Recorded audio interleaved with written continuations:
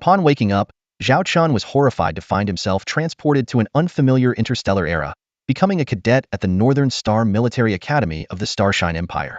Just last night, he had been staying up late playing video games, but now he was sitting in a classroom that looked like a scene straight out of a sci-fi movie, staring in shock at an alien teacher who was speaking passionately at the podium. Through the floor-to-ceiling windows on one side of the classroom, the vast expanse of space was mesmerizing. Memories surged like a tide, and Zhao Chun realized that the original owner of this body had poisoned himself due to a failed romance, inadvertently facilitating his own time travel journey. Suddenly, a mechanical female voice named the Super Interstellar Fleet System echoed in his mind.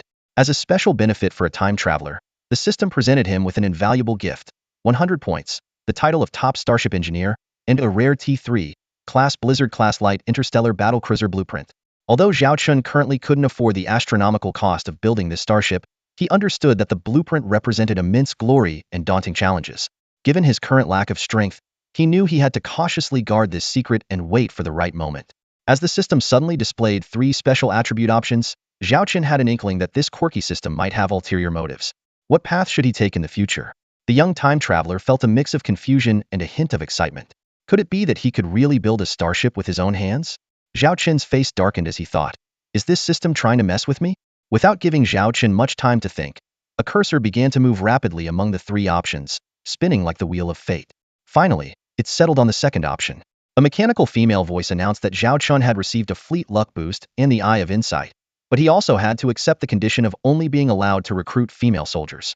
Otherwise, not only would he lose the rewards, but he would also face unknown penalties. Zhao Chun helplessly covered his face. The condition seemed a bit too much.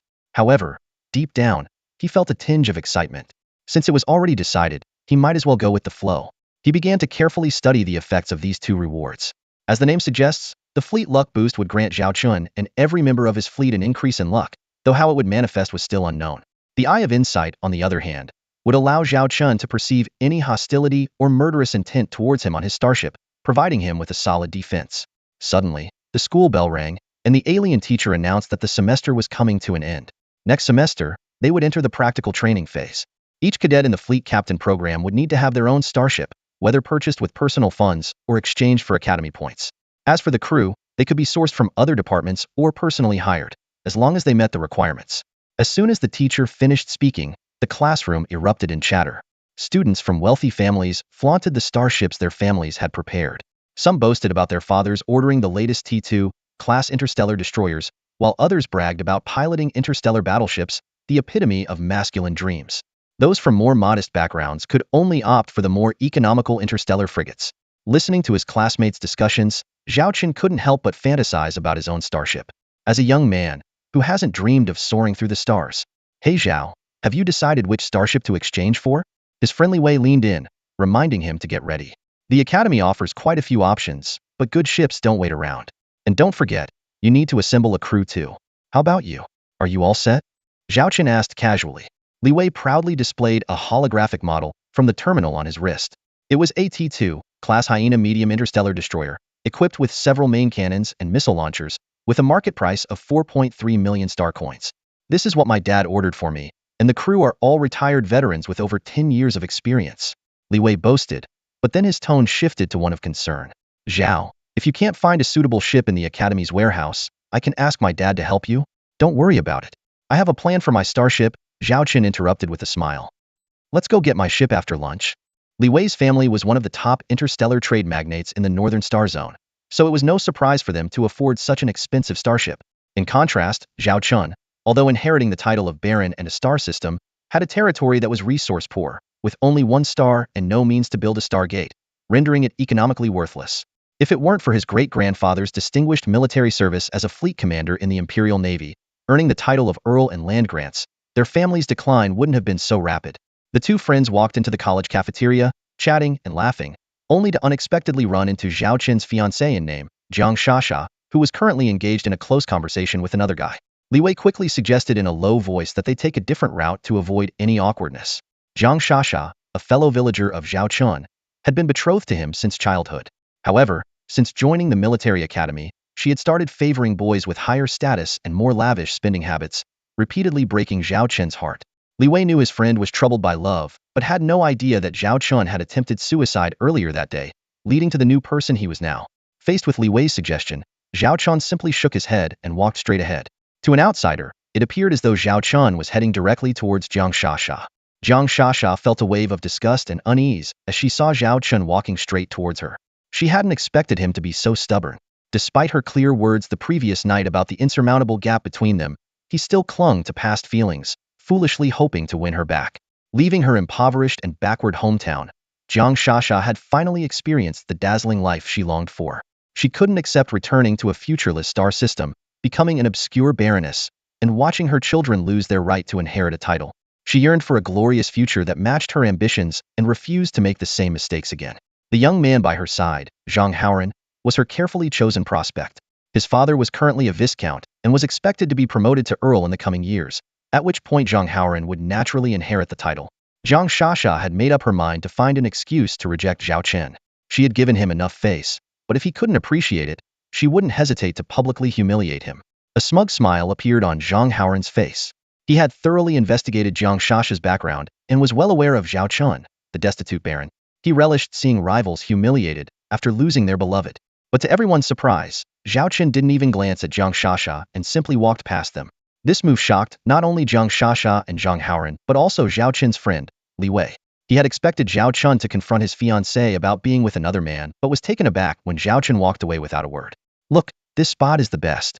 You can even see the starships docked in the distance," Zhao Chen said, sitting at a table near a large transparent floor-to-ceiling window and pointing towards the starship port.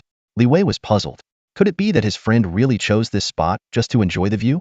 In fact, Zhao Chun was indeed drawn by the starships. Perhaps the fascination with starships was ingrained in his very blood, and now he was especially interested. Using his newfound knowledge, Zhao Chun carefully observed the ships docked in the starport. Most were T2 class starships, with a few outdated T1 class ships interspersed. The latter were mostly used for civilian purposes or system patrols in this era, while T2 class ships were the minimum standard for battle. Compared to T1 class ships, T2 class starships were several times larger and came in a greater variety, with interstellar destroyers and frigates being the most common, making up 2/3 of the fleet. The remainder consisted mainly of interstellar cruisers and battle cruisers. Zhao Chun even spotted an ancient T1 class battleship, though he was disappointed not to see the legendary carrier starships. It was well known that interstellar battleships and carrier starships were the most expensive types, one being the dominant force in space combat and the other a colossal behemoth. Soon, Zhao Chun spotted a T2 Hyena-class medium interstellar destroyer identical to the one Li Wei had ordered. This starship was currently the most popular model in the Xingyao Empire, widely admired. The vessel spans an impressive 230 meters, comparable to a large sports arena, with its exterior elegantly painted in a steely shade. 3 emblems adorn the starboard side, each representing its identity. The first, symbolizing its allegiance to the Galactic Union.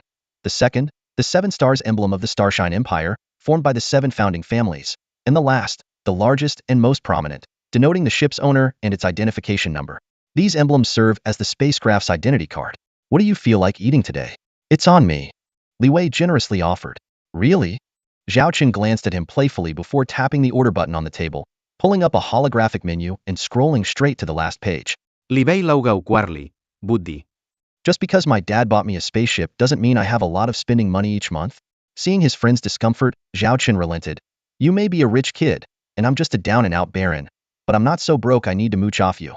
Save the treat for when you're truly rolling in it." With that, he picked the cheapest set meal, and Li Wei followed suit. In no time, a robot waiter brought over their meals. "Here are your nutrient meal A and nutrient meal C. Enjoy your meal." Zhao Chun started eating. Though the food looked tempting, it tasted bland, like chewing on plastic. If he had to describe it, feels like chewing on plastic. Food prices seem to have gone up again. Eating this synthetic stuff every day is numbing my taste buds. I'd love to try some of that lab-grown food. Li Wei complained with a bitter expression.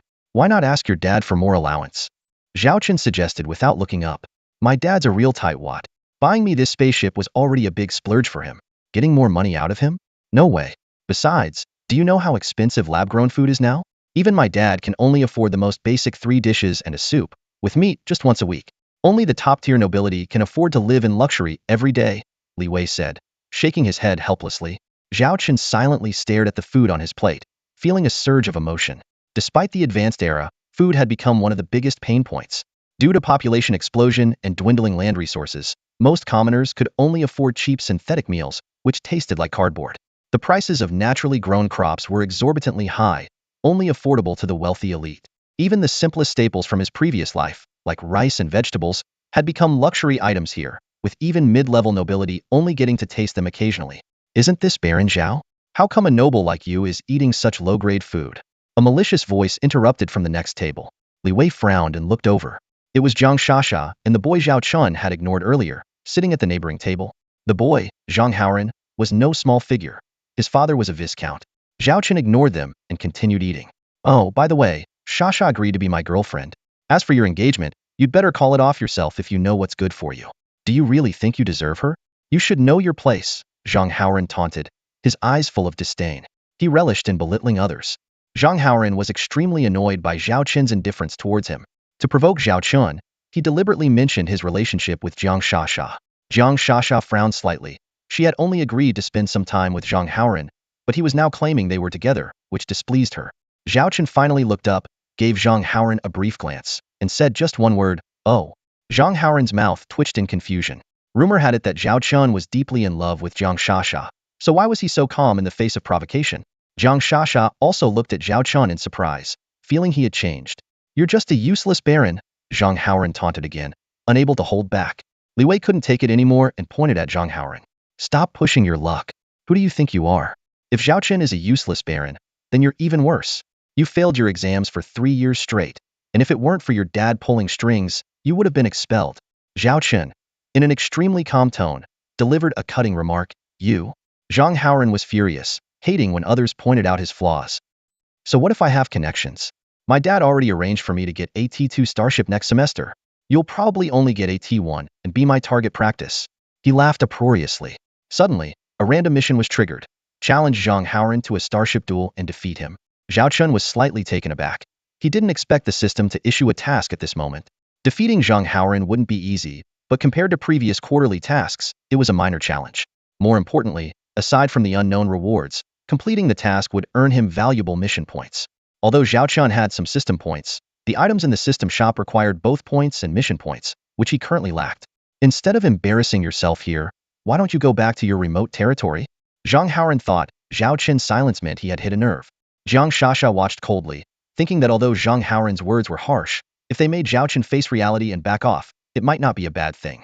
At this moment, Zhao Chun's lips curled into a slight smile. Who's really embarrassing themselves? We'll see. He looked Zhang Haoran straight in the eye, filled with defiance and disdain, while silently accepting the mission. Task received. Challenge Zhang Haoran to a Starship duel and defeat him. Task difficulty, D level. Reward, 1 mission point plus 300 points. Penalty for failure, deduction of 300 points. Zhao Chun was taken aback. There was a penalty for failure, and it was 300 points. He currently had only 100 points in his account. If he failed, he'd be in the negative. A guy without even a ship dares to lecture me. I'd leave if I were you. You don't deserve to stay on North Star. Zhang Haoran, enraged, pointed at Zhao Chun's nose. A fallen noble should know his place. Why does this guy never play by the rules? If you're so sure, how about a Starship duel? Zhao Chun pulled out his student ID card from his collar. It's not just for schoolwork. You can also use it to organize various activities, including Starship duels. Starship duels? With you? Zhang Haoran was taken aback for a moment before bursting into laughter and walking over to Zhao Chun's desk. You don't even have a decent ship? What are you going to duel me with? Do you even qualify? Of course not now. By the end of June, I'll let you know the exact time. If I lose, I'll voluntarily drop out next semester. If you lose, Zhao Chun squinted his eyes and stared at Zhang Haoran. I'll drop out too. Zhang Haoran blurted out. The situation had already spiraled beyond Zhang Shasha and Li Wei's expectations. Li Wei stood up abruptly, pushed Zhang Haoran aside, and stood in front of Zhao Chun. Zhang Haoran, if you've got the guts, come at me. Don't bully Zhao Chun. Zhang Haoran glanced sideways at Li Wei and chuckled, spreading his hands. What's this got to do with me? Zhao Chun issued the challenge. He was aware of Li Wei's powerful family background and didn't want unnecessary complications. Li Wei, let me handle this, Zhao Chun said, placing a hand on Li Wei's shoulder. But, if you truly consider me a friend, trust me, Zhao Chun said solemnly. Li Wei gritted his teeth, glaring angrily at Zhang Haoran, but there was nothing he could do. At that moment, a holographic projection appeared between the two. Third-year student Zhao Chun has challenged third-year student Zhang Haoran to a Starship duel, tentatively scheduled within a month. Do you accept? This caused quite a stir among the onlookers. Starship duels were no trivial matter. They involved real combat and could result in ship damage or even casualties. At North Star Military Academy, there were only 4 or 5 such duels a month. I don't know where you get your confidence from, but you'll regret this decision. Zhang Haoran scoffed, pulling out his ID card to accept the challenge. With that, the duel information was entered into the Academy's database, awaiting the final date. Li Wei, are you done eating? Let's go if you are. Zhao Chen wiped his mouth as if nothing had happened. Oh, I'm done, Li Wei. Having lost his appetite, quickly followed Zhao Chen out. Zhang Haoran sneered as he watched Zhao Chen walk away. A guy without a decent starship dares to challenge me? He'll only embarrass himself. Shasha, don't worry. I'll defeat him and make him leave the academy, so he won't bother you anymore. Zhang Haoran looked at Jiang Shasha with a confident smile. Jiang Shasha silently watched Zhao Chen's departing figure. For some reason, she felt that the Zhao Chen in front of her was different from the one she used to know. What bothered her even more was that Zhao Chen hadn't looked at her directly even once. Had he really forgotten about her? Or was it intentional? Jiang Shasha felt a tinge of inexplicable loss and frustration. Li Wei stood anxiously beside Zhao Chen, trying to persuade him. Zhao Chen was too impulsive. Li Wei knew how much Zhao Chen hated Zhang Haoran for taking Jiang Shasha away, but challenging him to a starship duel was rash. Now that the duel request had been submitted, it was impossible to withdraw. As a last resort, Li Wei planned to lend Zhao Chen his T2 Hyena starship for the duel. He looked worried, as if he were the one going into battle. Zhao Chen, seeing his friend's concern, felt touched. He reassured him, "Don't worry, I have my own ship." Li Wei was taken aback. "You have a starship? Why didn't I know?" Considering Zhao Chen was almost always with him, except when sleeping, Li Wei found it hard to believe. Zhao Chen smiled slightly. "Well, we're going to redeem one now." "What? Right now?" Li Wei was stunned and then lamented, "My dear friend, are you planning to fight Zhang Haoran with some old ship from the Academy's storage?" Half an hour later, they arrived at the Academy's starship warehouse. Unlike the spaceport, the warehouse stored idle ships. Some were heavily dust-covered, having been dormant for years. Zhao Chen approached the administrator. "Hello, sir. I'd like to redeem a few starships." The administrator glanced at him. With the semester ending, many third-year students were planning for the next term, so it was common to see students redeeming ships. He opened the search interface. "Take a look yourself. Here are the details and required points for each ship." The catalog listed over 300 starships, mostly second-hand T1 models. Brand new ships were too valuable to be left in storage. "Zhao Chen, with your excellent performance in the past semesters, you should have around 30,000 points. This 20-year-old T2 Hyena-class medium destroyer is quite good. Though it's a bit old and slightly damaged, it still has all the core technologies intact." With the starship duel inevitable, Li Wei started thinking about the aftermath. Zhao Chen shook his head and continued browsing. Li Wei suggested several more value-for-money T2 starships, but Zhao Chen remained indifferent. "Are you planning to take forever to choose? Out of these 300 ships, the most suitable ones are just a few." Li Wei was puzzled. "I know what I'm doing," Zhao Chen replied calmly. "You've decided? Which one?" Li Wei's interest piqued. Zhao Chen asked the administrator, "Sir, as long as I have enough points, can I redeem multiple ships?" The administrator nodded. "Yes, there's no limit on the number." Zhao Chen immediately selected 3 ships on the interface. "I'll take these 3. "3? Li Wei and the administrator exchanged surprised looks and checked the details of the selected ships. A T2 Hyena-class medium destroyer, in service for 59 years, heavily damaged but repaired, requiring 9,000 points. A T2 Grey Wolf-class light cruiser, in service for 65 years, requiring 7,000 points. A T2 Devil Crocodile-class medium battleship, in service for 80 years, requiring 11,000 points." Seeing the records of these ships, both Li Wei and the administrator were stunned. In this warehouse, they were undoubtedly old relics. "Are you sure about these 3? Maybe you should reconsider," the administrator cautiously advised. Although these ships were top-notch in their time, they've severely deteriorated due to age and lack of maintenance. Li Wei quickly chimed in, "Zhao Chen, don't joke around. The starship duels are one-on-one. Choosing 3 won't help you at all." But Zhao Chen was resolute. "My decision is final. These 3 ships it is. Please, teacher, help me with the exchange procedures." After repeated confirmations, the administrator finally transferred ownership of the 3 starships to Zhao Chen.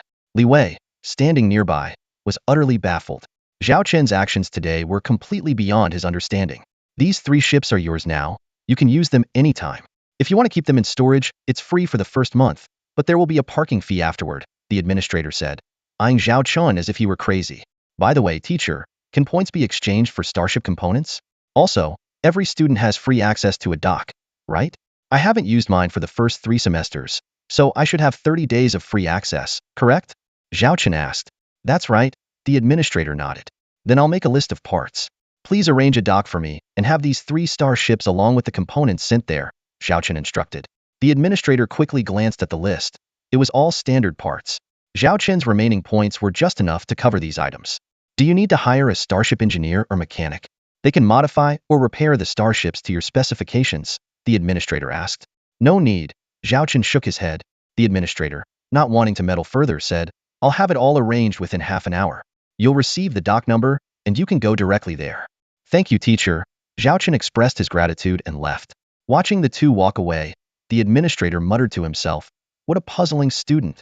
Once outside the warehouse, Li Wei couldn't hold back any longer and grabbed Zhao Chen by the shoulder. Zhao Chen, what are you up to? What use are those 3 old ships? You're playing with your future. Zhao Chen remained calm. Li Wei, trust me, everything is under control. You? Never mind. I give up on you. Li Wei waved his hand in frustration, looking helpless. Zhao Chen smiled wryly. His upcoming plans were too complex to explain to Li Wei, and even if he did, Li Wei probably wouldn't believe him. Better to let the results speak for themselves later. Ding! A message arrived. Third-year student Zhao Chen has been granted access to Dock 017 for medium and small starships. You can enter using your student card during the usage period. Parting ways with Li Wei, Zhao Chen headed alone to the dock. Swiping his card at the entrance, he was greeted by an enormous space, easily the size of 3 to 5 football fields. The air was thick with the smell of rust and engine oil. As he approached, he saw 3 starships standing silently, as if awaiting his arrival. The mottled rust told tales of years of service and past glories. Despite the Academy's diligent maintenance, these ships were undeniably old. Zhao Chen went straight to the control panel, bringing up one holographic interface after another, his fingers flying over the virtual keyboard as he input data. Soon, detailed information and 3D models of the 3 starships appeared. Upon close inspection, the models showed areas marked in gray and red. Just combine these red areas, and it will be done, Zhao Chen thought excitedly. He overlapped the red parts, roughly assembling a crude starship shape that looked odd at first glance. Then, he pulled up a confidential document on his handheld device, a starship blueprint. It was none other than the T3 Blizzard-class light interstellar battlecruiser. Zhao Chen's purpose in assembling these 3 starships was quite straightforward. With his current capabilities, constructing a T3 Storm-class light interstellar battlecruiser from scratch was nothing short of a pipe dream.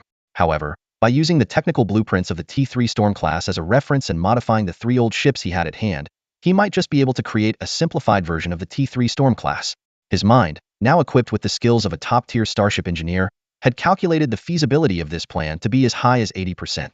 Using the hull of a T2 Devil Crocodile-class medium interstellar battleship as the base, and integrating performance modules from the T2 Hyena and T2 Grey Wolf, Zhao Chen eagerly muttered to himself, a hint of madness flickering in his eyes. Once he had finalized the assembly plan, he immediately set to work. Approaching the control panel, he personally operated the mechanical arms to cut apart the 3 starships. Although it was his first time modifying a starship by hand, he felt an uncanny sense of familiarity, executing each operation with remarkable proficiency. If the most experienced starship engineers from the Academy were present, they would undoubtedly be astonished by this young man's skill. Such fluid technique would be impossible without decades of hands-on experience and extensive knowledge. Disassembling 3 starships alone was an enormous task. Hiring repair workers or engineers would have made the job much easier, but Zhao Chen couldn't afford that. He had already spent all his Academy credits on parts, leaving no money to hire help. Moreover, the entire process had to be kept strictly confidential. If anyone caught wind of him combining 3 different starship models and incorporating T3 Storm-class core technology, the consequences could be disastrous. Therefore, he had to complete the entire process by himself. Zhao Chen roughly estimated that it would take about 20 days to finish the job. For the next 3 weeks, he almost completely ignored his classes. Fortunately, it was the end of the semester, most exams were over, and Zhao Chen had enough credits to advance to the 4th year. Skipping a few classes wouldn't make much difference. However, his challenge to Zhang Haoran had spread among the 3rd-year students. Many came to Zhao Chen's class hoping to catch a glimpse of the notorious fallen baron, only to leave disappointed. Beep beep beep. The shipyard door flashed red, indicating someone was requesting to enter. Zhao Chen initially ignored it, focused on his work. But the persistent beeping continued for over 10 minutes. Reluctantly, he dragged his exhausted body out of the workshop and went to the door. Zhao Chen, have you lost your mind? Even before the door was fully open, a sharp voice rang out, followed by a slender, snow-white leg stepping in. It was Zhao Chen's younger sister, Zhao Wanner, a 4th-year student at the North Star Starship Academy, 1 year his junior. She immediately began scolding Zhao Chen, but he was too exhausted to respond. leaning against the doorframe and struggling to keep his eyes open. Waren er. Are you done? If so, I'm going to rest now, Zhao Chen mumbled, yawning. The beautiful woman before him, with her graceful figure and porcelain skin, was not only his sister but also a prominent figure in the academy. She was exceptionally gifted, completing a 3-year course in just 1 year and skipping directly to the 4th grade. At this moment, she wore a pristine white military uniform, exuding an extraordinary presence. Reflecting on it, this young lady had waited over half a month after the incident to come and demand answers, likely delayed by the 4th grade final assessments. Those assessments required personally piloting a starship in live combat exercises. Upon her return to the academy, she immediately received the news and rushed over to interrogate him. Zhao Wanner scrutinized Zhao Chun, noticing his dark circles, disheveled hair, and an unpleasant odor emanating from him. Glancing behind him at the dock entrance, she saw an improvised bed with leftover instant food containers scattered around and several wrinkled uniforms tossed haphazardly. It was clear what kind of life Zhao Chun had been living for the past half-month. Do you even have time to rest? Do you realize the trouble you've caused? Just for a woman, you challenged Zhang Haoran to a starship duel, betting that the loser would drop out of school. Have you lost your mind? Zhao waren er, exasperated, grabbit Zhao Chens ear. Normally, this would hurt, but Zhao Chen, half asleep, collapsed onto Zhao Wanner, who fell to the ground with him lying on her like a child, sound asleep. This guy. Zhao Wanner, at her wit's end, dragged Zhao Chun into the dock. When she looked up at the vast starship docking area, the size of several football fields, she was stunned. A starship stood there, looking old and clearly not newly built. Its surface was uneven, with visible battle scars from past conflicts. The surrounding control stations were littered with components of various sizes. Despite this, Zhao Wanner keenly sensed an ominous aura emanating from the starship. What puzzled her was the familiarity it evoked, though she couldn't recall seeing this model in any of her starship studies. Waren er. A low voice from behind brought her back to reality. Zhao Chun had woken up and was sitting cross-legged on the ground. Although he had only taken a short nap, his condition seemed significantly improved. What is this? Zhao Wanner pointed at the unfamiliar starship. This is my starship, Zhao Chun replied instinctively. Stop kidding. I heard from Li Wei that you used your academy points to exchange for 3 wrecked ships, not? Zhao Wanner trailed off, turning her head to reassess the starship with incredulity. Gradually, she began to understand why the vessel seemed so familiar. Wanner, aren't you always the clever one? Haven't you figured out what's going on yet? Zhao Chun said with a teasing smile. Zhao Wanner meticulously examined the starship from top to bottom, then looked at Zhao Chun in shock. Is this starship assembled from the T2 Hyena, T2 Grey Wolf, and T2 Devil Crocodile? She finally understood why the ship felt so familiar. Its hull was 90% similar to the T2 Devil Crocodile class medium interstellar battleship. The weapon modules resembled those of the T2 Hyena class medium interstellar destroyer, and numerous details hinted at its origins from those 3 old ships. Exactly, Zhao Chun admitted calmly.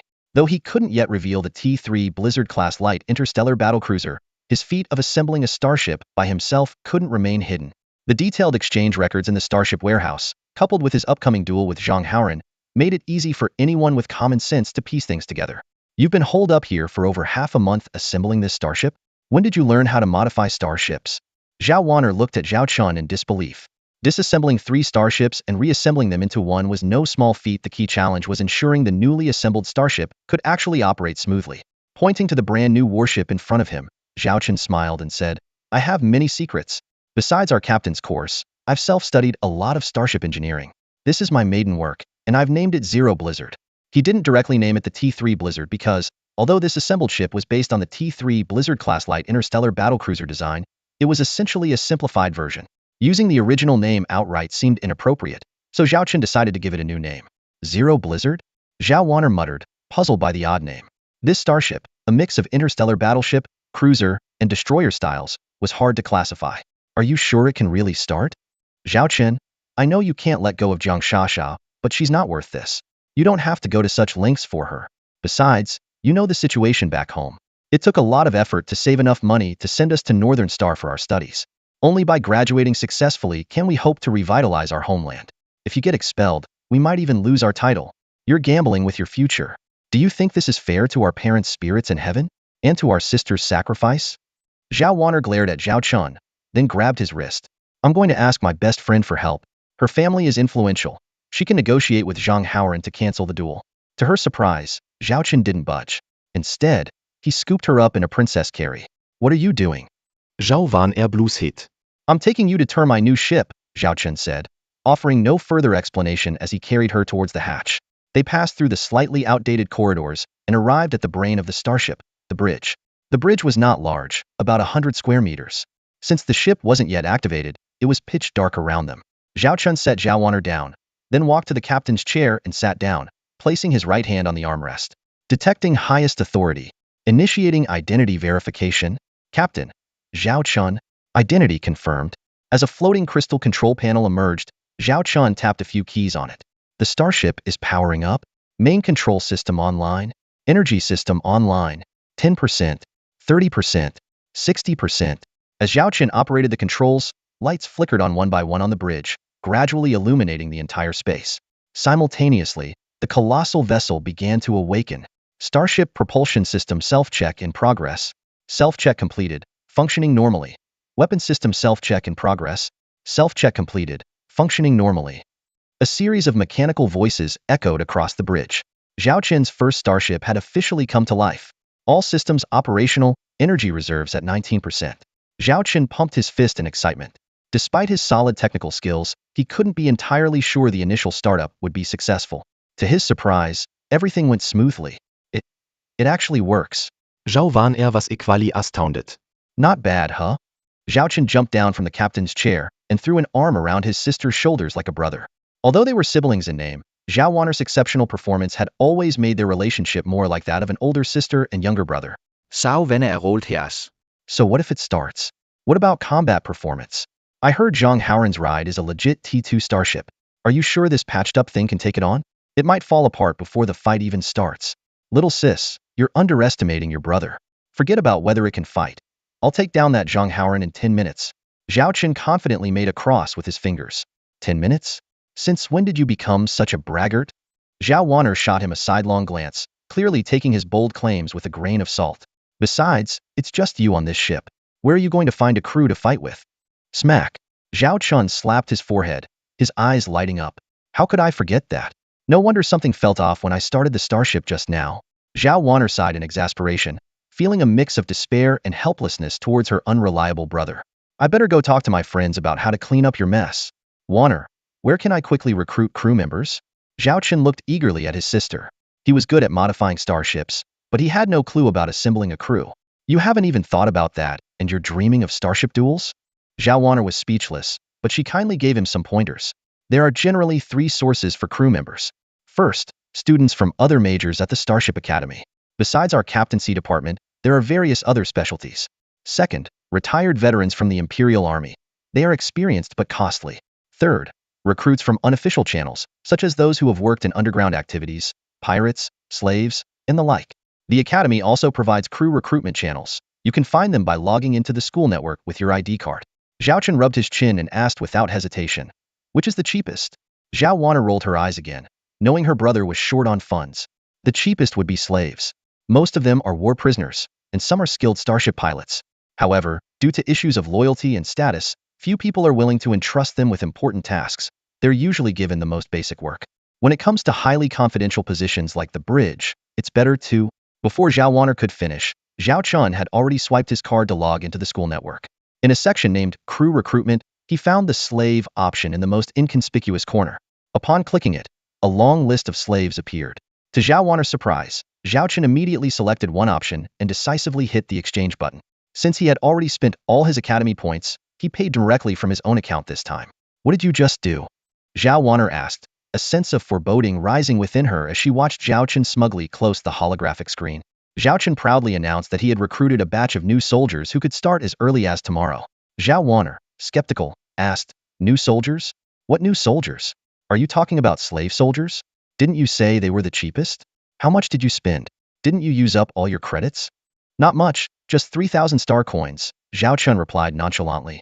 But isn't that about the same as your living expenses? Zhao Waner was exasperated with her brother's foolishness.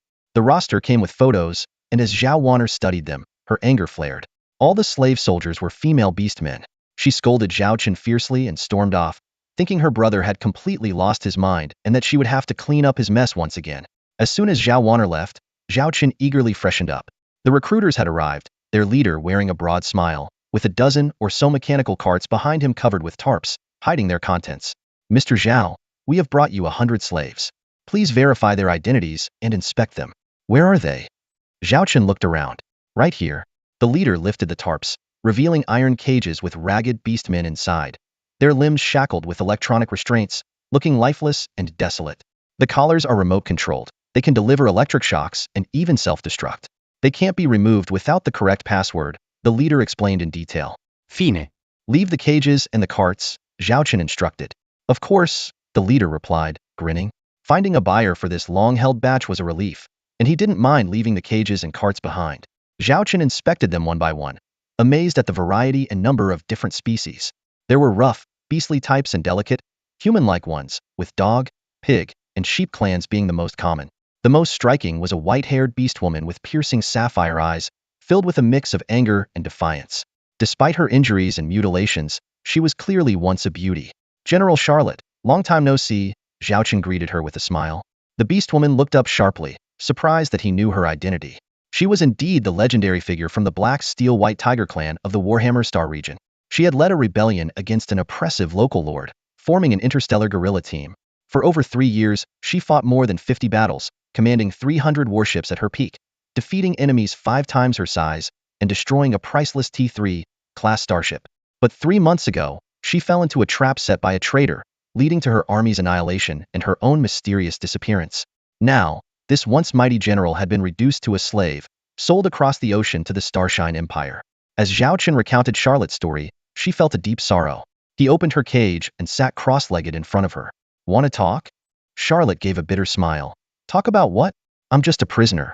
What is there to say? About your freedom, and the freedom of your comrades who have also fallen into captivity, Zhao Chen replied, sparking Charlotte's curiosity. She stared at him suspiciously. What do you mean? She asked.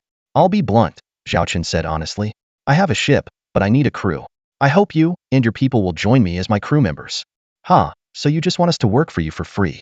Why else would you buy us slaves? No, you misunderstand, Zhao Chen corrected. I don't want slaves. I want warriors who are willing to risk their lives for me. Half-orcs will never serve outsiders, Charlotte replied, her eyes gleaming with the pride unique to her kind. Think about it differently. You should consider those who have fought and bled alongside you, Zhao Chen urged. From what I know, after your defeat, as many as 30,000 of your kin were sold into slavery in the Empire.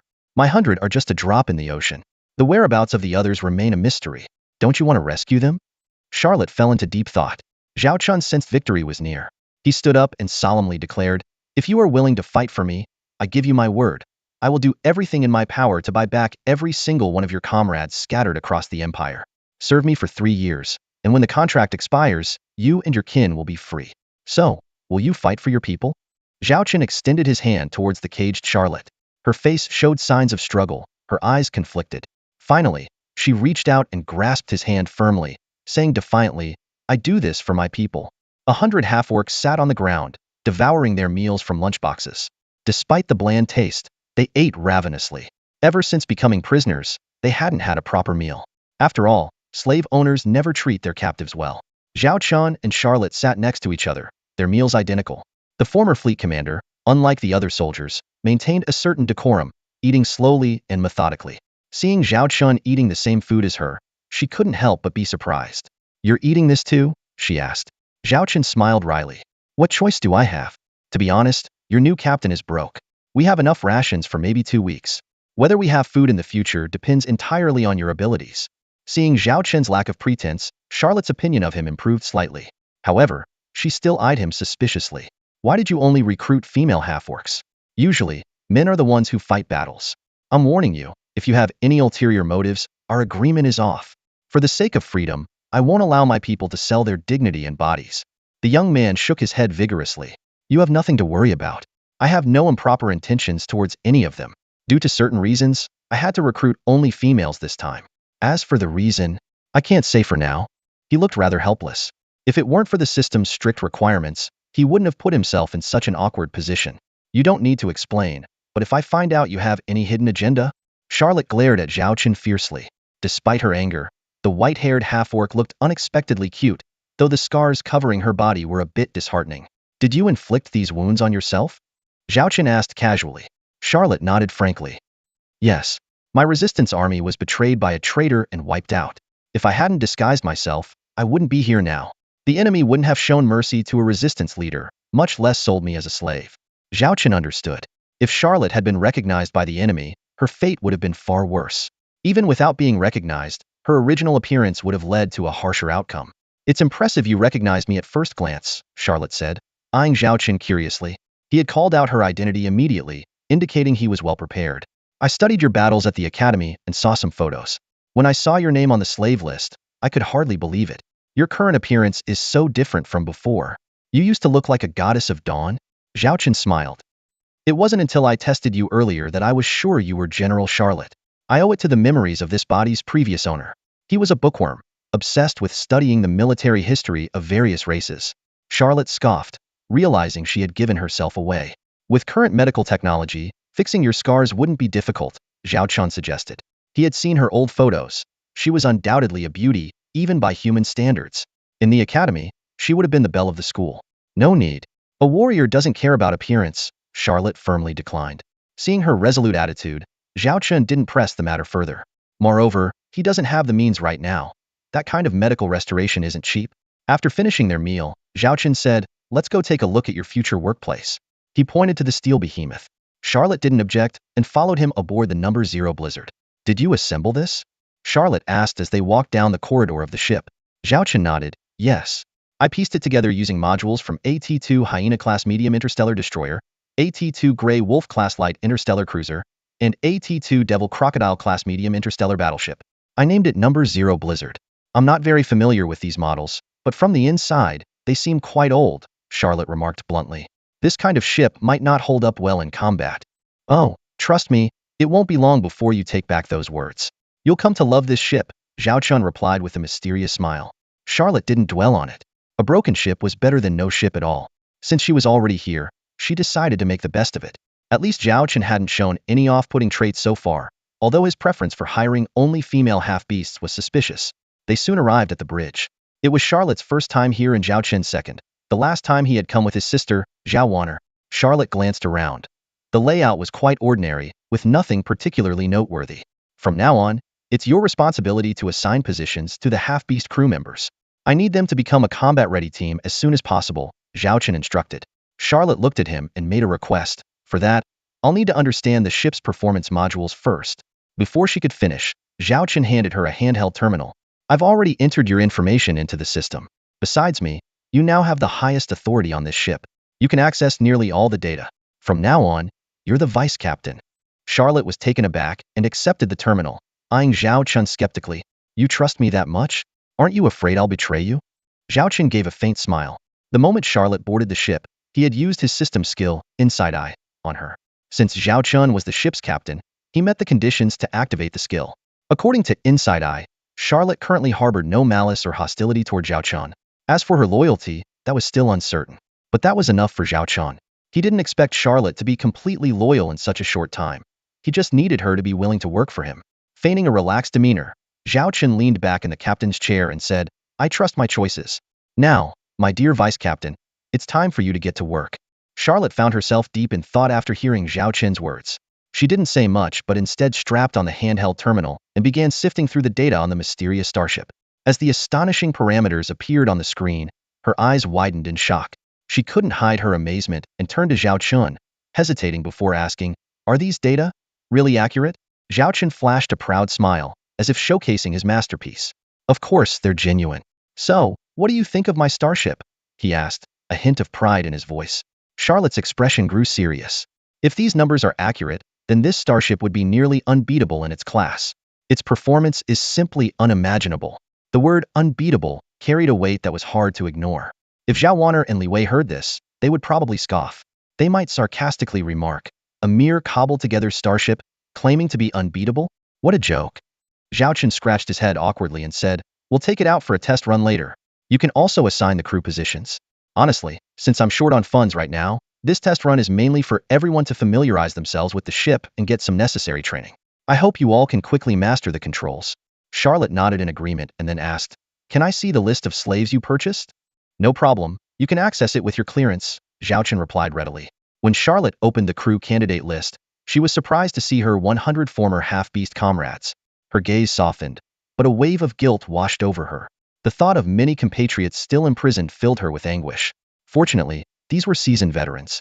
Given that this was only a second-class warship, they should be ready for combat after 3 to 5 hours of familiarization, Charlotte analyzed. Zhao Qin nodded in satisfaction. Within half a day, Charlotte had already grasped the basic structure of the starship, and the other half-beast crew members had also finished their rest. Charlotte handed Zhao Qin a personnel assignment list, stating that 50 crew members would be sufficient to operate the starship. The rest would serve as reserves and get familiar with the work environment first. Understood, Zhao Qin instructed. After all, this was his first starship, but it wouldn't be his last. These talents would be crucial in the future. I've submitted the departure application to the spaceport. The rental period for this workshop is about to expire, and I've secured a berth at the Academy spaceport with my limited funds. After the test run, we'll head straight there. I've also procured some basic living supplies. From now on, you'll be living on this starship. As for supplies, I'll figure something out, Zhao Qin said, feeling a pang of financial pain. With his funds already stretched thin, supporting 100 half-beast crew members would be a challenge. He needed to find a way to make money. It was quite embarrassing for a Star Lord to be in such dire straits. Understood, Charlotte responded obediently, gradually stepping into her role. Zhao Qin sat resolutely in the captain's chair, surveying the old bridge with unwavering determination. He silently vowed that one day, he would command a genuine Blizzard-class Tier 3 light interstellar battlecruiser. Listen up, everyone, he addressed the crew. This is your living quarters. 5 people per room, and the mess hall serves 2 meals a day. Make sure to eat on time. Each post operates on a 3-shift schedule. Understood? Charlotte stood before the 100 Orc crew members, momentarily transported back to the days on the rebel warships. In just a few months, everything had changed. A female crew member hesitantly raised her hand. General, do we really have to fight for the humans? The other orcs looked equally confused and uneasy. As slaves, their spirits had undoubtedly taken a hit. Charlotte spoke with conviction. All of you have been my loyal soldiers. It's my failure that led us to this situation. If you still trust me, I swear I will win back our freedom. Captain Zhao Qin has promised that if we serve for 3 years, we will be granted our freedom. Moreover, any battle honors will be rewarded with efforts to rescue our kinsoul to the Starlight Empire. You may not trust humans, but I, Charlotte, am willing to believe in this man. So please, trust me one more time. I swear on the honor of the White Tiger clan, I will lead us back to our homeland. Charlotte's impassioned speech stirred every warrior present, a scene captured entirely by the bridge's surveillance system. Zhao Qin couldn't help but admire Charlotte's honesty. She followed him not out of loyalty but for freedom. He appreciated this sincerity. A slave who immediately pledges loyalty upon being bought is far more suspect. In no time, the once chaotic Starship workshop was tidied up, ready for departure. The route to the outside world was now open. Blizzard 0, clearance granted to enter D13 subroute, came the command. Zhao Qin, seated in the captain's chair, glanced at his vice captain Charlotte and the dozen or so Orc crew members. Calmly, he ordered, set off. Charlotte promptly relayed the command. Start the Starship engines, enter D13 subroute. Though the Orc crew members were a bit inexperienced, they managed competently. Moments later, Blizzard 0 slowly departed from the port of Northern Star Academy. The bridge, fully enclosed, projected the external view onto the interior screens via cameras mounted on the ship's exterior. Gazing at the vast expanse of space on the screen, Zhao Qin felt a surge of emotion. Here he was, sitting upright on his command ship, venturing into the boundless cosmos. Captain, we have 29 trial navigation tasks ahead. Please give the command, Charlotte stated formally. Begin, Zhao Qin replied calmly. Having a capable deputy like Charlotte made everything easier, as she could handle all the details meticulously. Course 071/299, engine power at 30%, speed 30 knots, Charlotte efficiently issued the orders. Thus, Blizzard 0 commenced its maiden trial run. Maintain course, engines at full power, speed 100 knots. All personnel, closely monitor all data. Report any anomalies immediately. Charlotte was now overseeing the final test, full-speed navigation. This test pushes the starship's performance to its limits, and it's the part she worries about the most. Just a month ago, it was still known as 3 dilapidated starships. 1 minute, 3 minutes, 5 minutes, 10 minutes. Report, engine systems operating normally, power output stable. Report, hull structure intact. Report, navigation steady, all indicators are good. 3 hours later, Charlotte finally breathed a sigh of relief. Facing Zhao Qin, she straightened up and solemnly reported, Captain, all 29 trial objectives have been successfully completed. Requesting further instructions. Wrap it up and head back, Zhao Qin replied with a slight smile. I think someone here can't wait to get a good scolding. At the Starship Academy of the Northern Star, during a break in Class 3 to 8, a mocking voice suddenly rang out, Hey, Is Zhao Chun from Class 8 absent again? Is he too scared to show up? Everyone turned to see Zhang Haoran from Class 3 to 2 and his gang of cronies. Ever since Zhao Chun accepted Zhang Haoran's Starship Duel Challenge, Zhang Haoran had been swaggering into Class 8's territory. With Zhao Chun taking a long leave of absence, Zhang Haoran had grown even more arrogant, convinced that Zhao Chun was afraid of him. A stern-looking girl stepped forward and said coolly, Zhang Haoran, this is Class 8's domain. If you have no business here, please return to your own class. There's no school rule against visiting other classes during break time, Zhang Haoran said, his eyes roving over Xin Bing, the class beauty and president of Class 8. Besides, I'm just here to remind your classmate Zhao Chun about our upcoming duel. It's almost the end of June, and I wouldn't want him to forget. Xin Bing replied icily, Zhao Chun hasn't been here for over 2 weeks. If you want to find him, figure it out yourself and stop bothering us. Aren't you all supposed to be a team? Why does Zhao Chun sound like an outsider when you talk about him? Zhang Haoran sneered. His followers chimed in, mocking Zhao Chun. I bet he's hiding because he's scared. Once June is over, he'll have to slink back home in disgrace. What a coward, making a challenge he can't keep. Despite their anger, the students of Class 8 mostly stayed silent. Many of them came from humble backgrounds and weren't top students, unlike the wealthy kids in Class 2. Only the proud and talented Shun Bing dared to stand up to Zhang Haoran, while the others bit their tongues. This also led to resentment towards Zhao Chun, who they felt was bringing trouble upon them. This guy is a jinx, they thought. If he can't handle himself, he should just drop out. Zhang Haoran, if you have guts, challenge me instead. Li Wei couldn't hold back any longer. What's the point of yelling here? And the duel isn't until the end of the month. We still have a few days. Although Li Wei's merchant father had always advised him to stay low-key, he couldn't stand seeing his friend being bullied. Oh, Li Wei, standing up for your useless friend? Zhang Haoran ignored Li Wei, continuing to ridicule Zhao Chun. You've really backed the wrong horse with that loser. How far do you think you'll get with him? You. Li Wei was trembling with rage. At that moment, a calm voice came from the doorway. Since someone is in such a hurry to see Zhao Chun expelled, I'll oblige them. Everyone turned to see who had spoken. After nearly a month of absence, Zhao Chun strolled into the classroom with a carefree demeanor, casting a mocking glance at Zhang Haoran and his group. Well, I thought you were hiding and too scared to show your face, Zhang Haoran said, slightly surprised but not at all flustered. In his eyes, Zhao Chun was nothing more than an insignificant ant. I was just taking a few days to rest. Who would have thought someone couldn't wait? Zhao Chun said calmly. Since you're so eager, how about we schedule our duel for tomorrow? Li Wei quickly stepped forward, whispering urgently, Zhao Chun, you need to think this through. A starship duel is no joke. Once it starts, there's no turning back. I know what I'm doing. Don't worry, Zhao Chun reassured Li Wei, patting his shoulder. Stubborn fool. Fine, let's set the duel time, Zhang Haoran said, flashing his student ID card as he looked provocatively at Zhao Chun. Without hesitation, Zhao Chun took out his ID card, and in front of everyone, they officially set the duel for 10 a.m. the next day at North Star Academy's Simulation Arena No. 2. Now that it's settled, take your lackeys and get out. Stop disrupting our class, Zhao Chun ordered sharply. You piece of trash, how dare you insult us? Zhang Haoran's followers fumed with rage. Zhang Haoran raised his hand to stop them, sneering, the duel is set. No need to waste words here. Tomorrow, we'll humiliate this baron in front of everyone and force him to drop out. Won't that be delightful? He added. I'm looking forward to tomorrow's show. Don't chicken out, before strutting away.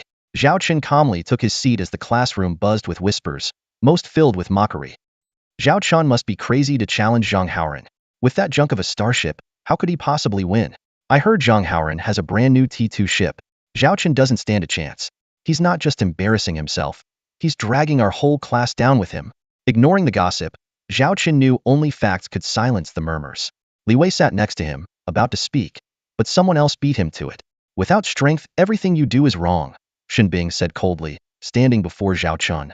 As a member of Class 8, I don't want to see you become a laughingstock. Your sister is a genius. With her connections, she might be able to resolve this. Zhao Chun looked up at the beautiful class monitor from a humble background and asked, Xin Bing, even you don't believe I can win? What do you think? Xin Bing retorted bluntly. Let's wait and see, Zhao Chun shrugged helplessly.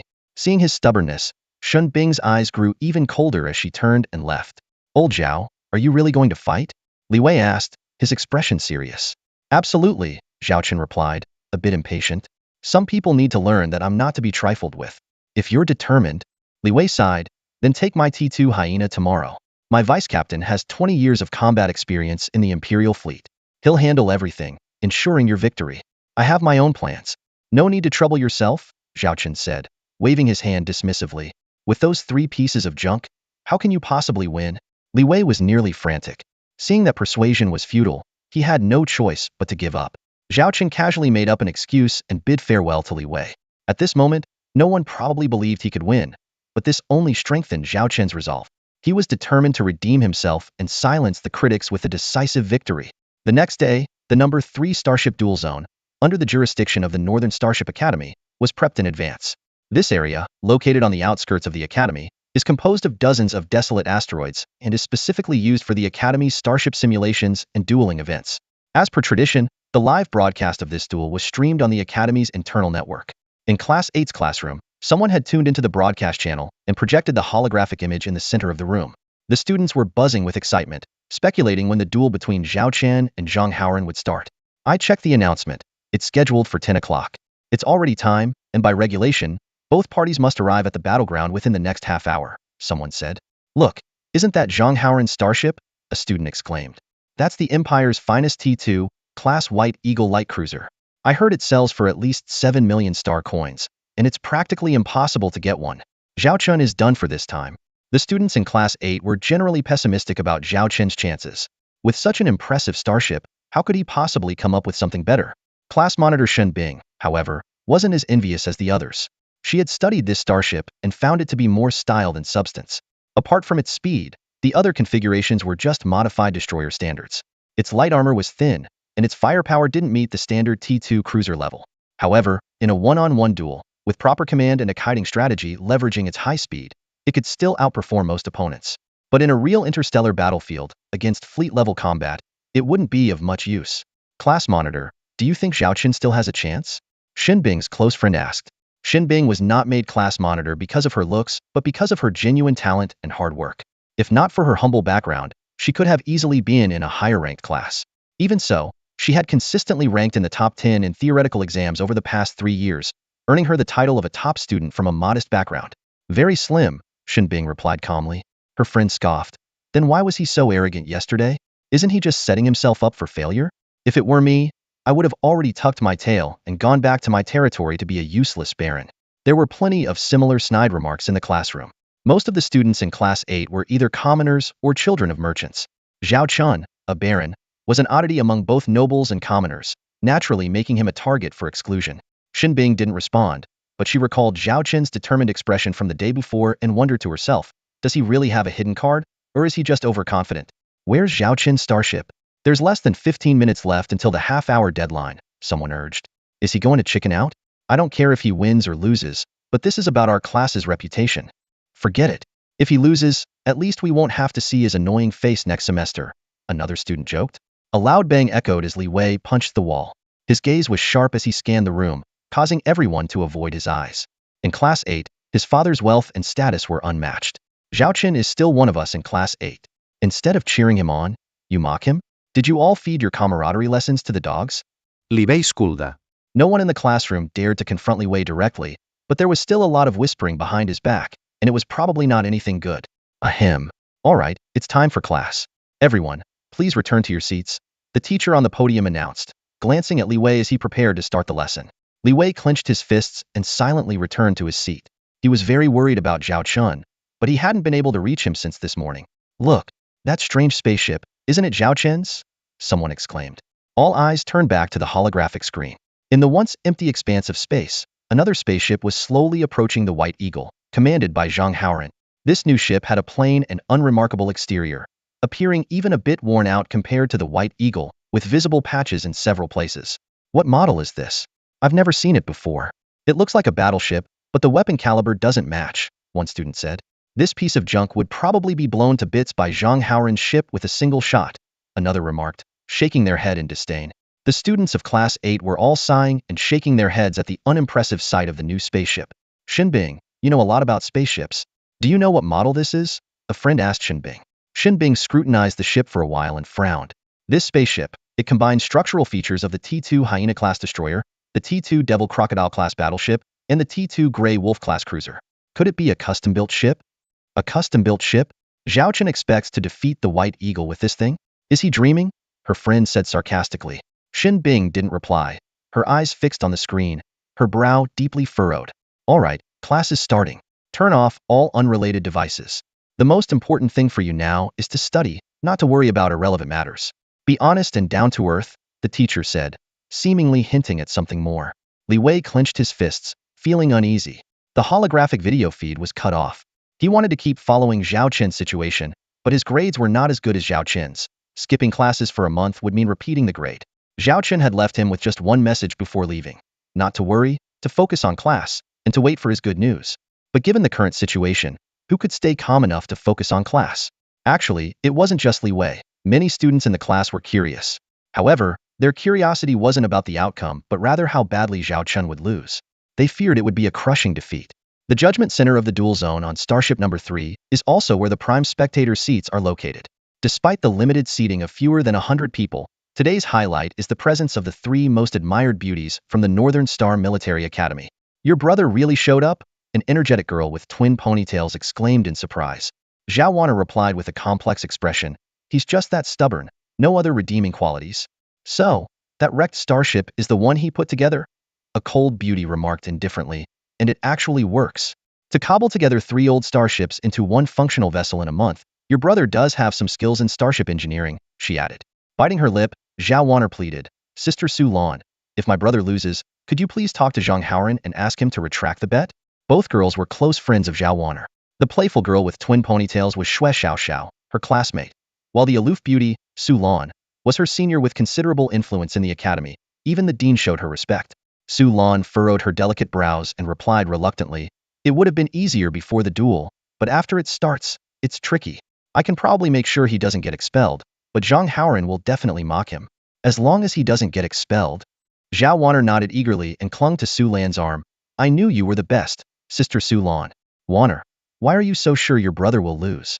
What if he wins? Xue Xiaoxiao muttered. That's impossible, Zhao Wana sighed. Look at my brother's wrecked starship and compare it to that 7 million star coin T2 White Eagle-class light cruiser. It's one of the top 10 ships in our academy in terms of single-ship combat capability.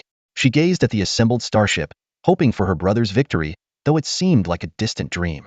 Meanwhile, the judges began contacting the captains of both ships, and 2 video feeds appeared before them. On one side was the bridge of the T2 White Eagle, where Zhang Haoran sat regally in his captain's chair, dressed in an elaborate military uniform. Beside him stood a middle-aged man, around 40 or 50 years old, clearly a retired officer. The other bridge was much humbler. Zhao Chun sat smiling in an old captain's chair, with a stern-faced, scarred white-haired half-beast girl standing behind him, her expression indifferent. Is that a half-beast? Xue Xiaoxiao exclaimed. Zhao Wana covered her face in resignation. My brother ran out of funds after assembling the starship and could only afford to buy half-beast slaves as crew members. Half-beast crew members? Su Lan frowned, becoming even more convinced of Zhao Qin's unreliability. The duel is between Zhang Haoran of Class 3 to 2 and Zhao Qin of Class 3 to 8, the head judge announced. The rules are unrestricted combat, except you may not leave the duel zone. Victory is determined by one side surrendering, their starship losing combat capability, or a decision by the judges. Once a result is reached, all combat must cease immediately. Are both sides clear? Understood, Zhang Haoran sneered. He couldn't believe Zhao Qin dared to show up with such a wrecked starship. Victory was assured. Understood, Zhao Qin replied nonchalantly, as if he didn't care about the duel, even taking a moment to yawn. The judges will randomly select starting points for both starships. You must reach them within 10 minutes. The battle will then officially begin, the head judge concluded. The judge activated a device and soon, 2 circles, one red and one blue, appeared on the star map of the duel arena, marking the starting positions for both sides. The coordinates were transmitted to the 2 starships, which immediately set course for the target area. At that moment, Zhang Haoran taunted Zhao Chun through the video link. Clapping his hands, he sneered, Zhao Chun, I didn't think you'd have the guts to actually show up. Where did you pick up that piece of junk you call a ship?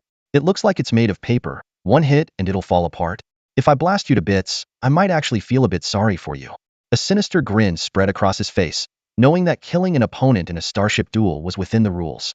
Zhao Chun stretched lazily, dug at his ear, and replied, Finished? If so, book yourself a ticket home. Zhang Haoran's face contorted with anger as he pointed at Zhao Qian and shouted, You won't shed a tear until you see the coffin. Fine. I'll show you the taste of overwhelming power.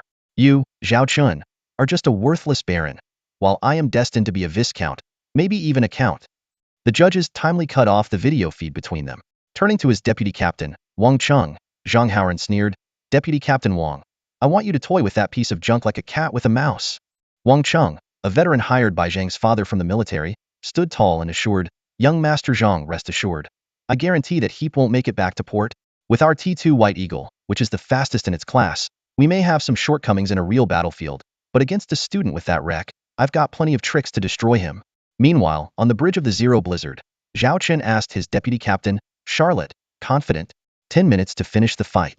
"If it takes a minute longer, I'll take your last name," Charlotte replied coldly, showing no interest in the duel. Zhao Chen, however, was visibly excited, rubbing the well-worn armrests of the captain's chair. This would be his first starship duel. The battle began.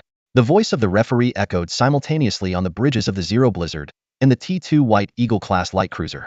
In the dueling arena, Zhang Haoran's supporters erupted in cheers, fervently rooting for him. "Go Zhang Xiao! Teach that arrogant guy a lesson," they shouted. "I hope Zhao Chen struggles a bit longer. It would be a waste of our trip if the fight ends in just a few minutes, don't you think?" Ha ha ha. These were Zhang Haoran's cronies, who were convinced that the victory in this starship duel belonged solely to him. Among the spectators, Jiang Shasha's presence was hard to miss. She watched the battle footage transmitted by drones with a cold gaze, seeing both starships departing from their starting points and moving towards each other. At this trajectory, they would enter each other's firing range in about 10 minutes. Jiang Shasha muttered to herself, "Zhao Chun, you're overestimating yourself. If you get expelled, you have no one to blame but yourself. Don't say I didn't warn you." In her eyes, the outcome of this duel was already decided. Zhang Haoran's victory was inevitable. On the bridge of the Zero Blizzard, maintain a cruising speed of 40 star knots on the current course, Charlotte ordered, having been given full command of the starship's battle operations by Zhao Chun. Zhao Chun chuckled. 40 star knots? Are you planning to play dumb and catch them off guard? Charlotte replied calmly, "I just don't want to waste time on trivial matters." Feeling bored, Zhao Chun pulled up the detailed specs of the Zero Blizzard. Ship type, cruiser, destroyer, battleship. Tech level, T2. Hull armor strength, 210 to 270 units. Cruising speed, 100 star knots. Warp engine, level 3, 85,000 tons. Crew, 50. Weapons, 1 T2 heavy 1,200 mm Devil Croc cannon, single shot, 300-second cooldown. 5 T2 medium Hyena laser cannons, single shot, 180-second cooldown. 3,130 mm medium close-in defense guns, twin-mounted, no cooldown. The latter two types of weapons are directly mounted on the hull, while the Devil Croc cannon is a hidden trump card. "Can I guess your battle plan?" Zhao Chen asked, rubbing his chin as he looked at Charlotte. "You're the captain. You can take back command anytime," Charlotte replied calmly. "Here, your word is law." Zhao Chen then opened a more concise set of specs, this time for their opponent, the White Eagle. The White Eagle's main weapons included 5 T2 medium 180 mm rapid-fire cannons, 10-second cooldown. 2,150 mm quadruple-mounted close-in defense guns, no cooldown. 1 T2 medium laser main cannon, 210-second cooldown. A gleam flashed in Zhao Chen's eyes. "First, our advantage lies in the fact that they have no idea about the extent of our capabilities. By ordering a cruising speed of 40 star knots, you're creating the illusion that this is our maximum speed. When the shooting starts, we'll catch them off guard with a sudden burst of speed. The White Eagle's rapid-fire cannons are powerful but have limited range. The only real threat is their laser main cannon. When the time comes, we can seize the moment, accelerate suddenly, and evade their attack. The trajectory of the laser cannon can be predicted, and its flight time is enough for us to evade. Once it enters its cool-down period, that's our prime opportunity to strike back." Charlotte looked at Zhao Chun and said, "Your time at the military academy wasn't wasted. I've never seen a T2 class ship reach a speed of 100 knots in star velocity before. That's why I said this number Zero Blizzard is unbeatable among its peers." After hearing Charlotte's words, Zhao Chen leisurely leaned back in the captain's chair, waiting for the show to unfold. Soon, both the number Zero Blizzard and the White Eagle entered each other's radar detection range. Charlotte glanced at the time and muttered, 10:45, setting a countdown timer that projected between them. The digits, 10 o'clock, flashed on the screen. "This girl is really serious," Zhao Chen thought to himself. She confidently claimed she'd finish the battle in 10 minutes. Meanwhile, there was movement on the White Eagle. "Report. Target spotted. Approaching at a speed of around 40 knots, the radar operator reported. Full speed ahead. Blast that piece of junk." Zhang Haoran shouted excitedly. Deputy Captain Wang Cheng cast a sidelong glance at Zhang Haoran. Usually, recklessly advancing without knowing the enemy's strength is a big no-no in space battles. But then again, the opponent was just a young kid piloting a ragtag starship that looked unimpressive and had subpar weaponry. It probably posed no real threat. Besides, the White Eagle boasted a top speed of 65 knots, so they could always rely on their speed advantage if anything went wrong. Captain's orders. Full speed ahead towards the target. All weapons on standby. Wang Chang commanded, though it was technically under Zhang Haoran's name. After all, Wang Chang was the one truly calling the shots. Zhang Haoran instructed, once in range, hit them with our main laser cannon first. Show them what a real power difference looks like. Haha, I bet Zhao Chun will fall off his chair in fright. Yes, sir. Wang Chang had no objections to this plan. In his eyes, the duel's outcome was already predetermined. It was just a formality. In no time, the two starships were about to enter each other's maximum weapon range. Charlotte stared intently at the radar screen, her eyes sharp and focused, as if waiting for something. Warning, warning, laser weapon detected charging. Warning, warning, laser detected charging. Zhao Chun noticed a slight smile forming at the corners of Charlotte's mouth. Her usually calm eyes now sparkled with excitement. Full speed. Hard right? Charlotte commanded. In the dual arbitration zone, the audience watched intently as two starships approached each other, each person eager not to miss a single moment of the impending clash. Suddenly, someone exclaimed, "Look, it's the White Eagle's main laser cannon. It's about to fire." Zhao Chun better pray for luck. I don't think his rust bucket of a starship can withstand that blast. Yeah, look at that pitiful thing, another chimed in. Aside from a few close-in defense guns and 5 laser cannons, what decent weapons does it have? How is it supposed to compete with the White Eagle? Among the crowd, only Zhao Wan'er looked deeply worried, her fists clenched tightly, eyes filled with concern. Su Lan, sitting beside her, tried to comfort her. The White Eagle's main cannon isn't that powerful. If it hits from this distance, it might cause severe damage, but as long as your brother surrenders when the time comes, his life won't be in danger. She had no hope that Zhao Qin could win. She just hoped he would recognize the situation and back down in time. As for the man's fate, she didn't care much. She just couldn't bear to see her friend heartbroken. Zhao Wan'er silently prayed, "Stubborn brother, please don't get yourself killed. As long as there's life, there's hope." On the screen, the White Eagle's main laser cannon was sparking, clearly ready to fire. Moments later, a blinding beam of light shot out, heading straight for Zhao Qin's starship. But then, something unexpected happened. The monitoring data showed that the number 0 Blizzard, which had been cruising at 40 knots, suddenly made a right turn and began accelerating. In less than 3 seconds, its speed doubled from 40 to 80 knots. It was drawing a graceful arc around the White Eagle. This sudden change in speed and maneuvering caused the laser cannon's attack to miss its target entirely. The audience erupted in astonishment. What just happened? Did I see that right? How did the Blizzard's speed double like that? It must be a coincidence. Or maybe our instruments are malfunctioning. There's no way that junk could reach 80 knots. That's impossible. Even the White Eagle maxes out at 65 knots. So how did it dodge that laser blast? Faced with these questions, the spectators who had previously dismissed Zhao Chun fell silent, staring at each other in disbelief. What on earth just happened? Shui Xiaoxiao's eyes widened as she looked at her two sisters beside her. 80 knots. How is that possible? Zhao Wan'er murmured to herself, swallowing hard. Even Su Lan, usually composed, was now staring at the screen with a grave expression. The Blizzard completed its elegant arc and then made another left turn, adjusting its course directly toward the White Eagle. Meanwhile, its speed continued to climb. 85 knots, 90 knots, 95 knots. Everyone's eyes were fixed on the Blizzard's speed monitor. Finally, the reading settled at 100 knots. Incredible. Unbelievable. The audience erupted in a chorus of exclamations. Even the judges at the referee's table were left speechless, their faces filled with shock. After all, in the T2 class of starships, those capable of reaching 100 knots were extremely rare, and most were specially modified. The unassuming assembly ship in front of them was capable of such incredible speed. It was truly astonishing. At this moment, Zhao Qin on the bridge of the Blizzard had no time to consider the reactions of the outside world. Just now, he had held his breath, eyes fixed on the radar, and witnessed the enemy ship's laser narrowly missing the tail of his vessel.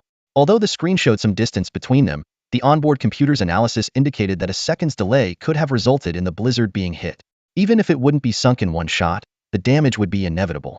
Now was the perfect time for a counterattack. Unleash our 1200 cannon. Take them down. Zhao Qin's eyes sparkled with excitement as he sprang to his feet, one foot on the captain's chair, pointing forward. Charlotte immediately gave the order. Target the enemy ship, full speed ahead. Prepare to fire the 1,200 mm Devil Croc cannon. Aye, Captain. Approaching the target at full speed. Initiating the 1200 cannon. Countdown 10 seconds. 10, 9, 8. At that moment, a hatch silently opened at the bow of the Blizzard, revealing an enormous cannon barrel, its dark muzzle sending shivers down the spine. The audience in the stands was instantly stunned, many standing up in shock, and even the judges were taken aback. That That's the main cannon of the Devil Croc-class battleship? A 1,200 millimeters cannon? How could it be on this starship? Stammered a middle-aged instructor. Quick, get me the file on this cadet, the head judge ordered his assistant. Soon, a dossier was pulled up. After reading it, the head judge suddenly understood. So that's it. T2 Grey Wolf, T2 Devil Croc, T2 Hyena. They all match. This kid actually combined 3 different T2 class ships and transplanted the main cannon of the Devil Croc. Hearing this, some sharp-eared students in the back rows erupted in chatter. Oh my god, he's equipped with the 1200 main cannon of the Devil Croc-class battleship. Devil Croc? What on earth is that? You bookworm, can't even remember exam questions. The Devil Croc was a classic from a century ago. It's the only model that mounted a 1200 cannon on a T2 battleship. They say its firepower is unmatched by any T2 class ship. 1,200 millimeters? Isn't that exclusive to T3 class battleships? Why don't we see it anymore? Because it had too many design flaws. It sacrificed too much for firepower, was prone to frequent malfunctions, and was insanely expensive, costing several times more than a regular T2 ship. That's why it was discontinued in less than 30 years. Your brother never mentioned this before, Su Lan said, her mouth agape, turning to Zhao Wanner. Zhao Wanner looked equally baffled. I have no idea either. What is my crazy brother up to? Super cannons. I love super cannons. Shui Xiaoxiao exclaimed excitedly, waving her arms, her big eyes sparkling. Su Lan and Zhao Wanner exchanged helpless glances. Clearly, Shui's fascination with massive cannons had taken hold again. She was obsessed with battleships equipped with such firepower. At this very moment, under the watchful eyes of countless spectators, the Zero-class Blizzard is speeding towards the White Eagle-class light cruiser at an astonishing pace. As the audience catches sight of the dazzling 1,200 caliber Devil Croc cannon, they immediately grasp Blizzard's intent. Everyone holds their breath, anticipating the thrilling confrontation to come. Damn it! How does that wreck of a ship have a 1,200 main cannon from a Devil Croc-class battleship? Exclaimed Deputy Captain Wang Cheng on the bridge of the White Eagle. He solemnly ordered, full-speed evasive maneuvers. All close-in weapon systems, prepare for interception. Zhang Haoran, his face ashen, asked with a trembling voice, Deputy Captain Wang, what's going on? That damn giant cannon. And the bizarre speed of that wreck? Are we in danger? Victory? It's still ours, right? Though a playboy, Zhang had spent 3 years at the military academy and understood a thing or two. He knew the power of a 1,200 caliber cannon was no joke. Wang Cheng did not respond. The situation had become clear. Their main cannon was cooling down, and the secondary cannons were not yet in range. Meanwhile, the enemy ship was hurtling towards them at 100 knots, brandishing that fearsome giant cannon. The White Eagle was a sitting duck. Their only hope was for the enemy to miss, giving them a chance to counterattack. But considering the terrifying speed of the enemy ship, a shadow loomed over Wang Cheng's heart. Damn it! Isn't this supposed to be a military academy exercise? Isn't the opponent a fallen noble? How does he have such a monstrous ship capable of cruising at 100 knots? He raged internally. 1 minute until we enter the enemy's secondary cannon range, Wang Cheng announced. On the Blizzard's bridge, Charlotte turned to Zhao Chun. We need to fire first before that happens. I'll handle the targeting, you give the order to fire. No problem. Zhao Chun nodded firmly. I'll take over the 1,200 cannon targeting. Charlotte began her operations. In 40 seconds, reduce speed to 0, she commanded. 40 seconds to 0 speed. Why stop before firing? Because the hit rate is much higher when stationary compared to high-speed movement. 40 seconds flew by. Begin deceleration. Reverse engines. The operator's shout echoed as the Blizzard's speed dropped rapidly. Current speed, 80, 60, 40, 20, 5. Report. The starship is stationary. From 100 knots to 0 in less than 5 seconds, the Blizzard once again shattered everyone's expectations. They all knew the spectacle that awaited. Captain, target locked. Ready to fire at any time. Charlotte reported after careful calibration. Fire. Zhao Chun roared, feeling a rush of exhilaration. Even before he finished speaking, the dormant Devil Croc main cannon roared to life once more. A 1,200 millimeters diameter titanium alloy shell screamed towards the White Eagle. At the moment of firing, Zhao Chun felt the entire bridge tremble slightly. From the outside, the shot propelled the Blizzard back several meters, its bow lifting slightly as smoke billowed from the cannon's muzzle. Warning! Warning! Incoming locked attack detected. Evade! The White Eagle's bridge was a flurry of alarms and flashing red lights. All turrets, open fire. Intercept that shell. Wang Cheng bellowed.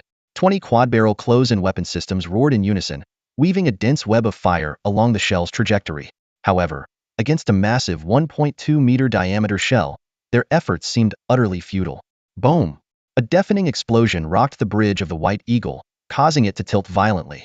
Zhang Haoran was thrown across the room, slamming hard into the bulkhead, blood immediately staining half his face. He slumped to the ground, muttering in terror, "What's happening? Am I going to die? I don't want to die. Mom, save me." Wang Cheng, ignoring the pampered young master who clearly had no basic knowledge of protection, listened intently to the crew's reports. Report. Portside armor has been breached, triggering an explosion in the ammunition hold. We've had a secondary explosion. 37 compartments are damaged and sealed off. 8 crew members confirmed dead, casualties unknown. Report.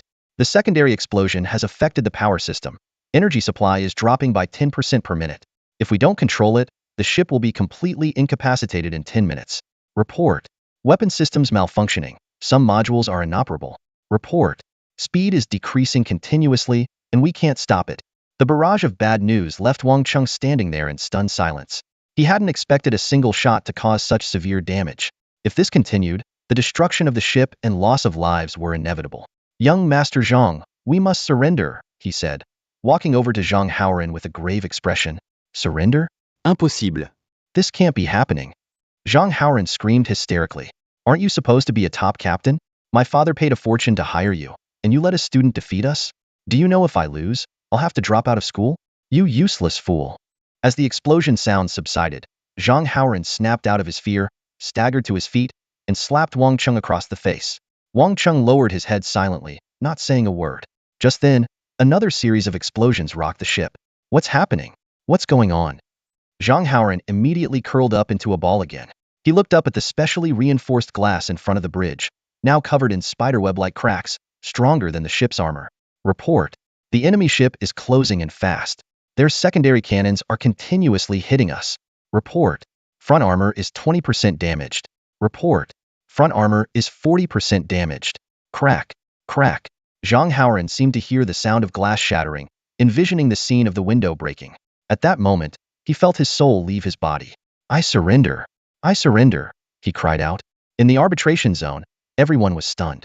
With a single shot, the Blizzard's massive cannon severely damaged the White Eagle, nearly destroying it. The audience clearly saw a gaping hole over 10 meters in diameter on the right side of the White Eagle's armor, with flames flickering inside from the internal explosions. Seizing the opportunity, the Blizzard relentlessly battered the White Eagle's frontal armor. The outcome was clear. Seeing this, the judges prepared to declare the match, as the victory was already decided. Just then, the White Eagle conceded defeat. The winner of this starship duel was Zhao Qin's Blizzard Zero. The chief judge immediately announced, "Ceasefire immediately." This starship was incredibly powerful. Zhang Haoran lost just like that? So, Zhao Qin won? The crowd erupted in astonished whispers. Jiang Shasha was so shocked she couldn't speak, her eyes wide open. Zhao Qin won? That old ship defeated the White Eagle? Remembering Zhao Qin's indifference towards her in the restaurant, she felt a mix of emotions. "Shasha, Zhao Qin actually won." Her companion looked at her with a strange expression. "I'm not blind," Jiang Shasha replied, her face darkening. She cast one last glance at the unusual starship on the screen before leaving the stands without looking back. "Shasha, aren't you waiting for young Master Zhang? Wait for me." Some were downcast, while others were thrilled. "See, firepower is the ultimate truth."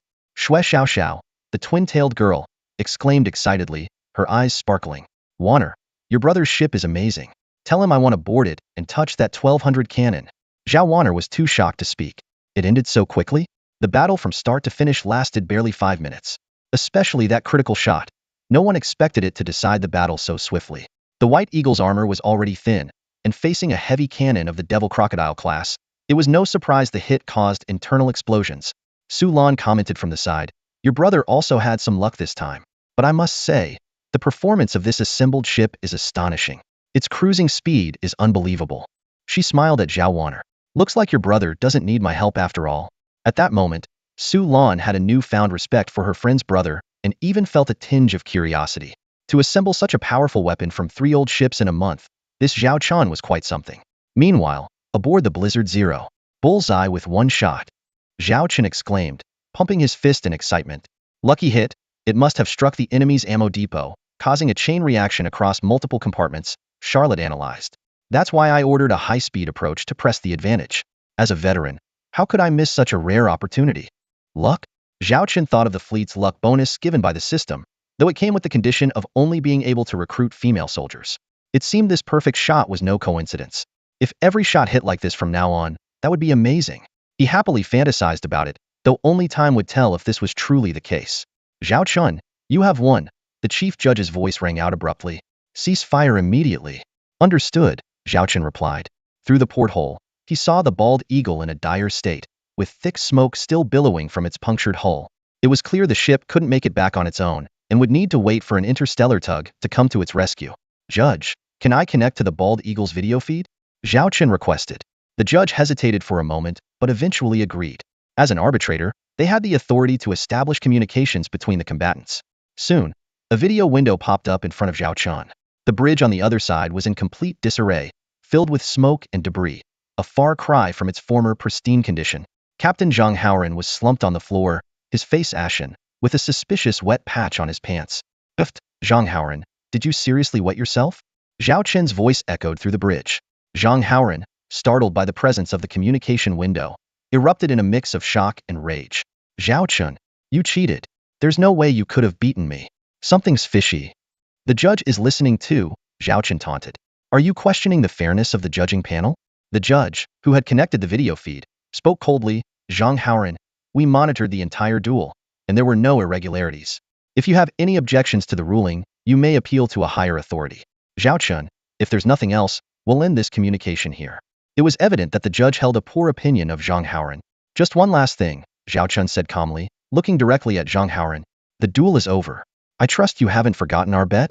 It was sanctioned by the Academy. That's correct, the judge added, twisting the knife. According to your agreement, Zhang Haoren, you are to withdraw from the Northern Star Military Academy.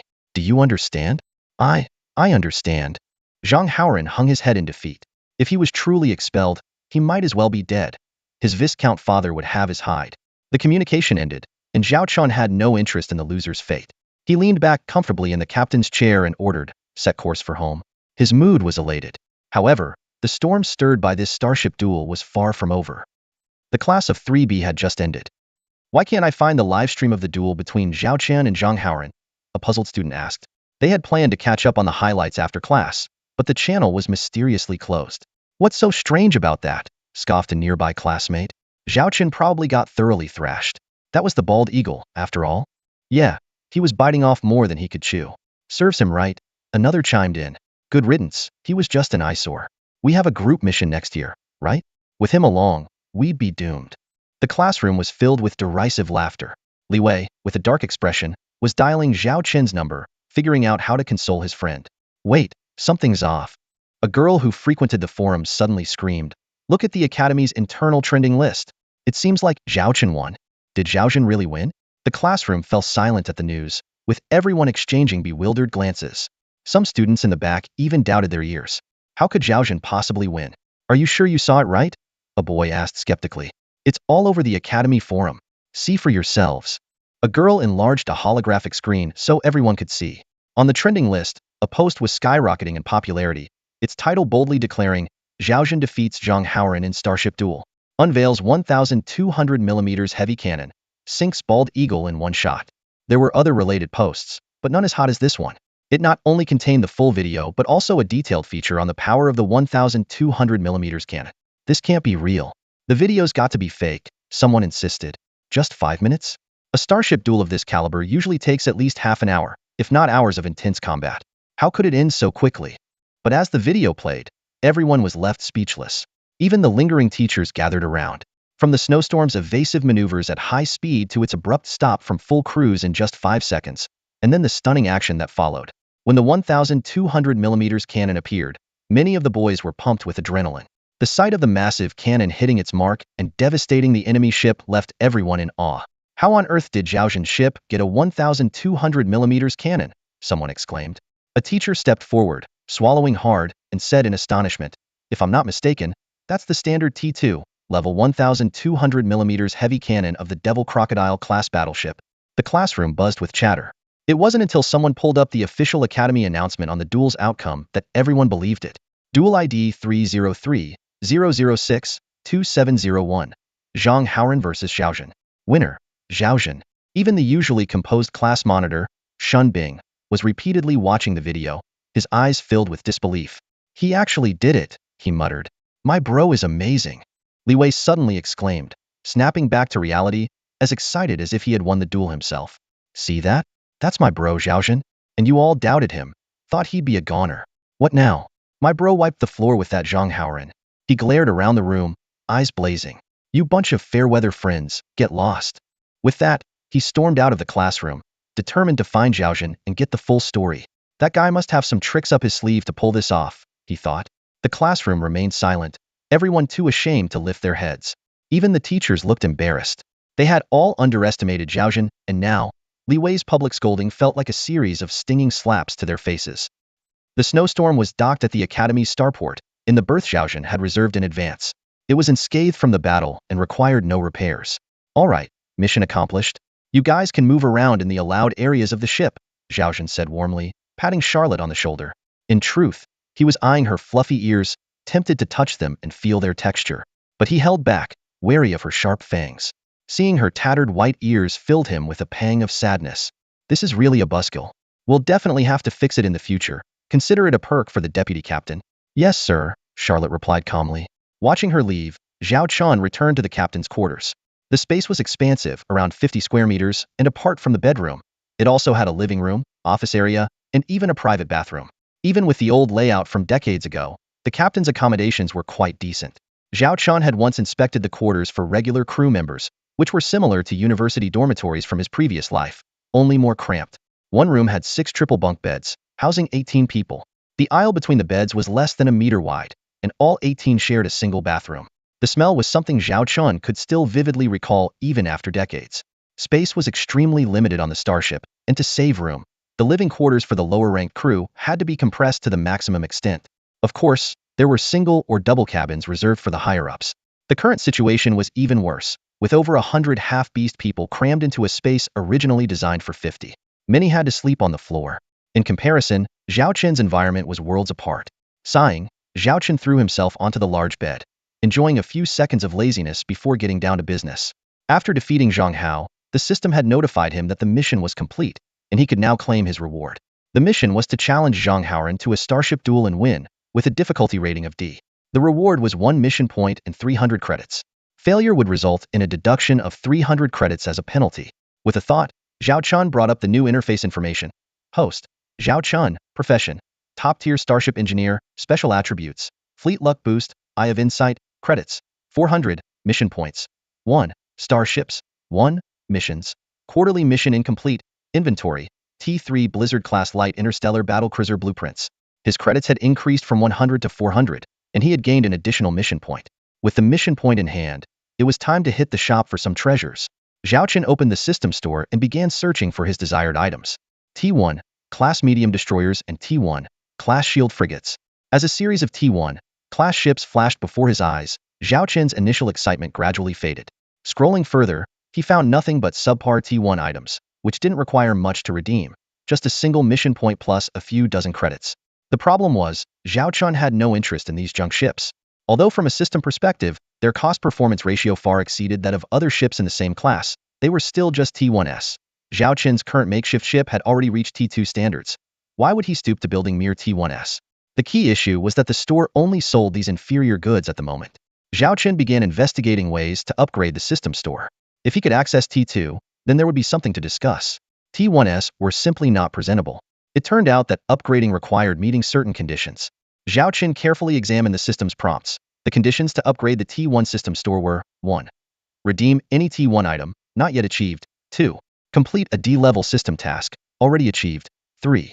Spend 100 credits on the upgrade, and all requirements must be met simultaneously. The previous duel with Zhang Haoren was precisely a D-level task, and now the credits were sufficient. The only obstacle was the need to redeem a T1 item. After going around in circles, he still couldn't escape this hurdle. Zhao Chen furrowed his brows, but then had a flash of inspiration. Who said that redeeming something meant he had to build it himself? Why not just sell it directly? Advanced starship technology was always in high demand, but due to its rarity, few were willing to part with it. Zhao Chen had no such concerns. Although selling the technology blueprint directly would yield less profit than building and selling the ship himself, he didn't have the time to fuss over each one. The immediate priority was to upgrade the store as quickly as possible. Making quick money was the real deal. However, if I suddenly release AT1 technology, it might attract unwanted attention. Even if it's low-end, coming from a student, it would still be suspicious. Zhao Chen calculated in his mind. He needed to conceal his identity. Hiding his identity would make things easier and more reliable. Suddenly, a figure flashed across his mind. Li Wei. Li Wei's family was in the interstellar trade business, and their Beiyin Interstellar Trade Group had been expanding into the arms sector in recent years. However, despite developing several starship models, their sales were disappointing, with few orders failing to recoup their costs. Li Wei had previously complained to Zhao Chun that if they couldn't produce a best-selling starship by the end of the year, his family might have to abandon the business altogether. Wasn't this a golden opportunity? Having Li Wei act as a middleman could facilitate the transaction and minimize the risk of exposure. Zhao Chen immediately logged into the Academy network to search for Li's family's performance in the starship sector over the years. In the past 5 years, the Li Group had launched 6 starship models, covering various types, including auxiliary and combat ships, but all had failed without exception. Some had poor performance, while others had serious flaws. The worst ones sold fewer than 10 units before being recalled due to quality issues, resulting in a significant financial loss.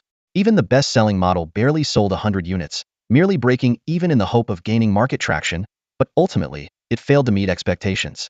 Zhao Chun quickly browsed and analyzed, trying to find the most suitable T1 item for the Li family that would also correspond to their needs in the T1 product range. The construction difficulty is quite high, and the market is too niche. After some careful selection, Zhao Chun finally chose a T1 Starship blueprint from the system store. This is it. Without hesitation, he clicked to redeem it.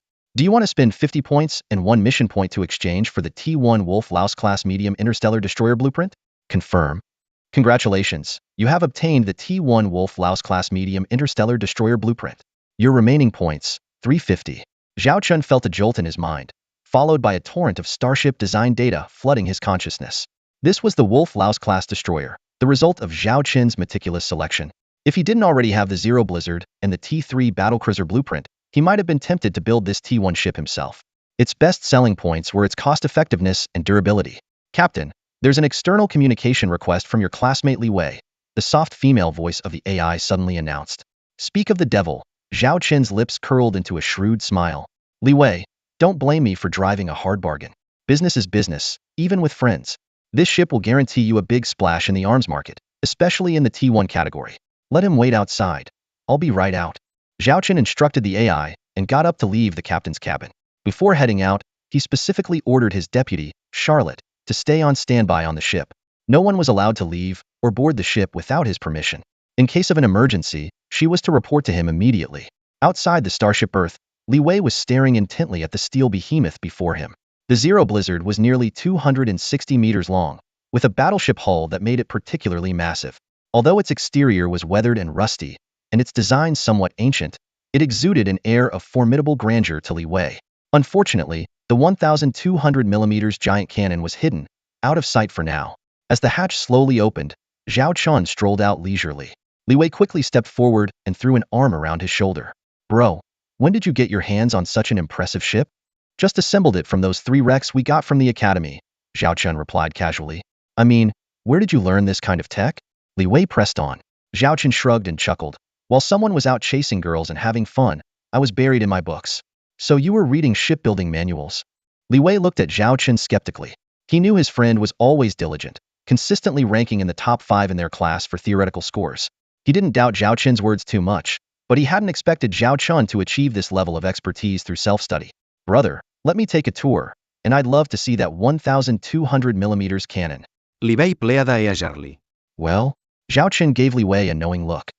I don't mind, as long as you help me with a little favor. At that moment, Li Wei seemed like a godsend of fortune to Zhao Chun. You don't mean to tell me you want my collection of action movies with 720 different genres and a total capacity of 10,000 terabytes, do you? Li Wei sidled up to Zhao Chun with a mischievous grin and whispered, It's all yours. I even found a few rare gems recently. We should check them out together sometime. Get out of here. Do I look like that kind of person? Zhao Chun recoiled 3 feet back, glaring at Li Wei with a look of disdain. Li Wei walked through the narrow, outdated corridors of the starship, feeling a bit disappointed. Isn't this a letdown? Zhao Chun could see through Li Wei's thoughts. After all, this was a patched-up old ship that had been in service for nearly a century. Its comfort and aesthetics couldn't compare to the modern ships. After a brief 10-minute tour, Li Wei took his leave. It looks better from the outside, he said. By the way, old Zhao, why are all your crew members part beast? I didn't know you had such a preference. Not that there's anything wrong with that, but space battles are no joke. Zhao Chen rolled his eyes. Get out of here. I'm not as twisted as you. I have my reasons for choosing them.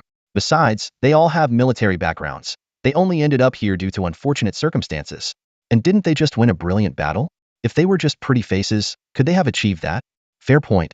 Li Wei nodded. Oh, right. You mentioned you needed a favor from me. What's up? Zhao Chen got straight to the point. Your family business is an interstellar trade and dabbles in arms dealing, right? I have a self-developed T1 starship design that I want you to pass on to your family to see if they're interested in buying it. But this needs to be kept confidential. I don't want my identity exposed. Got it? Not even a word to your dad about me. You want to sell your own starship design? Li Wei was shocked. You can build a starship on your own? Then he thought about it and realized that if Zhao Chen could retrofit old ships with such skill, developing a T1 on his own wasn't impossible. After all, T1's technical barriers were relatively low, with plenty of publicly available teaching blueprints. I can't make any promises. Whether they buy it depends on your product, Li Wei said, but I can mention it to my sister. It was her idea to expand into the arms market, and she's now in charge of that division. But this sector has been losing money for years and is on the verge of being shut down. Even the new T1 ship we launched this year hasn't found any buyers.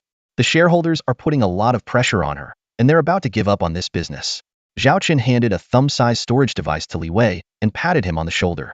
It doesn't matter if the deal goes through or not. The key is to get your family to see this. Just encrypt the files and send them to your sister. Remember, keep my identity absolutely confidential. If she asks, just give her some vague answer.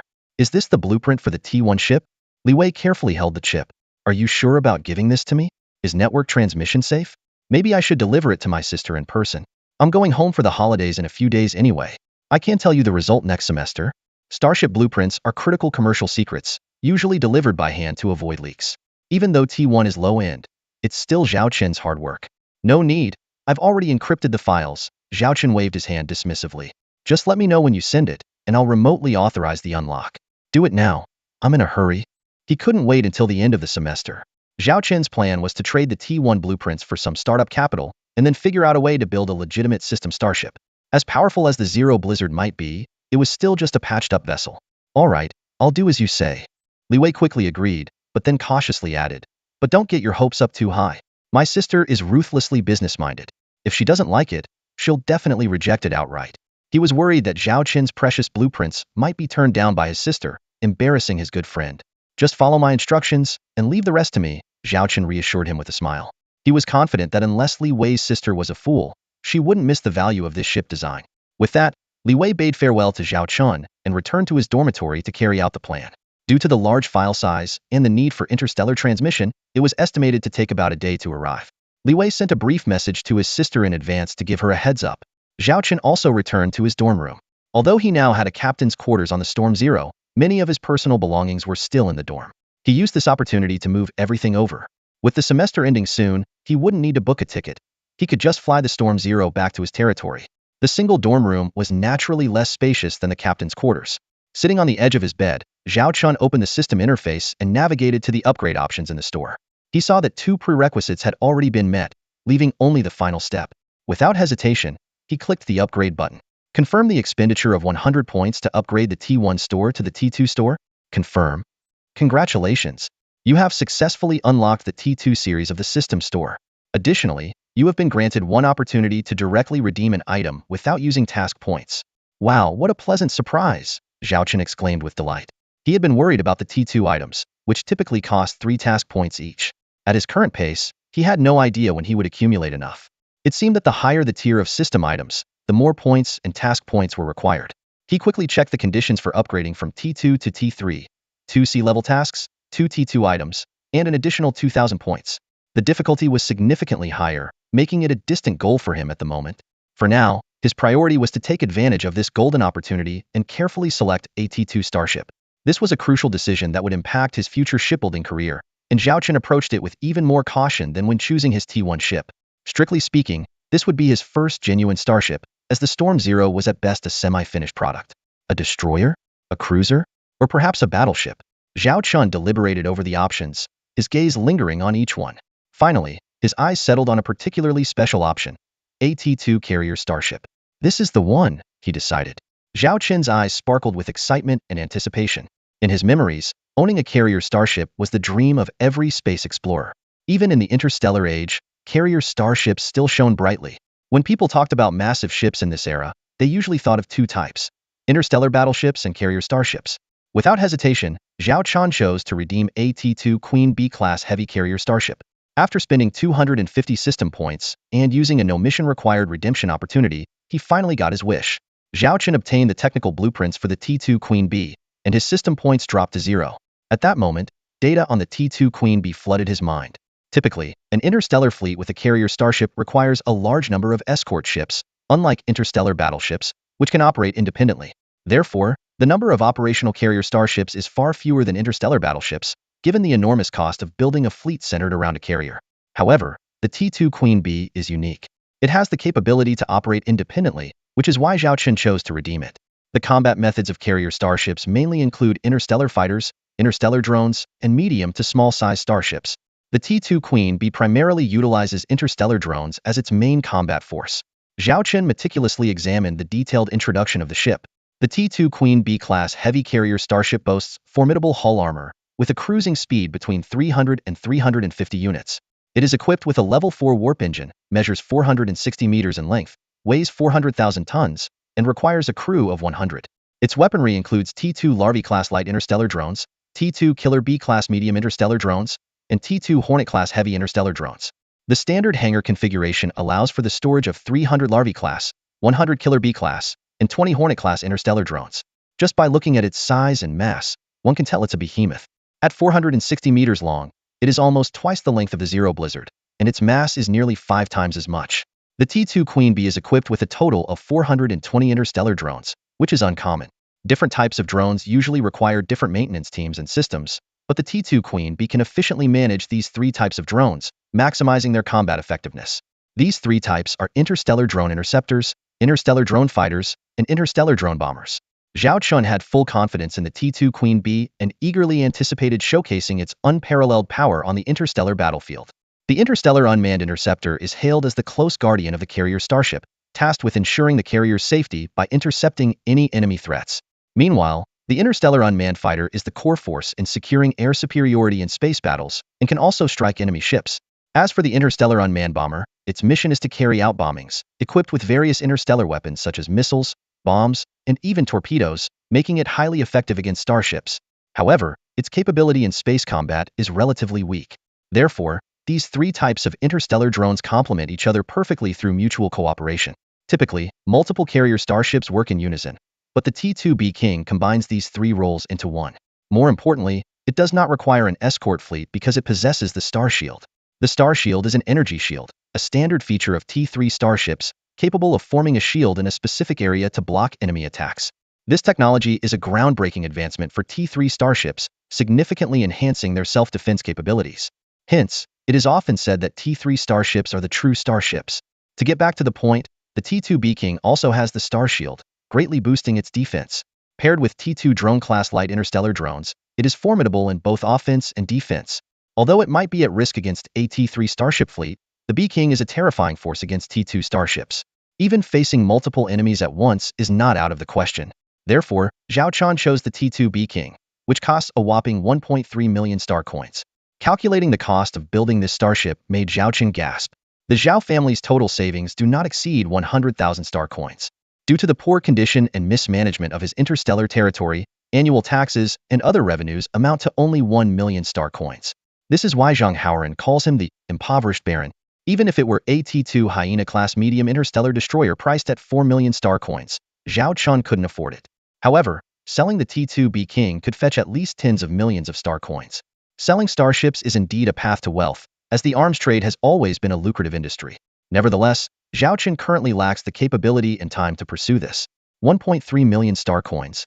Using the funds from selling the T1 Wolf Fleet-class medium interstellar destroyer should be enough to build a T2B King, Zhao Chen mused. Now, he just had to wait for news from Li Wei. At the headquarters of the Beiyin Interstellar Trading Group, a board meeting was in progress. Besides the Li family members, several other shareholder directors were present.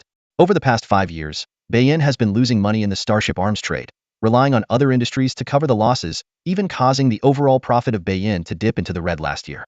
Therefore, he believed they should abandon the starship arms trade, as it is not a straightforward business, with enormous R&D costs and high risks. It would be better to focus on interstellar trade transportation and interstellar industry. A board member calmly tapped the table, firmly expressing his opinion. The other members echoed his sentiment, advocating for an end to the crackdown on Starship arms trade. However, this perspective was met with opposition. Absolutely not, declared a captivating woman as she stood up, her voice filled with determination and longing. Other board members voiced their dissent as well. Miss Liaki, your words do not represent everyone. Although your family founded Bayin, you and your father now only hold 45% of the shares. The rest are against it. This is a collective decision of the board, stated a shareholder, who held the most shares apart from the family members, coldly. Liaki bit her lip, remaining silent. The Starship arms trade was not just a dream for her. It was her life's work. Others might see only 5 years of investment, but she had been planning for this for a decade, pouring all her time and energy into it. Now in her 30s and still single, she couldn't easily give up the fruit of her labor. The middle-aged man sitting at the head of the table scanned the room, his gaze sweeping over everyone present. They were all uncles and elders of Yaki. Yaki's venture into interstellar arms trade was also for the benefit of Bayin. This is about expanding our territory, and every beginning is difficult. When my father established Bayin, he struggled through the first 10 years before we had the Bayin Interstellar Trading Group we have today. This middle-aged man was none other than the chairman of Bayin Interstellar Trading Group, the current head of the Li family, and Li Wei's father. Chairman, that was then, and this is now. Nowadays, we all have families to support. We trust you as the head of the Li family, which is why we've invested everything in Bayin. But now, we're running a deficit. Investing in the interstellar arms trade is like throwing money into a bottomless pit. If we keep this up, Bayin will be ruined. The second director snorted. Sticking to old ways, refusing to innovate, and not daring to step out of your comfort zone is what will ruin Bayin. Liaki couldn't hold back and stood up to angrily retort. Hearing Liaki speak like this, the directors began to murmur among themselves, criticizing her for being disrespectful. I've said it before, a woman isn't suited for business. Yaki, you're almost 40. If you had listened to me and married that Earl's son, you wouldn't have to work so hard now. You'd be living comfortably as the Countess. The second director chuckled. Living comfortably? Second uncle, I don't want to end up like my cousin, a bird in a gilded cage, unable to speak up even when her husband is unfaithful. If that's what you call living comfortably, then I want no part of it. Liaki shot back without backing down. The second director's face darkened. He was Yaki's second uncle, her father's younger brother, and the second largest shareholder of Bayin Interstellar Trading Group. All right then, let's give Yaki a bit more time. Didn't we agree on 5 years? There's still 6 months left. Why is everyone in such a rush? The family head said cheerfully. Fine, let's give my niece 6 more months. If she fails, I'll arrange a good marriage for her. The second director snorted and left the meeting room. The other directors followed suit. The family head looked at his daughter, who was visibly upset and frustrated. He sighed deeply. Yaki, it's not that I don't want to help you. Business is like this. Everyone only cares about profits. You have 6 months left. If your arms trade department can break even or turn a profit within that time, I'll let it continue. But if you fail, then it's over. You can always go back to interstellar transport trading. 6 months. How can I turn things around in 6 months? I don't even have a decent Starship product. Yaki thought to herself, doubting her ability to make a profit in such a short time. I understand, Dad. I'm a bit tired. I'll head back now, Yaki whispered as she walked out of the meeting room. Liaki threw herself onto her bedroom bed, with a fluffy pet beside her that leapt up like a cat. Ming, I'm really exhausted today. Go play by yourself, she said, covering her eyes with her arm, trying hard to hold back her tears. 5 years of hard work, 5 years of dedication, over a decade of youth. Was it all going to be in vain? Suddenly, her terminal beeped. She glanced at it. It was a communication request from her younger brother. She sat up, composed herself, and accepted the call. Sis, why are your eyes red? Li Wei asked through the video feed, his voice delayed by nearly 10 seconds due to interstellar communication lag. It's nothing, just tired lately. What do you need? Ran out of living expenses again? The holidays are coming up. Did you fail your assessments this year and have to repeat a grade? Liaki stared at him intently. Li Wei pouta. Sis, why don't you ever think of me?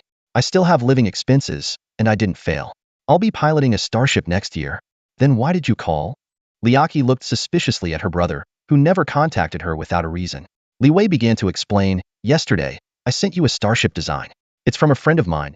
He wants to know if you'd be interested in purchasing it. A Starship design? Liaki stared at her brother again. Are you in debt and trying to scam me? Sis, why do you always look down on me? Just take a look. If you're interested, let me know. I'll connect you with my friend. Don't be too demanding. If it's usable, give a fair price. It'll save me some face. Li Wei didn't really believe that Zhao Qin's Starship design was impressive, so he ended the call after saying a few nice words. Liaki was skeptical. There's no way he could design a starship. He must be bluffing. Still, she opened her email and found a decrypted data file. Thinking she had nothing to lose, she decided to check it out since her own starship design team hadn't made any progress. Convincing herself, she opened the file and saw the extensive starship design information. Her demeanor began to change. From initial indifference to intense focus, her breathing becoming steadier. After over half an hour of examining the designs, she suddenly snapped back to reality and summoned a holographic computer to simulate the data. After 3 hours of simulation, she confidently declared, "No issues. Everything checks out." Liaki's expression was ever-changing as she murmured to herself, "The T1 Wolf-Laus-class medium interstellar destroyer. This technical blueprint." Suddenly, she sprang to her feet, hurriedly copied the starship technology onto a data disk, and dashed out of her bedroom, heading straight for her starship design research department. A journey that normally took an hour, she completed in just 10 minutes with her flying car. Without bothering to change her clothes, she burst into the research department and stood before her team of researchers and engineers, pointing at the data disk. "Quick, help me verify the feasibility of this starship blueprint." Liaki could hardly contain her excitement. "I need a reliable feasibility report within 5 hours. No, make that 3 hours. 3 hours had passed, and in the research lab, the scientists had gone from bewilderment to shock to excitement. "Mr. Lee, where did you get this starship technology?" one of them asked. Although only 80% of the data was available, the crucial technical details were missing. However, the feasibility of this starship technology was remarkably high. The cost-performance ratio of the T1 Wolf-Laus-class medium interstellar destroyer was astonishing. "I never imagined that a starship with such a low cost could have such outstanding performance. Once this starship hits the market, it will undoubtedly be a huge hit." The chief engineer of the lab, an elderly man with a head full of white hair, stood excitedly in front of Liaki. Holding the data disk, Liaki's eyes sparkled like she had found a treasure. If she had been in despair before, this data disk was like a divine salvation from heaven. She resolutely handed the data disk to the chief engineer. "Mr. Lee, where exactly did this starship technology come from?" Before the elderly chief engineer could finish his question, Liaki had already hurried out of the lab. Sitting in her flying car, she immediately contacted her brother. The first call was declined. Liaki felt puzzled. The second call declined again. A hint of unease surged in her heart. The third call still declined. But this time, Li Wei sent a text message saying, "Sis, I'm taking a shower. Can we talk after I'm done?" Liaki's forehead creased with fine lines as she angrily typed a reply. "If you don't want trouble, pick up the phone immediately. If you dare hang up again, the day you come home will be your Memorial Day next year." She tried calling again, and this time it wasn't immediately declined. After half a minute of waiting, the call was reluctantly answered. Li Wei appeared on the screen, wrapped in a towel, looking like he had just hurriedly finished his shower. "Sis, what's the rush?" he asked with a hint of annoyance at being interrupted. "Who gave you that starship technology blueprint?" Liaki asked directly. That person is?" Li Wei pausa, recalling Zhou Shen's instructions. Clearing his throat, he said, "Sis, my friend prefers to stay low-key and doesn't want his identity revealed. Just tell me, what do you think of the starship technology? Do you want it or not? If not, I'll let him know." "Not even your sister can know?" Liaki tried to entice him. "If you tell me who he is, I'll triple your allowance next semester." Li Wei hesitated but ultimately stood firm. "No, I promised him. Besides, sis, if he finds out I revealed his identity, he might not want to talk to you again." Realizing he had a point, Liaki suppressed her curiosity. Perhaps the starship technology was the work of a professor from the Starship Engineering Department at the Northern Star Starship Military Academy. "Then can you help me get in touch with him? I'm very interested in his starship technology. Can we arrange a meeting?" "What? You're interested in it?" Li Wei asked in surprise. Li Wei shook his head, glancing at the information on the screen while laughing. "I don't understand these things, unlike you, sis. You're a graduate of the Starship Engineering Department. You're good at this stuff." Li Wei's sister, Liaki, had a keen interest in starship development and manufacturing. Coupled with their family background, she decided to venture into the starship arms trade. Urging him, Liaki said, "Hurry up and let me know as soon as you get any news." She was anxious. Without the authorization for the starship technology, she couldn't rest easy. This authorization was her last hope. Un de Liaki's urging, Li Wei contacta Zhou Shen. 10 minutes later, Li Wei reappeared on the video call. "Sis, my friend said if you're interested, join this online room to discuss." He then sent a link to Liaki. Discuss in an online room? Liaki was a bit surprised, not expecting such an important matter to be handled in this manner. However, she knew the most crucial thing now was to obtain the technology. "Got it," she said, clicking the link and entering a chat room. After taking a deep breath, Li Yaqi sent her first message, "Hello.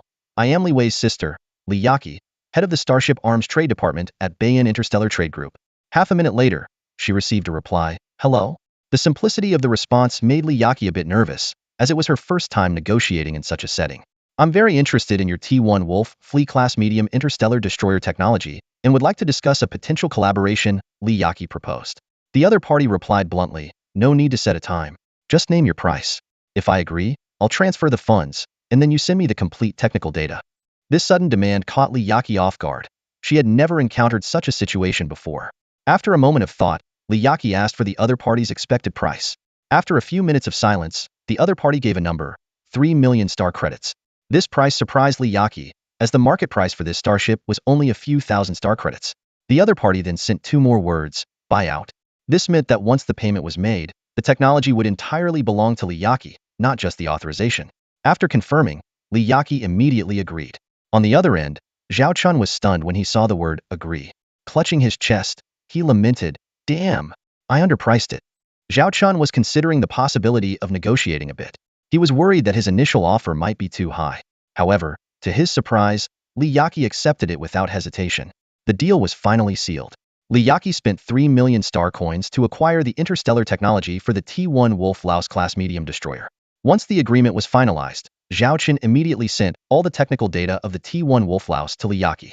"The starship technical data has been sent to your email. Please transfer the 3 million star coins to my account within 3 days upon receipt," Zhao Chun said, handing Li Yaqi a Star Empire Interstellar bank account number. "Sir, you just sent me the starship technology like that? Aren't you worried I might not hold up my end of the deal?"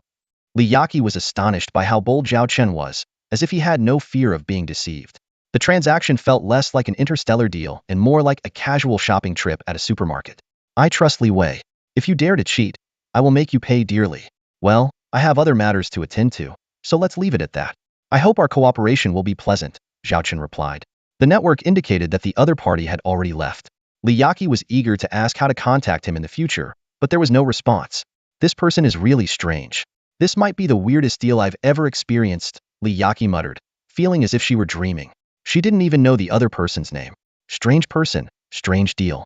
But as long as I can obtain all the technical data of the T1 Wolf-Laos, I am confident I can turn around the losses in the Starship Arms trade within 6 months and surprise those waiting to see me fail. Zhao Chun felt a pang of regret. "I should have quoted 4 million, he thought with a bitter smile. For business, he was still too inexperienced. In fact, buying the T1 Starship technology for 3 million star coins was already a high price. It was just a coincidence that Li Yaqi urgently needed the Starship technology. When a thirsty person gets water, they naturally overlook the high cost. 3 million.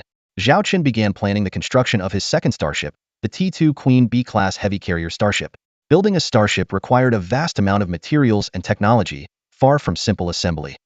Raw materials, construction site, construction technology? Zhao Chun pondered. His phone rang. It was his sister, Zhao Wanner. Well, the young lady actually contacted me. That's rare, Zhao Chun joked. Zhao Wanner seldom reached out to him, usually only in private. This time, Zhao Chun noticed 2 other girls behind Zhao Wanner. One was Su Lan, a 5th-year student, and the other was Xue Xiaoxiao, a 4th-year student. "I don't need to introduce myself, right? This is my brother," Zhao Wanner said, with a hint of dissatisfaction. "Hello, Wanner often mentions you," Su Lan greeted politely. "Mention me? As long as she doesn't badmouth me, I'm fine with it," Zhao Chun shrugged. Xue Xiaoxiao suddenly approached Zhao Chun with great excitement, asking if she could take a look at his cannon. Zhao Chun felt a bit awkward. The request was somewhat... Zhao Wanner immediately pulled Xue Xiaoxiao back and scolded. "What are you saying, little one? I just want to admire brother Zhao Chun's number 0 Blizzard 1200mm heavy cannon up close," Xue Xiaoxiao said, pouting. Senior sister Su Lan walked up to Zhao Chun, breaking the silence. "Brother Zhao Chun, we came to see you because of yesterday's starship duel." Zhao Chun squinted his eyes, waiting for senior sister Su Lan to continue. She went on, "Zhang Haoran approached me, hoping to leverage my relationship with you and your sister, Zhao Wanner, to ask if you could cancel his expulsion." Zhao Chun had already guessed it had something to do with Zhang Haoran. He would never willingly drop out of the Northern Star Starship Military Academy. His future was at stake. Can the expulsion be cancelled? It was agreed upon in the starship duel, Zhao Chun asked curiously. Senior sister Su Lan explained. According to Academy rules, the agreements made in starship duels are recognized and enforced by the Academy. But if the winner is willing to cancel the bet, the loser can avoid the punishment. "I need your consent," she added. Zhao Chun remained silent. Senior Sister Su Lan continued. This is a request from a friend I owe a favor to. If you're unwilling, just forget I mentioned it. But if you are, I can help arrange a time and place for you to talk. You can set your own conditions. After all, it's not fair for you to cancel the punishment for nothing. Can I have a private conversation with my sister? Zhao Chen requested. Senior Sister Su Lan agreed, and she left with Xue Xiaoxiao. Zhao Waner crossed her arms and waited for Zhao Chen. Do you want me to help Senior Sister Su Lan? Zhao Chen asked. Zhao Waner was a bit surprised. This is your decision. Why are you asking me? I know my sister wouldn't easily ask for my help. You must be very close to Senior Sister Su Lan, Zhao Chen said, smiling at her. Zhao Waner's cheeks turned red as she admitted, I do like Senior Sister Su Lan a lot. She's been very kind to me at the Northern Star Starship Military Academy. She's one of my only 2 friends here, the other being Xue Xiaoxiao. I also know about her situation. She's being harassed by a 5th-year senior, Han Tianwang. He once helped her, and now he uses that as an excuse to pester her and even wants to date her. Senior Sister Su Lan doesn't like him, but because she owes him a favor, she has to endure his harassment. If she can repay this favor, she can finally get rid of him. Zhao Chen nodded. All right, let Senior Sister Su Lan handle it. Have her send me the time and place tonight, and I'll be willing to talk. Really? Jau van asket, surprised. After all, it's the first time my little sister has asked for my help, Zhao Chen replied. Zhao Chen beamed with a broad smile, while Zhao Waner rolled her eyes dismissively and playfully retorted. Who asked for your help? Just leave it. With that, she abruptly ended the call. However, Zhao Chen couldn't stop thinking about Zhang Haoren. To him, whether Zhang Haoren dropped out of school or not was of little consequence. He was merely a peripheral figure in the complex relationship between him and Jiang Shasha. If it weren't for the need to complete the system's task, he wouldn't have suggested a starship duel in the first place. Yet, now that such a golden opportunity presented itself, one that could help Zhao Waner Sr. and let him gain a little advantage, how could Zhao Chen possibly ignore it? A sly smile played on his lips as he thought to himself that tomorrow was bound to be an exciting show. Zhao Chen stood in the maritime-themed restaurant of the Northern Starfleet Military Academy, gazing at the holographic images of mysterious aquatic creatures floating before him. The restaurant was serene and elegant, with only a few dozen patrons. As one of the more upscale dining spots on the Northern Star, it typically catered to the nobility. It was said that half of the ingredients used here were organically grown. Accompanied by 3 beautiful women, Zhao Chen drew the attention of many. Senior Su Lan asked with concern, Zhao Chen, have you decided on the terms for negotiating with Zhang Haoren? Zhao Chen smiled and replied, I have a plan. Su Lan, recognizing her role as merely a mediator, didn't press further. She wasn't overly concerned about the outcome of the negotiations. She was simply helping out of gratitude for past assistance. Suddenly, a voice called out. Zhao Chen saw a handsome young man sitting at a round table by the window, waving at Su Lan's group. 3 people were already seated at the table, including Zhang Haoren and an unfamiliar face. Zhang Haoren's expression was sour, and his brief eye contact with Zhao Chen quickly shifted away, revealing a hint of helplessness.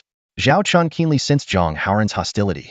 For someone like Zhang Haoren, one lesson was never enough. Su Lan whispered to Zhao Chen, if the negotiations don't go well, just leave. Don't worry about our presence. Zhao Chen nodded.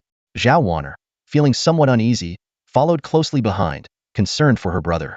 Despite being a baron, Zhao Chen had never faced such a formal occasion.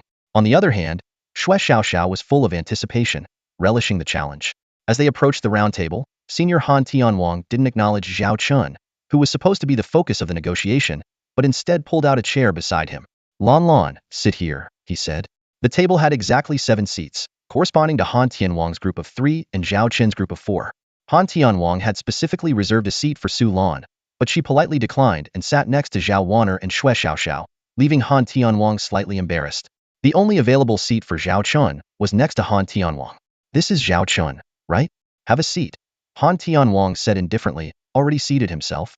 Zhao Chen was the only one still standing. However, instead of taking the seat next to Han Tianwang, Zhao Chen placed his hand on the chair in front of him. No thanks, I'll sit here, he said. This action created an awkward atmosphere, as Zhao Chen's hand was on Zhang Haoren's chair. Zhang Haoren's face turned ashen. He glanced at Han Tianwang, who avoided eye contact. Faced with the situation, Zhang Haoren could only lower his head and move to sit next to Han Tianwang. Zhao Chen sat in Zhang Haoren's seat. When he saw Zhang Haoren approaching to sit down, he unhesitatingly picked up a glass of water and poured it on the chair. His cold eyes revealed a provocative glint. Zhang Haoren clenched his fists, his face darkened. Zhao Chen, there's no need to be so aggressive. The previous misunderstanding was actually Haoren's fault. We're here today to clear the air and get along from now on. Han Tianwang stepped in to diffuse the tension. Lan, what do you think? Su Lan smiled and said, we're just here as guests today, not to get involved in any disputes. We'll follow Zhao Chen's arrangements. This seat is meant for him, and I'm fine standing.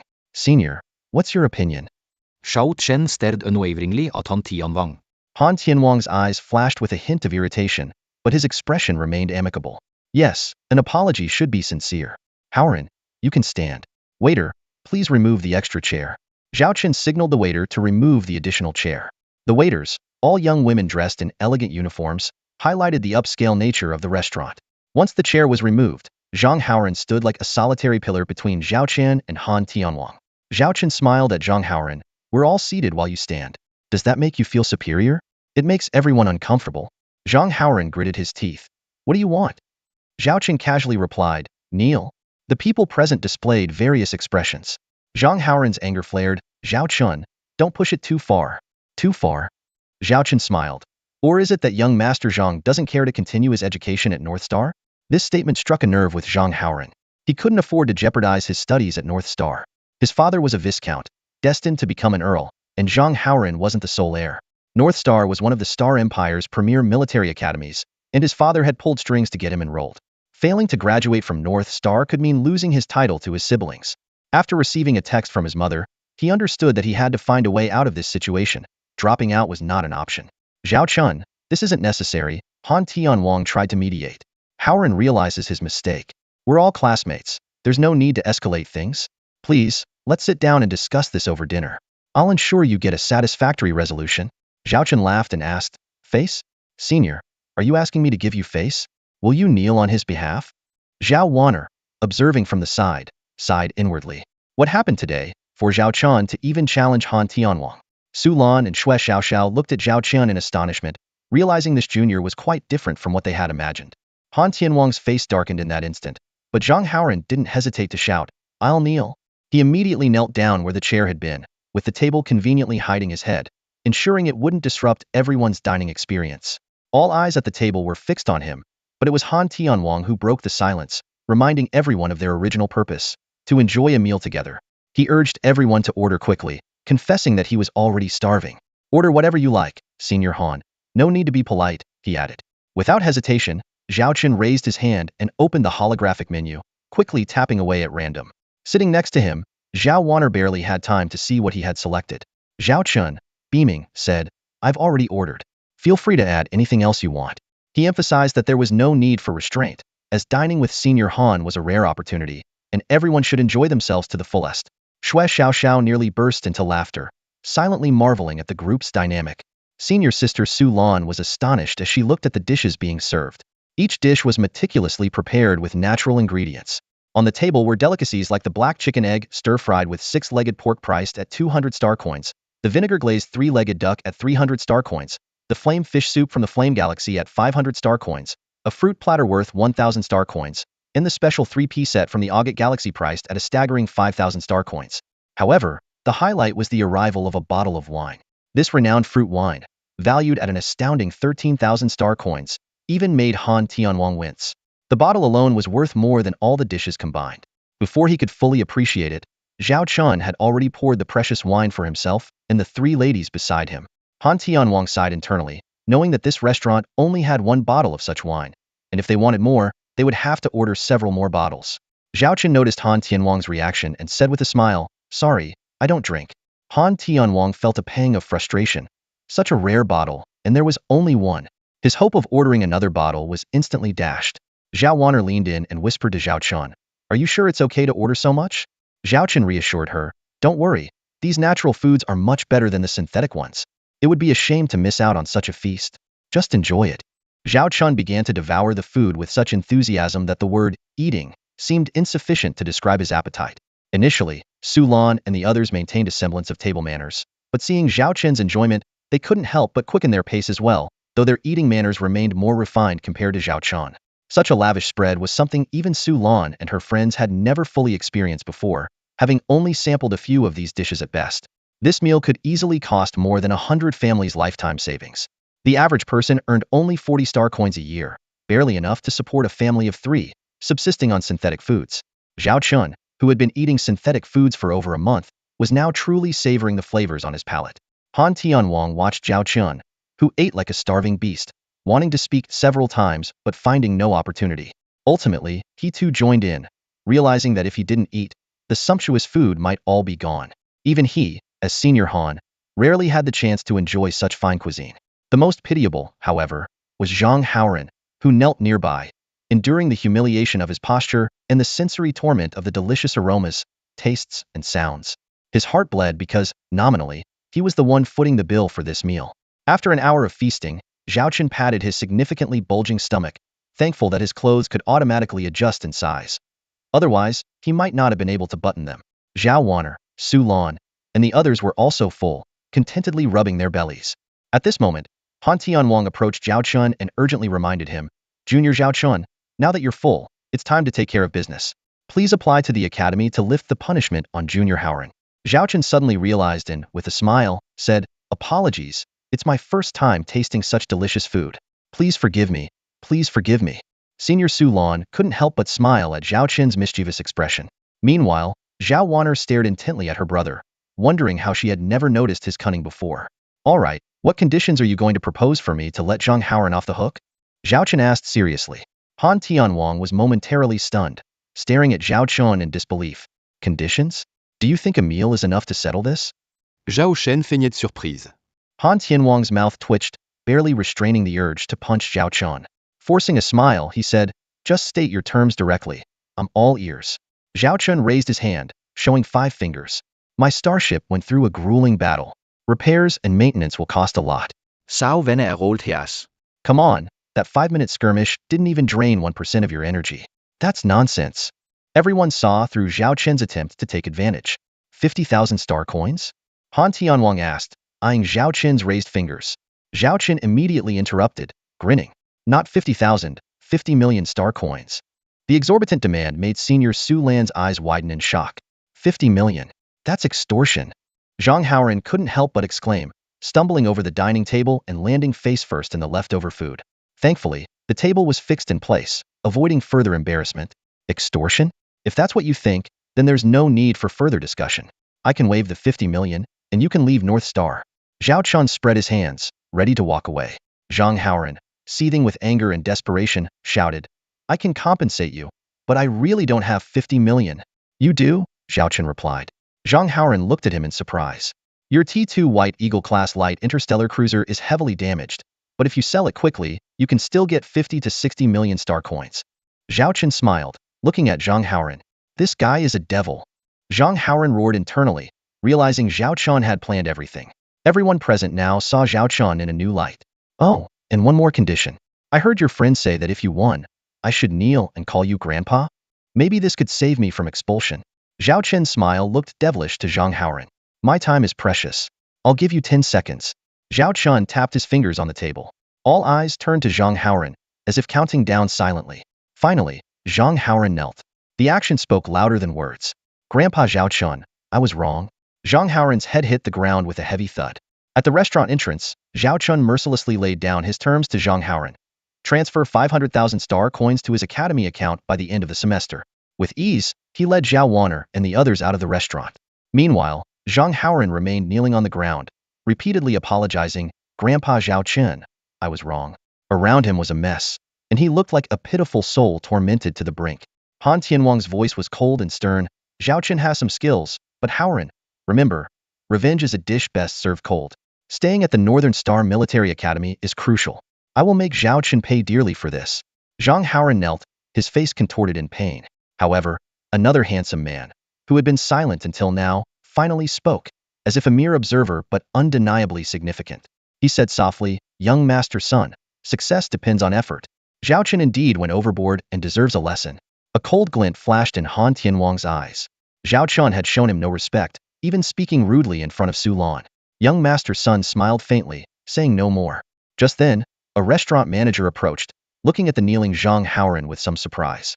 Excuse me, who will be paying the bill? Zhang Haoran struggled to his feet, his legs still trembling. The total is 53,000 star coins. We can waive the small change, the manager said with a smile. Zhang Haoran nearly collapsed, staring in shock. 50,000 star coins? How is that possible? Our table's order was only worth 25,000 star coins. The manager explained, The guest who just left ordered additional dishes to go, besides the drinks, so the total is 50,000 star coins. Takeout. Zhang Haoran was furious, spitting out a mouthful of blood and roaring, Zhao Chun. Seeing Zhao Chun carrying several bags of food in both hands was almost comical. Shui Xiaoxiao patted her belly and laughed, Zhao Chun, you're too much. This meal was worth it. Not only did we eat and drink our fill, but we also got a good show. And you're still taking food to go. Seeing the bill, 50,000 star coins, I bet Zhang Haoran must be livid. Zhao Wanner glared at Zhao Chun and said, treating Zhang Haoran like this, and showing no respect to Han Tianwang, aren't you afraid they will retaliate? Zhao Chun smiled calmly. If it can't be changed, why fear it? Su Lan covered her mouth and laughed gently. Wanner, your brother is truly unique. He's not just a bookworm as you said. If he's considered naive, then there are no smart people in this world. Zhao Wanner pouted, thinking to herself how well he had hidden his true self. Senior Su Lan looked sternly at Zhao Chen and his junior, Zhao Chun, reminding them, today you might have offended Zhang Haoran and Han Tianwang, but be especially wary of Han Tianwang. He's a smiling tiger with deep schemes. You've embarrassed him, and he will definitely look for a chance to retaliate in the future. Zhao Chen nodded, indicating he would be careful. Shui Xiaoxiao, curious about holiday plans, asked Zhao Chun, who explained with a sigh, Wanner and I have to return to our territory to handle a bunch of trivial matters. Although I'm a baron in name, all the tasks are arranged by my sister. Senior Su Lan mentioned his sister's outstanding performance in the Imperial Military Service, and Zhao Chun felt a rare sense of admiration for her. His parents had passed away early, and his sister had left home to attend Starship Academy. She meticulously managed the territory's affairs. Otherwise, it would have fallen into chaos long ago. Zhao Chun then shared good news with Wanner. This year, we don't need to book tickets. We'll take my starship back. In previous years, they always had to book tickets to return to their territory, but now traveling by starship would be faster and save a lot of money. Zhao Chun mentioned the 500,000 star coin cost with a smile, and Wanner reluctantly agreed. He told Wanner they would depart the day after tomorrow, and to prepare what she needed to bring. After saying this, Zhao Chun hurriedly bid farewell to Senior Su Lan and the others. Shui Xiaoxiao watched longingly as Zhao Chun took away some delicious food. Wanner watched her brother's departing figure, finding him both unfamiliar and intriguing. Senior Su Lan remarked that Zhao Chun was interesting, surprising both Wanner and Shui Xiaoxiao, as Senior Su Lan rarely spoke of men this way. Gasping for breath, Zhao Chun boarded the starship, where Charlotte was already waiting. He handed her several meal boxes, with marks on his arms and wrists, and his fingers pale from lack of blood. Charlotte curiously asked what was inside the boxes, and Zhao Chun gave a mysterious smile, instructing her to gather all the crew members, adding an air of mystery. Charlotte accepted Zhao Chen's order without hesitation and relayed it to her subordinates. The two then headed towards the starship's dining hall together. Zhao Chen watched as Charlotte carried a pile of items with such steadiness and ease, and couldn't help but admire her performance. Need a hand with that? Zhao Chen asked. Charlotte calmly replied, this weight is nothing. Zhao Chun was slightly surprised and couldn't help but marvel. It seems the strength of the White Tiger tribe of the half-beasts is truly remarkable. At the Zero Storm Starship restaurant, following Captain Zhao Chen's orders, all 100 female orc crew members gathered together. They stood in neat rows, as if awaiting something. Captain Zhao Chen observed the standing crew members, and, with a slight frown, gestured for them to sit down. In the somewhat awkward atmosphere, the female crew members slowly took their seats. Charlotte, help me distribute these dishes, Zhao Chen instructed, opening several bags of meal boxes handed over by Vice Captain Charlotte. A rich aroma immediately filled the entire restaurant. With their superior sense of smell, the orc crew members were drawn to the enticing scent. Charlotte stared at the mouth-watering meal boxes for a few seconds. Don't just stand there. Start distributing. The food won't taste as good if it gets cold, Zhao Chen urged. He personally took on the role of head chef, dividing the food into 100 portions, and directed Charlotte to distribute the trays filled with delicious dishes. Besides the various dishes, there was also a large bowl of white rice. Many of the female crew members couldn't help but swallow as they looked at the rice. Are we supposed to distribute all of this? Charlotte asked, somewhat puzzled by Zhao Chen's intention. Of course, this is today's lunch, Zhao Chen replied casually. Lunch? These were mouth-watering delicacies. Both Charlotte and the other female crew members were stunned, finding it hard to believe what their increasingly familiar captain had said. Hurry up and serve the food, everyone is waiting, Zhao Chen prompted as he noticed Charlotte still in a daze. She then began distributing the food, quickly handing out over 30 portions. Zhao Chen glanced up and noticed that the crew members who had received their food were not eating. Although some were drooling over the dishes, they remained seated without touching their chopsticks. Start eating. Those who have food can begin. And those who haven't received theirs yet, please wait a moment, Zhao Chen said. Seeing that the crew members still weren't moving, Zhao Chen pretended to be angry and said, that's an order. Only then did the female crew members start tasting the food, initially with some restraint, taking small bites. But as their taste buds were tantalized, they couldn't help themselves and began devouring the food enthusiastically, even using their hands. In less than 3 minutes, each portion was completely devoured, and everyone was licking their plates and utensils, still craving more. Zhao Chun watched these female crew members with their beastly ears, feeling a mix of affection and sadness. Some of them were even younger than him, including a few who were not yet adults. In the world of orcs, there was no distinction between minors and adults. As long as one could fight, they were considered an adult. Typically, orcs as young as 12 or 13 are forced into battle and labor, regardless of gender. Here, they can only earn their daily rations through fighting and work. Soon, the last portion of food was distributed, and Zhao Chen personally carried a tray filled with delicious dishes to Charlotte. With a gentle tone, he said, "Try this. It tastes amazing, especially the fruits." Charlotte looked at the bountiful food on the tray, including a curved apple slice and finger-sized berries. She glanced at Zhao Chen and said, "What about you? I'm already full. See, my belly's all puffed up." Zhao Chen casually patted his own bloated stomach. Charlotte chuckled softly and began to enjoy the food. After a few bites, Zhao Chen noticed Charlotte's head lowering until it was almost level with the tray. At first, Zhao Chen didn't understand what was happening until he saw the glistening tears at the corners of her eyes. He realized the emotions she was trying to hide. Suddenly, the sound of crying filled the dining hall. Some female crew members were eating while tears streamed down their faces, mingling with the food they consumed. Perhaps they were moved by the delicious food, or maybe they were reminded of their hardships and the siblings they fought to survive with back home. For the first time, they realized that food was not just for filling their bellies, but also a precious enjoyment. Zhao Chen suddenly broke the silence in the dining hall, startling all the female crew members. Some of them paused their eating, but Zhao Chen reassured them, "It's okay, continue enjoying your meal, just listen to what I have to say." He signaled that they could keep eating, but they still watched him intently. Zhao Chen helplessly glanced at Charlotte, who had also stopped eating. Understanding his intention, Charlotte resumed eating, though her movements were noticeably slower. "I want to discuss something about your welfare benefits. Earlier, we agreed that after 3 years of service, I would grant you freedom." Zhao Chen looked at Charlotte. "What were the meal standards like in your previous fleet?" Charlotte hesitated for a moment before answering, "A daily food allowance of 0.01 star coins." Zhao Chen's mouth twitched slightly. 0.01 star coins? That's barely enough for one synthetic meal, which means they might have only had one meal a day. After a moment of contemplation, he said, "I've done the math. We will phase out synthetic food and provide natural ingredients. Although it won't match today's feast, we can ensure 3 sufficient meals a day. Our food standard will be 0.3 star coins per person per day, not exceeding 10 star coins per month. As for the specific menu, I'll discuss it with the logistics department in charge of catering." Zhao Chen calmly announced this decision, leaving everyone present in stunned silence. After much effort, a 15-year-old half-orc female crew member finally couldn't hold back her tears and softly said, "Does that mean I can have rice with every meal now? Every meal with just plain rice?" Zhao Chen frowned slightly, feeling a bit hesitant. Some of the female crew members started showing disappointed expressions. Shaking his head, Zhao Chen said, "Eating rice every day might be a bit monotonous, but we have other options. In the morning, we can enjoy porridge and bread. For lunch, we have various noodle dishes, and dinner offers a wide array of choices." Hearing the captain's words, the female crew members, who had looked downcast a moment ago, immediately brightened up, as if they had been given a new lease on life. "All right, continue with your meals. I have other matters to attend to," Zhao Chen said, feeling a touch of relief as he saw the joy on their faces before leaving the dining hall. As he walked out, he heard laughter and shouts of joy behind him.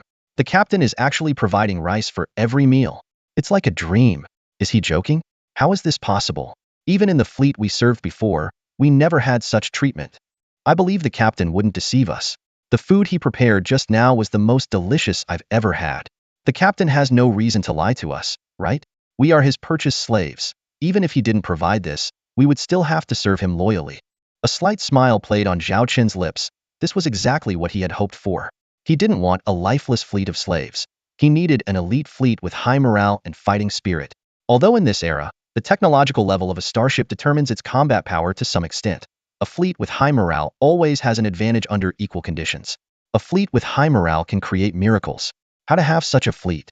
It's simple. Meet the crew's expectations and fill them with hope for the future. This way, any enemy trying to block their path or destroy their hope will become their mortal enemy. Suddenly, Zhao Chen heard hurried footsteps behind him. Charlotte blocked his way and said, "Captain, I think your decision was not well thought out." Zhao Chen shrugged and replied, "What's wrong? I think the results are quite good. Everyone seems satisfied. Charlotte, with a serious expression, said, I appreciate you raising the crew's dining standards, but do you realize what 0.3 star coins per person per day for meals means? Zhao Chen calmly answered, I can do the math. Over a month, that's 10 star coins per person. With 100 crew members, that's 1,000 star coins a month. Charlotte, with a heavy tone, said, 1,000 star coins. Do you know how many energy blocks, military supplies, missiles, and bullets that can buy? Zhao Chen smiled at Charlotte and, after she finished, added, I understand your concerns, but to me, they are not as important as everyone's happiness and satisfaction. Before, they were just a group of hopeless slaves. But do you know what I saw in them just now? Hope. I need a fleet full of hope, not a lifeless one. As for the welfare and dining standards, there's no need to discuss it further.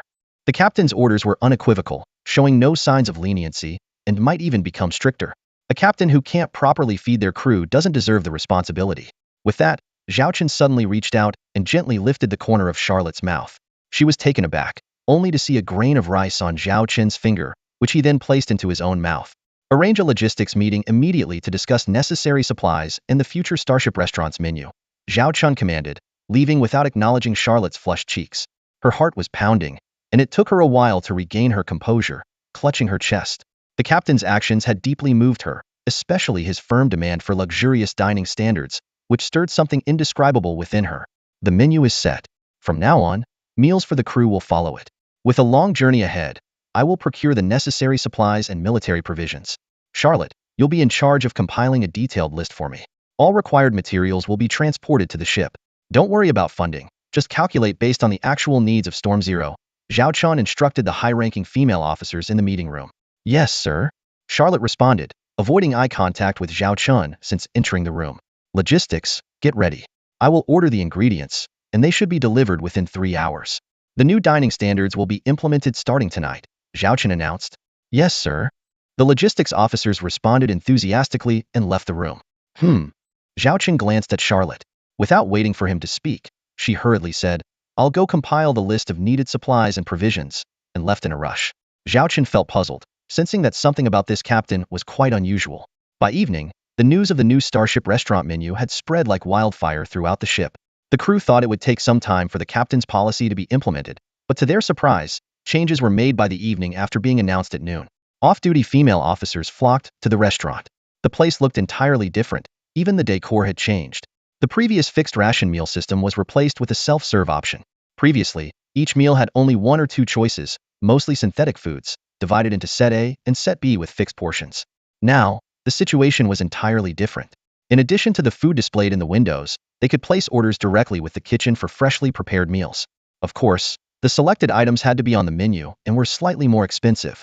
The breakfast, lunch, and dinner menus had expanded to over 10 options, and each female soldier's meal allowance was increased to 10 star coins per month. Each female crew member can order food based on her preferences, as long as her monthly expenses don't exceed the set limit and no food is wasted. At this moment, one of the female crew members' eyes lit up as she spotted the stir-fried shredded pork with vegetables on the menu. It seemed like she had found the dish she had been craving.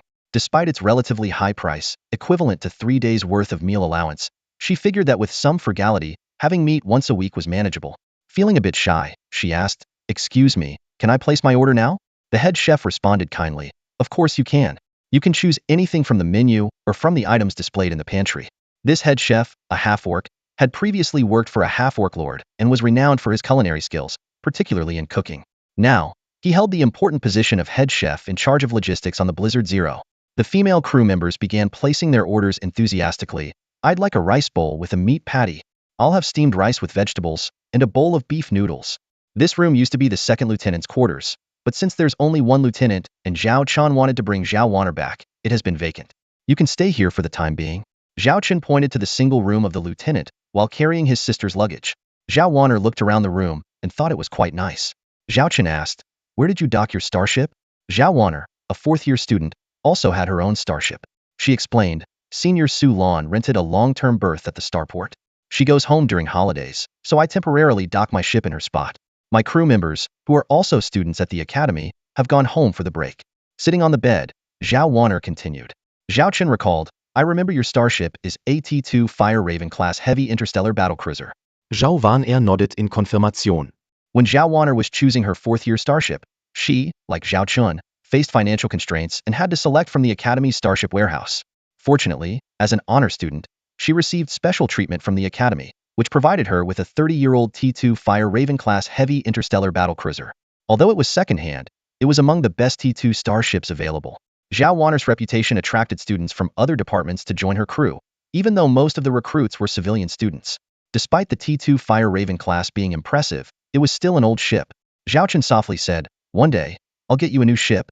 Zhao Wanner rolled her eyes and retorted, "A new ship? Dream on. 50,000 star coins isn't even enough to buy the exhaust of a T2 starship." Zhao Chen smiled silently, not revealing that he had earned 3 million star coins by selling the technology of his T1 Wolf-Laus-class medium interstellar destroyer. He wasn't planning to buy a starship since he had a system with a vast array of starship technologies. Why not build one himself? Confidently, he said, "Trust me. Just tell me what kind of ship you want, and I'll have it ready for you by the end of the year." Zhao Wanner scoffed, "If you can, get me a carrier starship." Carrier starships are the most expensive, as they carry a large number of interstellar fighters and drones. Zhao Chen squinted and smiled. "I'll make sure you're satisfied." "A carrier starship? No problem." Zhao Wanner didn't trust Zhao Chen's promises. Even a light T2 carrier starship costs no less than 10 million star coins. "All right, let's get ready and go eat." Zhao Chen headed towards the door. Once Zhao Wanner was ready, they made their way to the starship's dining hall. As they walked down the corridor leading to the dining hall, Zhao Wanner caught a whiff of a delicious aroma. Zhao Chen smiled but said nothing. Zhao Wanner noticed that Zhao Chen's attitude towards the half-beast female crew members had changed recently, but she couldn't pinpoint exactly how. She looked at him puzzled and couldn't resist asking, "Have you done something to those half-beast female crew members?" Zhao Chen lightly tapped her on the head and laughed. "You silly girl, what nonsense are you thinking about now?" Wanner playfully stuck out her tongue and blinked at Zhao Chen. She realized that their relationship had undergone a significant change recently. In the past, Zhao Chen never touched her head and always seemed a bit reserved, as if she were the older sister and he the younger brother. As they chatted and laughed, they walked into the dining hall. Suddenly, Wanner stopped in her tracks, staring in amazement at the array of delicious food before her. Steaming noodles, fragrant bread, fluffy white buns, and mouth-watering pieces of meat filled the room with a tempting aroma. There was even a white, half-moon-shaped delicacy, the legendary dumplings. "Is this your starship's dining hall?" Wanner asked, wide-eyed. Zhao Chen nodded with a smile. "Of course. Go ahead and order whatever you like." He pointed to the chef behind the counter and said, "Put it on my tab." The chef gave him a slightly surprised look and said, "Captain, don't you need to swipe your card?" According to Zhao Chen's rules, even he had a dining standard to adhere to on the starship. As the captain, his meal allowance was 3 times that of an ordinary female crew member. Officers enjoyed even higher allowances than regular crew members, a tiered system designed to motivate the crew to work hard and earn promotions for better meal privileges. Zhao Chen began ordering methodically. "I'll have a serving of pork and cabbage dumplings." Most of the dishes on the menu were personally chosen by Zhao Chen, so there were quite a few Chinese dishes. Dumplings were particularly famous in this world, said to originate from an ancient recipe on a blue planet. However, due to the scarcity of natural ingredients, this dish had become a luxury reserved for the nobles, a legendary food for ordinary people. "Hurry up and order, there's a line behind you," Zhao Chen urged as he noticed Wanner looking a bit dazed. She quickly glanced at the queue behind her, and then ordered a serving of fish-flavored shredded pork over rice. A floating robot scanned Zhao Chen's face. "Payment successful. Please take a seat." "Your food will be delivered by a robot," said the chef. Zhao Chen and Wanner found an empty table and sat down. Wanner couldn't wait to ask, "Are these ingredients all natural?" Zhao Chen nodded. "Yes, they are." Pointing to the holographic menu screen, Wanner asked, "Can ordinary crew members order these dishes too?" Zhao Chen explained, "Everyone has their own meal allowance. As long as they don't exceed it or waste food, they can order anything within their limit." "What's the allowance for ordinary crew members?" 0.3 star coins per day, with a monthly limit of 10 star coins, Wanner replied. Zhao Wanner screamed, her voice so agitated that it drew the attention of nearby diners. She immediately lowered her head and whispered, "Are you crazy? 10 star coins. Even the noble escort fleet of our Star Glory Empire doesn't have such a high standard for meals. My crew's meal standard is only 0.05 star coins per day. If they don't have such high standards, how can I set mine so high? This is my starship, and I set the rules." Zhao Chen smiled and replied, "I can set whatever standards I want. It's my starship." Covering her face, Zhao Wanner trembled as she said, "Do you think having those 500,000 star coins means you can do whatever you want? You're going to get into trouble sooner or later." Zhao Chen shrugged, "We'll deal with it when it happens." Just then, the dishes they had ordered arrived. Plates of fragrant pork and cabbage dumplings and fish-flavored shredded pork over rice were placed on the table. Faced with the delicious food, Zhao Wanner abandoned her argument with Zhao Chun and enjoyed the meal, a happy smile spreading across her face. As Zhao Wanner was about to educate Zhao Chen again, her handheld terminal beeped with a new message notification. She opened it, and her face instantly turned pale. "Something's wrong in the Xiaolong star system," she exclaimed. The Xiaolong star system was Zhao Chen's territory. What could have happened? Zhao Chen asked urgently. Zhao Wanner projected the message in a hologram. It read, "Someone in the Xiaolong star system has colluded with outside enemies to assassinate the Zhao family. Second young master and third miss, do not return." Upon hearing news that someone in the Xiaolong galaxy was plotting against him, Zhao Chun furrowed his brow. This unexpected intelligence disrupted his original plans. The informant was a trusted agent left by his sister in the Xiaolong galaxy, and only Zhao Chen and his sister knew her identity, which assured him of the news's authenticity. Zhao Wanner, with some concern, suggested, "Maybe we shouldn't return to our territory immediately." Zhao Chen asked if they could contact the informant. After pondering for a moment, Zhao Wanner replied, "I have her private communication channel, but I can't guarantee she'll respond promptly." Zhao Chun began to contemplate. His return to the territory wasn't merely for rest and relaxation. It was for future development. To strengthen himself, he needed sufficient power to protect himself. The Xiaolong galaxy provided a ready foundation, but it had become chaotic and complicated over the years due to neglect. Zhao Chen planned to use this opportunity to return and reorganize the Xiaolong galaxy, laying a solid foundation for the future. However, if this sudden news led to a change in plans, he wouldn't have time to address the Xiaolong galaxy's affairs once the academy term started, potentially causing a delay of a year or more. Understanding the value of time, Zhao Chen emphasized, "We must go back." Zhao Wanner urgently countered, "Don't you realize someone in the Xiaolong galaxy is watching us? Going back would be walking into a trap." Zhao Chen smiled and explained, "We're not going back to surrender. The Xiaolong galaxy is rife with chaos, and our Zhao family has always been weak. Some nobles don't take us seriously. To truly control the Xiaolong galaxy, we must eliminate potential threats. I originally planned to proceed gradually, but since the enemy is giving me an opportunity, why not seize it?" Zhao Wanner understood Zhao Chen's intention. He wanted to use this chance to eliminate those who sought to harm him and change the situation in the Xiaolong galaxy completely. Concerned about their strength, Zhao Wanner reminded him, "We only have 2 T2 star ships, and we know nothing about the enemy's arrangements. Going back now would be suicidal." Zhao Chen reassured her, "We'll prepare thoroughly. First, contact your informant to gather more intelligence about the forces behind this, the assassination plans, and any potential interstellar fleet arrangements." Pointing at the star map, Zhao Chen chose a location and said, "We'll go here first, to Arctic Fox Starport." Zhao Wanner asked in confusion, "Why go there?" Zhao Chen gave a mysterious smile, "You'll know when we get there. We don't need to bring my T2 Fire Crow." Zhao Chun was filled with ambition as he prepared for the monumental task of shipbuilding. After meticulous preparations, the number 0 Blizzard finally set sail from the starport of Northern Star Fleet Academy. Prior to this, Zhao Chun had received 2 significant funds, 500,000 star coins from Zhang Haoran's Academy account and 3 million star coins from Liyaqi's secret account, which Zhao Chun had set up to conceal his identity before selling his starship technology. Originally scheduled to depart on July 1st, Zhao Chun had to leave 2 days earlier due to urgent matters in the Xiaolong star system. He hastily sent a farewell message to Li Wei, while Zhao Wanner hurriedly bid goodbye to senior sister Su Lan and others. Their destination was the Arctic Fox Starport in the Arctic Fox star system. The journey required them to first reach the Stargate of the Northern Star System, then use the gate to enter the Arctic Fox star system, and finally arrive at the Arctic Fox Starport. The entire trip was expected to take 5 hours. Standing beside the captain's chair, Vice Captain Charlotte reported her planned route to Zhao Chun, who sat resolutely in the captain's seat. Zhao Wanner, however, looked displeased, clearly confused by Zhao Chen's actions.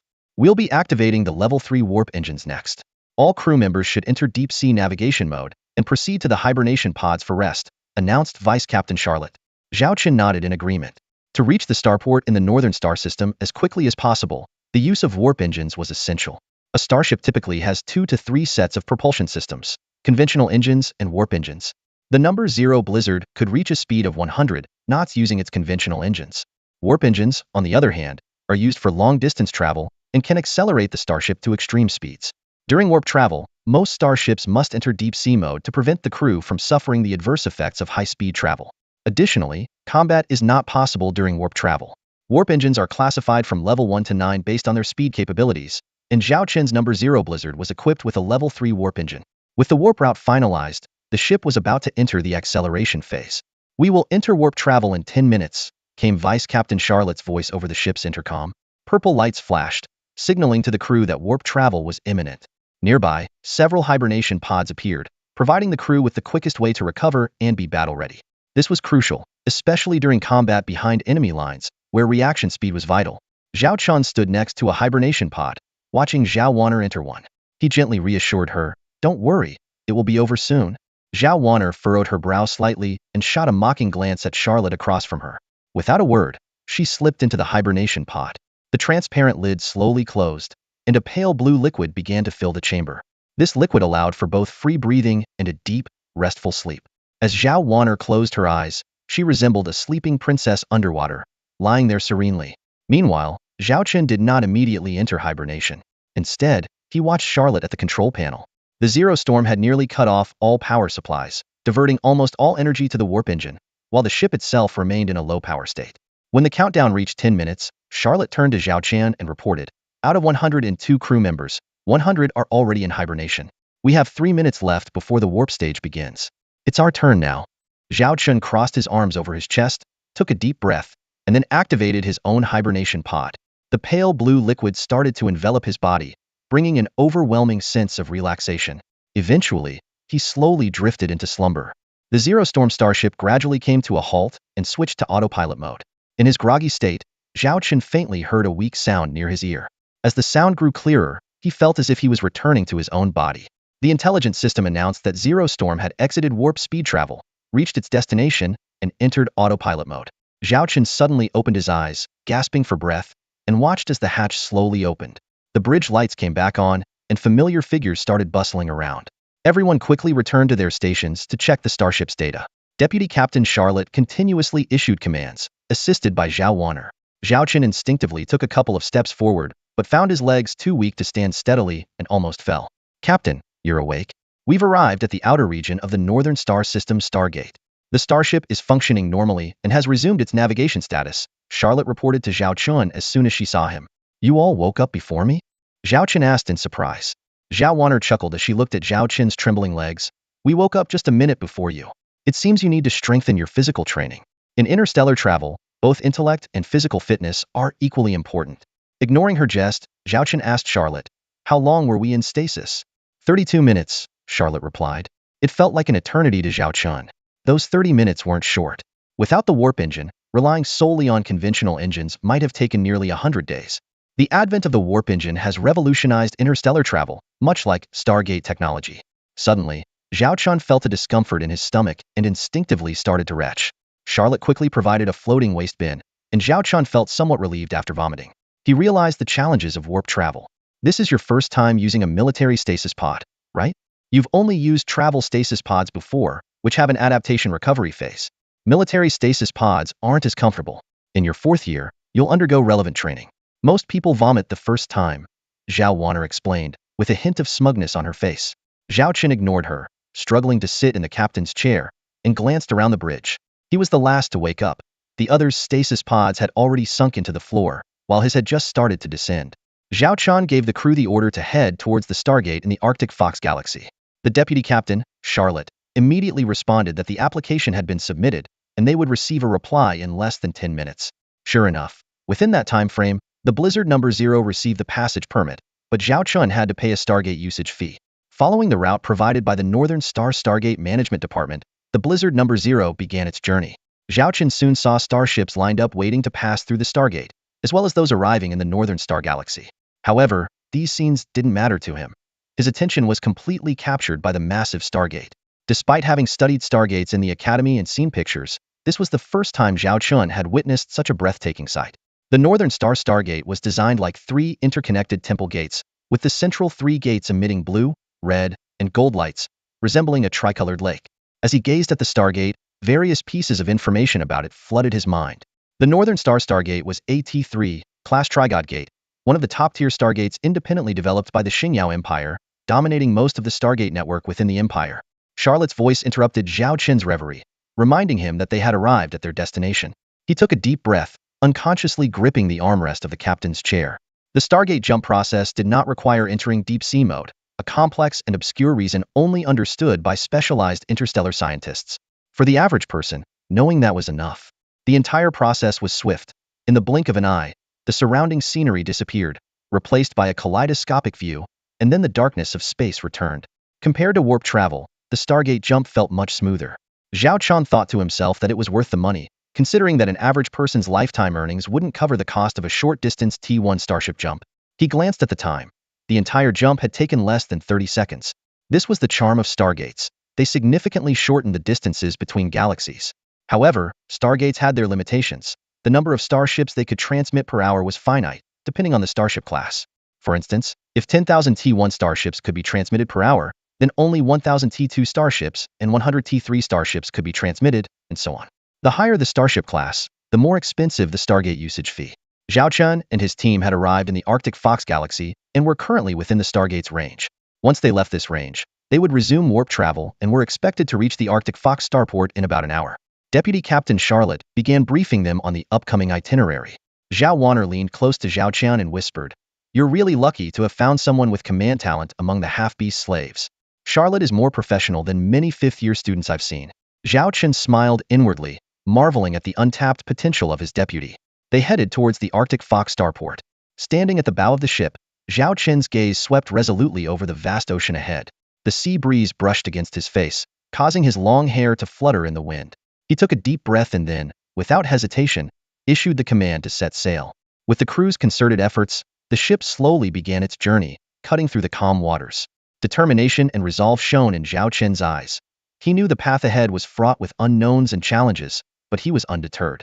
He trusted his instincts and wisdom, and had faith in the strength and cohesion of his team. Throughout the voyage, Zhao Qian remained composed and calm, handling various unexpected situations with ease. Whether facing fierce waves or dealing with mechanical issues, he always made swift decisions, stabilized the crew's morale, and guided them through difficulties, steering them towards their goal. After overcoming numerous obstacles, the ship finally reached its destination. As Zhao Qian looked out over the expansive ocean before him, a profound sense of achievement and joy welled up inside him. He knew that this voyage had been a test not only of his courage and intellect but also of teamwork and trust. In the vastness of the sea, Zhao Qian had demonstrated the true qualities of a leader. Zhao Qian's journey from the Bay star system to the Arctic Fox star system didn't leave much of an impression on him. If no one had told him, he might not have realized he had crossed interstellar space. The view was essentially the same. A pitch-black universe, endless space, and variously shaped planets, moons, and asteroids. When Zhao Qian woke up from hibernation again, the previous discomfort had lessened somewhat, but his legs were still trembling. The captain sent a message. "The fleet has reached the outskirts of Arctic Fox starport. Charlotte is reporting in." Zhao Qian gazed at the enormous starport in front of him, much larger than the one at the Bay Star System Military Academy. This was a true starport, practically a star city. He contacted Charlotte, introducing himself as Zero Blizzard Zhao Qian, and sent a communication request. Soon, a video window popped up, revealing an elegant woman in what looked like a work uniform. She introduced herself, "Hello Mr. Zhao Qian. I am the officer in charge at Arctic Fox starport, code CC11. It's an honor to serve you. As per your previous request, a large starship modification and upgrade workshop has been prepared for you. I'll send you the address. You've booked it for 2 months at a cost of 100,000 star coins. Additionally, the goods you ordered, valued at 1.5 million star coins, have all been delivered and placed in the workshop as you requested." 1.5 million star coins. Zhao Wanner exclaimed, looking at Zhao Qian in astonishment, while Charlotte couldn't help but give him a surprised glance as well. However, Zhao Qian's calm demeanor took them by surprise. Zhao Qian smiled and said, "Thank you. I'll treat you to tea sometime." The woman chuckled softly, covering her mouth. She knew this client was extraordinary. The commission from this order was equivalent to half a year's salary for her. Charlotte received the starport berth location and slowly navigated the ship towards it, preparing to dock. Zhao Wanner couldn't hold back her curiosity and asked, "What's with the 1.5 million star coins?" Zhao Qian didn't hide anything and replied, "I sold AT1 starship technology." Zhao Wanner looked at him in shock. Zhao Qian pulled out his imperial card and projected the balance. Over 1.9 million star coins. "Where did you get all these star coins?" Zhao Wanner asked, astonished. Zhao Qian shrugged. "I sold the T1 starship technology and got another 500,000 from Zhang Haoren. Renting the starship workshop at Arctic Fox starport cost 100,000, the goods cost 1.5 million, and the pre-departure supplies for Zero Blizzard cost 10,000. Adding it all up, I'm left with around 1.9 million. Zhao Wanner was speechless for a long time, finally picking up on the crucial detail. "T1 starship technology? How did you develop that?" Zhao Wanner was puzzled. When would they finally develop the technology for starships? She had already assembled one, but assembling and developing were two different things. To her, it seemed like just a slightly challenging task. She rubbed her temples, contemplating how creating a brand new starship had turned into something more complicated than she had anticipated. Just as she was about to delve deeper into her thoughts, her handheld terminal suddenly flashed. She glanced at it and her expression changed. It was the lookout her sister had arranged. The lookout was asking if she could do a video call. Zhao Chen asked about it. Zhao Wanner found out that although they only had 5 minutes, it would be enough. The video call was quickly connected, and an image appeared before them. On the other side was a refined woman. Zhao Chun recalled her identity. She was a minor official in the interstellar trade industry of the Xiaolong star system. Unexpectedly, she was the lookout arranged by his sister, named Jiang Hong. Second young master, third young miss, Jiang Hong greeted them with a slight bow. Cut the pleasantries. Tell us about the situation in the Xiaolong star system, Zhao Chun demanded bluntly. Jiang Hong was slightly taken aback, not expecting the previously timid second young master to be so assertive, but she knew it was necessary. 2 days ago, I received information that several nobles in the Xiaolong star system have colluded with interstellar pirates. They plan to ambush you during your return to the Xiaolong star system for the holidays. Their goal is to request the Empire to appoint a new lord. Since I couldn't reach the eldest miss, it's crucial that you and the third young miss do not return. Jagnon Warned. An interstellar pirate attack? Zhao Chen scoffed, such a cliché tactic, but effective nonetheless. Do you know which pirate group they are colluding with, and how many starships they have prepared for the ambush? Also, I need the list of nobles involved and the number of starships they control, Zhao Chen pressed. Though Jiang Hong didn't understand why Zhao Chen was asking these questions, she happened to know the details. The pirates were not a major force, having only 30 starships, 5 of which were T2 starships, with the rest being T1. As for the list of participating nobles from the Xiaolong star system, she had already compiled it and could send it over at any time. Most of the noble fleets are composed of T1 starships, around a dozen ships in total, with a few families possessing 1 or 2 T2 starships, Jiang Hong replied. Send the list, Zhao Chen ordered. Yes, Jiang Hong responded, slightly surprised by her own obedience to the second young master. She quickly asked, what are your plans? We won't return for now. I have other plans and will contact you, Zhao Chen replied. I'll try to reach the eldest Mississippi. With her intervention, this can be resolved. I can't stay here long, so I'll end the call. Second young master, third young miss, please take care, Jiang Hong said before disconnecting. At the same time, a list appeared before Zhao Chen and Zhao Wanner. The Cui family, the Bao family. The list included more than a dozen families, most of them insignificant, but the Cui and Bao families held unusual status in the Xiaolong star system. Zhao Wanner angrily complained. The Cui family and the Bao family have colluded with interstellar pirates to plot against us. In the Xiaolong star system, the influence of the Cui and Bao families has long surpassed that of the Zhao family. Our position as the ruling family is merely nominal. Their ambition knows no bounds. They crave to become greater rulers, not just confined to noble status within the star system. Zhao Chen widened his eyes as he looked at the list, exclaiming in surprise, I didn't expect her family to not be on it. Zhao Wanner anxiously asked, so what do we do now? You still haven't explained why we've come to the Arctic Fox starport? Her questions were like a volcano on the verge of eruption. Zhao Chen patiently explained, we've come here to build a starship. Build a starship? What kind of starship? Zhao Wanner asked, puzzled. At that moment, Zero Blizzard entered a massive starship workshop, dozens of times larger than the ones at the Northern Star Military Academy. The Arctic Fox starport boasts one of the few large-scale starship workshops in the northern region of the Xingyao Empire. With its comprehensive equipment and ample raw materials, it can significantly accelerate the shipbuilding process. Zhao Chen's heart filled with excitement as he looked at the workshop before him. Unable to contain her curiosity, Zhao Wanner asked, building a starship, what exactly are you building? Zhao Chen raised his hand, and a holographic image of a starship appeared before Zhao Wanner. The magnificent carrier starship captivated her gaze. This is it, he said. Zhao Wanner widened her eyes in disbelief as she stared at Zhao Chun, while Charlotte also wore a look of astonishment. In reality, this was a T2 Queen B-class heavy carrier starship, and it was a technological marvel independently developed by Zhao Chun. Zhao Chen unreservedly took credit for this achievement. After all, it was provided by the system, and no one would contest it. Did you really develop this? Zhao Wanner asked in amazement, her eyes reflecting a hint of incredulity. As a top student at the Northern Star Military Academy for Starships, she understood the significance of a T2 carrier starship. Although T2 starships were not as advanced as T3 starships with star shields, they were currently the most cost-effective choice for many lord fleets, private fleets, and interstellar adventurers. Being a standout among carrier starships, its value was self-evident. Zhao Chen shrugged, choosing not to engage further with Zhao Wanner on the matter, as he had numerous tasks to attend to. Charlotte, I will provide you with the funds. You can purchase 500 orc slaves through that female overseer. My only requirement is that they must be female orc slaves, Zhao Chen ordered. Charlotte's heart skipped a beat. She had always dreamed of rescuing those orc warriors, once her comrades, who had been sold into the Xingyao Empire. While she didn't fully grasp Zhao Chen's intentions behind requesting female orc slaves, the opportunity to save them overshadowed everything else.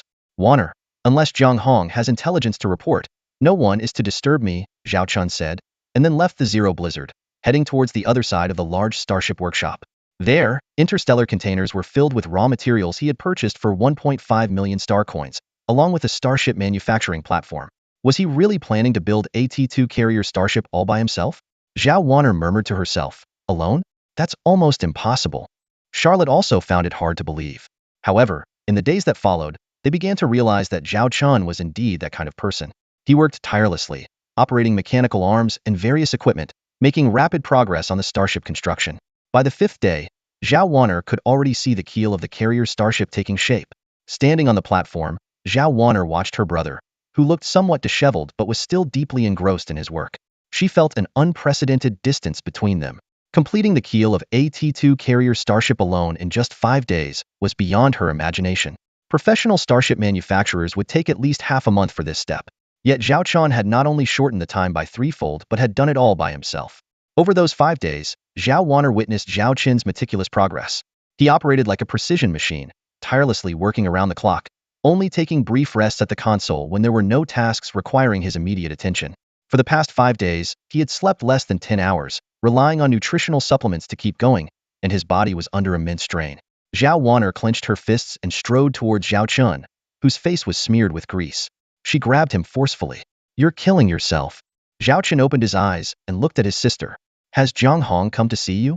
Zhao Warner was taken aback, not expecting that to be his first question. No. Zhao Chun frowned slightly and continued towards the workbench. I told you, unless it's Zhang Hong, don't disturb me. Biting her lip, Zhao Warner said angrily. Why have you changed so much? Is it really necessary to push yourself this hard just to build a starship? We could follow Zhang Hong's advice and return to the Northern Starfleet Military Academy to wait for our elder sister. Without stopping his work, Zhao Chun replied in a low voice. So, you're saying we should leave everything to our elder sister? Zhao Warner halted, stung by his words, her emotions hard to express. I know, you and our elder sister have always been close. She never liked me because I took what rightfully belonged to her. Zhao Chun gave a bitter smile, his hands still busy. Our elder sister is brilliant, just like you. She was recruited into the Imperial Starfleet Academy at 20 and became AT-3 Starship Captain before 30. Such accomplishments are rare in the Empire. Before our father passed away, she managed our territory well, saving the Xiaolong star system from the brink of collapse. Zhao Chun continued, I was only 2 when our father died, so I don't have many memories of him. I heard that after his death, our elder sister chose to stay with the Imperial Army rather than return to the Xiaolong star system. Her superiors rejected her return requests 3 times, urging her to reconsider. What our father said to her on his deathbed, I don't know for sure, but it was likely something along the lines of asking her to protect the Xiaolong star system and support me. His eyes dimmed. Isn't that an unreasonable demand? Although I haven't interacted much with our elder sister, I've heard from the servants that she always dreamed of becoming the lord of the Xiaolong star system and creating a prosperous star domain. Our father's selfish request shattered her dreams and even forced her to support the one who took away her aspirations. I might not be able to fulfill that role. Despite being his own younger brother, Zhao Chun couldn't help but feel an overwhelming sense of frustration. He was convinced that he possessed more talent and had worked harder, only to see others reap the rewards of his efforts. Angrily, he questioned why all the glory had to belong to someone else. Why? However, his elder sister, Zhao Warner, remained silent, implicitly supporting their father's decision. Gradually, Zhao Chun began to feel as though he was becoming one with the memories of this body. Emotions and feelings from the past surfaced unexpectedly. Although he tried to suppress them, he found that these emotions surged like a flood, unstoppable and overwhelming. Thus, Zhao Chun decided to accept everything calmly. It no longer mattered whether he was the ordinary Zhao Chun from his past life, or the second young master of the Jiaolong star system. He only wanted to act according to his inner thoughts. Over the years, his elder sister had silently borne the heavy responsibilities of the Empire's military, not only developing her own career but also maintaining the prosperity of the Jiaolong star system. Were these responsibilities insignificant? Though unseen, he could imagine the loneliness she endured on her own. Turning to look at Zhao Warner, Zhao Chun couldn't bear to see his sister so exhausted. She had sacrificed too much. As a man and as the Lord of Jiaolong, these responsibilities should have been his to bear. Now that he had the ability, he would give it his all. rather than continue hiding in his sister's shadow as a timid second young master. In that moment, Zhao Wanner gazed at her brother and, for the first time, noticed a resolute light in his eyes. An indescribable emotion began to spread within her heart.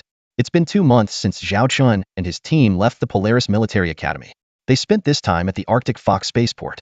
What used to be just a construction area for a single carrier starship's keel now hosts a brand new carrier starship. This new vessel, adorned in yellow and black, boasts a sleek design that marries aesthetics with functionality, exuding a majestic presence. Next to it, the Zero Blizzard looks diminutive, like a child beside an adult. Zhao Chun took a deep breath, his exhausted body barely holding up as he completed the final starship inspection. He almost collapsed from fatigue. Is the inspection done? Zhao Chun's sister, Zhao Wanner, approached with a meal she had prepared for him. Zhao Chun took the food, disregarding the grime on his hands, and took a bite. The past 2 months had been incredibly arduous. He had barely slept. Thankfully, the advanced medical facilities and energy drinks kept him going. Finally, his hard work paid off. After 2 months of relentless effort, he completed the construction of the T2 Queen B-class heavy carrier starship. Zhao Wanner looked at the impressive result, deeply admiring her brother's capabilities. Building a T2 Queen B single-handedly and designing it himself. This feat made Zhao Wanner see Zhao Chun in a new light. If the instructors at the Polaris Military Academy found out, they would surely feel humbled. Why didn't I notice your potential before? Zhao Wanner asked curiously. Zhao Chun had always seemed ordinary, a good student at best, with no other special talents. The family already had an elder sister who was a genius, and now it seemed they had another prodigy in Zhao Chun. If I showcased my talents too early, it might attract unwanted attention. Perhaps the people of the Xiaolong star system were also wary of my growth, so they chose this moment. It's best not to stand out too much, Zhao Chun found an excuse. So you've been hiding your abilities all along? Zhao Wanner asked, surprised. It's called staying low-key, Zhao Chun replied, crossing his arms over his chest. Just then, Charlotte walked over. Captain, do you have any orders? Charlotte's condition had improved significantly over the past 2 months. She had adapted to life around Zhao Chun, who wouldn't enjoy fresh, natural food every day. How's the training of the 500 orc female crew members going? Zhao Chun inquired. Charlotte had spent a month at the slave market in the Arctic Fox spaceport, purchasing 500 orc female crew members. After acquiring them, she began their training. Fortunately, they all respected Charlotte as a legendary general and followed her lead. With the benefits Zhao Chun had set up for them, they were more than satisfied with the delicious food provided. The training is progressing smoothly. If we had 50 blizzards, they could go into battle right now, Charlotte reported. And what about this T2 Queen B? Zhao Chun pointed to the carrier starship behind him. Charlotte gazed confidently at the colossal, yellow and black starship. She declared that within 3 days, she would be able to master the ship and enhance its combat capabilities. Zhao Chun patted Zhao Wanner on the shoulder encouragingly and said, Charlotte, you'll lead Wanner and the 100 crew members you've selected onto the T2 Queen B for a trial run. Wanner looked at Zhao Chun in surprise, pointing first at the T2 Queen B and then at herself. She hesitated. Are you saying you're giving me this starship? But this isn't for free. I need to serve as your captain. Zhao Chun teased with a smile. So, are you up for it? Wanner pouted. All right, I'll help you out. But it's not because I desperately want this starship. With that, she unhesitatingly led Charlotte aboard the T2 Queen B to familiarize themselves with the ship. The interior of the T2 Queen B was vastly superior to the Zero Blizzard, completely renewed. Wanner walked into the bridge of the T2 Queen B and discovered that it had a circular, enclosed structure. However, once activated, the bridge would display a 360 degrees panoramic view of the ship's surroundings using advanced projection technology. Sister Charlotte, let's get ready to depart. I can't wait to pilot this starship for a trial run, Wanner said excitedly. Commanding a carrier starship had always been her dream, and she never imagined it would come true at this moment. Nonetheless, they needed about half a day to make necessary preparations. The top priority was to familiarize the crew with the ship's environment and their respective duties. Fortunately, some of the half-orc female crew members she had recruited had prior experience on carrier starships, so they should be able to adapt quickly. Moreover, this was just a T2 class carrier starship, so the technical difficulty shouldn't be too high. They then began selecting suitable candidates to serve as crew members on the T2 Queen B. Those chosen were immediately notified to report to the ship. In a spacious chamber, Charlotte looked at the 100 eager half-orc female crew members before her, each with a smile on their face. A month ago, when they were brought here, they wore slave clothing and were filled with fear, like birds trapped in a cage. Zhao Chun had said that now, hope sparkled in their eyes. Charlotte made an important announcement. From this moment on, you are the official crew of the T2 Queen B. I will send you detailed position assignments individually. The past month on the Zero Blizzard may have brought you joy. But remember, all of this is an opportunity given to you by that man. If anyone slacks off in their combat duties, even if you were my comrade, I will remove you from this starship. Charlotte gazed at everyone present, her heart filled with gratitude. That gentleman had given them a second chance at life. Without him, they might not be enjoying the comfort of clean rooms and delicious food today. As half-orcs, they should understand the importance of being thankful and repaying kindness. Do you understand? Do you? Lying on the large bed in his captain's quarters on the Zero Blizzard, Zhao Chun watched Charlotte's speech through the eye of insight. He could sense that although these female half-orc crew members were not entirely loyal to him yet, they no longer harbored any hostility and were instead grateful. He believed their attitudes would soon change completely. He was quietly thankful for all of this. Fighting off sleep, Zhao Chun opened the system interface. In fact, when he built this T2 Queen Bee, he had already completed a system task. It was a quarterly task, to own a starship produced by the system. Task completed. He could now claim the task reward. Zhao Chun clicked to claim the reward. After claiming the quarterly task reward, he received 5 task points, a T2 Hammer-class Heavy Industrial Starship Blueprint, 500 system credits, and a T1 Super Soldier Serum. Zhao Chun immediately felt a surge of energy. An industrial starship. In the vast expanse of the universe, there exists a type of auxiliary starship known as the Interstellar Industrial Ship, often referred to as the Mobile Factory. Zhao Chun has always dreamed of owning one of these ships, as it would allow him to produce starships anytime and anywhere, without having to rely on rented workshops. Now, Zhao Chun has the chance to acquire a Hammer-class heavy interstellar industrial ship. This is a dream come true for him, as it means he could build his own interstellar fleet. Zhao Chun reviewed the specifications of the T2 Hammer and found it to be even larger than the T2 Queen-class heavy carrier. Although its weaponry is limited, its core function, interstellar industrial production, captivated him. This semi-automated industrial ship requires only a small crew to operate efficiently, significantly reducing the workload. Moreover, it minimizes raw material wastage, saving a substantial amount of costs.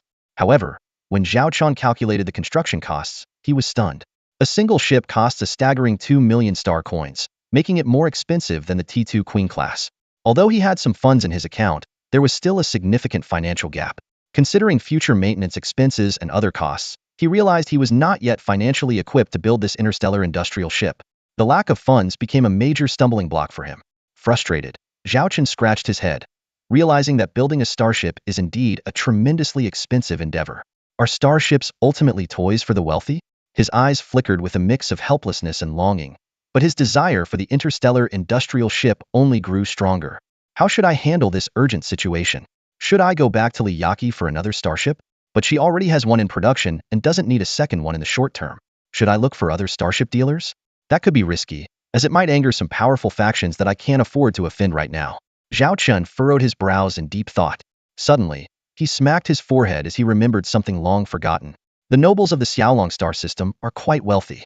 Although the system itself is impoverished, that hasn't stopped these nobles from amassing considerable fortunes. A faint, cold smile appeared on Zhao Chun's lips. In addition to the technical reward of a starship, Zhao Chun received 3 other rewards: 5 mission points, 500 system credits, and a T1 Super Soldier Serum. The mission points and system credits addressed his immediate needs, but it was the third reward that piqued his interest. T1 Super Soldier Serum? This serum could enhance the human body and is administered via direct injection. The brief description was a bit vague, but the name alone suggested its potency. Zhao Chun thought to himself, since it's provided by the system, it should be reliable. Besides, his body was in a dire state. Over the past 2 months, he had fainted 5 times. He had even embarrassed himself in front of Zhao Wanner when using the military-grade hibernation pod. As a man determined to conquer the stars, how could he allow himself to be so weak? Without hesitation, Zhao Chun took the serum from the system's inventory. A 20-centimeter cylindrical vial appeared in his hand, filled with a glowing pale blue liquid. He swallowed hard and muttered, "System, you won't deceive me, right?" With that, he resolutely injected the needle into his arm. Within a second, the blue liquid had fully entered his body. No sensation? Zhao Chun looked at himself in confusion. But the next moment, his pupils dilated, and he felt like every cell in his body was exploding. He collapsed in agony, unable to utter a sound. To Zhao Chun, the ordeal felt like it lasted for an eternity. Gasping for air, Zhao Chun sat up abruptly, the discomfort gone. He glanced at the clock. Only 3 minutes had passed. He patted his body. No pain, not even the fatigue he had felt before. Standing up, he examined himself in the mirror. His face looked more chiseled, and when he lifted his shirt, his previously flat abdomen now showcased defined muscles. His arms had also gained muscle mass. He threw a punch, hearing the whoosh of air, and jumped. easily touching the ceiling. Excited, Zhao Chen dropped to the floor and started doing push-ups, effortlessly completing 500 without breaking a sweat. I've become a superhuman, Zhao Chen thought with joy. The T1 Super Soldier Serum had indeed worked. Wait, if there's a T1, does that mean there's a T2? Suddenly enlightened, Zhao Chen opened the system marketplace. Zhao Chen was browsing through the system store when he unexpectedly came across the T1 Super Soldier Serum he had used before. This serum required 1 mission point and 30 system credits to purchase. Previously, he had been focused solely on Starship blueprints and hadn't paid any attention to these serums. Moreover, he hadn't used his valuable mission points on such items. He then took a look at the T2 series products and quickly found what he was looking for. The T2 Super Soldier Serum required 3 mission points and 600 system credits. At the moment, he wasn't in a hurry to enhance his physical abilities since he felt his current state was sufficient. He decided it would be better to wait until he had more resources to make the exchange. Seeing the price, Zhao Chen decided to put it on hold for now. With his fatigue gone, he headed straight to the bridge of the Zero Blizzard. A female orc crew member immediately greeted him, cautiously observing the captain, as if sensing something different about him today. He seemed more handsome than usual. Sitting in the captain's chair, Zhao Chen contacted the bridge of the T2 Queen Bee. On the video screen appeared Zhao Wanner and Charlotte. "Why aren't you resting?" Zhao Wanner asked with concern. "I'm not that tired right now. How are the preparations going?" Zhao Chen replied. Charlotte said, "We still need about half a day to get everything ready." Zhao Chen instructed, "Charlotte, make an inventory of the essential supplies and military equipment we need and make sure everything is stocked before we depart. The Zero Blizzard will join you for the trial run, and once it's over, we'll set off for the Xiaolong star system." Zhao Wanner was a bit surprised and asked, "In such a hurry?" Zhao Chen smiled and said, "We've kept them waiting for this Hongmin banquet for 2 months already. Any longer, and it wouldn't be appropriate." He was eager to reap his rewards. Report: the trial run of the T2 Queen B-class heavy carrier starship has been successfully completed with a 100% success rate. Captain, your orders? Charlotte stood on the bridge of the T2 Queen B, reporting to Zhao Chen via video communication from the bridge of the Zero Blizzard. Zhao Chen nodded with satisfaction and stated, "All preparations are complete. We will set off for the Xiaolong star system immediately." However, in the video call, Zhao Wanner expressed her doubts. "Are we really going to confront those space pirates with just these 2 starships?" Zhao Chen smiled at her and replied, "You've seen the performance data of the T2 Queen Bee. Do you still have doubts?" Despite her concerns, Zhao Wanner chose to trust Zhao Chen in the end. Zhao Chen gave a slight smile and assured, "This mission will be flawless." Although still somewhat worried, Zhao Wanner agreed to contact Jiang Hong to gather more intelligence on the space pirates and noble fleet. After the communication ended, Zhao Wanner sat in the captain's chair on the bridge of the T2 Queen Bee, looking around in disbelief at the advanced starship she found herself on. She asked Charlotte, "Will this mission be dangerous?" Over the past 2 months, Zhao Wanner and Charlotte had developed a good rapport, and Charlotte was happy to share her knowledge. Charlotte replied based on the intelligence. According to the reports, the number of space pirates and noble fleet ships is limited, and most are T1 starships. This mission should be no problem unless they have more than 20 T2 starships, or a single T3 starship. Charlotte continued earnestly, "In fact, this T2 Queen Bee can be considered a quasi-T3 carrier because it has the star shield capability, which other T2 starships lack." A command voice echoed on the bridge, announcing that the flight path had been set and the acceleration phase was about to begin. Zhao Chen ordered all crew members to enter deep sea mode via the intercom. As the hibernation pods opened one by one, Zhao Chen felt a surge of emotion, recalling that he was not the first to experience the T2 Queen Bee. He made a silent vow that once the T2 Hammer-class heavy industrial starship was built, he would begin construction on the T3 Blizzard-class light battlecruiser. When Zhao Chen finally acquired a genuine T3 starship, his heart brimmed with joy and excitement. The T3 Blizzard. This starship had always been his most coveted item in the system's inventory. The advent of the T2 Hammer provided him with the funds necessary to build the T3 starship. Captain Zhao Chen received a report indicating that 99 out of the 101 crew members had already entered their sleep pods. A female orc crew member approached him. Charlotte had assigned her as his temporary deputy. "Got it. You should get some rest too," Zhao Chen said. The female crew member nodded and entered the sleep pod for liquid infusion. Zhao Chen watched as the lights on the bridge gradually dimmed and then glanced at the star map, where the T2 Queen Bee was accelerating into warp drive. This warp journey was unlike any before. It would take a full 2 weeks as they had to cross 2 star systems. The Arctic Fox system and the Soaring Dragon system were adjacent, but since the Soaring Dragon system lacked a stargate, they had to rely on the starship's navigation. This highlighted the critical importance of stargates to star systems.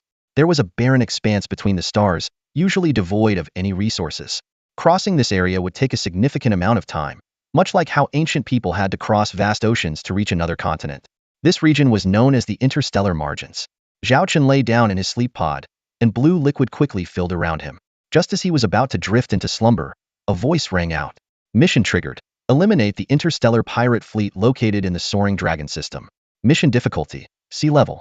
Rewards, 3 mission points and 600 credits. Failure penalty, deduction of 600 credits. Without hesitation, Zhao Chen accepted the mission and then fell into a deep sleep. The Zero Blizzard and the T2 Queen Bee also set course for the Soaring Dragon system. On a habitable planet within the Soaring Dragon system, in a mansion 5 kilometers above the ground, Jiang Shasha was having dinner with her family. Although she was born into nobility and enjoyed better living conditions than the average person, she felt a tinge of disappointment as she looked at the food on the table. Each person had a serving of rice, 3 portions of green vegetables, one of which had a bit of minced meat, while the rest were synthetic foods. These synthetic foods looked luxurious, but tasted no different from ordinary food. These meals were enough to sustain an average person for a month. Jiang Shasha had once been proud of her family, but her experiences at the North Star Military Academy had made her weary of this lifestyle. Father, why don't you join the plans of the Bao family and the Chui family? Once they succeed, our 3 families could control the entire Soaring Dragon system, she asked. Whether it was about establishing their own domain or seeking to join other interstellar factions, Jiang Shasha's father was deeply puzzled. He watched the old master, bewildered by his indecision. Could it be that the old master still harbored loyalty to the Zhao family? So far, due to the old master's hesitation, the Jiang family had yet to participate in the actions planned by the Bao and Chui families. This situation left Jiang Shasha's father feeling anxious and disappointed. He was eager to find a better path for the Jiang family to secure their place among the interstellar powers. He hoped that the old master would make a decision soon to guide the family's future. The entire family turned their curious gazes toward Master Jiang, eager to understand why he had chosen this particular strategy. In a calm voice, Master Jiang explained, I have never been loyal to the Zhao family. I am merely a businessman who pursues profit. Although we have not directly participated in the schemes of the Bao and Chui families, should they succeed, we stand to benefit as well. After all, our Jiang family controls 70% of the interstellar trade routes in the Xiaolong star system. Moreover, let's not forget about the Zhao family's eldest daughter.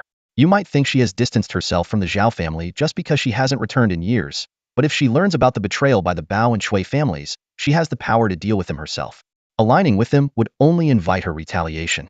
Therefore, the wisest choice is to remain on the sidelines. Smart people always leave themselves an exit strategy. Upon hearing Master Jiang's explanation, the family members suddenly understood. He then looked at Jiang Shasha, who nodded in agreement. She had informed her father and grandfather about this matter as soon as she returned home.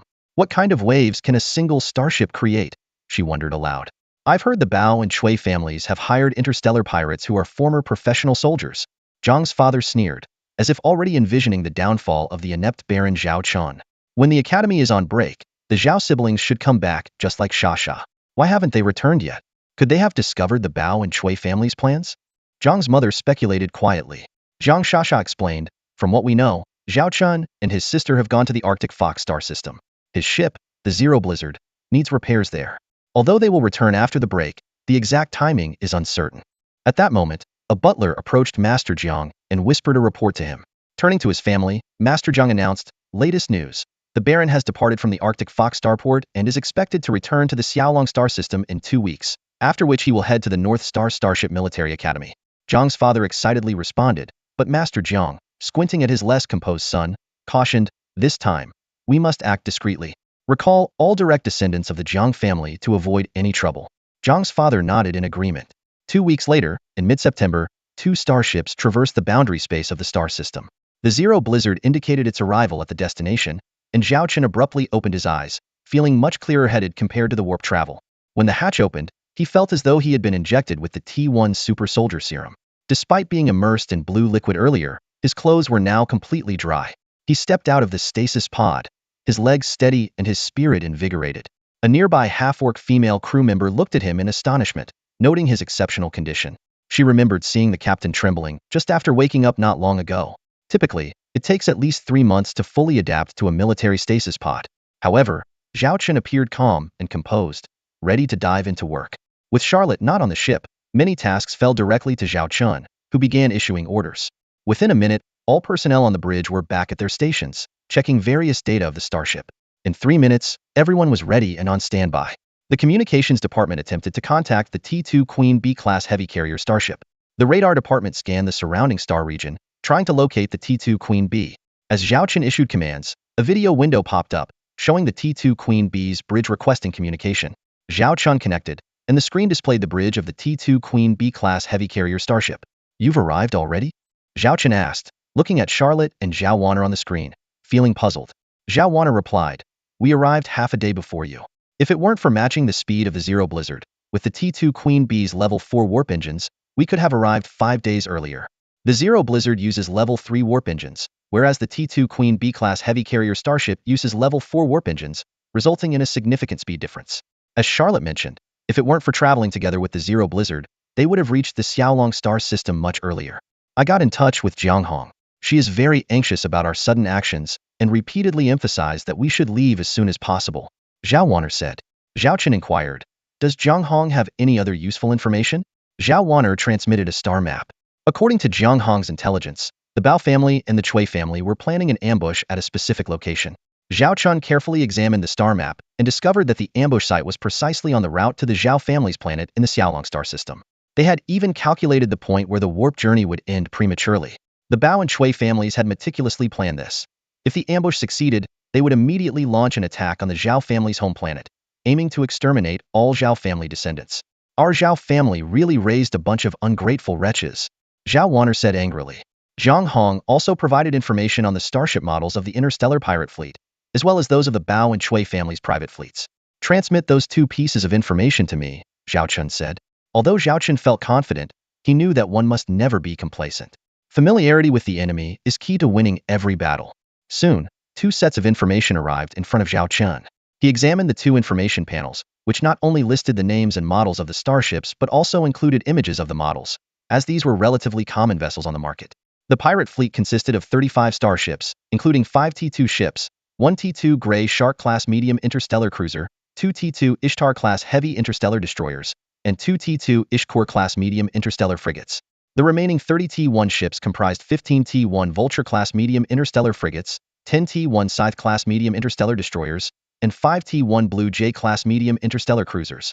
In contrast, the rebel nobles had only 16 starships, highlighting the poverty and fear in the Xiaolong star system. Among these, there were 2 T2 ships, a T2 Grey Wolf-class light interstellar cruiser and a T2 Hyena-class medium interstellar destroyer. The remaining 14 T1 ships were all T1 Vulture-class medium interstellar frigates. Zhao Chen couldn't help but laugh at the sight of these ships, many of which were older than he was. Even the relatively new T2 Hyena-class medium interstellar destroyer was a second-hand ship that the head of the Cui family had spent decades of family savings to purchase. As for the starships used by the pirates, they were generally the standard vessels favored by interstellar pirates, cheap and easy to repair. The most numerous among them were the T1 Vulture-class medium interstellar frigates, a model developed by the Starshine Empire 2 centuries ago. While not highly powerful in combat, they were low-cost and had a low technological threshold. The Starshine Empire had even made the technology publicly available, driving the market price down further, making it a favorite among minor nobles, interstellar pirates, and adventurers. Based on this intelligence, winning this battle should be straightforward, Charlotte said. The question now is where and how we should fight. Zhao Chen rubbed his chin thoughtfully. He looked at the star map of the Xiaolong star system and muttered, we can't fight on their preset battlefield. Even though we could win anywhere, we need to minimize our losses. And if we fight near the Zhao family's home planet, there's a risk of collateral damage. Suddenly, an idea struck him. Narrowing his eyes, he pointed to a spot on the star map. Who says we have to go to them? Let's make them come to us. Charlotte and Zhao Wanner looked at the spot Zhao Chen was pointing to and immediately understood his plan. Pirate Fleet, flagship. This flagship was a T2 Grey Shark-class medium interstellar cruiser, its hull marred with battle scars and repair marks, bearing witness to its long history. A burly man with a thick beard lounged on the captain's chair, his feet propped up on the control console in front of him. Damn it, I've been waiting here for 2 months. If those guys hadn't been smart enough to send some women over, I wouldn't have stayed here this long. The grumbling man was the captain of this pirate fleet, who called themselves the Three-Clawed Serpent Pirates. Their ships bore the emblem of a three-clawed serpent. From within the room came the sound of a woman's pleas and cries. A gaunt man emerged, pulling up his trousers. The women inside were so emaciated. They looked like skeletons. They vanished after a brief moment of torment, providing no amusement at all. This was the kind of thing the young noble ladies enjoyed. The gaunt man, sounding bored, said, I think we should just attack the nobles of this star system directly. The bearded captain glanced at the gaunt man, who was his deputy. Although the fleet in this star system isn't particularly strong, don't forget who hired us. If we really stir things up here, we might end up in trouble. Let's earn our commission honestly and avoid unnecessary complications. The gaunt deputy picked his nose and said, "We can avoid robbing these planets, but we need to discuss our commission. After all, we've had these dozens of starships waiting here for 2 months. We can't waste our time for nothing." The bearded captain smirked and replied, "I've already thought of that. When they ask us to act, we'll demand a 30% increase in our commission." The gaunt deputy gave a thumbs up and said, "You're sharp, boss. Really know how to plan." At that moment, they received a communication request. It looked like there was work to be done. The bearded captain smiled as he opened the video link. On the other side was a middle-aged man, whom he recognized as the head of the Bao family from the Xiaolong star system. Bao clan leader spoke seriously. "Every month, we send you a batch of women and food. The target has appeared, but they've changed their itinerary and won't be returning to their home planet. Instead, they will be stopping at a planet called Longwaxing for a day before heading back to the Bizixing military academy. Our operation plan needs to be adjusted. You must head to Longwaxing immediately and eliminate the target. They only have one starship, so I believe you can handle it." The bearded captain scratched his toes and said, "Adjusting the plan is no problem. Since it's within the same star system, we can get there quickly. However, we've already been delayed for 2 months, which has cost us a lot of business. We need to account for this time loss, or I won't be able to explain it to my crew." Bao clan leader detected the underlying intention and silently cursed. He knew very well that these people didn't usually have such operations planned out for months. Now they were exaggerating the impact of the 2-month delay. But the priority was to eliminate the useless Baron. "Name your price," Bao clan leader said coldly. The bearded captain held up 3 fingers and said, 30% increase in commission, non-negotiable." Bao clan leader's mouth twitched, but he suppressed his anger and said, "Fine. Once the job is done, you'll receive the payment." The bearded captain put down his foot and, with a serious expression, said, "Give me the coordinates, and we'll head out immediately to take care of that Baron." "No problem. We are professionals," the bearded captain said confidently. After receiving the coordinates, he immediately commanded his space pirate fleet to set off, confirming the coordinates and engaging the warp drive. To ensure the fleet's speed consistency, they deliberately limited the speed of the T2 starship to match the T1 starship. The entire journey took nearly 6 hours. When the bearded captain woke up from the cryo chamber, he immediately ordered the crew to prepare for battle and locate the target. It wasn't hard to find. As soon as they turned on the starship radar, they detected a lone starship floating near Longway Star, as if waiting to be preyed upon. The thin lieutenant excitedly said, "Captain, it's only 20 minutes away. That's our target, the Baron's Blizzard Zero." The bearded captain grinned wickedly and said, "The game begins, Baron." Meanwhile, the Baron stood on the Blizzard Zero, finally waiting for his prey. The 3-clawed serpent interstellar pirate fleet did not immediately adopt a combat stance. Instead, they advanced slowly, appearing as just an ordinary fleet. As they approached the operational range of Zero Blizzard, the latter suddenly started to move, as if sensing something, and changed its course. The thin first mate, worried, asked, "Boss, have we been detected?" "So what if we have?" the bearded pirate captain replied calmly. "Let's stick to the usual plan. Have the 2 T2 Ishkor-class medium frigates lead a few T1 Vulture-class medium frigates to flank them from both sides. At this range, intercepting them will be a piece of cake." The pirate captain's confidence was unmistakable. At that moment, the 3-clawed serpent fleet surged forward at full speed, chasing Zero Blizzard with no attempt at concealment. The T2 Ishkor-class and T1 Vulture-class frigates were the fastest, thanks to their superior mobility, rivaled only by a few interstellar cruisers. These frigates, with their high speed, were the pirates' favorite for escort and interception tasks, cheap and ideal for plundering. They pursued their target relentlessly, regardless of the opponent's ship type. Zero Blizzard accelerated to escape, but the pirate fleet clung to them like a persistent shadow, drawing ever closer. The bearded pirate captain sneered, "Trying to escape, little one? Once I set my sights on a prey, there's no escaping." Just then, the communications officer reported anxiously, "Boss, there's an incoming communication request. It seems to be from Zero Blizzard." The pirate captain paused, then burst into laughter. "Looks like the Baron is scared and wants to beg for mercy. Let's enjoy his final moments." The video call connected, and the Baron's face appeared on the screen. However, instead of fear, the Baron had a hint of mockery in his eyes. "So, you are the leader of the 3-clawed serpent pirate fleet," the Baron said calmly. The bearded pirate captain was puzzled. "How do you know me?" "I know you were hired by the Bao and Chui families to attack us," Zhaochen replied nonchalantly. The pirate captain shrugged and smiled. "In that case, there's nothing more to say. We're just doing our job for a fee. You'd better accept your fate." 2D. Zhaochen chuckled derisively. "Sorry, but the ones dying will be you. Zhao Chun was infuriated by the bearded pirate captain's taunts. With a sneer and a glint of defiance in his eyes, he showed no respect for the arrogant Baron. The idea that the Baron could send them to their deaths was utterly ridiculous. Zhao Chun retorted provocatively, "Send us to our deaths? Do you even have the capability? Look at your ragtag ship. It's no match for our three-claw serpent interstellar pirate fleet." The Baron responded with a mocking smile, his eyes scanning the surroundings with disdain, as if asserting his dominance. However, the atmosphere changed abruptly when a radar operator suddenly shouted in alarm, "Incoming! We're detecting numerous energy signatures rapidly approaching us." Zhao Chun maintained a calm exterior, but a flicker of unease crept into his mind.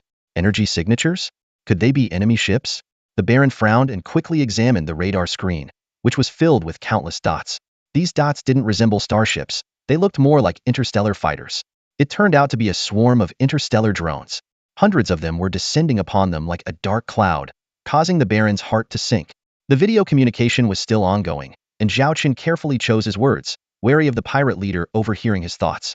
With a cold command, he ordered, "Prepare for combat. Destroy every enemy ship, leave none behind." Following his orders, the drones began locking onto their targets, ready to strike. Leading the charge were the T-2 killer B-class medium drones, equipped with laser cannons. Though not the most powerful, their high maneuverability allowed them to exploit the enemy ship's weak points.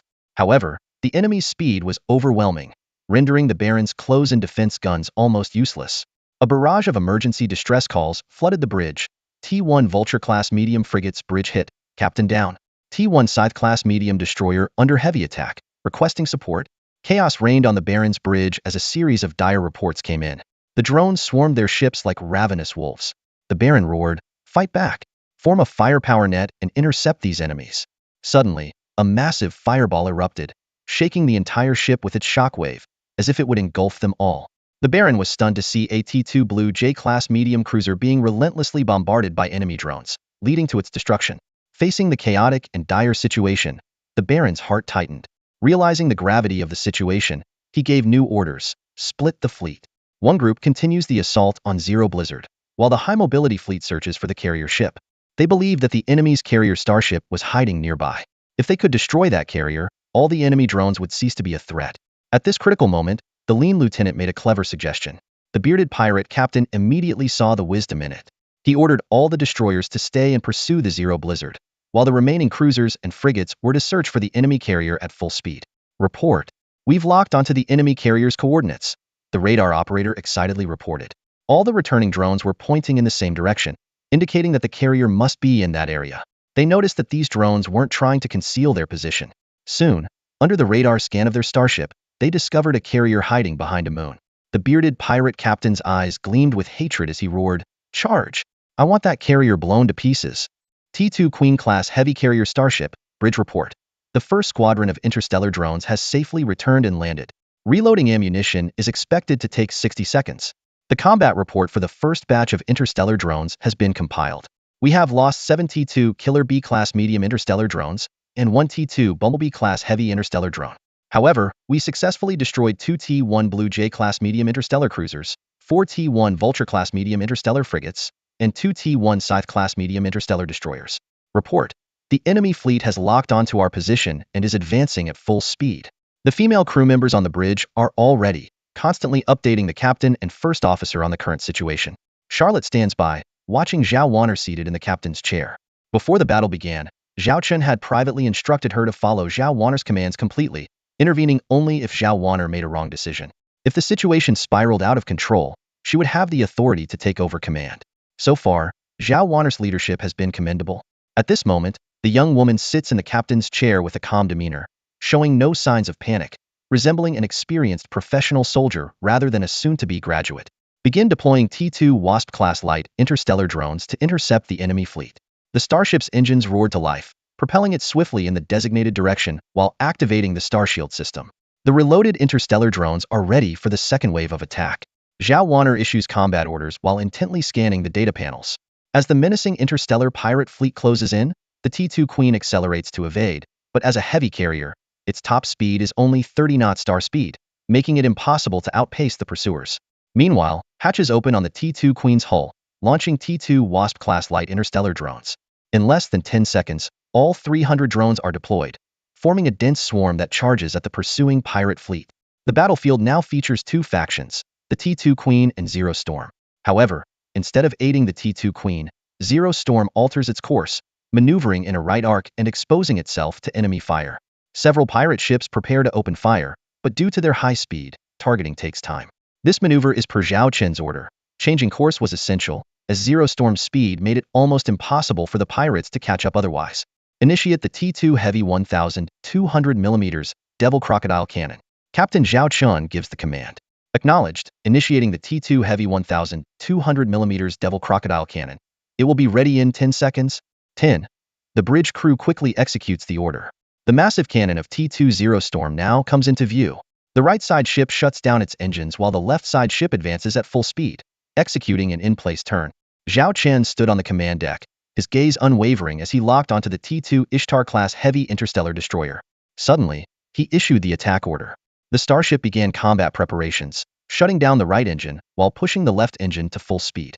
The Zero Blizzard abruptly changed course, heading straight for the pursuing pirate fleet. This unexpected maneuver caught everyone off guard, especially the pirate fleet. Zhao Chen kept a close watch on the targeting window. As the red circle aligned with the T2 Ishtar class, he unhesitatingly gave the command to fire. The main cannon roared, shaking the entire ship. Without pausing, Zhao Chen ordered the right engine to restart, allowing the Zero Blizzard to speed around the enemy fleet at an astonishing pace, employing a high-speed maneuvering hunting mode. The ship's helmsman confidently executed the orders. This mode involves deftly evading enemy fire while luring a few enemy ships into the firing range, thereby minimizing the risk of damage. The maneuver is highly demanding, but fortunately, the Zero Blizzard's speed advantage was significant. In less than 10 seconds, the Zero Blizzard demonstrated its incredible agility. Finally, Zhao Chen had a moment to assess the impact of their attack. He was slightly shocked, while the others were filled with fear. The bow of the T2 Ishtar class had vanished, leaving a massive crater, as if decapitated. The surrounding pirate fleet witnessed this scene in horror. Their target had suddenly turned around and delivered a fatal blow. Astonishingly, one of the only two T2 Ishtar-class ships in their fleet had been destroyed. This was a heavy interstellar destroyer, boasting a larger hull, stronger firepower, and sturdier armor. And now, it had been sunk with a single shot by a 1200 caliber cannon. The pirate fleet's captains were in utter disbelief, scrambling to confirm the presence of the fearsome cannon on the Zero Blizzard's bow through their telescopes. The captain of a T1 Scythe-class medium interstellar destroyer felt a chill run down his spine, overwhelmed by an indescribable fear. In the face of such a devastating blast, even a high-tier T2 Ishtar-class ship would struggle to withstand it, let alone a lower-tier T1 Scythe-class medium interstellar destroyer.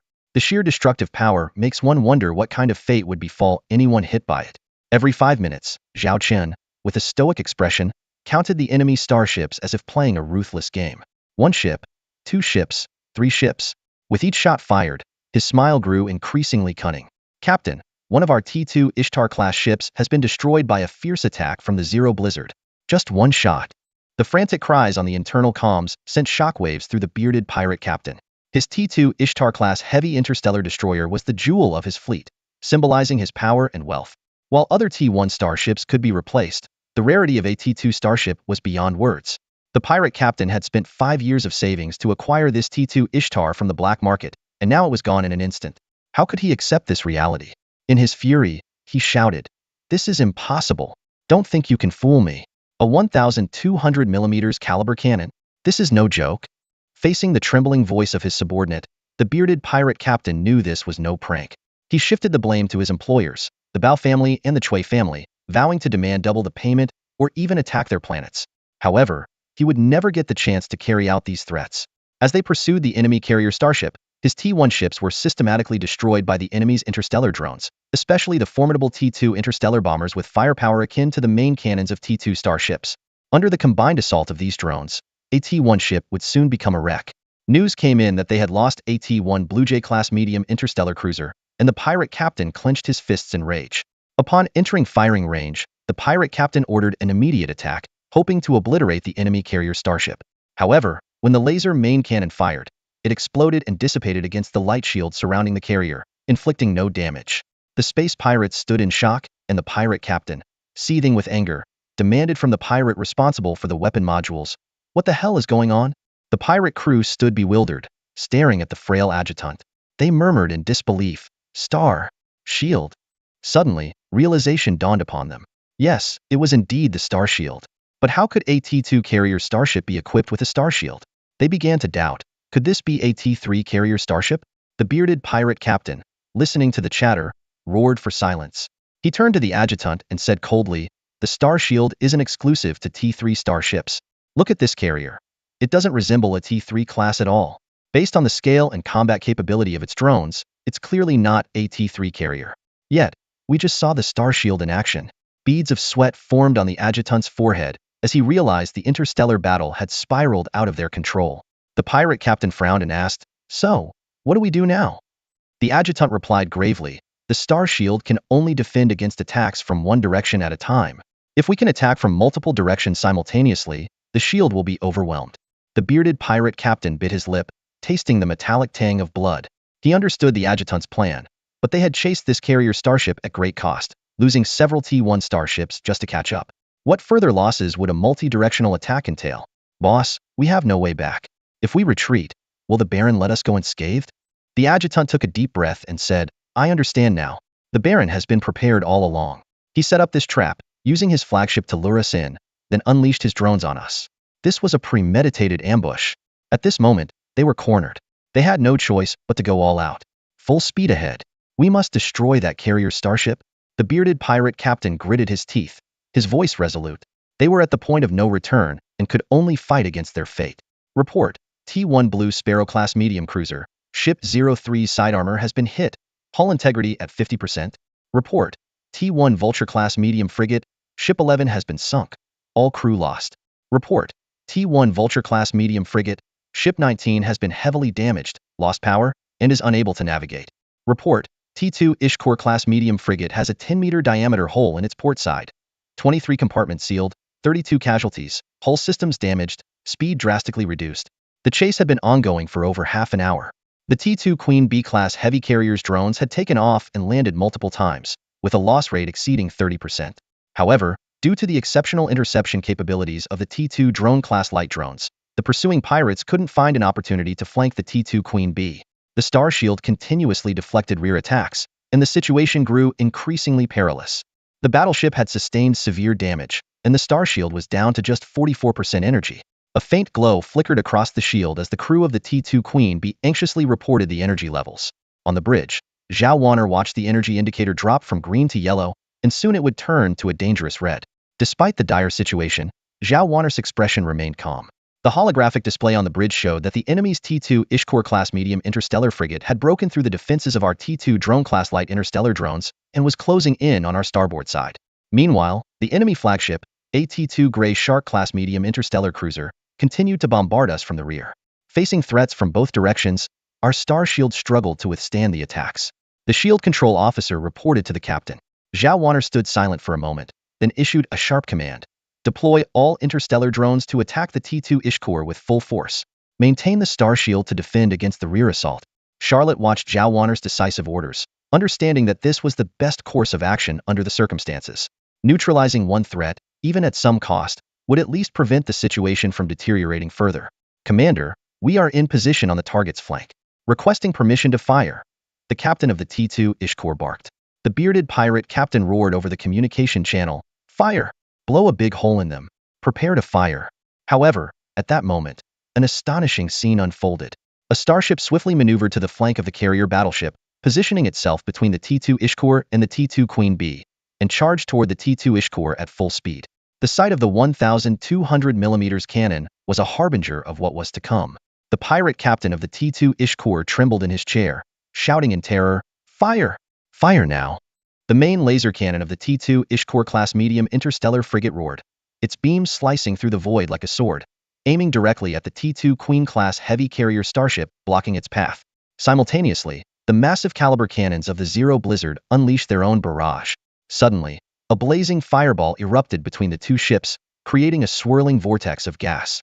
Remarkably, the two attacks canceled each other out, a coincidence so unbelievable it could only be attributed to the fleet's luck bonus granted by the system. Zhao Chun, standing on the bridge of the Zero Blizzard, knew this was the same luck that had previously allowed a single lucky shot to sink a T2 Ishkor-class heavy interstellar destroyer. Though such occurrences were statistically improbable, The luck bonus significantly increased their chances. Zhao Chen couldn't help but test it. Not every shot was a perfect hit, but the probability was noticeably higher. Returning to the matter at hand, Zhao Chen issued an unwavering command. Full speed ahead toward the target, the T2 Ishkor-class medium interstellar frigate. The Zero Blizzard accelerated rapidly, reaching a speed of 100 knots in mere seconds. 5 T2 medium Hyena laser cannons and 3130mm T2 medium close-in defense guns fired in unison. Utilizing its high maneuverability, the Zero Blizzard quickly closed in on the T2 Ishkor-class medium interstellar frigate, with both sides' secondary cannons engaging fiercely. However, the T2 Ishkor-class frigate's accuracy plummeted against the swiftly moving Zero Blizzard, while the latter's secondary and close-in defense guns hit their marks almost flawlessly, relentlessly pounding the T2 Ishkor-class frigate's hull. The hull suffered severe damage, and Zhao Chen's ears were filled with a deafening roar as the bridge shook violently. Report: portside hull armor hit, remaining strength at 90%. Report: portside hull armor hit, remaining strength at 80%. Report: portside hull armor hit, remaining strength at 70%.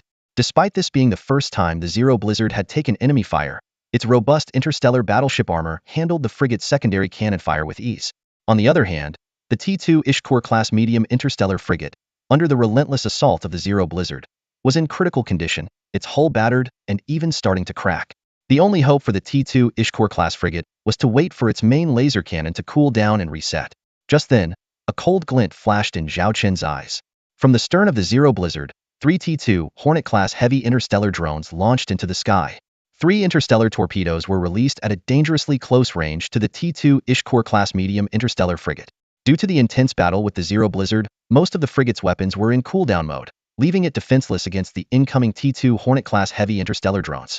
Helplessly watching as 3 interstellar torpedoes struck the starship's bridge, midsection, and left side, fire erupted and the starship shattered into pieces, ultimately sinking into the void. The frail adjutant, trembling, reported to the bearded pirate captain that the second T2 Ishkor-class medium interstellar frigate had sunk. The pirate captain sat in his command chair, stunned. Realizing the gravity of the situation, he scrutinized the data panel and saw that most of the starships in the fleet had turned gray, especially those dispatched to attack Zero Blizzard. Total annihilation. This included 2 T2 Ishtar-class heavy destroyers and the T2 Ishkor-class medium frigate. The Trident Serpent interstellar pirate fleet was now left with only 1 T2 Grey Shark-class medium cruiser, 4 T1 Vulture-class medium frigates, and 1 T1 Bluebird-class medium cruiser. Despite their numerical advantage, the pirates knew they were doomed. Facing the T2 carrier starship and Zero Blizzard's targeting, their fate was sealed. "Boss, we should surrender," the frail adjutant cautiously suggested. The pirate captain was momentarily stunned. He never imagined that this seemingly assured mission would end in such a disastrous defeat. However, continuing the fight was pointless. The remaining 6 starships were destined to be obliterated. "Contact the Baron, we surrender," the pirate captain said despondently. Just an hour ago, he would never have dreamed he would end up a defeated man begging for survival.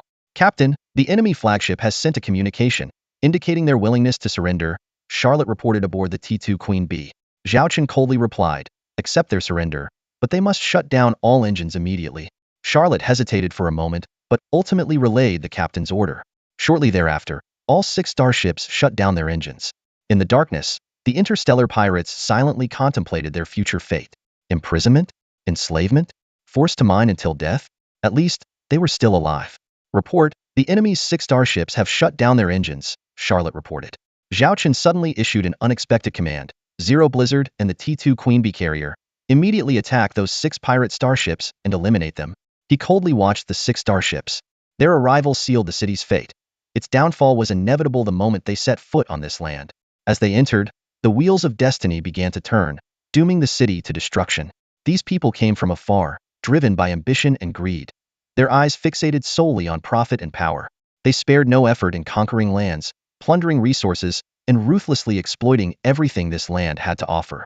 Their presence brought calamity and ruin to the city. To the residents of the city, they were invaders and destroyers. Their atrocities caused deep anguish and helplessness among the people, yet they remained indifferent and continued their destructive actions. The city's inhabitants began to feel despair, their hearts filled with anger and sorrow.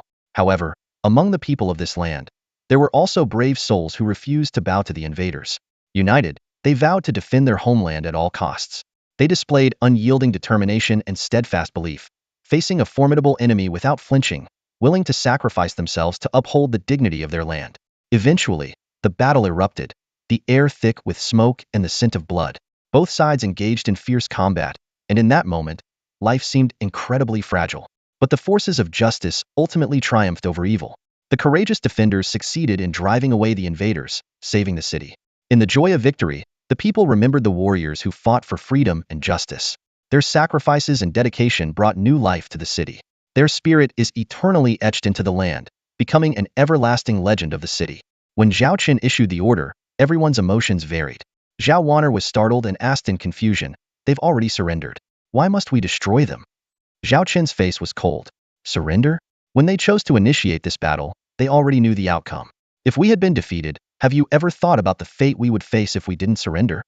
Zhao Wanner's expression became complex as she considered the consequences. Perhaps if they all died in battle, it would be better. But if captured, she and the female crew members would face a fate worse than death. "I just checked the communications network of the Xiaolong star system," Zhao Chan continued. "During the 2 months these space pirates stayed there, the nobles sent them at least 500 women from various planets. You know full well the kind of torment these women would endure once they were taken aboard the pirate ships." Hearing this, Zhao Wanner bit her lip, torn by inner conflict. However, the Academy taught human rights. "Charlotte," Zhao Chan said coldly, "if Zhao Wanner is unable to continue commanding, you will take over command of the T2 Queen Bee. Continue executing the combat orders." Charlotte nodded. "Understood." The complex emotions in her eyes vanished, replaced by agreement with Captain Zhao Qin's decisive order. She knew the rules of the battlefield well. To survive in interstellar warfare, one must be as cold as ice. "Miss, Captain Zhao Qin's order is not wrong," Charlotte said, standing beside Zhao Wanner. "On this battlefield, there can be no mercy, especially for such unscrupulous enemies. They know no righteousness, no shame. If we let them live, the consequences would be unimaginable. Their crimes are enough to warrant their complete annihilation. You can't even imagine the atrocities they've committed." "But those captured women?" Zhao Wanner said worriedly. "For them, death is a release," Charlotte replied solemnly. Zhao Wanner took a deep breath and looked at Charlotte. "Can I continue to command the battle?" Charlotte nodded. Zhao Wanner gazed at the 6 pirate starships opposite them, a newfound coldness in her eyes. "All interstellar drones, prepare for the final wave of attacks." The bearded pirate captain was waiting for the handover when he was met with an onslaught of interstellar drones and the 1,200mm cannons of the Zero Blizzard from afar. The ship shook, and the bearded pirate captain realized what was happening. "Zhao Chun, you despicable scoundrel! You broke your word!" he roared in fury. His last words before the 1,200mm cannons of the Zero Blizzard struck his T2 Grey Shark-class medium interstellar cruiser. The other 5 starships also perished under the barrage. It was too late for them to restart their ships. Under the relentless attack of the Zero Blizzard and the bombing by the T2 Queen Bee's interstellar drones, the 6 pirate starships were destroyed one after another. In the end, they became wreckage on the battlefield. The battle was over. After a 10-minute break, Charlotte began assessing the battle damage to the 2 starships. Zhao Chun took a deep breath and sat back in the captain's chair, closing his eyes as he replayed the space battle in his mind. This was his first real engagement in a space battle. Although the opponents were merely interstellar pirates, the thrill far surpassed the simulated battles at the Academy. Destroying all 35 pirate starships was quite an achievement. Leaning back in the captain's chair, Zhao Chun appeared to be resting, but he was actually operating the system interface. In addition to dealing with the pirates, he had another objective: completing a system mission. The task was to eliminate the pirate fleet in the Xiaolong star system, rated as a sea-level mission, with rewards of 3 mission points and 600 credits. Zhao Chun claimed the mission rewards, adding the 3 points and 600 credits to his account. Including the quarterly mission he had completed earlier, his resources were now substantial. As a top-tier starship engineer with special attributes like Fleet Luck Boost and the Eye of Insight, Zhao Chun had accumulated 1,100 system credits and owned 2 T3 Blizzard-class light starships. With 8 mission points in hand, he considered exchanging them for a T2 item. Zhao Chun felt a hint of anticipation for the future, as his growing strength allowed him to gradually build his own interstellar fleet. Charlotte's post-battle report interrupted Zhao Chun's thoughts. He opened his eyes and looked at Charlotte on the screen. According to her report, the T2 Queen was intact but had lost 107 T2 Youngling-class light star drones, 39 T2 Killer B-class medium star drones, and 5 T2 Hornet-class heavy star drones. Ammunition supplies were down by 67%, but there were no casualties. The T2 Zero Blizzard had 7.5% damage to its hull armor, mainly on the port side, which did not affect its navigation or combat capabilities. Ammunition consumption was at 46%, with no personnel casualties. The total cost for repairing the hull armor, manufacturing star drones, and replenishing ammunition was 8,000 star credits. Although the 1-hour battle had incurred significant expenses, it was a small amount compared to Zhao Qin's accumulated wealth of 1,000,000 star credits. For the average person, however, it was a considerable fortune. Among the 35 destroyed starships, 5 were T2 class, and their wreckage could be salvaged, valued at approximately 600,000 star credits. Charlotte brought even more good news, much to Zhao Qin's surprise. 60,000 star credits? Zhao Qin was taken aback. Charlotte clarified that although the starships were old, their salvage value was at least 600,000 star credits if sold. After much deliberation, Zhao Qin realized that although the pirate fleet, initially valued at 6 million star coins, was now reduced to mere starship wreckage worth around 600,000 star coins, this value could only be realized by melting down the remnants themselves. If sold directly to others, it might fetch only 300,000 star coins, Charlotte added. Moreover, the Xiaolong star system lacks the industrial facilities needed to process these starship remains. Zhao Qin felt helpless, as the technology level in the Xiaolong star system is quite backward, stuck at T1 technology. These starship wrecks would have to stay here for now since no one would bother to loot them. Zero Blizzard and T2 Queen Bee were ready to depart, preparing for a warp jump to the core region of the Xiaolong star system. It was time to meet the elders, who had prepared an important homecoming gift for Zhao Qin. In return, Zhao Qin decided to reciprocate. His eyes betrayed a hint of insincerity, coupled with a cold expression. The time to cleanse the Xiaolong star system had come. Although this purge might shake the very foundations of the system, as many families were involved, Zhao Qin believed it was a necessary measure. In the Xiaolong star system, a single star illuminates 12 planets, 5 dwarf planets, 400,000 asteroids, 77 moons, and over 400 periodic comets. This star system is categorized based on habitability into high-quality habitable planets, low-quality habitable planets, and marginally habitable planets. High-quality habitable planets are those that are extremely suitable for life, either naturally or through artificial modification. Low-quality habitable planets have some life-threatening factors, but are still livable. Marginally habitable planets are more complex. While some interstellar species might survive on them, most would need special equipment or small artificial cities under energy shields to live there. The resource-scarce Xiaolong system has only 1 high-quality habitable planet, 7 low-quality habitable planets, and 73 marginally habitable planets. These include planets, dwarf planets, moons, and asteroids. The total population of the system is 500 million, with 99% being human and the rest comprising humanoid interstellar species. The main planet, Xiaolong Prime, is where the nobility resides and is the system's only high-quality habitable planet.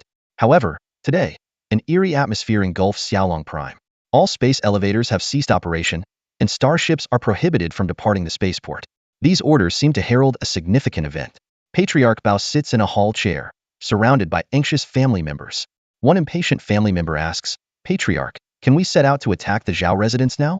Patriarch Bao closes his eyes and replies in a deep voice, "Not yet." Without news from Longwei Star, not a single starship, mech, or soldier from the Bao family is to move. The Bao family members look at their steady patriarch, with some feeling he is overly cautious. They think the useless Baron is likely already dead, so why waste time here? However, without the patriarch's permission, no one dares to act rashly. Hundreds of kilometers away, in the best part of Xiaolong Prime, lies the Zhao residence. The Zhao residence, uniquely built with wooden structures, sits among mountains and rivers, exuding an ancient elegance. Yet, at this moment, all Zhao family members wear pale faces, some already breaking down in tears. An elderly woman with a cane slowly steps out, striking the ground heavily with her dragon-headed cane. "Is this the appearance of Zhao family descendants?" she scolds. A red-haired woman beside her softly says, "Madame Zhao, the Bao and Chui families have already locked down the entire Xiaolong Prime and taken control of the patrol fleet. There are also rumors that they have hired pirate fleets to ambush Zhao Chun and Zhao Waner." A middle-aged man said helplessly, "This is essentially a death sentence for the Zhao family. The entire communications network on the main planet of Xiaolong has been completely blocked. Even if we wanted to call for help, there's no way to do it. The Zhao family is doomed to fall today." Another woman, holding a child, was sobbing uncontrollably. Madame Zhao looked at the sorrowful faces around her, nearly choking with rage. A red-haired woman stepped forward and said, "Madam, your health is fragile. You should go inside and rest." Madame Zhao whispered, "Jiang Hong, have you still not been able to reach Xiaoxia?" The red-haired woman shook her head and replied, "No news from the eldest daughter yet." "What about the second and third sons?" "They insisted on coming back, and I warned them not to." Madame Zhao asked. The red-haired woman hesitated before saying, "I tried to dissuade them, but after our last contact, there has been no further communication. Their current status is unknown." "Xiaohong, you were supposed to remain hidden. Why have you revealed yourself now?" Madame Zhao asked. looking worriedly at the woman before her. My mission is to protect the Zhao family. Jiang Hong owes her life to the eldest daughter, and I must fulfill this duty. Today, I will stand with the Zhao family, come what may, the red-haired woman declared fearlessly. This woman, Jiang Hong, was the secret sentinel left by the eldest Zhao daughter on Xiaolong. Understanding that her covert mission no longer mattered, she had resolutely returned to the Zhao family, ready for the final battle. Oh, who could have imagined that our Zhao family would fall into such a plight? Back in the day, my father? Madame Zhao suddenly started coughing violently. Jiang Hong quickly supported her, preparing to take her back to her room to rest. Just then, a loud explosion echoed from above. Everyone instinctively looked up. A starship, engulfed in flames, was plummeting through the atmosphere, heavily damaged in multiple places. Jiang Hong immediately recognized it as a T1 Vulture-class medium starship. The T1 Vulture-class starship crashed into the distant ocean, causing massive waves and a tsunami that spread outwards. Fortunately, there were no populated areas nearby. What happened? The Zhao family members asked in shock. Look, there seems to be a fierce battle in space. One sharp-eyed family member noticed the occasional flashes of red light beyond the atmosphere. Who could be fighting above the main planet of Xiaolong? This question lingered in everyone's mind. Could it be a conflict between space pirates and the Bao and Shui families? Someone speculated quietly. Activate the energy shield around the Zhao residence. Combat mechs, take positions. Jiang Hong stepped forward and ordered. Soon, a light screen enveloped the entire Zhao residence. Ground-based energy shield technology was relatively simple to operate, but applying it to starships was an era-defining challenge. 30 T1 combat mechs appeared around the Zhao residence. This was the family's last line of defense, though it stood little chance against a starship assault. Look, there's a massive object entering the atmosphere, someone exclaimed. A colossal figure was slowly descending into the atmosphere, towering at 300 to 400 meters. That looks like a starship, someone recognized its shape. Like a colossal aircraft carrier in space, the mysterious silhouette descended, finally breaching the atmosphere and revealing the true visage of Mount Lu. However, this newly arrived starship only deepened the confusion, for no one had ever seen such a vessel. Why had it suddenly appeared on the main planet of Xiaolong? Suddenly, a voice echoed across the land, as thunderous as it was awe-inspiring. It emanated from the carrier starship. The voice introduced itself as Zhao Chun, declaring his return. It was a voice filled with determination and confidence, as if heralding his path of vengeance. As the T2 Queen B-class heavy carrier starship descended into the atmosphere of the Xiaolong home planet, swarms of interstellar drones emerged like bamboo shoots after a spring rain. These drones, with capabilities rivaling top-tier battle mechs, left ordinary soldiers in awe. They swiftly circled the planet, a sight to behold. Standing on the bridge of the T2 Queen B, Zhao Wanner held a list in her hand. It contained the tasks assigned by Zhao Qin. Once the starship arrived on Xiaolong, she was to invite everyone on the list to the Zhao family residence. Zhao Wanner remembered Zhao Qin's words clearly. Whether they are alive or dead, bring them here. The individuals on the list were members of families supporting the Bao and Shui clans. As the interstellar drones headed towards these families' residences to commence their retrieval mission, Zhao Wanner made a decision. Sister Charlotte, I'll leave the command to you.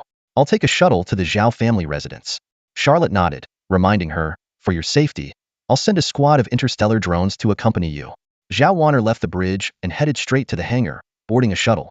Although this small interstellar transport ship could only hold a few people and wasn't suitable for long-distance travel, it was the best option since the starship couldn't land. Piloting the shuttle away from the T2 Queen B, Zhao Wanner gazed at the familiar landscape of the planet and soon arrived at a serene valley. From a distance, she could see a residence surrounded by a shimmering light shield. This was her destination, the Zhao family residence. The shuttle stopped just outside the light shield, where a row of battle mechs aimed their weapons at her. Zhao Wanner used the loudspeaker to announce, I am Zhao Wanner, the third daughter of the Zhao family. The situation is under our control. You can deactivate the shield. However, the inside remained eerily quiet, clearly still skeptical of her identity. With no other option, Zhao Wanner activated the auto-hover mode, opened the front hatch, and stood up to let the internal personnel see her clearly. Soon, the light shield disappeared. It really is the third miss. The third miss has returned? The shuttle came from that carrier. Could it be reinforcements brought by the third miss? Inside the Zhao family residence, the family members were both delighted and astonished, puzzled by the scene unfolding before them. Seeing the shield vanish, Zhao Wanner landed the shuttle in the courtyard of the Zhao family residence. She disembarked, and the Zhao family members quickly gathered around her. Miss Zhao Wanner, the current situation is truly bewildering. What exactly happened to that starship carrier? Third miss, the Xiaolong star system has suffered a catastrophe. The Bao and Shui families have betrayed us and even attempted to attack you. Zhao Wanner, surrounded by Zhao family members, declared with determination, "The situation is under control. As long as everyone stays within the Zhao family estate, you'll be safe." "Warner, what on earth happened? I heard the Bao and Chui families joined forces with interstellar pirates to attack you and Chenner. How did you end up here? Didn't you encounter those pirate fleets?" The matriarch, Zhao Leofuren, emerged with her dragon-headed cane, silencing the murmuring Zhao family members. Zhao Wanner explained, "My brother and I piloted 2 starships and annihilated the entire pirate fleet near Longwei Star." Her words caused a stir among the Zhao family. The pirate fleet was destroyed? I heard they had 35 starships, including 5 T2 class ships. Taking them down with just 2 starships seems unbelievable. Most people doubted Zhao Weiner's claim. In truth, even she found it hard to believe without having experienced it firsthand. "We don't have time for detailed explanations now," Zhao Wanner continued. "My brother is commanding the T20 Blizzard to clear out the Bao and Chui followers. He tasked me with controlling the T2 Queen Bee to secure Xiaolong's main star. Grandma, rest assured, everything is under our control." She looked respectfully at Zhao Leofuren, who held a higher status than Zhao Chun, the Lord, as she was Zhao Qin's grandfather's sister. Despite personal reasons for never marrying, she remained robust. "Chunner has returned? And he's involved in commanding the starships?" Zhao Leofuren asked in astonishment, a sentiment shared by the surrounding Zhao family members. After all, Chunner was known as the good-for-nothing Baron, excelling only in studies and little else. His involvement in commanding starships was beyond belief. Sensing the incredulous gazes, Zhao Wanner reassured, "Grandma, please wait a moment. My brother will be here soon." After half an hour, an astonishing scene unfolded. 2 starships plummeted from the atmosphere, their hulls ablaze and severely damaged, one even bearing a massive hole. Someone recognized the ships, exclaiming, "Those are the Bao and Chui family starships. The T2 Hyena-class medium destroyer and the T2 Grey Wolf-class light cruiser." The starships crashed into the desert and mountains, causing massive explosions and shockwaves, but sparing the Zhao family estate. Amidst the shock, a shuttle landed at the estate, larger than Zhao Weiner's own. As the hatch opened, a squad of female soldiers in combat gear emerged, followed by a familiar figure, Baron Zhao Chun of the Xiaolong star system. The female soldiers tightly gripped their laser guns, vigilantly escorting Zhao Chun through the Zhao family crowd. Their eyes were sharp and resolute, exuding an aura of invincibility that commanded respect and caution. Zhao Chun, undeterred by the gazes around him, walked straight to the elderly Mrs. Zhao. He slowly knelt down, his fists clenched, and his face full of remorse. He said, "This unworthy son, Zhao Chun, has arrived late and caused second-aunt undue worry." At that moment, Zhao Chen's heart was filled with guilt and repentance, fully aware of the immense pain his unfilial actions had brought upon his family. In the Zhao family, the person Zhao Chen respects and is closest to is none other than his second grandmother. When Zhao Chun was very young, his parents passed away, leaving him with a distant elder sister and a baby sister still in swaddling clothes. Most of the Zhao family considered Zhao Chen an unnecessary presence, believing that his birth had prevented the eldest sister from becoming the head of the Zhao family and the Baron of the Xiaolong star system, forcing her to leave home. However, throughout Zhao Chen's childhood, his second grandmother cared for him like a grandmother and mother. "Get up, you're a baron. How can you kneel before an old woman like me?" Madame Zhao hurriedly helped Zhao Chun to his feet, gazing affectionately at the young man. After more than a year apart, Zhao Chen had grown taller and stronger. Once Zhao Chun was standing, he supported Madame Zhao as they walked inside. "You're getting on in years. You shouldn't be going out so casually. Let me help you back to your room." Worried, Madame Zhao replied, "How can I rest at a time like this? I heard you destroyed the interstellar pirate fleet and are now dealing with the remnants of the Bao and Chui family starships?" Zhao Chen responded, "It's all taken care of. We annihilated all 35 starships of the 3-clawed serpent pirate fleet in the Longwei star sector. Out of the 16 starships from the Bao and Chui families, I destroyed 2 T2 starships and 7 T1 starships, and the remaining 7 T1 starships surrendered. Now that the Bao and Chui families have lost their fleets, they can no longer stir up trouble." The Zhao family members were inwardly shocked by Zhao Chen's casual announcement. What they had feared might be a catastrophic event had been resolved effortlessly by Zhao Chen. "Jiang Hong, contact all the nobles in the Xiaolong star system immediately. Order them to come to the Zhao family residence within 5 hours. Tell them it's a command from the Baron.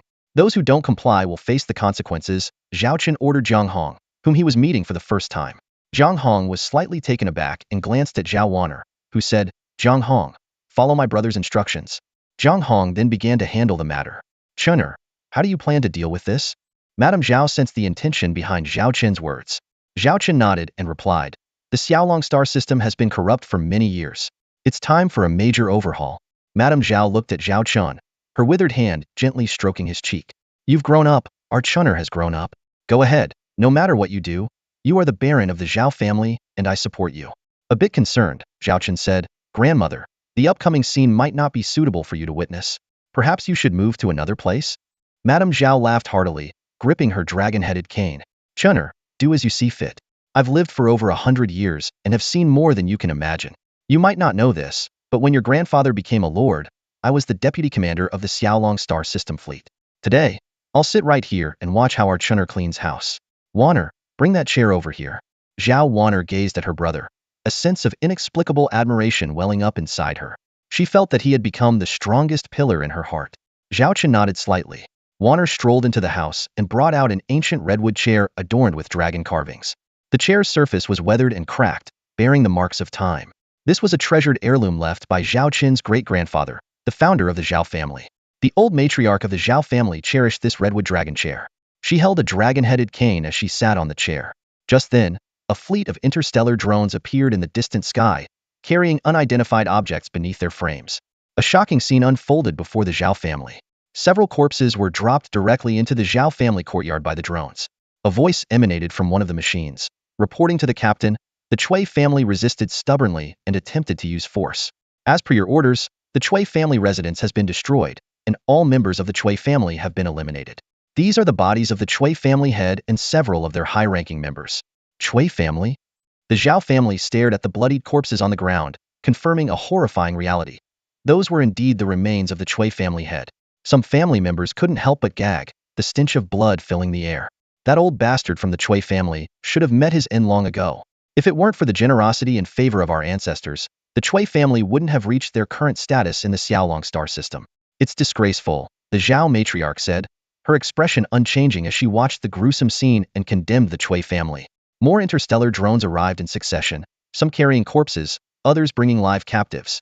The living were bound in nets and dropped from heights into the Zhao family courtyard, barely clinging to life. Without exception, these people were nobles who had openly or secretly supported the Chui and Bao families. Suddenly, one individual suspended by a drone drew everyone's attention. It was Bao Dashan, the head of the Bao family. His face was covered in blood, his eyes vacant, and he looked utterly defeated. He was unceremoniously thrown to the ground. Patriarch Bao, long time no see, Zhao Chen said with a smile, looking at the discarded Bao Dashan, who lay there like a heap of mud. Upon seeing Zhao Chen, Bao Dashan's rage flared up, and he roared, Zhao Chen, you beast, you demon, you slaughtered my family. I swear I will never share the same sky with you. Even if I become a ghost, I will avenge my clan. His words sent chills down the spines of the Zhao family members. Another noble family of the Xiaolong star system had been utterly annihilated. Bao Dashan, your shamelessness is truly unparalleled. Who orchestrated the assassination attempt on me and Zhao Wanner?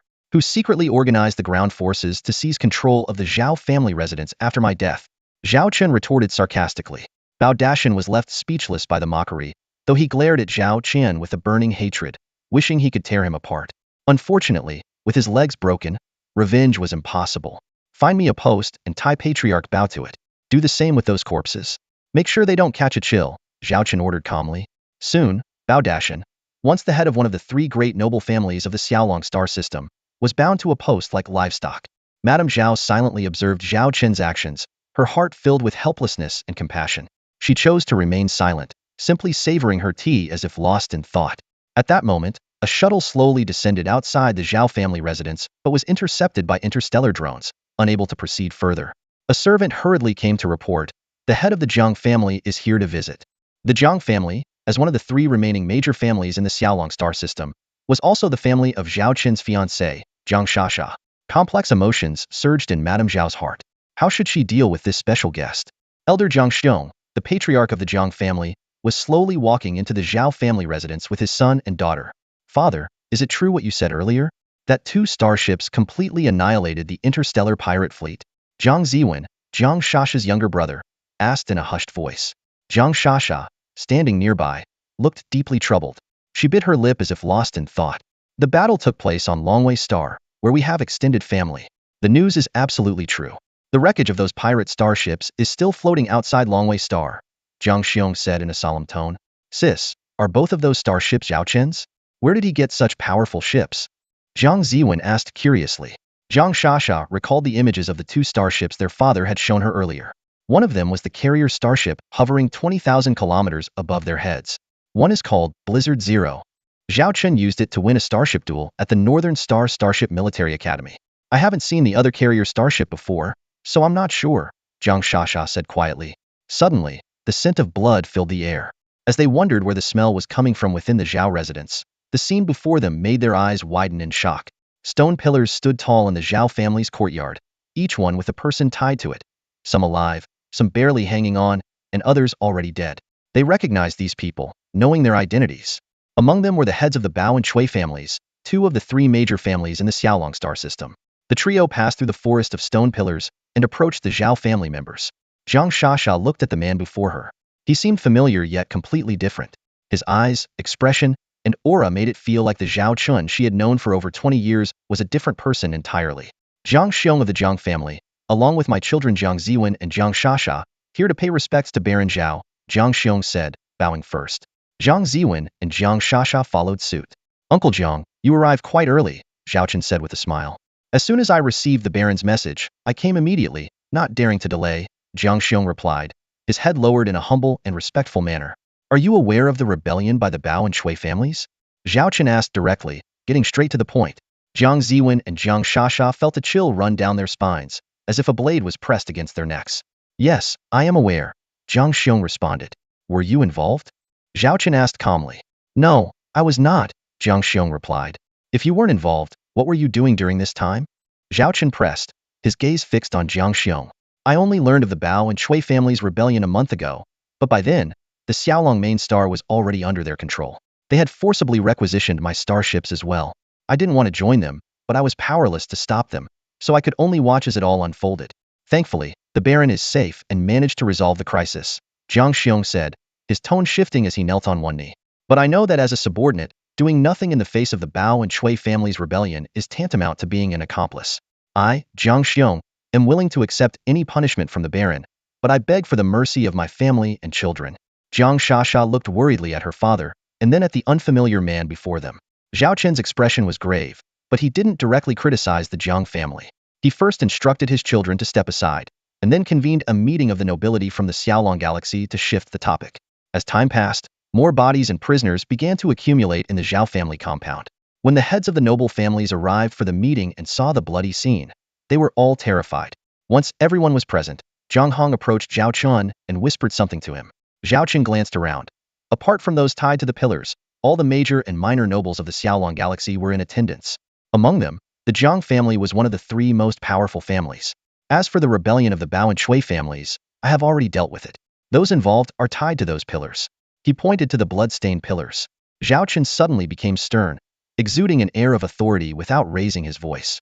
I know many of you have doubted my capability as your leader and thought me incompetent, he said, shrugging off the criticisms. I don't care what you say behind my back. If you think I'm unfit to be your leader, you're free to leave the Xiaolong galaxy and find a new place. I, Zhao Chun, will not stop you. But I despise hypocrisy. Since they chose this path, they must bear the consequences of their choices. Zhang Hong, step forward. Zhang Hong took a step forward. Zhao Chen handed over a list with the names of various families. Anyone still alive from these families is to be imprisoned. The leaders will be executed, and the remaining family members will be sent to labor in the mines permanently. The people present turned pale as they looked at what was essentially a death list. As for the families not on this list, you know yourselves how clean your hands are. From today on, everything in the Xiaolong galaxy belongs to the Zhao family. If you don't accept this, you can leave. Otherwise, I fear you might one day find yourselves tied to those pillars as well. Turning to face the crowd, Zhao Chun said firmly, this meeting is over. Grandmother, it's time for dinner. Let's go eat. Zhao Chun helped the elderly Mrs. Zhao into the main house, a stark contrast to the stern leader he had just been. Those left in the courtyard exchanged uneasy glances, unsure of what to do. Gradually, some began to leave, and soon everyone was silently heading out. On the Jiang family shuttle, Jiang Xiong spoke in a solemn tone. Prepare for a complete family relocation. A complete relocation? Why? We have so many assets in the Xiaolong galaxy. Jiang Ziwen asked in surprise. Jiang Xiong sighed and explained. Didn't you catch Zhao Chen's meaning? He's warning us. If we don't honestly surrender these assets, the Jiang family will be next in line for retribution. Losing the assets, we can start over. Besides, I've been preparing in other galaxies for years. As interstellar merchants, we must always think thrice before acting. Sasha felt an overwhelming sense of reluctance. She was Zhao Qin's fiancée and had deep feelings for him. Meanwhile, Jiang Ziwen was envisioning a brighter future, trying to persuade Sasha to accept the decision. Hearing these words only made Sasha feel heavier, as if the burden on her shoulders had grown even more. With a cold tone, Jiang Xiong reminded Sasha that the Zhao family had long ceased to be friendly toward them. Even with their full support for Zhao Chun, it wouldn't change the outcome. He warned that if they got involved in the rebellion of the Bao and Chui families, Zhao Chun would show them no mercy. Looking toward the Zhao family's direction, Jiang Xiong knew that now was the best time for them to leave. The Zhao family has a young heir coming of age, he thought to himself, realizing that fleeing was their only wise choice. Recently, Zhao Chun successfully reclaimed 7 T1 starships, which put him in high spirits. Earlier, he had Charlotte purchase 500 orc slaves at the Arctic Fox starport, and now 450 female slaves have been assigned to take over these T1 starships to maintain law and order in the Xiaolong star system. Additionally, he commanded a T2 Queen B-class heavy carrier starship to clear the wreckage of the 35 Three-Claw Snake interstellar pirate ships at Longwei Star. These measures made the Xiaolong star system appear calm on the surface, but in reality, significant changes were taking place. The Zhao family, once marginalized, had overnight taken control of the entire Xiaolong star system. The T2 Queen B-class heavy carrier starship, along with interstellar drones and Zhao family battle mechs, began taking over the properties of rebellious families. These families were deemed traitors, and their assets were confiscated. The entire process took nearly a week, but was ultimately completed. Jiang Hong stood before Zhao Chun, reporting on these developments. Unlike others, Jiang Hong had an intimate understanding of the Xiaolong star system, which is why Zhao Chun entrusted her with significant responsibilities. Zhao Chun inquired about the value of the confiscated assets, and Jiang Hong replied, a total of over 600,000 star coins. Zhao Chun was astonished to learn that these traders had amassed such immense wealth. Jiang Hong added that dozens of noble families had left the Xiaolong star system within the week, and their properties were also taken over by the Zhao family. Zhao Chun felt elated because this meant new development opportunities for his T2 Hammer-class heavy interstellar industrial ship. Jiang Hong then asked worriedly, second young master, are you just going to let the Jiang family go like that? Zhao Chun smiled and replied, they've already been removed from the list of noble forces in the Xiaolong star system. Now, less than 20% of the noble families remain. Zhao Chun was filled with confidence about the future, believing that he could solidify the Zhao family's position in the Xiaolong star system. Zhao Chun allowed those noble families to leave, which indeed was a significant loss for the Xiaolong galaxy. Those who chose to stay made their decision with a firm heart and needed no words to express it. As for those who wished to leave, no amount of persuasion could change their minds. Zhao Chun smiled faintly and said, letting them go cleanly is better. At least we won't have to deal with their hypocrisy later, which would be unbearable and might even require punishment. Jiang Hong furrowed her brows and whispered, second young master, have you considered the situation of the Xiaolong galaxy? After this event, our already meager resources have been further depleted. The Xiaolong galaxy was already in ruins. Could it get any worse? Zhao Chun shook his head, smiling gently. Rather than entangle ourselves with the decaying Zhao family, it's better to decisively start anew. Writing a new chapter on the ruins is far better than painstakingly repairing the old. Applause broke out, and both Zhao Chun and Jiang Hong turned to see old Madame Zhao approaching with a cane.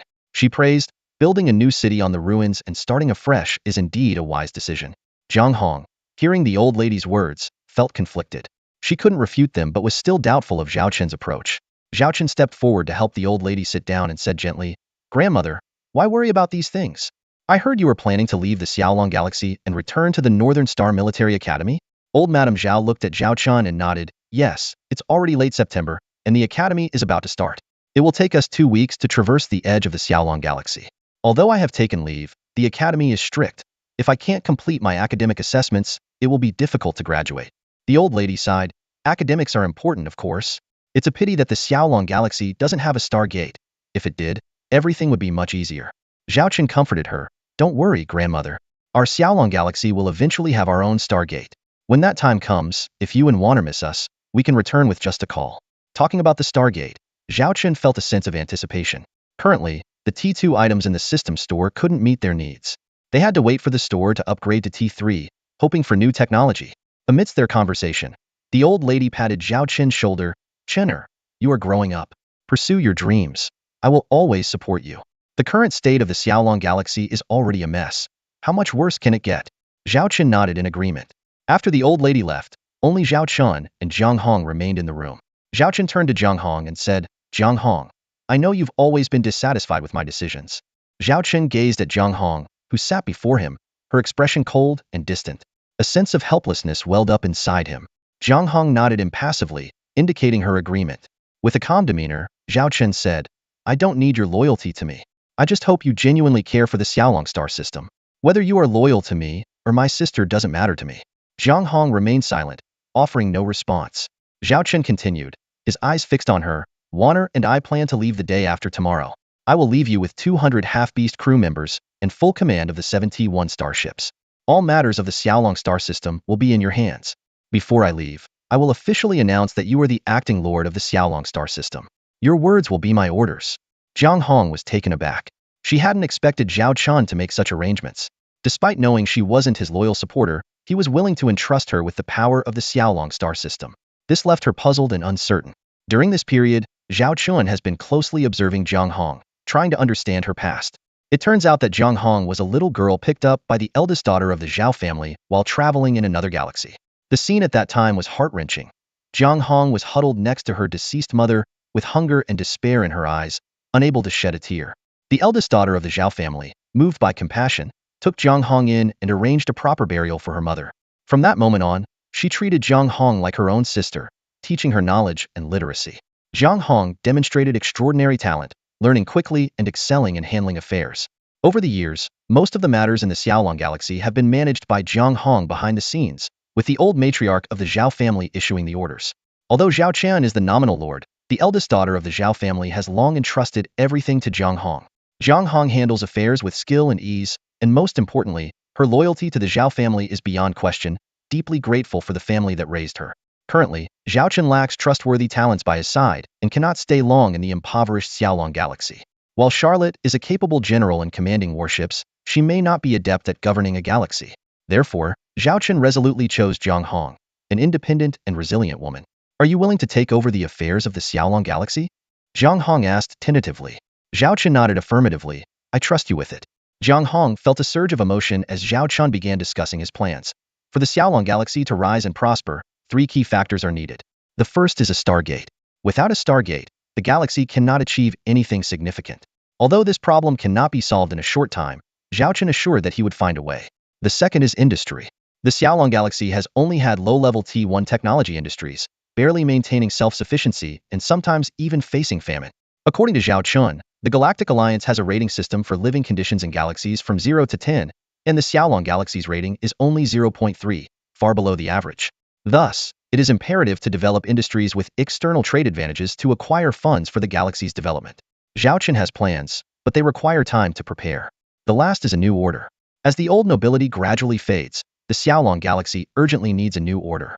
Although Zhao Qian has his criticisms of the nobility, a galaxy still needs some prominent families. Jiang Hong's task is to rebuild the order, centering on the Zhao family, elevating the status of families loyal to the Zhao family, or cultivating new loyal families. Zhao Chen's plan was meticulously detailed. The first 2 points might seem distant for Jiang Hong, but the third resonated with her. Now, as the Xiaolong galaxy awaits revitalization, establishing a new order is the foremost task. Jiang Hong stared coldly at Zhao Chen, her voice icy and resolute. I'm not here for you, but for the young mistress. After finishing her sentence, she left with an air of arrogance, leaving Zhao Chen alone with the holographic projection of the Xiaolong star system displayed on his handheld terminal. Zhao Chen raised his hand, as if trying to touch the glittering expanse of stars. He murmured softly, if this is your wish, then let me fulfill it. A faint smile appeared on his face, as if he were conversing with someone. Zhao Chen then opened the system interface. The system indicated that he was a top-tier starship engineer, endowed with fleet luck bonuses and insight points. He had 1,100 system points and 8 mission points, owning 2 starships, including blueprints for the T3 Blizzard-class light interstellar battleship cruiser, T1 Wolf Fleet-class medium interstellar destroyer, T2 Queen Bee-class heavy carrier, and T2 Hammer-class heavy industrial ship. Frowning, Zhao Chen realized his savings were insufficient to upgrade the T2 system store. He decided to first complete the upgrade requirement of redeeming 2 T2 items. Since he had already redeemed the T2 Queen Bee-class starship blueprint, he needed just one more item. Thus, Zhao Chen began searching the system store for a desired item. Eventually, during his search, Zhao Chen found an item he had seen before, the T2 Bronze Eden-class starship blueprint. Although he couldn't view the detailed data, the brief description indicated that this starship was an auxiliary type, capable of developing agriculture, forestry, animal husbandry, and fisheries without consuming any resources. Without hesitation, Zhao Chen spent 400 system points and 3 mission points to successfully redeem the blueprint. With the T2 Bronze Eden-class starship blueprint in hand, Zhao Chen immediately began studying its data. This starship could utilize cosmic microparticles to infinitely cultivate crops and livestock. While this technology had been researched within the Galactic Union, commercialization and mass production had remained elusive. However, for Zhao Chen, this marked a whole new beginning. Although a single T2 Bronze Eden costs a staggering 3 million star coins, Zhao Chen believes it's a worthy investment. In comparison, the T2 Queen Bee costs only 1.5 million star coins, but its yield is significantly lower than that of the Bronze Eden. Zhao Chen knows that the monthly crop yield of a Bronze Eden can reach a market value of 1 million star coins or even higher, which fills him with confidence. Different types of crops have different yields, but such high production can at least meet the needs of 1 million people. This fills Zhao Chen with ambition, and he decides to build 500 T2 Bronze Edens to eradicate the food crisis in the Xiaolong galaxy. Natural crops have always been highly sought after in interstellar trade, and Zhao Chen has keenly recognized this. He understands that in the future, Bronze Eden will be a crucial part of Xiaolong Galaxy's interstellar trade. Therefore, Zhao Chen has been meticulously preparing to achieve his vision of food freedom. Zhao Chen stepped onto the bridge of the T2 Queen Bee-class heavy carrier starship for the first time, feeling a sense of comfort and spaciousness that surpassed that of the Zero Blizzard. After surveying the surroundings, he took the captain's chair. Zhao Wanner, the nominal captain of the T2 Queen Bee, remained silent, acknowledging that Zhao Chen had built the starship himself. She asked if he wanted to depart early and travel to the Arctic Fox star system at maximum warp speed. Zhao Chen affirmed the plan, stating there was no need to wait for the Zero Blizzard, and that they should head directly to the Arctic Fox starport for a rendezvous. He then inquired if Zhao Wanner had prepared all necessary supplies. She confirmed that materials worth 70,000 star coins, looted from the nobles, were stored in the T2 Queen Bee's cargo hold, while the wreckage of the three-clawed serpent pirate fleet would be transported to the Arctic Fox star system by the Zero Blizzard. Zhao Chen nodded in satisfaction, knowing these resources were critical for starship construction. Zhao Wanner looked at him in surprise, praising him for sparing the Jiang family. Zhao Chen smiled and asked if she thought he should have slaughtered them. According to Jiang Hong's intelligence, although the Jiang family was aware of the Bao and Chui family's plans, they had remained neutral and uninvolved. Zhao Chen believed that excessive killing would be more harmful than beneficial, so he decided to spare the Jiang family but banish them from his territory.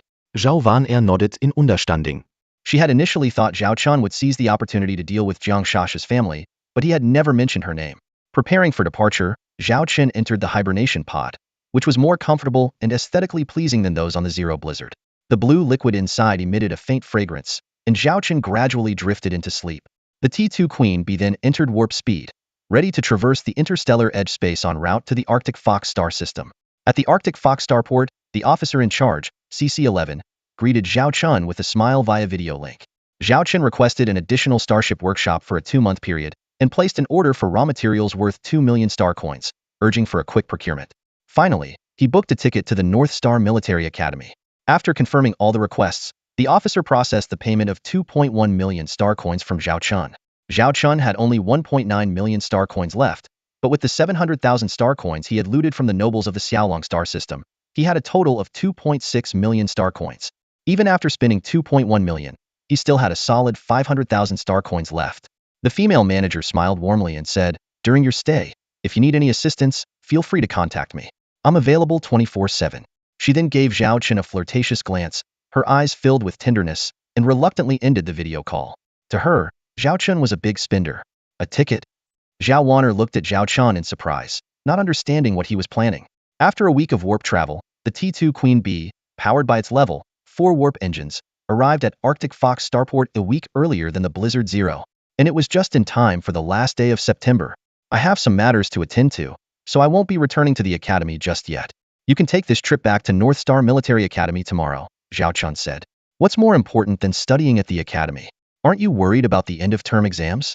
Zhao Wanner mumbled softly, clearly upset that Zhao Chen wouldn't be returning with her. Zhao Chen patted Zhao Wanner on the head and reassured her, "Don't worry, your brother has plans. I'll be back in a month or two at most." "I'll wait for you at the academy," Zhao Wanner replied. The T2 Queen Bee slowly docked in the shipyard where it was originally built. Although the T2 Queen Bee took up some space, there was still plenty of room for a few more starships or additional construction. Since the raw material orders hadn't arrived yet, they had some free time. "Let's explore Arctic Fox starport. We've been here before for the construction of the T2 Queen Bee, but we've never really had a chance to look around," Zhao Chen suggested. After a week of rest, he wanted to enjoy a brief holiday before diving back into the busy days ahead. "Sounds great." Zhao Wanner agreed enthusiastically. Zhao Chun called on a squad of half-orc female guards arranged by Charlotte, and the group of 7 boarded an unmanned hovercar, leaving the shipyard to Interarctic Fox Starport. The starport itself was a massive city capable of housing tens of thousands of residents, provided, of course, that one had the money to live there. Speaking of which, my crew doesn't seem to have any uniform clothing, Zhao Chun said, rubbing his chin as he looked at the 5 half-orc female guards by his side. They were dressed in plain clothes that were given for free by the slave traders when they were purchased. By the way, you didn't get any new clothes this year either. Let's buy some new outfits and also order some uniforms for the crew, Zhao Chun suggested. I have my school uniform, Zhao Wanner pointed out. Zhao Chun noticed that Zhao Wanner was still wearing her academy uniform. No one liked wearing their school uniform all the time. It was actually a way to save money. Zhao Chun grabbed Zhao Wanner's hand and started walking forward. No way, we are definitely buying you some new clothes today. You won't go back without at least 10 new sets. Zhao Wanner was stunned. As they were walking, a person in a black cloak, head lowered, stumbled towards them. The half-orc female guards quickly moved to shield Zhao Chun. A man suddenly bumped into a female orc soldier, repeatedly apologizing in a hoarse voice, sorry, before hurrying away. Zhao Chun watched him leave until he disappeared around the corner. Zhao Wanner noticed and looked at Zhao Chun in confusion. He calmly said, it's nothing. Let's go shopping. Once inside the clothing store, Zhao Chun stared at the outfits in front of him, looking conflicted. Tight uniforms, maid outfits, bunny costumes. The thought of his starship's female crew members wearing these was simply enchanting. However, Zhao Wanner mercilessly shattered his daydream by sketching a few outfit designs herself. Suddenly, Zhao Chun saw a familiar figure outside the store, followed by a few suspicious individuals. He turned to Zhao Wanner and said, wait here. You two stay, come with me. With that, Zhao Chun abruptly left the store with 3 female orc soldiers, blending into the crowd. In an abandoned underground tunnel, not far from a clothing store, a mysterious figure clad in a black cloak was cautiously making their way forward. Earlier, this mysterious person had bumped into Zhao Chun's personal female guard on the street. Now, they entered a narrow passage and rhythmically knocked on the wall. Soon, dozens of figures emerged from the darkness. They were all females with small horns on their heads, short wings on their backs, and even slender tails. They surrounded the mysterious person. These girls were all Lilith's sisters. The mysterious figure slowly removed the cloak, revealing handsome features, though covered in black grime, which couldn't hide her allure. Like the other girls, she also had black horns on her head. You must be very hungry. Here's some food I found. Eat up, Lilith said, pulling out a box of green, viscous synthetic food from her cloak. Despite the unappealing taste, the girls grabbed the food immediately, clearly famished. Watching her sisters eat, Lilith couldn't help but swallow hard.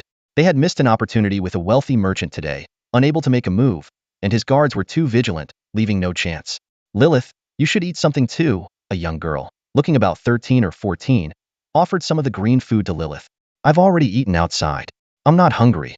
You all go ahead, Lilith replied with a gentle smile, declining the offer. The young girl had no choice but to start devouring the food herself. Lilith turned away, gently touching her empty stomach. In reality, she hadn't eaten anything because today's food haul was too small, just enough for everyone to share. If she ate any, there wouldn't be enough. She could afford to skip a meal, but she couldn't bear to see her sisters go hungry. As she watched the box of green, viscous synthetic food being quickly devoured and even the bottom licked clean, she sighed, realizing she would have to go out hunting again today. Just then, a faint sound of footsteps reached her ears. Lilith immediately became alert, looking in the direction of the sound and sternly shouting, "Who's there? I knew it. It's a succubus. Big brother, you were right. There might be more than one of them. If we follow them, we might find even more. Succubi fetch a high price in the market. A well-formed one is worth a fortune, and this one might be even more valuable." 7 men emerged, holding various weapons. Though they couldn't carry firearms, their melee weapons were enough to cause harm. They leered at the succubi and the frightened women before them. Succubi, an extremely rare interstellar species, were all female and capable of self-reproduction. Every succubus is a captivating sight in the universe, once living peacefully on a tranquil planet until they were discovered by outsiders. Due to their enchanting beauty, they soon attracted human hunters. The planet descended into a war of invasion, and the succubus race, being weak in power, ultimately saw their home fall. Many succubi were heroically sacrificed or captured, while a few survivors fled aboard starships, beginning a life of wandering. Over time, these succubi dispersed across the cosmos. Astonishingly, dozens of them were found hiding in the abandoned pipelines of a spaceport. They were practically walking treasures. "Quick, let's go," Lilith exclaimed, drawing her dagger and striking a combat pose. Her companions scattered behind her, desperate to escape. but their path was blocked by men. Lilith brandished her dagger, though she was no master of combat. Before long, her weapon was seized. Little girl, you better behave. Instead of suffering here, why not let me sell you to the nobles? You'll live a luxurious life, so why endure this pain? The man sneered, grabbing Lilith's arm. I will never be your captive. I'd rather die than submit. Lilith shouted, biting down on the man's arm. He winced in pain and kicked her hard in the stomach. She flew backward, clutching her belly in agony. Let me go. Lilith, help me! Her companions cried out. Lilith gritted her teeth and looked up, only to see that the other end of the pipeline was also blocked by another group capturing her friends. They were all in cahoots. Hey, be gentle with her. If she's hurt, we won't get a good price. Another man yelled angrily. The injured man smirked, walking toward Lilith. If we can't sell her, I'll enjoy her myself. I've never tasted a succubus before. They say one taste can prolong your life, he said, stepping on Lilith and grabbing her hair, grinning maliciously. Tonight, I'll savor the legendary flavor of a succubus. The pain from her hair being pulled was nothing compared to the despair in Lilith's heart. She knew the fate that awaited her and her companions. After years of fleeing, they still couldn't escape the cruel twists of fate. Why? Why couldn't succubi live equally, just because of their extraordinary beauty? Lilith was filled with hatred toward the universe, the invaders, and the men before her. If someone could save them, she would give anything, even her life. Suddenly, a piercing scream echoed through the pipes. At first, the protagonist thought it was the escaping succubus, causing a twinge of fear to rise within him. However, as he approached the source of the sound, he saw a figure emerging from the darkness. This unexpected scene left him startled, but also filled with curiosity and excitement. He couldn't help but think, with all this commotion, maybe I can join in the fun. Zhao Chen smiled as he looked down at the scene in the underground tunnel. 3 female bodyguards surrounded him closely, their eyes alert and watchful. A man dressed in Lilith attire stared at Zhao Chen, his gaze threatening, and his hand began making suggestive gestures. The comrades who had been chasing a succubus started to gather, and the atmosphere grew tense. When asked about his identity, Zhao Chen rubbed his chin thoughtfully before smirking dismissively. Who I am is none of your business, he retorted. The man felt insulted and pointed angrily at Zhao Chen. Kid, I warn you. I have the backing of the Black Fox Guild from Polarisport. You'd better scram now, or I'll make sure you never leave Polarisport again. Despite the Black Fox Guild sounding like an intimidating criminal organization, Zhao Chen remained unperturbed. He shook his head disdainfully and held out his hand. Your Black Fox Guild might have some skills, but do you really think you can leave here alive? The man detected the provocation in Zhao Chen's words and immediately drew his dagger. His comrades followed suit, drawing their weapons and closing in, heightening the tension. The 3 half-beast female bodyguards assumed combat stances. Zhao Chen stopped them and stepped forward alone, gesturing for the others to come at him. Enough talk, let's see what you've got, he challenged. The man ordered, get him, take him out. His comrades rushed at Zhao Chen, but the narrow tunnel only allowed 3 to advance side by side. The 3 female bodyguards gripped their short blades, ready to intervene at any moment. Despite General Charlotte's orders to prioritize the captain's safety, Zhao Chen's command to stay out of it left them conflicted. They could only watch, prepared to leap into action if Zhao Chen was in danger. Unexpectedly, Zhao Chen deftly dodged the first dagger thrust and delivered a punch to the attacker's chest, producing a sharp crack. He then kicked the other 2 away with astonishing speed and strength, leaving the 3 half-beast female bodyguards in awe. Zhao Chen's prowess was on par with the top warriors of their race. Zhao Chen's eyes gleamed with battle fervor. After injecting the T1 super soldier serum and conducting simulated combat on the starship, data showed his physical abilities surpassed most interstellar soldiers. However, his lack of real combat experience left him uncertain of his true strength. Now, he finally had the chance to prove himself. 3 minutes later, all of the man's comrades lay on the ground, except for him. A third of them were already dead, either from Zhao Chen's powerful strikes or his lethal blows. Zhao Chen exhibited extraordinary strength, something beyond what an ordinary person could endure. A man stared at him in terror, continuously backing away until he finally turned and fled. Zhao Chen picked up a dagger and threw it with precision, the blade embedding itself in the man's buttocks. A sharp, agonized scream echoed as the man collapsed in a bizarre fashion. Zhao Chen frowned in dissatisfaction and said, "My accuracy still needs work. I was aiming for his head." Lilith's cold eyes fixed on the man lying on the ground. Memories of their harrowing escape flooded back. These people had been relentlessly hunting them, causing many of her sisters to die. Filled with hatred, she unhesitatingly drew a small knife and plunged it into the man's neck, blood splattering onto her face. After a brief moment of distraction, Lilith warily watched the man and the 3 female soldiers in front of her. Zhao Chen addressed Lilith, You are from the succubi tribe, aren't you? He then signaled the female soldiers behind him to clear the battlefield, ensuring that anyone still breathing was dealt with. For these half-beast female crew members, this was routine. They showed no mercy in eliminating every trace of their enemies. Lilith pressed the dagger against her pale neck and declared, "I would rather die than let you humiliate me." Zhao Chen shrugged and smiled. "I have no intention of humiliating you. I'm merely curious about the succubi tribe." Lilith was momentarily puzzled, unable to grasp Zhao Chen's intentions. He suggested, "This place is no longer safe. If you're willing, you can take refuge on my starship. I can guarantee your safety." Lilith eyed Zhao Chen suspiciously and asked, "How do I know your intentions are different from theirs?" Zhao Chen shrugged again. "If I were like them, why would I waste time talking to you? If you don't accept, that's fine. We'll leave." As Zhao Chen was about to walk away, Lilith's resolve wavered. She couldn't help but call out, "Wait, I'll go with you. As long as you promise not to harm my people. I'll accept any condition." These words, coming from a captivating succubus, held great persuasive power.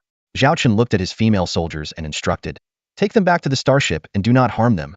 The soldiers responded affirmatively and planned to hide Lilith's people in the hovercraft, ensuring their safe return to the starship.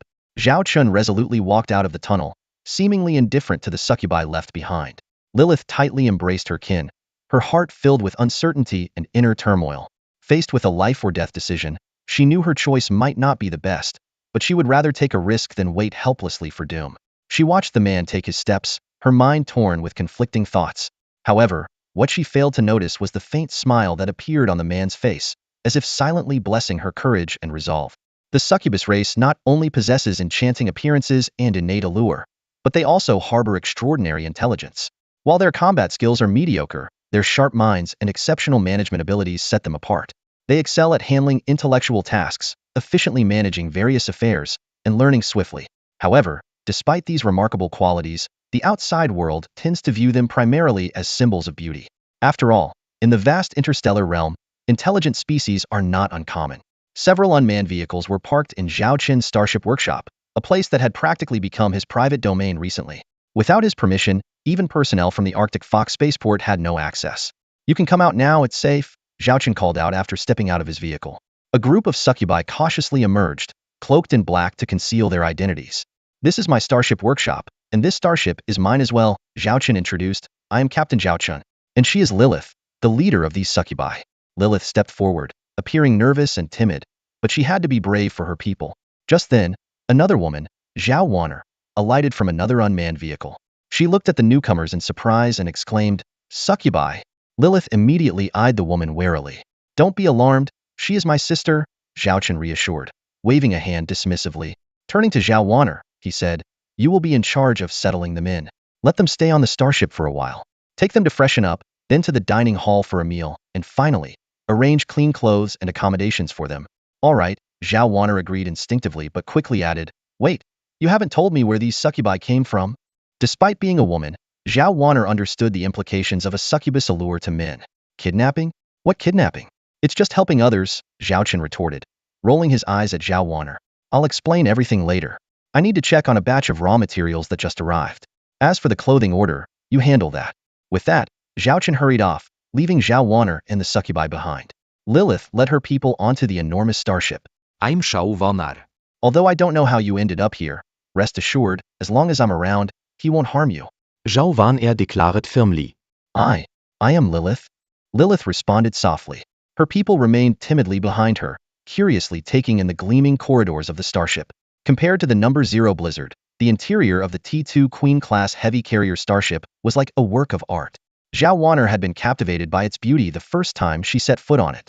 "You have a bit of an odor. Let me take you to freshen up," Zhao Wanner said, looking at Lilith. Lilith's cheeks flushed slightly. She and her group of succubi had been hiding in the underground tunnels of Starport, naturally carrying an unpleasant odor. The enormous bathroom was filled with steam, with shower stalls on both sides and a large bathing pool in the center. Standing at the entrance, Zhao Wanner gently reminded them, "Go take a bath. Clean clothes are here. Change into them after you're done, and then I'll take you to eat." Lilith still felt a bit reserved, but the other succubus girls couldn't resist stepping into the showers to enjoy the warm water. "Wow, it's actually hot water. I can't even remember the last time I had a hot shower. But using so much water, won't we get in trouble?" "I've heard that water is extremely precious on starships," one of the succubi remarked. Lilith looked around. Having once served on the starship of the succubus kingdom, She knew that such a bathroom setup was quite luxurious. Don't worry. Our starship uses the most advanced cosmic particle water molecule collection technology, so water isn't scarce. Zhao Wanner's voice reassured them, easing their concerns. The succubi began to relax and bathe, washing away the grime and revealing their alluring figures. If Zhao Qin were present, he would surely be captivated. Life in the underground tunnels had made their appearances hard to discern, but now they were undoubtedly some of the most sought-after beauties in the universe. After several minutes, the succubi changed into clean clothes, feeling as if they were in a paradise. If it weren't for the meal waiting for them, they might have spent the entire day enjoying the bath. Sister Lilith, can we come back here to bathe again in the future?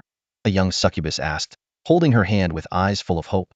Of course, Lilith replied softly, though her heart was filled with doubts about Zhao Qin's true intentions and their future. The succubi all announced they were done bathing, and Lilith, feeling a bit embarrassed, said, "Thank you for the clothes. Our own clothes are still wearable, though just barely." However, their garments were tattered and ill-fitting, having been through so much during their escape that they only cared about covering themselves. Zhao Wanner's eyes lit up as she looked at the succubi. "You're all so beautiful." Succubi are naturally charming and irresistible. They are born to be enchantresses. Lilith's cheeks reddened again, though she was long accustomed to such compliments. Zhao Wanner glanced around at Lilith beside her, then looked down at herself, especially her chest, and couldn't help but marvel in disbelief. Although Zhao Wanner was also quite attractive, she had not yet fully blossomed, and her style was completely different from Lilith's. Clearing her throat, she said, "Let's go enjoy some food. Let's go enjoy some food." She changed the subject and led Lilith and the others to the starship's dining hall. Inside the dining hall, Zhao Wanner pointed to the tables and said, "Feel free to order whatever you like, just don't waste any food." However, none of the succubi stepped forward. Zhao Wanner looked at them in surprise, noticing that they were all standing there, dumbstruck.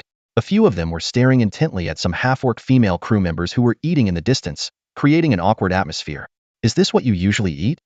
Lilith asked in astonishment. "These items on the menu are all natural ingredients, not synthetic food or anything like that." "Of course, go ahead and order," Zhao Wanner said calmly. As the aroma of the food wafted through the air, Lilith thought to herself, "This isn't just a starship, it's a paradise." In a restaurant, Lilith and a group of succubi sat around a dining table. Lilith's elder sister ordered a steak and some fruit. The succubi gathered around the counter, their excitement palpable as if they were seeing fruit for the first time. Lilith looked at her kin with compassion, aware of the hardships they had endured in the past. After placing their orders, the succubi anxiously awaited their food. The chef, with a smile, informed them to find a seat as the food would be delivered by mechanical servers. Embarrassed, the succubi made their way to the dining area. Before long, the first dish arrived, a bowl of fragrant rice. The succubi stared in disbelief, savoring the bliss that the delicious food brought. The others looked on enviously, but soon their meals started arriving as well.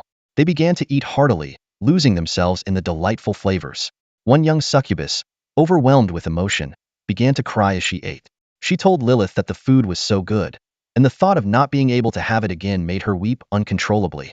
Lilith tightly embraced the young succubus, fully aware of their past struggles. The sadness spread, and the other succubi also started to tear up. One petite succubus, holding an empty bowl that had been licked clean, timidly asked for more food. Although the chef couldn't understand her exact words, her determined expression was clear, and he agreed to her request. Soon, a second serving was placed before her. An hour later, Zhao Wanner returned to find the succubi looking as if they were pregnant from overeating, much to her surprise.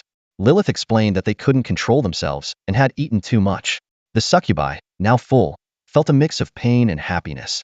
For the first time, they experienced the satisfaction of a full stomach, marking the beginning of a new chapter in their lives.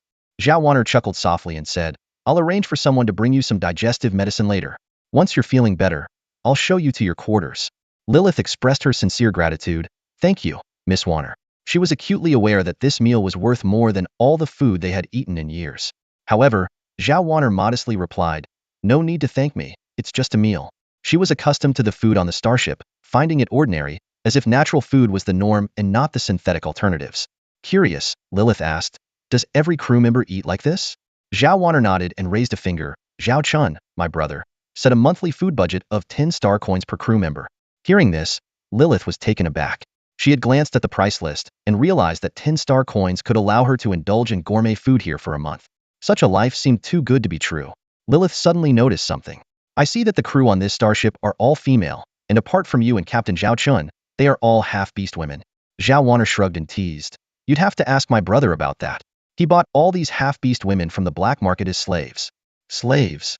Lilith was shocked as she looked at the half-beast women enjoying their meals. These are slaves. She began to question Zhao Qin's intentions. After the succubi had their fill, Zhao Wanner led them to their quarters. There are 18 of you, right? I've arranged 5 four-person dorms, leaving some beds empty, Zhao Wanner explained as they walked. Lilith quickly waved her hand. No need. One dorm is enough, even just a place to sit would do. She looked at the clean and tidy corridor, thinking it would be fine to rest there. After all, they had seen worse conditions during their years on the run.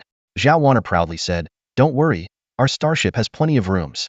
It only takes 100 people to operate, but it can accommodate 300, even 700 or 800 without any issue." It was as if she was showcasing her home to them. Soon, they arrived at the dormitory area. These will be your quarters.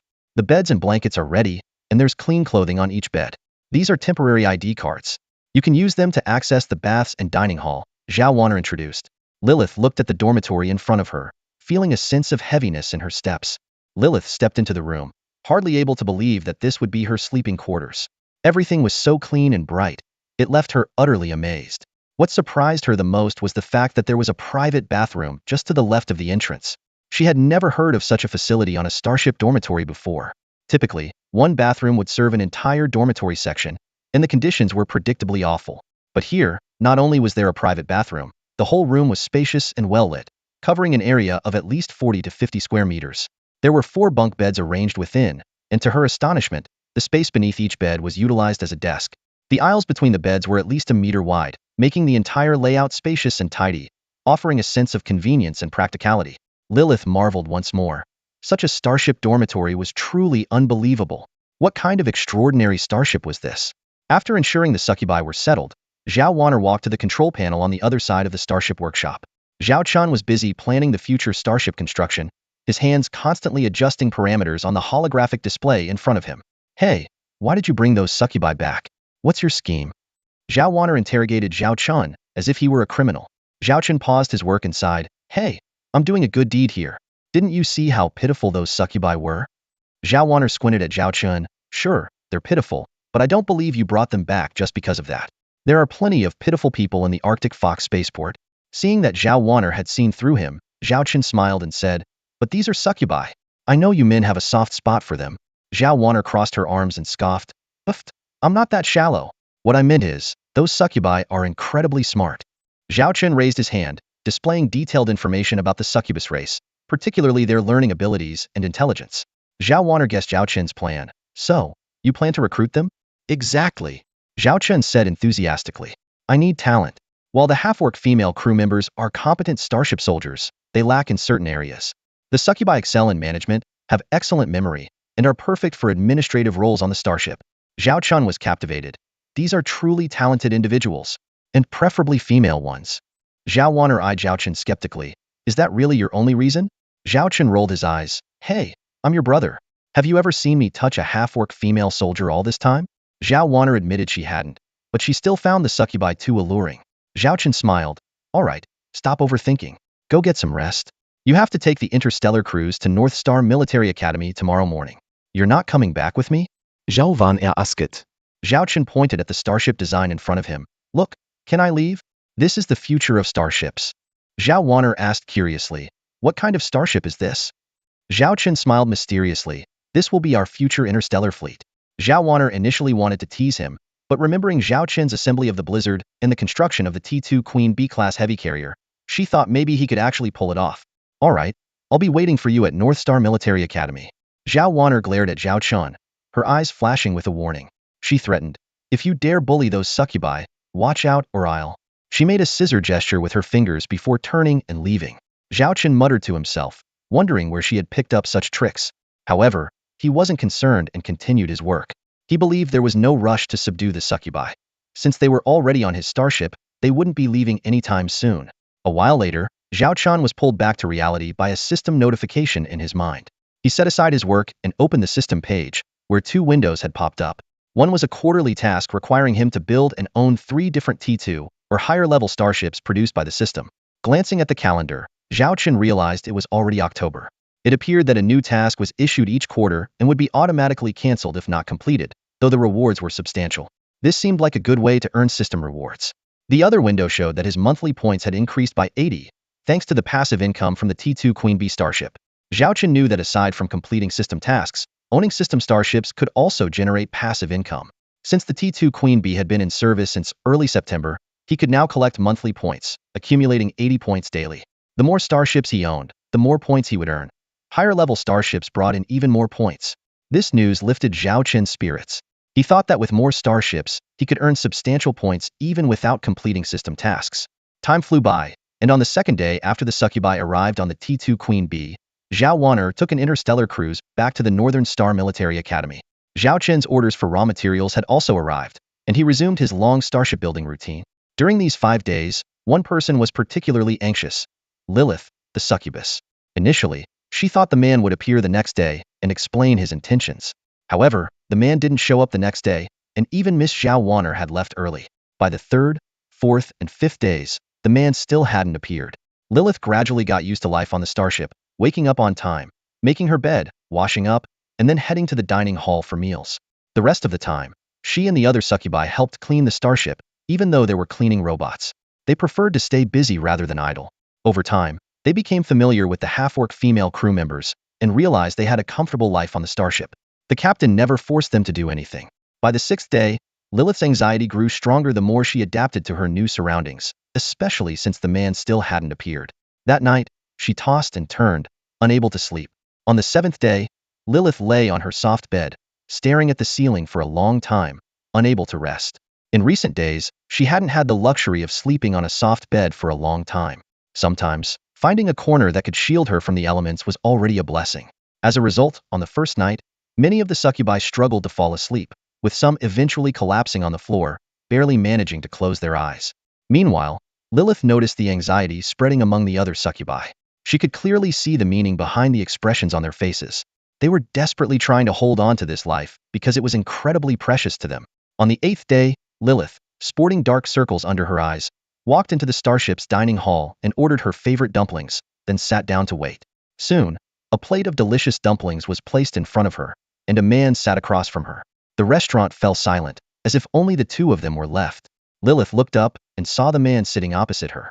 It was the same man who had disappeared for 7 days, the one she had been waiting for all week. "Tell me, where are you planning to go next? I can see you off," Zhao Chen said calmly while savoring his dumplings. His voice wasn't loud, but every succubus in the restaurant heard him clearly. His words struck like a bolt from the blue, leaving them feeling as if they were plunged into an icy abyss. The food before them suddenly lost all its appeal. Bessie, a charming succubus girl, once hailed from a kingdom overrun by evil. She had been on the run since childhood, wandering across planets, starships, and various other places, constantly hiding her identity and enduring harsh conditions. Bessie witnessed her companions dying from hunger and faced numerous close calls, but was often saved by her brave sister, Lilith, who provided them with food. One day, however, their hiding place in the underground tunnels was attacked. In their moment of desperation, a powerful man appeared, vanquished their enemies, and brought them aboard his starship. On this starship, Bessie saw beauty and safety she had never known before.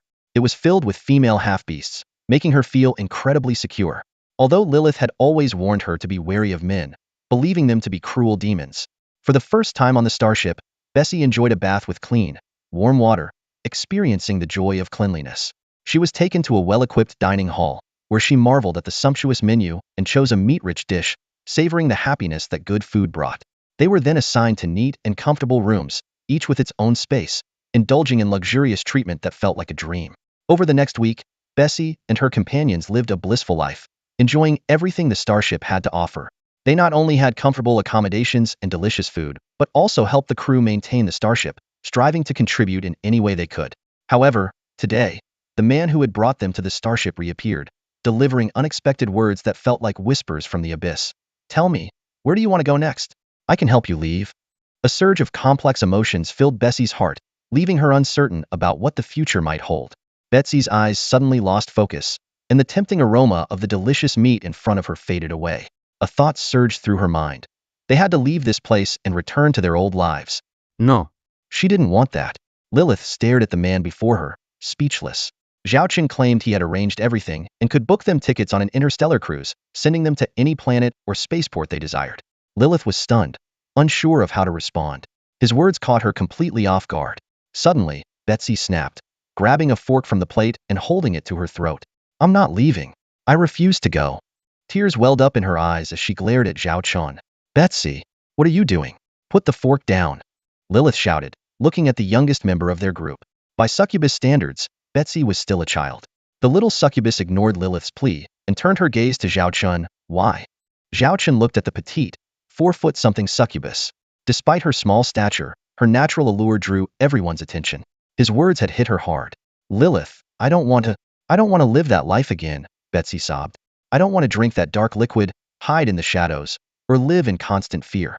I don't want to starve, eat moss off the walls, swallow dirt, or scavenge for food only to suffer from hunger pains in a corner. I don't want to fight wild beasts on desolate planets for a scrap of food, watching my friends fall in battle. Here, for the first time, I realized that life could be beautiful. Her words were bitterly ironic. For succubi who lived in darkness, just surviving was a monumental task, let alone enjoying life. Many succubi present were moved to tears, their eyes red. The older ones savored their food, chewing each grain of rice slowly, knowing this might be their last taste of such delicacy. They would soon sink back into darkness. Betsy's red eyes bore into Zhao Chun, filled with despair and anger. If you're sending us away, why be so generous? Why let us experience this life, with clean clothes, warm water, delicious food, and soft beds? Why show us that we can be happy? You've shown us the light, only to push us back into the dark. As she spoke, the fork fell from Betsy's hands. She collapsed to the ground, sobbing uncontrollably. Lilith, feeling a mix of guilt and helplessness, walked over and hugged the little succubus tightly. Zhao Qin gazed at the emotionally turbulent succubi before him, feeling a mix of emotions. He knew his plan had come to fruition. These succubi had once endured the darkness, never having known the beauty of light. But Zhao Chun had brought them unparalleled happiness, like a brilliant beam piercing their dark existence.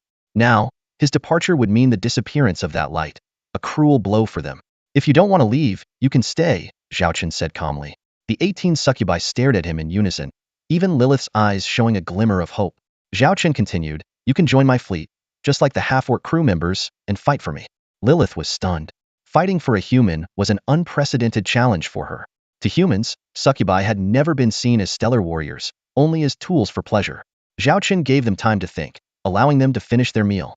If you choose freedom, you can leave through the back door, and someone will arrange for you to travel to any planet or starport.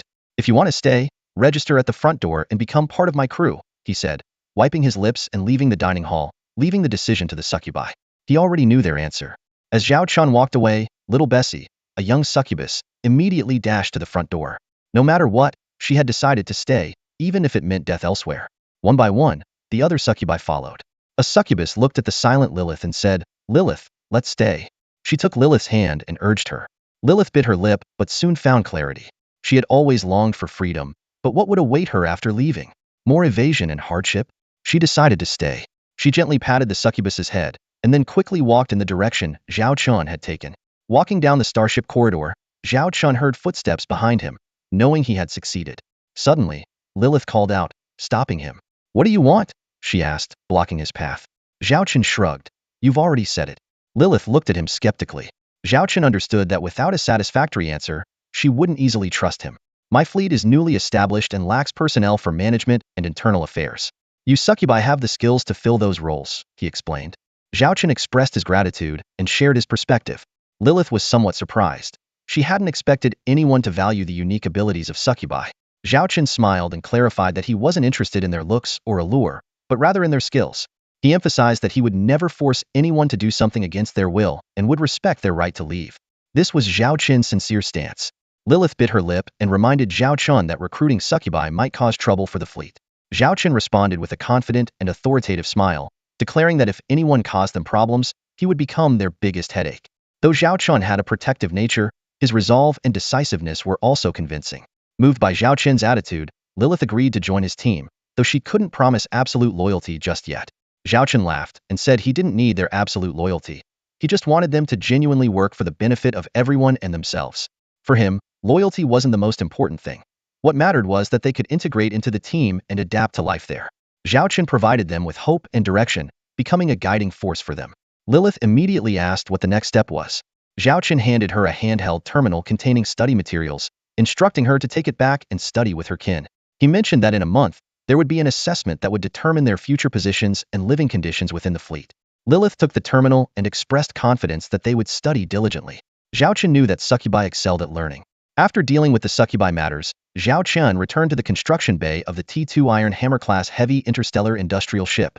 The hull of the T2 Iron Hammer was beginning to take shape, but it would still take some time to complete. To meet the quarterly target, Zhao Chen needed to build another T2 class starship. Meanwhile, in the underground tunnels of the Arctic Fox starport, a team discovered multiple corpses and signs of human habitation. Half of the bodies had died from blunt force trauma, while the others had their throats slit. The situation was grim and sickening. The other party acted swiftly and decisively. Meanwhile, the tracking efforts failed to reveal any trace of the target succubus. His subordinates approached the man and reported the situation. The man frowned, his mind troubled. He wondered where the rats had been these past few days. It turned out they had encountered trouble. The succubus they had been searching for had vanished, and this was a mission assigned by the leader of the Black Fox Guild, underscoring its importance. The valuable information they had acquired with a significant amount of star coins was now worthless. Who dared to snatch their target at Arctic Fox starport? Determination flashed in the young man's eyes as he ordered, "Initiate a search immediately. Assign personnel to investigate every exit of this underground passage. We must find out who took the succubus." A month had passed, and Zhao Chen's T2 Hammer-class heavy interstellar industrial ship was mostly complete. He realized that he needed to find some soldiers skilled in starship construction. Otherwise, the entire workload would fall on him, eventually wearing him out. With a face smeared in grease, Zhao Chen looked at the new ship in front of him and grinned. "Buddy, with you around, my workload will be much lighter." Just then, a soft female voice came from behind him. He turned around and was pleasantly surprised. Standing there was a woman in a pure white military uniform, with a short skirt that just covered her knees and white stockings accentuating her long legs. Since she was a succubus, the uniform had spaces for her tail and small wings, making her even more enchanting. Zhao Chen deeply understood the allure of uniforms at that moment. He silently thanked his sister, as the starship uniforms were designed and made by Zhao Wanner. Considering the unique nature of Zhao Chen's fleet, these uniforms were not fixed in style. Only the fabric and overall design were consistent, making it clear they were part of the same series. They could be adjusted slightly according to the wearer's physique. After all, in Zhao Chen's unit, the soldiers were either beastmen or succubi. "Captain?" Lilith's voice brought Zhao Chen back to reality. Realizing he had lost his composure, he feigned calmness and asked, "Do you need something? Have you all mastered the material we covered?" "Yes, we've completed our studies. When will the assessment begin?" Lilith inquired. Zhao Chen recalled what he had instructed a month ago. "Let's start today. Have all the succubi gather in the starship's conference room." "Understood," Lilith replied and left. As she departed, Charlotte appeared. In fact, Charlotte had arrived here piloting the Zero Blizzard in the first week of October. After greeting and saluting Charlotte, Lilith left. The two had met a few times during this period and had quickly become good friends, perhaps due to their similar fates. It was evident that the succubi had adapted well to life here. Charlotte walked up to Zhao Chen, and they interacted like old friends. "Are you satisfied with the arrangements I've made for you?" Zhao Chen asked, scrutinizing Charlotte's uniform. Since Charlotte was the vice captain, her uniform had some different details, but the overall style was consistent. A white top paired with a white short skirt and white stockings. However, while the uniform on Lilith exuded an air of seduction, on Charlotte it conveyed the valor of a general, presenting two entirely different visual impacts. Succubi are naturally gifted in learning and management. Though that's the rumor, few have actually tested it. I suppose only you would recruit succubi as interstellar soldiers. If the outside world knew, they would surely say you're making the most of precious resources, Charlotte teased. Zhao Chen smiled and said, "Ensuring that every woman can play her role in the right position is what truly matters." Charlotte watched Zhao Chen as he worked on constructing the T2 Hammer-class heavy interstellar industrial ship. "How's the progress on your interstellar industrial ship?" she asked. "It should be completed within a month. In the meantime, please help me find a team of female half-orc soldiers skilled in starship manufacturing and repair," Zhao Chen replied. Charlotte eyed him suspiciously. "Do you have some kind of special preference?" "Honestly, we already have hundreds of women on our starships. Maybe not all of them are drop-dead gorgeous, but they're definitely attractive. Plus, humans seem to have a particular interest in half-orc women. Some even call them beast-eared maidens." "Please don't misunderstand me," Zhao Chen said seriously. "We've known each other for 3 or 4 months now. Don't you understand me by now?" Suddenly, Charlotte leaned closer and whispered, "Captain, do you have some kind of health problem?" Zhao Chen was taken aback and then erupted in anger. "What do you mean? Health problem? I'll tell you what, if you have the guts, come to my room tonight, and I'll show you what real stamina is." Charlotte wasn't offended by Zhao Chen's words. She had served as a captain before, commanding a group of half-orc soldiers, so she was no stranger to rough language. However, the thought of seducing Zhao Chen required some psychological preparation. Let's get back to business, Charlotte said, changing the subject. Does building this interstellar industrial ship mean you plan to construct more starships in the future? Zhao Chen nodded. My current goal is to establish an interstellar fleet. Then we need to address a few issues, Charlotte continued. We have 2 starships now, and we might have 3 soon. We need to decide on a name for our fleet. Should we stick with the name of your territory and call it the Xiaolong Fleet, or choose a different name? Also, we haven't decided on a fleet emblem yet. Zhao Chen pondered for a moment. You're right, we need to consider these things. We already have the fleet uniforms, but we need to finalize other details.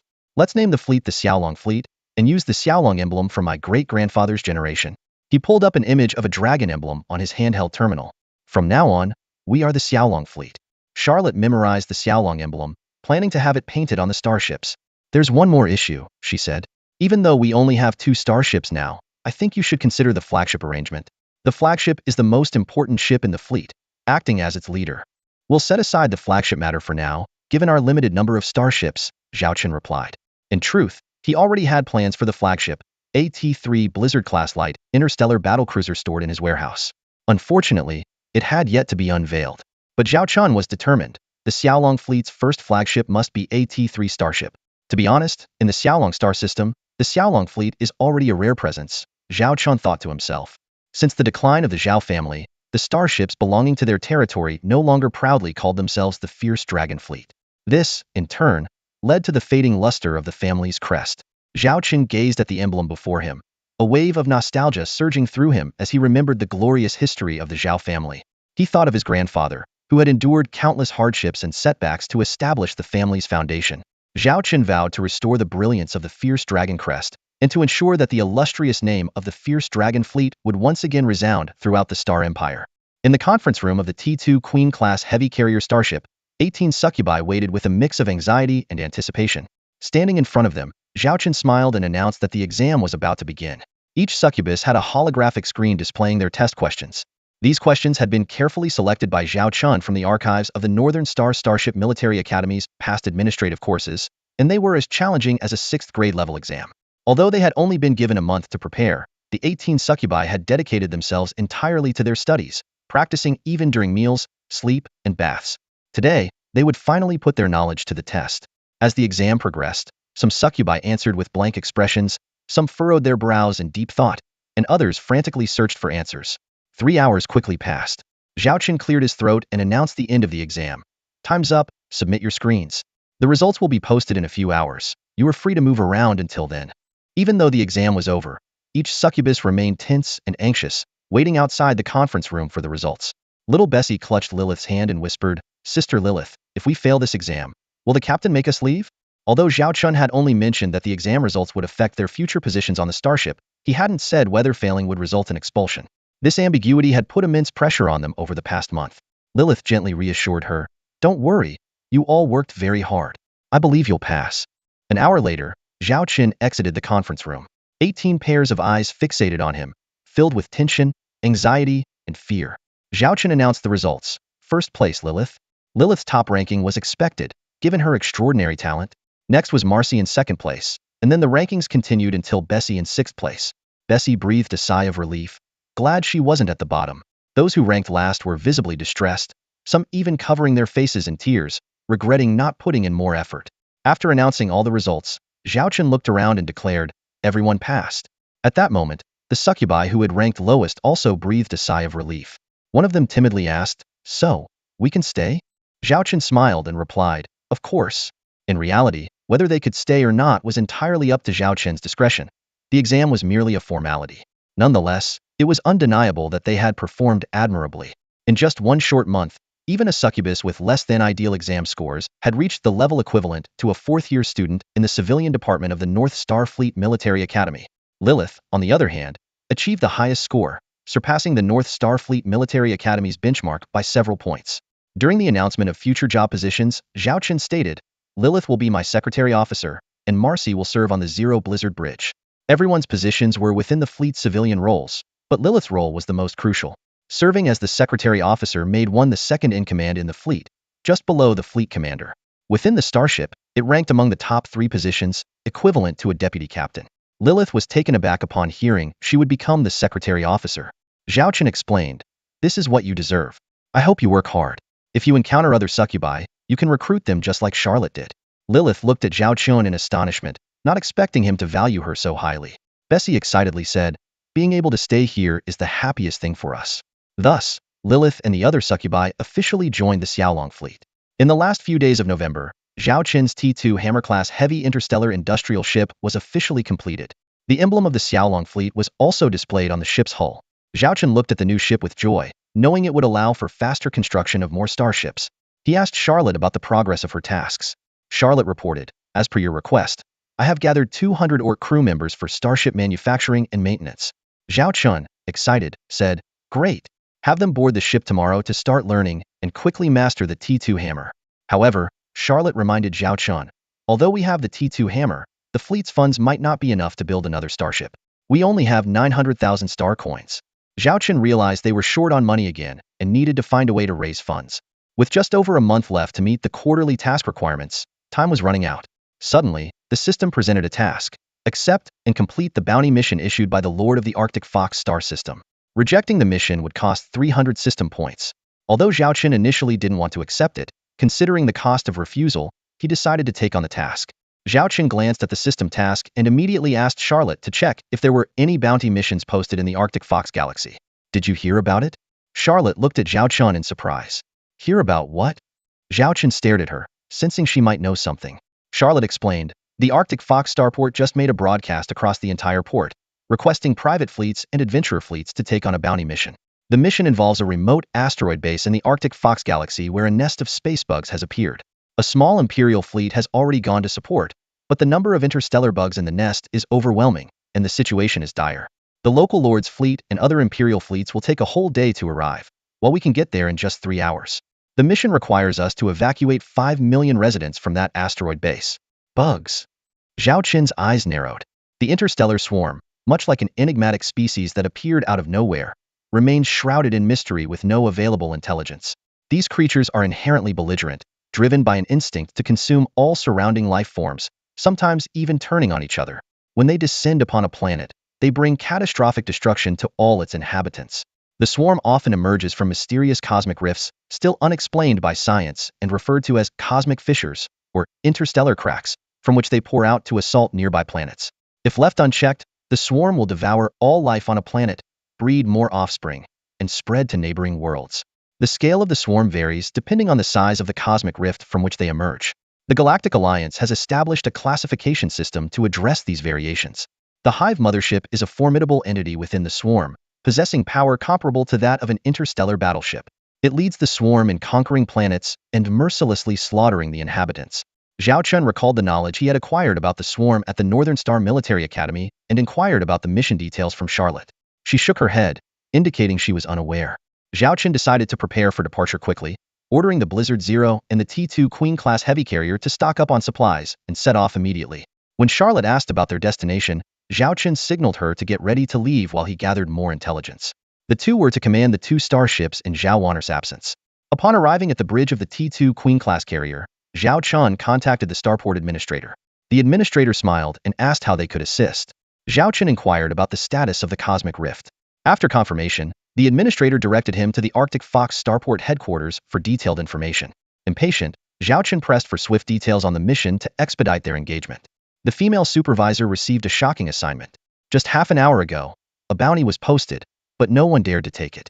The chief of starport personally reached out to several private and adventurer fleet commanders stationed there, but all declined. Zhao Chendao was the only one who accepted the mission. She said, "Taking the mission is fine, but according to protocol, your fleet needs to register first and—" Zhao Chendao interrupted, "I need this done quickly. Handle it within 10 minutes. The supervisor hesitated. "These procedures are mandatory and are for your fleet's safety." At that moment, she received a notification. Zhao Chendao's account had been credited with 1,000 star coins. She glanced at the message, exchanged a knowing look with Zhao Chendao, and they both understood. Money indeed makes things easier. The supervisor immediately activated the emergency channel, promised a response within 10 minutes, and quickly sent the mission details to Zhao Chendao before ending the communication to arrange for emergency assistance. Zhao Chendao began reviewing the mission details sent by the supervisor. According to the report, a level 2 cosmic worm nest suddenly appeared 3 hours ago in a remote area of the Arctic Fox system. Upon receiving the news, the system's lord immediately dispatched a fleet to eliminate the interstellar insects. However, most of the Imperial Army had already been redeployed elsewhere, leaving only a small fleet in the Arctic Fox system. This fleet had already gone to the site, but was overwhelmed by the sheer number of interstellar insects. The Arctic Fox system urgently requested assistance from neighboring systems and the governor of the Northwind sector. The Northwind sector is one of the 8 major sectors of the Starshine Empire, overseeing 63 systems, including the Xiaolong system, the Northern Star system, and the Arctic Fox system. However, even if reinforcements arrived as quickly as possible, it would still take at least 10 hours.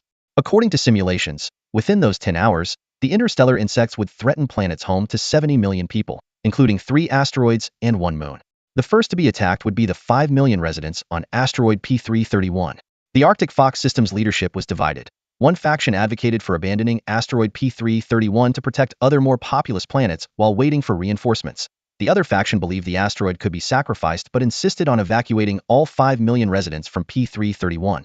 The latter view was supported by the commander of the only Imperial Army fleet, who led the fleet directly to asteroid P331 to initiate the evacuation. Upon receiving the urgent mission notification, a flicker of hesitation crossed Zhao Qin's face. The attack by the interstellar insect race had plunged the 5 million residents of asteroid P331 into peril, making the evacuation efforts by the Imperial fleet exceedingly challenging. Faced with this dire situation, the commander of the Imperial fleet came up with a bold idea: to request assistance from civilian fleets. To this end, he issued a bounty mission with a reward of 500,000 star coins, promising that the Empire would cover all battle-related damages. Zhao Qin pondered the situation. He wasn't particularly interested in the rescue mission and was reluctant to risk the lives of his starship crew. However, another thought lingered in his mind. The corpses of the interstellar insects were incredibly valuable, rich with resources, practically mobile treasure troves. And at this moment, Zhao Qin was financially strapped. Coupled with the system's task, at the headquarters for interstellar missions at Arctic Fox Starport, the leaders faced a daunting task but couldn't find anyone willing to accept it. Before them was a dangerous Tier 2 cosmic bug nest, hiding at least 3 T2 Hive motherships and over 30 T1 Hive motherships. For a regular adventurer fleet, it was impossible to fend them off in a short time. Even though the bounty was a staggering 500,000 star coins, life is priceless. Everyone knew the peril of battling the insectoid species. A single misstep could lead to the entire starship's downfall, leaving no room for surrender. This wasn't merely a matter of 5 million lives. The wisest choice would be to retreat behind the P300 asteroid, which housed a population of 20 million. Holding that position would only require a 2-hour defense, giving reinforcements enough time to arrive. In contrast, defending the P331 asteroid would require withstanding at least 3 hours of assault to ensure the safe evacuation of 5 million people, which was far too risky. In a room within the starport, the chief officer of Arctic Fox Starport anxiously looked at the 3 commanders of the largest private fleets in front of him. All 3 had declined the mission for various reasons. "I'll personally add another 100,000 star coins. Will you reconsider?" the chief officer pleaded. "This mission doesn't require you to fight the bugs to the end, just delay them for 3 hours. Maybe even 2 would be enough. Even for 1,000,000 star coins, it's not worth the risk." One commander shook his head and refused. Is the fleet commander who decided to evacuate the 5 million people on the P331 asteroid out of his mind? Why not just have the Arctic Fox system's lord order a retreat?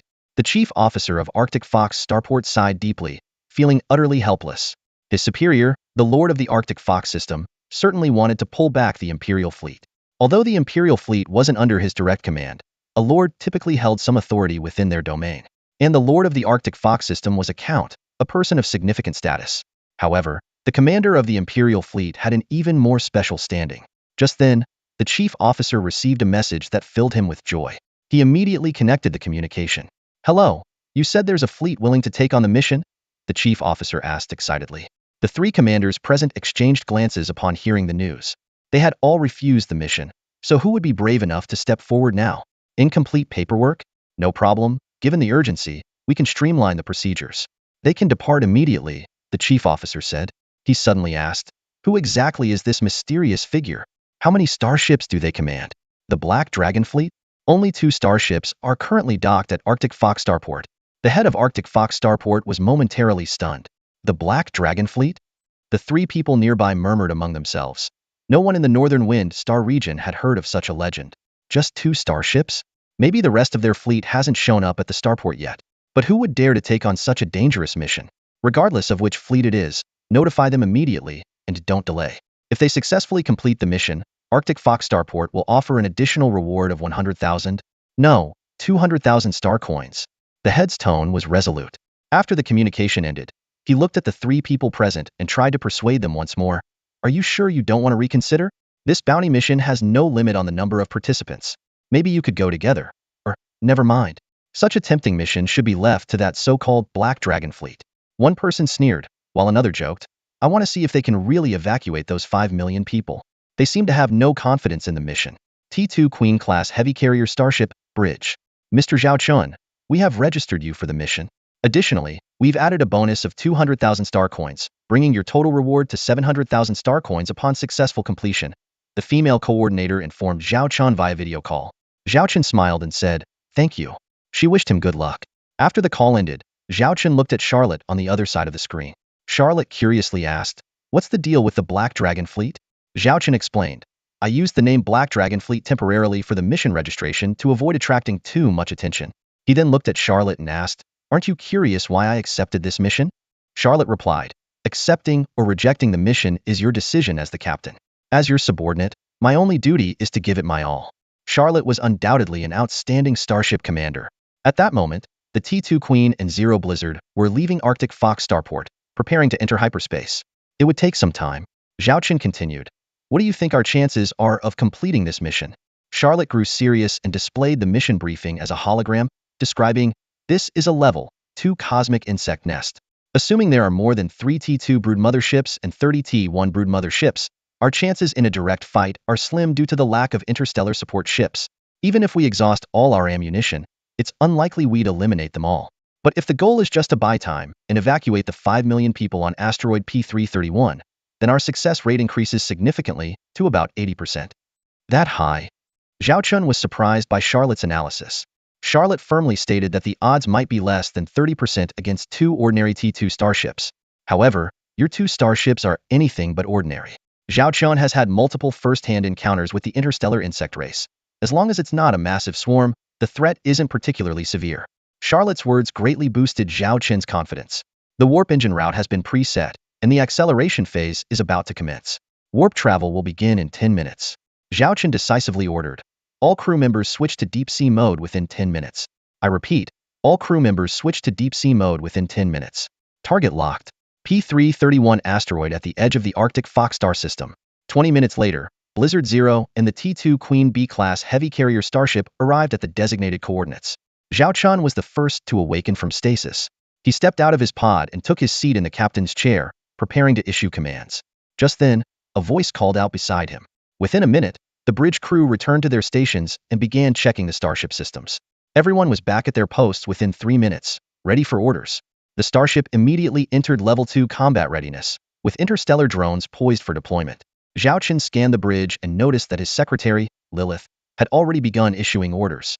Sensing Zhao Chun's gaze, Lilith asked nervously, Did I do something wrong? No, you've done an excellent job, Zhao Chun praised. Your recovery speed is impressive. Your physical condition is remarkable. The secretary's role was to assist the captain in issuing commands, and to preemptively execute certain non-critical orders when necessary, just as Lilith had done. I used to serve on a starship in the Succubus Kingdom and participated in battles against invaders, but we ultimately failed, Lilith explained. The Succubus Kingdom's war, that was over 50 years ago, wasn't it? You were already in service back then? Zhao Chun began to speculate about Lilith's age. Yes, I'm 75 years old, Lilith responded. 75? Zhao Chun was taken aback. Lilith appeared to be no more than 20. Sensing his confusion, Lilith explained, our succubus race can live up to 300 years under normal circumstances. With technological assistance, we might reach 400, similar to your human race. 400. Zhao Chun swallowed hard, realizing that Lilith was practically a young woman by human standards.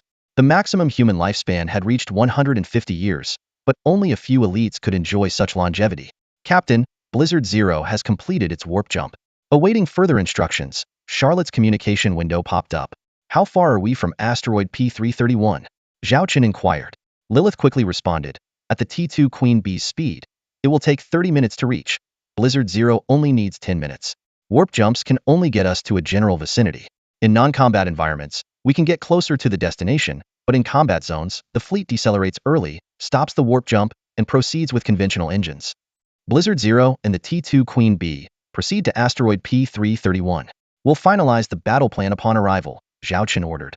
Charlotte and Lilith acknowledged in unison. The two starships advanced at the same speed. About 10 minutes later, they encountered a group of slow-moving interstellar transport ships. Zhao Chen stared in confusion at the interstellar transport ships before him. Their speed was a mere 10 knots, significantly below the normal level. The ship numbers indicated they belonged to the fleet of the Arctic Fox star system, specifically T2 Seahorse-class medium interstellar transport ships. It was clear they were here to execute the evacuation of the population on asteroid P331. Lilith immediately responded, explaining that she had learned this information from her study materials. Zhao Chen was a bit surprised and gazed quietly at Lilith. She softly explained that her study materials had covered this topic. They should contact these starships to inquire about their slow speed. Zhao Chen frowned. Soon, the communication link was established. The opposing fleet's commander was the first to speak. Which fleet are you? We are the Black Dragon Fleet, assigned to support the evacuation of asteroid P331. Are you the interstellar transport ships responsible for the evacuation? Why is your speed so slow? Lilith asked. The opposing fleet commander seemed a bit taken aback and explained.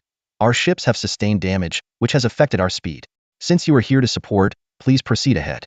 With that, the commander cut off the communication and chuckled to his adjutant. Someone actually took on this mission. How foolish. We're not idiots. If we rush there and encounter an attack from the interstellar Zerg, what then? We'll just move slowly and wait for the Imperial army to fail. Then we'll retreat immediately, he added. Lilith's voice came through again. Fleet, execute the evacuation mission and proceed to asteroid P331 immediately. The fleet commander frowned. Who are these people to interfere so much? Since their end hadn't activated the communication, the T2 Queen's bridge didn't hear this conversation. The adjutant, smoking casually, said, ignore them. Let's keep moving. They're not the Imperial army, so what can they do? Report. An unknown model of a starship has targeted us with its secondary cannons. A bridge crew member suddenly reported. The fleet commander snorted. They dare to fire at us? We're part of the Arctic Fox star system's fleet. Suddenly, streaks of meteors flashed by, one of them passing less than 100 meters from the bridge. Final warning. Failure to comply with the mission will result in serious consequences. The female voice echoed again. The fleet commander swallowed hard. She's crazy. She'll get us all killed. What should we do? They seem serious about firing. The adjutant was so scared that he didn't even notice the cigarette burning his hand. Yelping in pain, the fleet commander, with a grim face, said, this time, I'm out of luck, but I won't forget this. Full speed ahead to asteroid P331. Standing on the bridge of the T2 Queen B, Zhao Chen watched with a hint of satisfaction as the previously sluggish fleet of interstellar transport ships suddenly accelerated to full speed. He was well aware of their usual deceitful tendencies. Normally, he would let them be, as they were of little consequence. However, this time the mission system had assigned the task to Zhao Chen, and he could not tolerate any deliberate delays. Determined, Zhao Chen resolved to give his all to complete the mission. P331, a small asteroid with a population of 5 million, is a minor resource-rich celestial body. The Arctic Fox star system has established several bases here, deploying 5 million people for resource extraction. However, an unforeseen crisis caught everyone off guard. The sudden appearance of cosmic insect nests has plunged P331 into peril.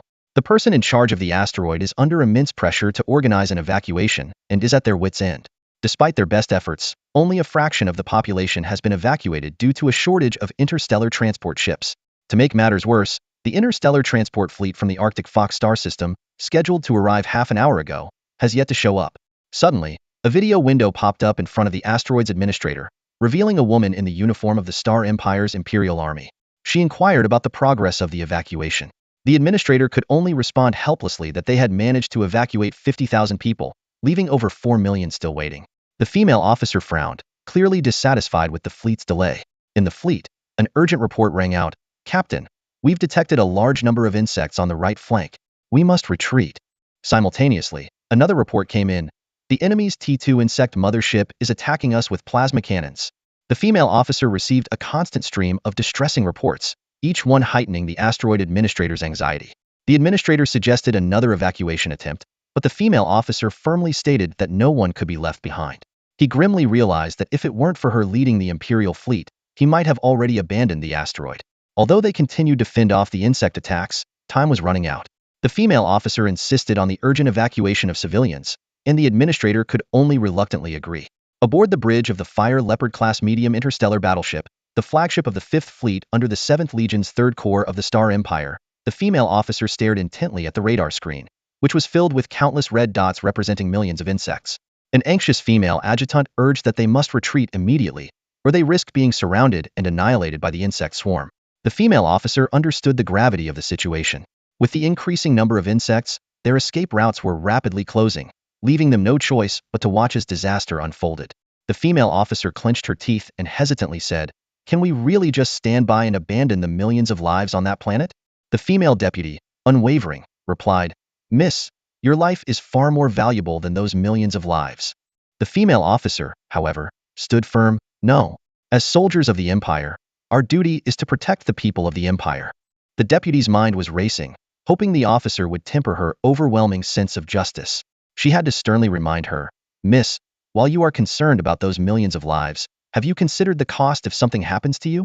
How many will pay the price, and how many families will suffer?" The female officer felt conflicted, knowing she might be stubborn, but her sense of justice couldn't let her abandon those millions of lives easily. Finally, she gritted her teeth and compromised, "Hold out for 2 more hours." The deputy, however, insisted, "2 hours is impossible. We can only hold out for 1 hour. After that, we must retreat. If things go south, your starship can withdraw, and I'll lead the remaining fleet to hold the line." Compared to the officer's life, the fleet of 30 Imperial starships seemed insignificant. The female officer resolutely rejected the proposal, clenching her fists as she demanded, "Why haven't we received any support after sending out the distress signal?" The deputy was at her wit's end, almost wanting to knock out the officer and forcibly take her away. The internal conflict between the officer's sense of justice and reality raged on. Meanwhile, on the battlefield, the increasing number of bugs had breached the defenses of a T2 Guardian-class medium starship. Swarms of bugs attacked the hull, gnawing at the armor. The bridge crew reported to the female officer, "The starboard hull of T2 Guardian 0712 is overrun by bugs and cannot be salvaged." Once a starship was swarmed by bugs, it was almost certain doom. The female officer watched the T2 Guardian with a mix of anger and guilt, knowing it would be the first loss in her fleet, but likely not the last. Suddenly, a crew member exclaimed, "Report! A swarm of interstellar drones has appeared behind us." The female officer, surprised, asked, "Interstellar drones?" As they watched in astonishment, the drones entered the battlefield, targeting the bugs with fierce attacks, wiping them out, and supporting the besieged T2 Guardian. Under the cover of the interstellar drones, the bugs were gradually cleared, and the T2 Guardian successfully escaped danger. The appearance of the interstellar drones left the female officer astonished. She couldn't help but wonder where these mysterious machines had come from. Suddenly, a voice came through the communication device. A male voice echoed over the channel, "I am the commander of the Black Dragon Fleet. We received a bounty mission and have come to provide support." Hearing this, the female officer felt an indescribable surge of emotion, with tears welling up in her eyes. At last, someone had responded to her call for help. Someone was willing to lend a hand. This filled her with immense relief and reaffirmed her belief that there were still people in the world driven by a sense of justice. Meanwhile, on the distant battlefield, several massive, insect-like creatures, as large as interstellar warships, were steadily approaching, sending chills down one's spine. Respected commander of the Black Dragon Fleet, Chu Xian is the commander of the 5th Fleet under the 3rd Corps of the 7th Legion of the Starshine Empire. When she learned about the arrival of reinforcements, she excitedly asked, "How many starships have you sent to support us?" Chu Xian eagerly awaited the response, knowing that the arrival of reinforcements meant that the 5 million people on the planet could be safely evacuated. Zhao Chen candidly replied, "We only have 2 starships." "Only 2? Chu Xian looked doubtfully at her female lieutenant and whispered, "Did I mishear? I thought it was 20. The female lieutenant nodded in confusion, indicating she had also misheard. Chu Xian hesitated for a moment and then reconfirmed, "Your fleet only has 2 starships?" Zhao Chen affirmed. Chu Xian tried to grasp at a sliver of hope. "Are you just the vanguard, with the main fleet still on its way?" Zhao Chen denied it. "This support consists of just our 2 starships. No one else was willing to take on the mission you issued." Chu Xian's spirits plummeted. She began to question whether she should continue to hold P331 asteroid, whether she should sacrifice her fleet for a sense of justice and responsibility. She sighed, "Thank you for your support, but with only 2 starships, it's hard to turn the tide." Her mood was somber. "So, I've decided to give up," Zhao Chen countered. "Are you giving up without even trying?" Chu Xian was taken aback, as his words struck a chord deep within her. Despite the risk of defying the Lord's orders and deciding to protect the evacuation of 5 million people on P331 asteroid, which could endanger her fleet and the safety of tens of millions behind the lines, she was a soldier worthy of respect. Staring directly at Chu Xian through the virtual window of the video communication, Zhao Chen's gaze sent a jolt of electricity through her. She opened her mouth to speak, but her female lieutenant interrupted. The lieutenant reminded Chu Xian that with only 2 T2 starships, it was impossible to change the situation, as there were 30 T2 starships of the Empire's fleet present. Chu Xian's female lieutenant was skeptical of Zhao Chen's claims, considering him a naive fool, and tried to prevent Chu Xian from taking action. Zhao Chen, however, requested that Commander Chu Xian thoroughly understand the current situation. Commander Chu Xian silenced her lieutenant and said seriously, "This is the current situation. A swarm of interstellar Zerg surged from a sealed secondary universe wormhole, including 4 T2 hive carriers and 35 T1 hive carriers. Despite successfully destroying 4 T1 hive carriers and severely damaging 1 T2 hive carrier, the overwhelming number of Zerg left the defense line on the brink of collapse."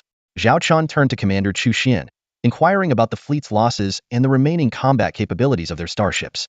Chu Xian, though momentarily hesitant, firmly replied that her fleet still had 30 starships, 2 of which were heavily damaged but remained operational. Over 50% of their weapons were still functional. However, given the sheer scale of the Zerg, their firepower seemed insufficient. Interrupting Chu Xian, Zhao Chen resolutely declared, "We still have the strength to fight." The female adjutant covered her face, puzzled by the stubbornness of this young commander, who seemed as headstrong as the young lady herself. She muttered, "The young lady's status is so distinguished. How could someone like him compare?"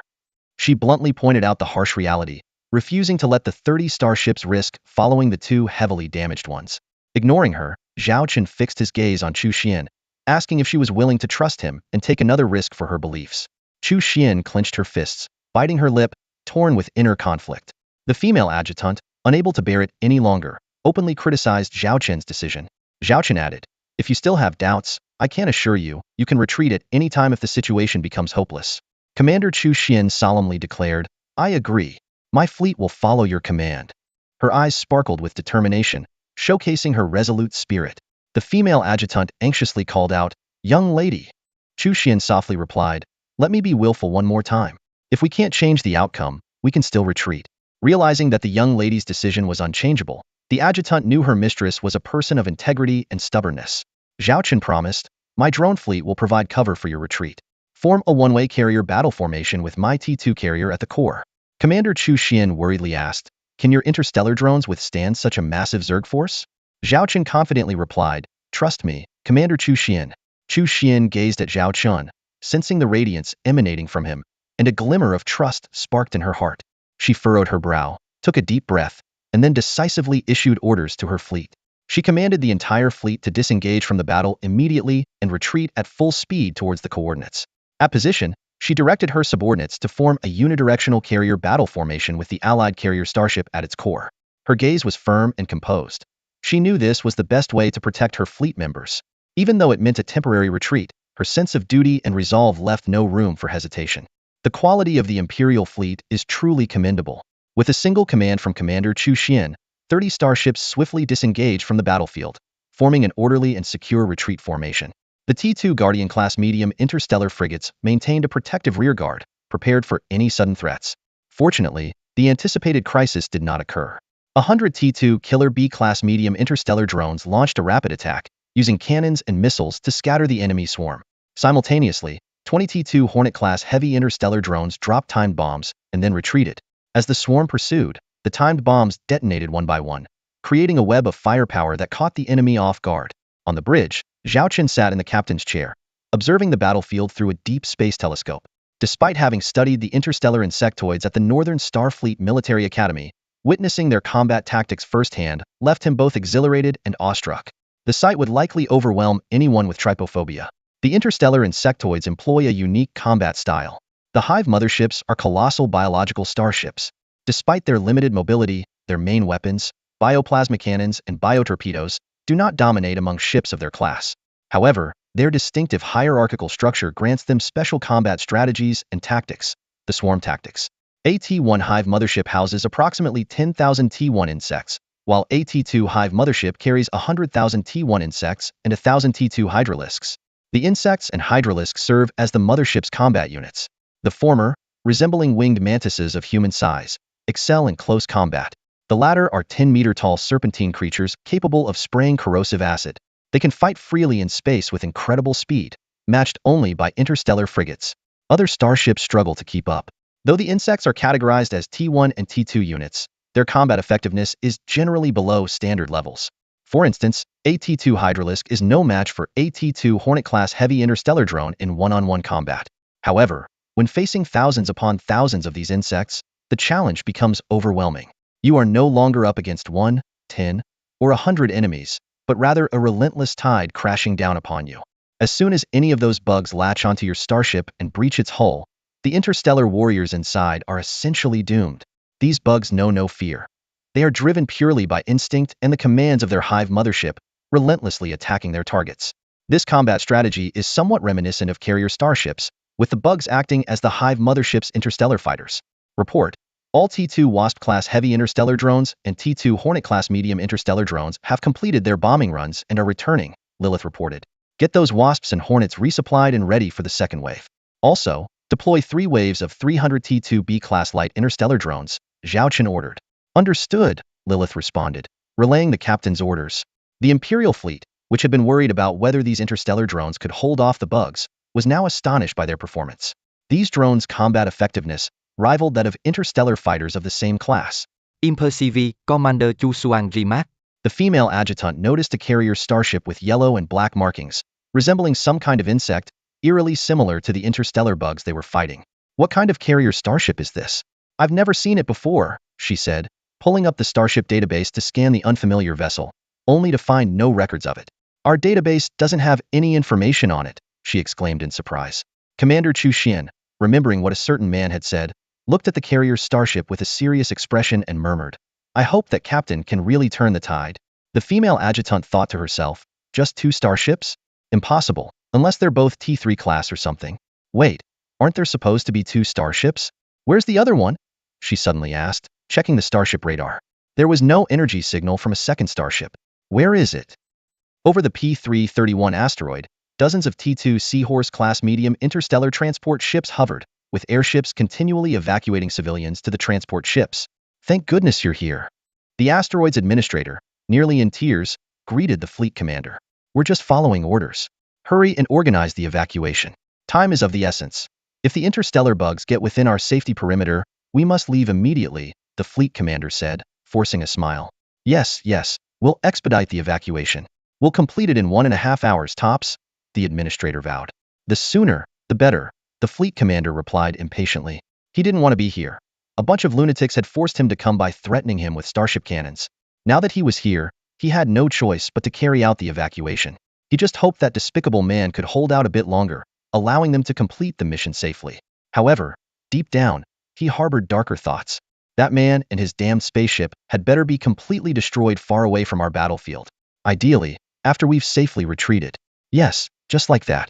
The master silently prayed. Under the cover of the T2 Queen-class heavy carriers drone swarm, Chu Xian's Imperial fleet successfully retreated to the vicinity of the T2 Queen. Following its lead, they formed a unidirectional carrier battle formation, ready to face the impending swarm. This formation only needed to defend in one direction. The T2 Queen was at the rear, followed by the T2 Grey Wolf-class light space cruisers and T2 Fire Leopard-class medium space battleships. Ahead of them were 8 T2 Hyena-class medium space destroyers and 20 T2 Guardian-class medium space frigates. The fleet of 31 starships established a solid defensive line, prepared for a fierce confrontation with the swarm. As the swarm approached, all Imperial starships opened fire simultaneously, showcasing their experience and coordination in battling the interstellar insects. Meanwhile, the T2 Queen continually deployed waves of drones into the fray. However, as time went on, the number of drones recovered after each wave dwindled, reduced to debris by the swarm. Despite the T2 Queen's support, the sheer size of the swarm gradually put the fleet on the defensive, as if a black tide was about to engulf them. Commander Chu Xian stared intently at the holographic interstellar map, her face etched with worry. In less than 20 minutes, the swarm would directly threaten their starships. Her female deputy anxiously suggested, Commander, our firepower isn't enough to hold off the swarm. Chu Xian solemnly ordered, get in touch with the captain of the Black Dragon fleet immediately. The video window opened, and Zhao Chen's face appeared on the screen. He spoke first, saying, wait a little longer. Both Chu Xian and her deputy were puzzled. Chu Xian asked, wait for what? Zhao Chen's gaze wasn't on them but fixed on the holographic interstellar map, as if waiting for a miracle. He said solemnly, give me 10 more minutes. Chu Xian did not argue, deciding internally to wait for 10 more minutes. If nothing changed, she would order the fleet to retreat. As time ticked by and the swarm drew closer, the deputy became increasingly frantic. Suddenly, a radar officer on one of the starships exclaimed, "High energy reaction detected at the rear of the swarm. AT-2 Hive mothership's life signal has disappeared. There's a fast-moving, unidentified energy signal at the swarm's rear." Commander Chu Xian and her female deputy exchanged glances, a sense of astonishment welling up inside them. Determination gleamed in Zhao Chen's eyes as he set his plan into motion. "Charlotte, it's your turn to shine." At that moment, the previously relentless swarm of insects began to slow their assault, with some even starting to retreat. Commander Chu Xian immediately ordered the release of drones to assess the situation. Due to the dense swarm, the starship couldn't directly observe what was happening behind them and had to rely on the drone footage. Soon, images started coming in. "Oh my God, is that a starship?" the female deputy exclaimed. "It's moving incredibly fast, at least 70 or 80 star knots." "No, it should be 100 star knots." Commander Chu Xian instinctively judged the starship's speed. 100 star knots? The female deputy's jaw dropped in astonishment. Meanwhile, the wreckage of AT-2 Hive mothership came into view, shattered into 3 pieces with one side clearly showing signs of a massive attack, piercing right through it. "That's the work of a cannon with a caliber over 1,000 millimeters. Commander Chu Xian confirmed the weapon used through the images. She urgently requested a zoom in on the starship. As the image enlarged, albeit a bit blurry, they could still see the starship speeding through the enemy lines, ignoring the chasing swarm and maintaining its high velocity. Its incredible speed left the pursuing insects far behind. The Hive mothership tried to counterattack with bioplasma cannons, but they were futile against the starship's agile maneuvers. Commander Chu Xian couldn't help but ask Zhao Chun about the situation. With arms crossed, Zhao Chun calmly explained, "That's our fleet's Zero Blizzard, AT-2 starship equipped with a 1,200 mm caliber cannon, boasting exceptional speed." "A 1,200 mm caliber cannon?" The female deputy was astonished. "So you had this planned all along, not just to fend off the swarm, but to use their attack to lure them out and expose the Hive mothership's weak point."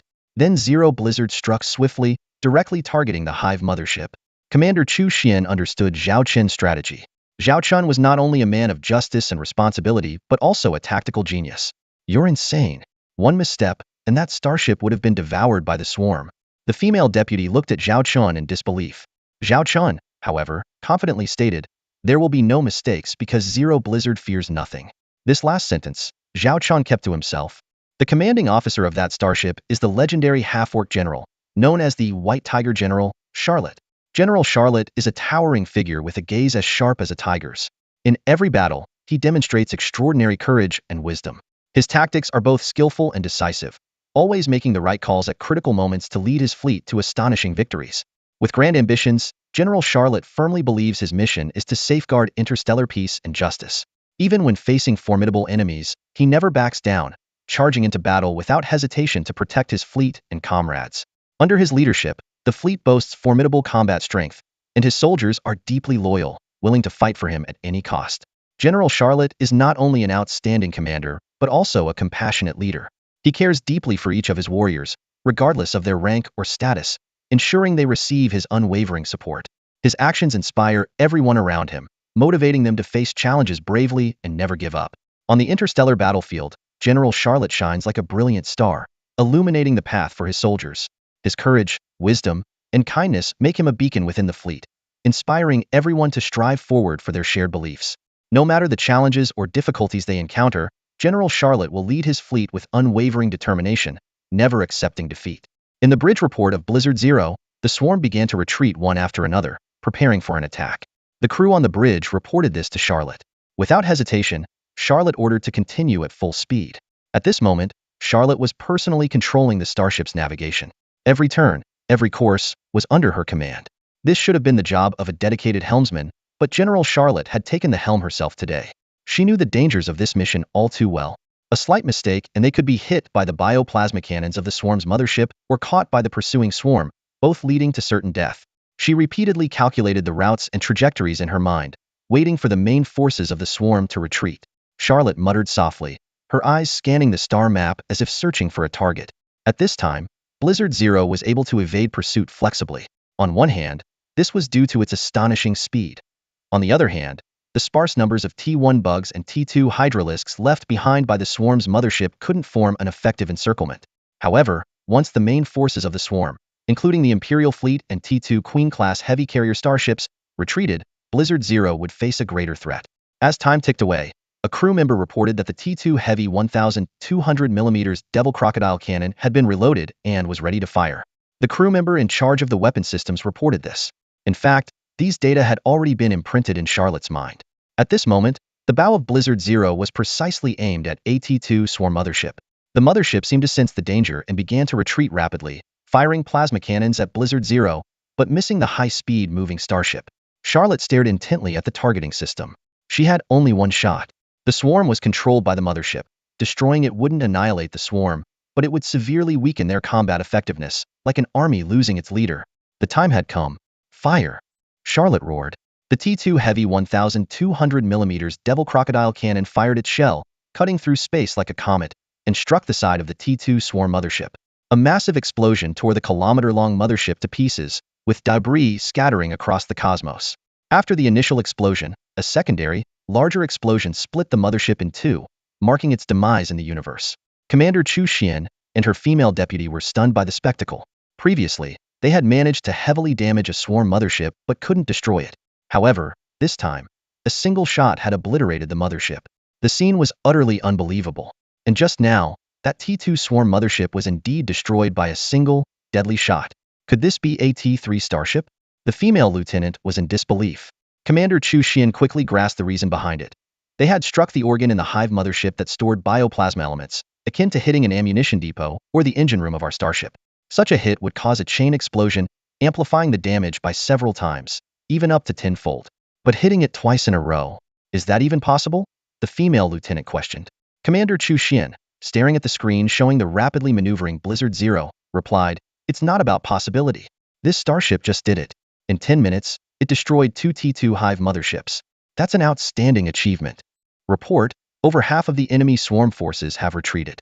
The remaining swarms can't break through our fire blockade," a crew member reported. Commander Chu Xian couldn't help but exclaim, "This is insane. A truly mad battle plan. But it has achieved its strategic objective of delaying the enemy. We can now hold out for at least another hour, maybe even 2. The female lieutenant was speechless, recalling her earlier mocking remarks about the 2 starships. It felt like a slap in the face. However, she voiced her concern, "But will the Blizzard Zero make it back safely?" Commander Chu Xian shared her worry. After destroying 2 T2 hive motherships, the Blizzard Zero has begun its retreat. But the enraged swarm won't let the culprit escape. Waves of black swarms are surrounding the starship, their numbers now dozens of times greater. It's like a giant black hand trying to crush a tiny mosquito. Report, based on the starship's calculations, our chances of escaping at the current course are only 16%, a crew member reported nervously. Charlotte closed her eyes, momentarily transported back to her days in the Orc Rebellion, where she was always outnumbered and outgunned, but managed to turn the tide every time. "Turn around," Charlotte suddenly commanded. The order caught everyone on the bridge off guard. The original retreat path was away from the main battlefield, but turning around meant heading straight into it. Isn't this a suicide mission? They thought. But on this starship, Charlotte's word was law. The Blizzard Zero executed a swift turn. "Full speed ahead," Charlotte ordered sternly. After a brief turn, the Blizzard Zero's speed surged to 100 knots.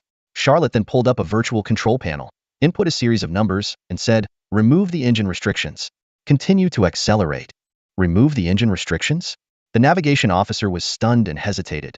"If we do that, the engine will be under too much strain." "This is an order. Continue to accelerate," Charlotte commanded with determination. "Yes, ma'am." Removing engine restrictions, continuing to accelerate, the officer complied. Speed 103. Speed 106. Speed 110. The cruising speed set for each Starship engine is not actually its maximum speed, but its optimal speed. This means that at this speed, the engine's lifespan is maximized. If exceeded, various navigation problems can arise and the engine's lifespan will be significantly reduced. Therefore, most Starship engines have a speed limit lock that only the captain or the first officer can unlock with a password. Engine report. Engines are starting to overload. Engine report. Power systems are overloading. Engine report. Current speed is now 120. Everyone on the bridge felt their hearts tighten.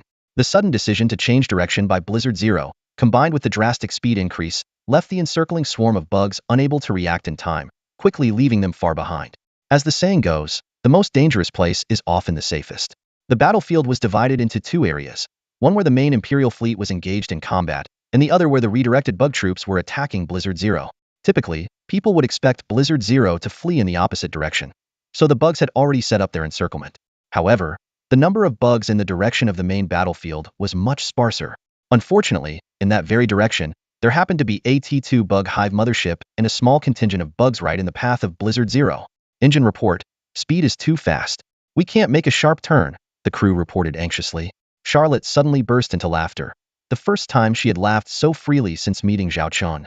Then let's not detour. Full speed ahead. Let's crash through.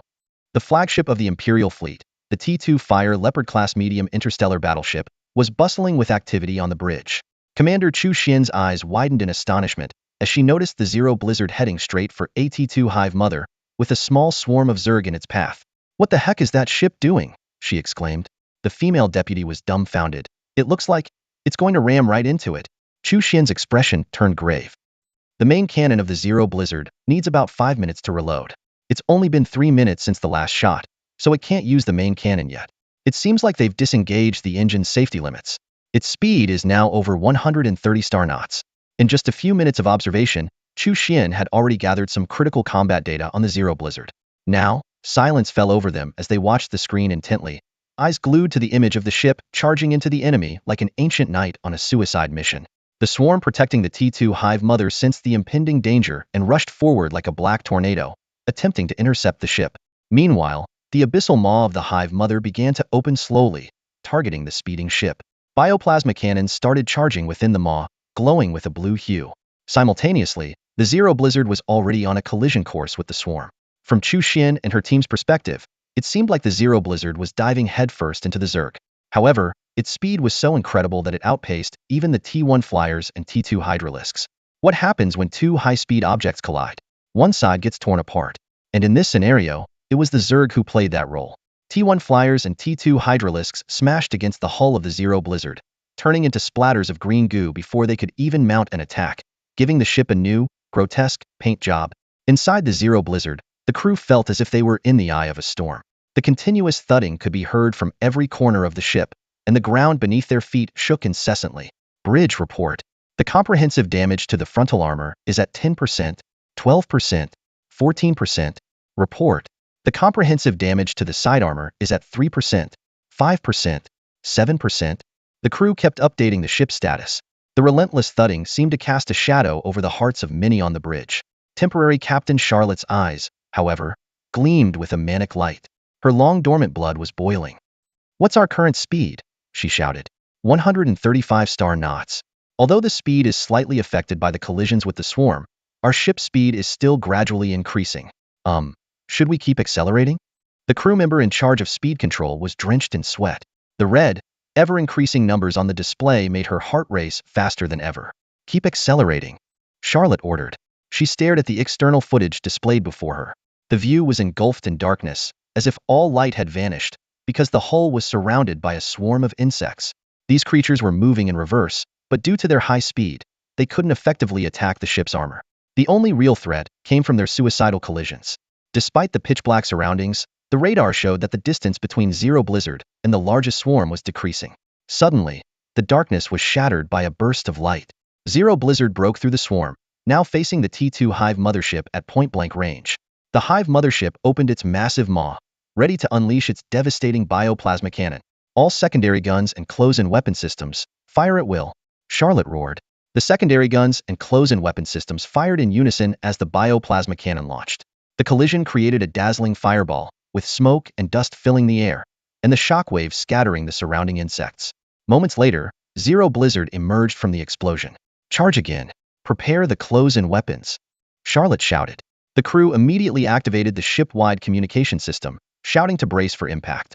Every crew member aboard Zero Blizzard gripped onto anything they could, bracing themselves for the imminent collision. In the next moment, T2 Zero Blizzard accelerated towards the bow of the T2 Hive mothership. Despite the vast difference in size, Zero Blizzard's hull was that of an interstellar battleship, second only to an interstellar frigate in strength. Coupled with the high-speed impact, Zero Blizzard was like a speeding starship projectile. The terrifying force of the collision caused the bow of the Hive mothership to cave in and the entire ship to veer off course. Meanwhile, Zero Blizzard's close-in weapons continued to fire relentlessly. On the bridge, several female crew members lost their balance due to the sudden impact and fell to the floor. Though slightly injured, they quickly returned to their stations. Report. Forward armor damaged by 50%. Speed reduced to 80 knots. Insects are pursuing from behind. Charlotte silently observed, seemingly able to see through the hull to meet the eyes of the T2 Hive mothership on the other side. Finally, the violent collision caused the Hive mothership to shift position, and Zero Blizzard brushed past it. Full speed ahead. Charge. Charlotte immediately ordered.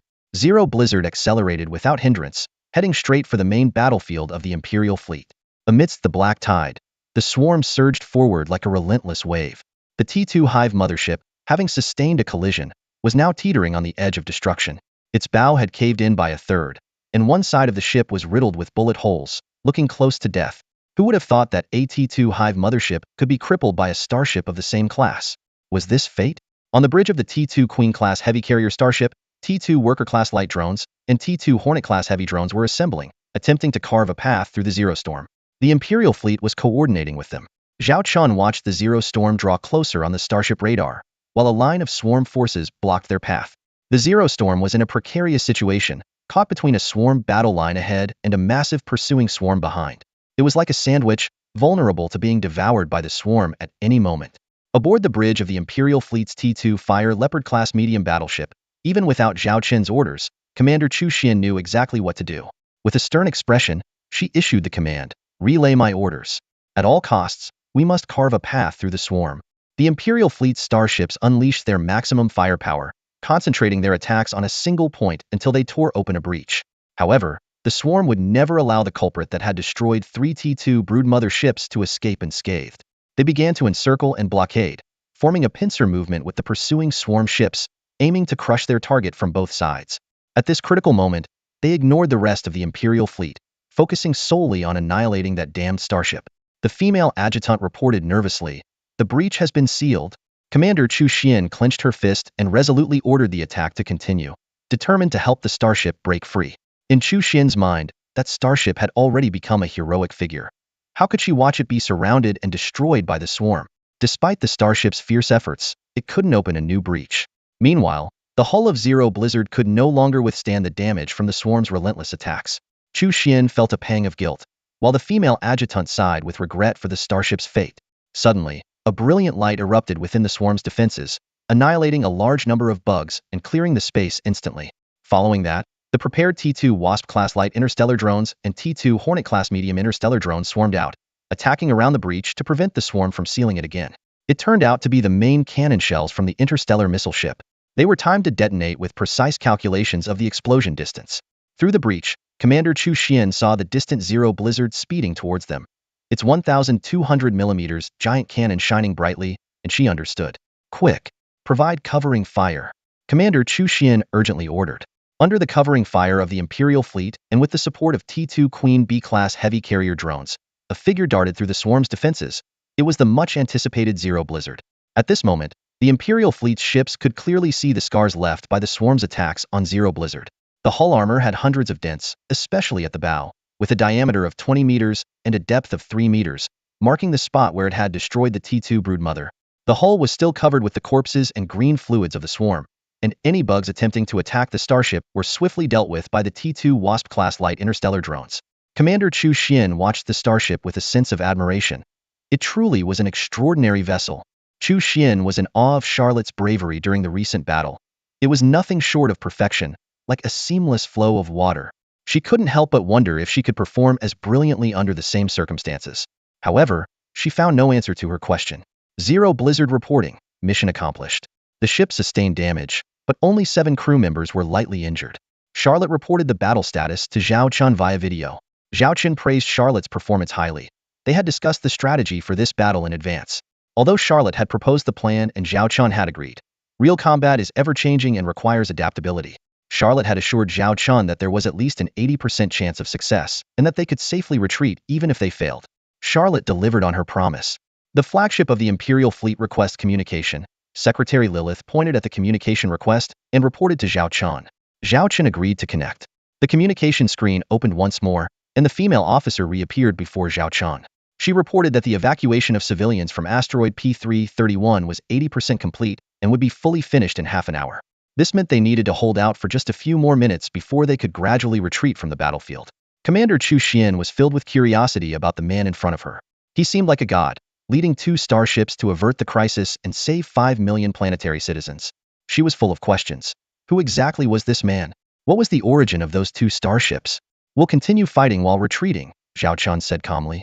3 T2 Zerg hive ships have been destroyed, and the Zerg command system will be in disarray for a short time, significantly affecting their combat effectiveness. Commander Chu Xian wanted to continue the conversation, but Zhao Chun interrupted. Stay vigilant until the battle is over. The communication ended, and Chu Xian stared blankly at the black screen. This was the first time she had encountered a man who ended a communication so swiftly. She considered herself a prized flower of the Imperial fleet, yet Zhao Chun unknowingly made Chu Xian daydream about him. Zhao Chun sat in the captain's chair, finally exhaling a sigh of relief. He massaged his temples and took a deep breath. Despite Charlotte's assurances, the tension hadn't entirely dissipated. Lilith had already completed the data analysis for the 2 starships and began her report. As of now, the T2 Queen-class heavy carrier starship has taken a significant hit. Nearly 200 T2 Larva-class light interstellar drones, 60 T2 Killer B-class medium interstellar drones, and 7 T2 Hornet-class heavy interstellar drones have been completely lost. The drone casualty rate in this battle has reached 70%, and half of the ammunition and supplies have been depleted. Fortunately, there have been no personnel casualties. Speaking of the T2 Queen, let's move on to the situation with Blizzard Zero. Unfortunately, the current state of Blizzard Zero is quite concerning. Its frontal armor has sustained over 70% damage, while the side armor has taken 30% damage. The 3 front compartments have been crushed and deformed, and are now sealed off. Although the structural integrity of the starship's main framework has decreased by 5%, it does not affect Blizzard Zero's ability to continue combat and navigation. Current engine diagnostics indicate everything is functioning normally, but a thorough inspection upon return is required to rule out any potential risks. The power system, energy system, and control system are all operating normally. Ammunition and supplies are down by 30%. The entire fleet faces immense challenges ahead, demanding that all crew members work together to navigate the difficult times to come. Lilith gazed at Zhao Chun, her eyes reflecting the battle information provided by Charlotte. She was compiling the data using the Zero Blizzard system. Zhao Chun felt satisfied. Lilith was getting the hang of her tasks, proving the impressive learning abilities of the Succubus clan. The upcoming battle seemed straightforward, with victory in sight. However, Zhao Chun suddenly grew serious and said to Lilith, "Don't forget that statistic." Lilith nodded firmly, assuring him that they were meticulously compiling the data and that there would be no errors. Zhao Chun smiled approvingly and nodded back. As predicted by Zhao Qian and Chu Xian, the swarm's attack efficiency significantly dropped after losing command of 3 T2 Hive mother ships. The assaults were no longer as fierce. The female deputy excitedly reported to Chu Xian, "We have received word from asteroid P331. All 5 million civilians have been safely evacuated." Chu Xian let out a sigh of relief. The crisis was finally over. They could now withdraw and leave the remaining Hive motherships and the swarm to the incoming Imperial fleet and the Lord's fleet. Fortunately, this was only a level 2 cosmic hive, which wouldn't last long. A level 3 cosmic hive would have spelled disaster for the Arctic Fox system. Chu Xian spoke with ease, having witnessed a Zerg battle before. A level 3 cosmic hive had once appeared in a star system, and in less than a week, the entire system fell, turning into a Zerg hatchery that bred countless Zerg fleets. It took the Imperial fleet months to eradicate the Zerg, leaving the star system a desolate wasteland. "Quick, contact the Black Dragon fleet and inform them they can leave the battlefield," Chu Xian ordered enthusiastically, but then decided to handle it herself. She was curious about the Black Dragon fleet and its commander. Her communication request was quickly accepted. "Captain, the 5 million people on asteroid P331 have been evacuated. We can leave the battlefield now," said Commander Chu Xian. Zhao Chun nodded, showing little emotion as the system had already indicated the mission's successful completion. He hadn't finished checking when Chu Xian's communication request came through. He prioritized her call due to an extremely important matter they needed to discuss. "This time, your fleet was a great help," Commander Chu Xian began, but Zhao Chun interrupted her again. If it were anyone else, Chu Xian might have already felt annoyed. Commander Chu Xian vividly remembered that according to the Galactic Alliance regulations, any kills made during the campaign against the interstellar Zerg would be credited to the person who made the kill. Even if the bodies couldn't be recovered immediately, a record could be made first. Zhao Chun asked for confirmation, and Chu Xian affirmed this. Zhao Chun then presented a detailed report listing the destruction of 3 T2 Zerg motherships, over 70,000 T1 flying bugs, and more than 400 T2 hydralisks. Due to the current inability to clear the battlefield, they would have to wait for the Imperial fleet to sweep the area before collecting the bodies. Despite some of the carcasses being devoured by other Zerg, at least half of the remnants could still be preserved, with a value estimated at 50 to 60,000 star credits. Chu Xian inquired if the commander would prefer to directly receive these bodies. Zhao Chun, smiling, assured her that the starship's recorder would accurately verify the enemy kill count. Chu Xian felt puzzled. Why discuss money at this moment?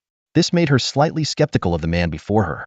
Zhao Chun, however, seemed unconcerned about the change in his image. He needed funds to build a starship. He offered to act as a third-party witness for Chu Xian and directly approved the recovery of the Zerg bodies. Chu Xian smiled and agreed to help handle these matters. Zhao Chun then inquired when the funds would be available. Chu Xian replied that through special channels, the funds could be transferred within a day, along with a reward of 60,000 star credits to commend the fleet's outstanding performance. Zhao Chun expressed his gratitude and provided an account number before hastily ending the call, leaving Chu Xian feeling somewhat awkward. She wondered why this man was in such a rush, not even giving her a chance to speak. Determined to meet him, she felt like a curious cat that couldn't be satisfied. Just then, an account information message arrived. Chu Xian saw that the account was a temporary one set up at the Arctic Fox starport. This indicated that the Black Dragon fleet was stationed there. She connected this with the posted bounty tasks and the fleet's departure time, guessing that the fleet likely set out from Arctic Fox starport. If necessary, she could confirm the task recipients with the person in charge at Arctic Fox starport. While waiting for the other Imperial fleets to arrive for the handover, Chu Xian made up her mind to head to Arctic Fox starport in search of the mysterious man.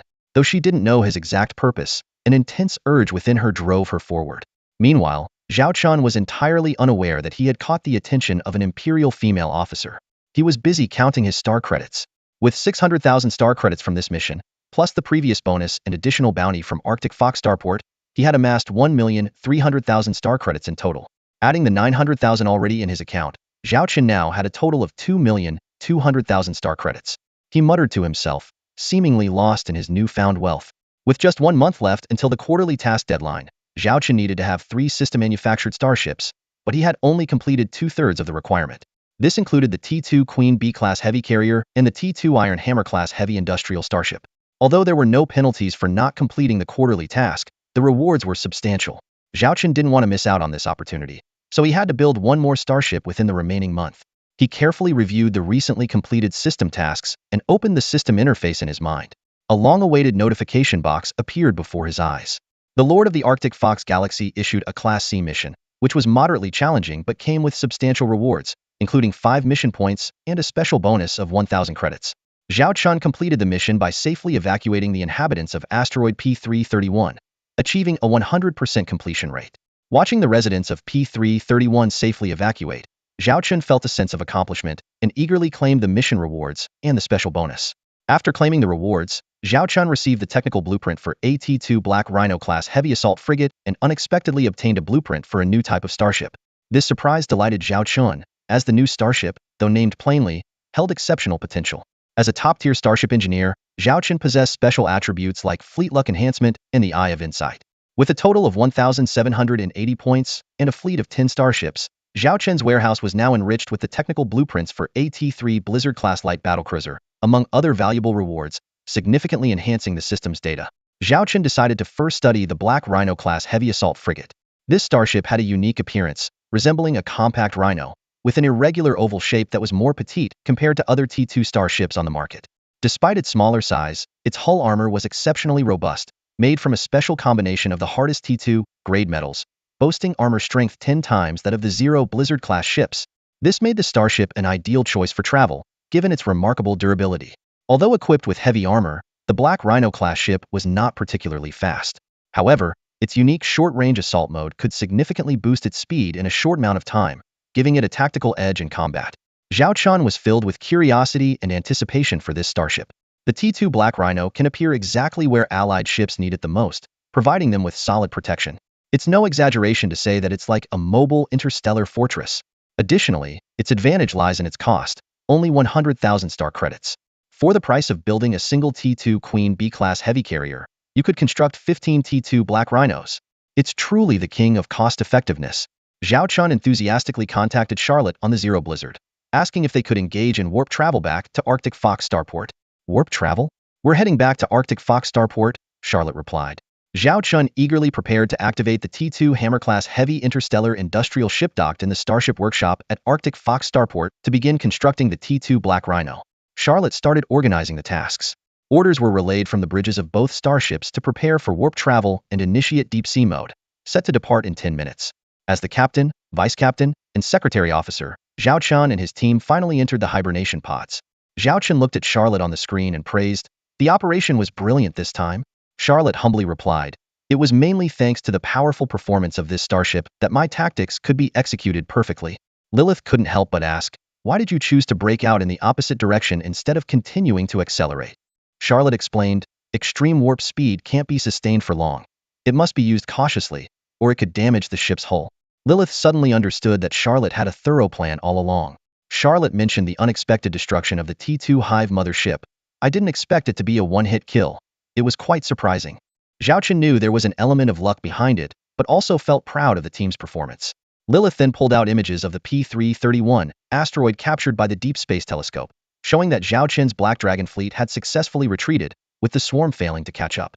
In the depths of the universe, a swarm of insectoids advances toward the P331 asteroid, targeting the base on its surface. The buildings have been destroyed, but the swarm finds no trace of any humans. Zhao Chen's eyes reveal his concern. Without their intervention, the asteroid will become a hellish landscape. The insectoids plan to use it as a breeding ground to hatch more hive ships and combat units, with the ultimate goal of overrunning the entire Arctic Fox star system. Like a wildfire, the interstellar insectoids must be extinguished quickly, or the consequences will be dire. On the dimly lit bridge, Lilith converses with Zhao Chun, suggesting they prepare for stasis.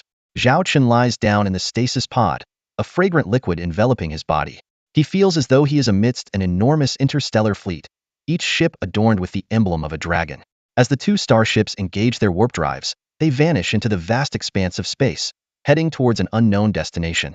When Zhao Chun opened his eyes again, he found himself in the outer region of the Arctic Fox starport, just minutes away from his destination. The starship had resumed normal navigation, and Zhao Chun immediately contacted Ms. CC-11, who was responsible for his reception. She covered her mouth in surprise, addressing him as Sir. Zhao Chun teased, "You don't seem very enthusiastic about my return." Stammering, she responded, "No, that's not it. The battle on asteroid P331." She violated reception protocols out of curiosity and asked. Zhao Chun casually replied that the matter had been resolved, which only piqued her curiosity further. Zhao Chun requested to extend the use of his original starship workshop for another month, and demanded the materials listed in the order to be delivered within 3 days. He pointed out that part of the materials was for repairing the starship, and the cost would be covered by the issuer. Zhao Chun handed her a list of the required materials, stating that the payment of 1 million star coins would be deducted from his bounty, with any shortfall to be settled in a few days. She agreed to his terms. The communication was suddenly cut off, leaving the lady puzzled. At that moment, an unauthorized communication request came through. It was an internal call from higher-ups. The head of Arctic Fox starport appeared on the screen, asking if she had received the Black Dragon fleet. The head ordered that the starship workshop fee for 1 month be waived, the material order be arranged, and the bounty along with additional funds be credited within 12 hours. The lady was astonished that Zhao Chen's identity had garnered such high-level attention.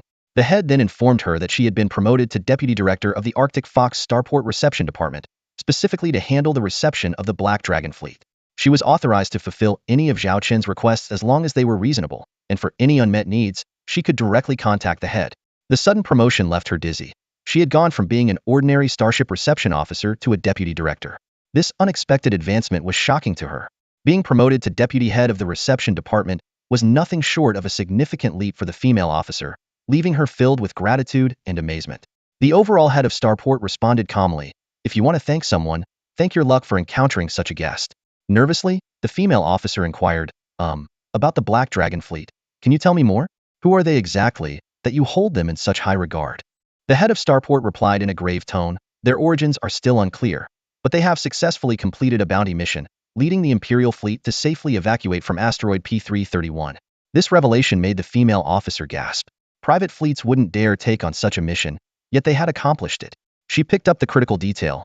They led the Imperial fleet, not assisted or helped. This subtle difference hinted at the Black Dragon fleet's formidable power. Additionally, another significant figure had shown interest in the Black Dragon fleet and was soon to visit the Arctic Fox starport. This person's status was so extraordinary that even the Lord of the Arctic Fox star system would have to extend the utmost hospitality. The head of starport warned, "You must treat this guest with the utmost caution and report to me immediately if anything happens." After the communication ended, 2 starships from the Black Dragon fleet slowly came into view, preparing to dock at the starship workshop. The female officer activated the video feed and observed the conditions of the ships. One was a predominantly yellow carrier starship, while the other was severely damaged, with a caved-in bow and a hull covered in dents and long gashes, scars from a collision with a T2 Hive mothership. She couldn't help but wonder what kind of battles this starship had endured. Once the starships docked, the T2 Iron Hammer-class heavy interstellar industrial ship remained stationary, while over 100 female or crew members lined up to welcome their return. Lilith watched the starship settle smoothly and let out a long sigh of relief. After years of a fugitive life, this was her first time participating in a battle against the interstellar insect race as the starship's secretary officer, filling her heart with complex emotions. Although she appeared very composed on the outside, inside she was a bundle of nerves. Now, with everything finally coming to an end, she could breathe a sigh of relief. She arranged for the injured soldiers from Blizzard Zero to receive medical treatment. For those with severe injuries, she decided to have them enter the med pods at the starport, with the fleet covering the costs. Meanwhile, the T2 Hammer began its work on repairing and maintaining Blizzard Zero's hull, while also rebuilding the lost interstellar drones on the T2 Queen-class heavy carrier to restore its combat capability as soon as possible. I will personally oversee this matter, and you will need to assist me. As soon as Zhao Chen arrived, he immediately started organizing the task assignments. The T2 Hammer-class heavy interstellar industrial ship has just embarked on its maiden operational mission. Equipped with comprehensive industrial construction facilities, this ship can manufacture a wide range of items, from starships and mechas to interstellar fighters, drones, and even combat suits and laser guns for space warriors. However, its production capacity is somewhat limited by the target construction level and other factors. Despite these constraints, it can still perform engineering tasks within the ship. When hovering in space, it can extend its work platforms outside the hull to build larger starships, such as carrier-class vessels of similar scale. The T2 Hammer operates in a semi-autonomous mode, equipped with various engineering robots. By inputting task codes and corresponding technical standards, the ship's system can direct these robots to carry out their tasks. Nevertheless, human supervision is still required, as 20% of the processes necessitate manual operation of robotic arms and other industrial equipment. Additionally, the engineering robots need to be overseen and have their work quality checked by personnel. A T2 Hammer requires a crew of 200, far more than a combat ship of the same class. At this moment, Zhao Chen is leading a team of 200 female or crew members, each with a basic understanding of industrial technology, to undertake various tasks. They are operating maintenance robots to repair the Zero Blizzard and organizing the production of T2 Queen-class heavy carrier drones within the T2 Hammer. With his exceptional engineering skills, Zhao Chen efficiently directs his team to accomplish their respective tasks. After assigning duties, Zhao Chen heads to the T2 Hammer's bridge to input the technical schematics of a new starship into the system. This new ship is the T2 Black Rhino-class heavy assault frigate, the third starship Zhao Chen plans to build.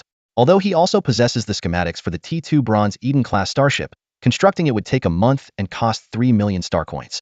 To meet the quarterly goals, he has decided to postpone its construction. Once the technical information is inputted, the industrial ship system encrypts it, making it inaccessible even to the ship's captain without Zhao Chen's special authorization. The system then fragments and distributes the technical schematics to the crew, with key sections further encrypted, requiring Zhao Chen's direct involvement. If the T2 Hammer faces a threat, the system will self-destruct all encrypted information. After entering the final technical schematics, Zhao Chen closes the interface and leans back comfortably in the captain's chair, surveying the T2 Hammer's bridge. The black iron decor is not luxurious but is straightforward and exudes a sense of industrial strength. From here, he can monitor images from various locations and keep track of the status and progress of each work unit. Reflecting on the experiences of building the Zero Blizzard and the T2 Queen, Zhao Chen feels a deep sense of nostalgia and accomplishment. Zhao Chen felt elated. After wrapping up his tasks, he was surprised to receive 2 payments almost immediately, and the raw materials had already arrived outside the workshop. In just half a day, everything was sorted out with impressive efficiency. These payments had already covered the cost of the raw materials, and the remaining funds were transferred to Zhao Chen's personal account at the Imperial Bank. His balance now stood at 1.2 million star coins. Once the T2 Black Rhino was built, he could start constructing the T2 Bronze Eden-class starship, achieving fleet self-sufficiency and potentially expanding into the food trade. Zhao Chen invited Lilith to walk with him to the starship workshop doors and opened them. The T2 Iron Hammer was positioned deep inside, out of view from the entrance. Zhao Chen was unfazed as he directed the external transport crew to stack the raw material containers by the door. A female manager, whom Zhao Chen had only seen via video calls before, now stood before him, wearing a professional smile and a fitted skirt suit, her blouse intentionally left unbuttoned. However, Zhao Chen paid no attention to her appearance, focusing instead on inspecting the containers of raw materials, as if he could already see the T2 Black Rhinos taking shape. The manager felt a bit awkward, thinking she might get a chance to ask this important figure out later. She then noticed Lilith, dressed in a white female military uniform, standing beside Zhao Chen. The sight of Lilith left her stunned. She was breathtakingly beautiful, evoking both protective and mischievous feelings. The manager self-deprecatingly thought that with such a stunning woman by his side, her own charms as a mere starport service manager were incomparable. Zhao Chen entrusted Lilith to liaise with the manager. As his secretary, Lilith would be increasingly involved in such matters. Though she had acquired substantial theoretical knowledge, practical experience was crucial for her growth, from fleet combat to internal management and logistical support. Lilith stepped forward and initiated the conversation with the manager, while Zhao Chun remained engrossed in the raw materials, contemplating the future. Nearby, Old Chun, the commander of the interstellar transport fleet, seemed downcast. A dashing young man was helping an older gentleman out of the starship Earth. Known as Old Chun, he had just returned from a mission. Can you believe it? This time I encountered a complete idiot who threatened me with ship cannons. And he actually fired. The shells coming so close to my bridge. Old Chun complained. Seriously? Someone dared to threaten Brother Chin? Tell me who it was. If they're in the Arctic Fox star system, my Black Fox Guild brothers will make sure they regret it. The young man boasted confidently. Old Chun shook his head, unsure of the specifics. He had only heard about someone called the Black Dragon Fleet. There was no video call. He had just seen the other party's starship. As they were talking, they passed by the entrance of a starship workshop. Being an interstellar transporter, Old Chun instinctively glanced inside. Through the massive workshop doors, he saw the very starship he despised. Despite its worn appearance and dented bow, he could unmistakably identify that cursed vessel. A surge of anger rose within him. With a stern face, Old Chun headed straight for the starship workshop. The captain of the starship, Zhao Tama, stormed out with a fierce presence, shouting angrily at the starship's workshop. A young man, hands in his pockets and a smug expression on his face, stood by and sneered, "Mess with my brother Chen, and you'll regret it. You'd better leave now and apologize to him." This sudden outburst drew everyone's attention, including Lilith and the female supervisor who were in the middle of a conversation. The supervisor's face changed as she recognized the two men. The one referred to as Brother Chun was the commander of the interstellar transport fleet of the Arctic Fox star system's lord, rumored to be a relative of the lord. Within the Arctic Fox star system, he was notorious in the interstellar trade and transport business for his unscrupulous activities. Due to his powerful connections, those he bullied often chose to endure in silence. The young man, on the other hand, was a high-ranking member of the Black Fox Society, another infamous dark force in the Arctic Fox star system, playing a significant role in the star system's underbelly. The two had a deep connection and frequently used interstellar transport ships for illegal transactions, reaping substantial profits. Zhao Tama stepped forward calmly and said, "I'm the captain. What do you want?" Brother Chun, showing no courtesy, moved to grab Zhao Tama's collar. Without hesitation, Zhao Tama kicked him hard, sending him flying several meters.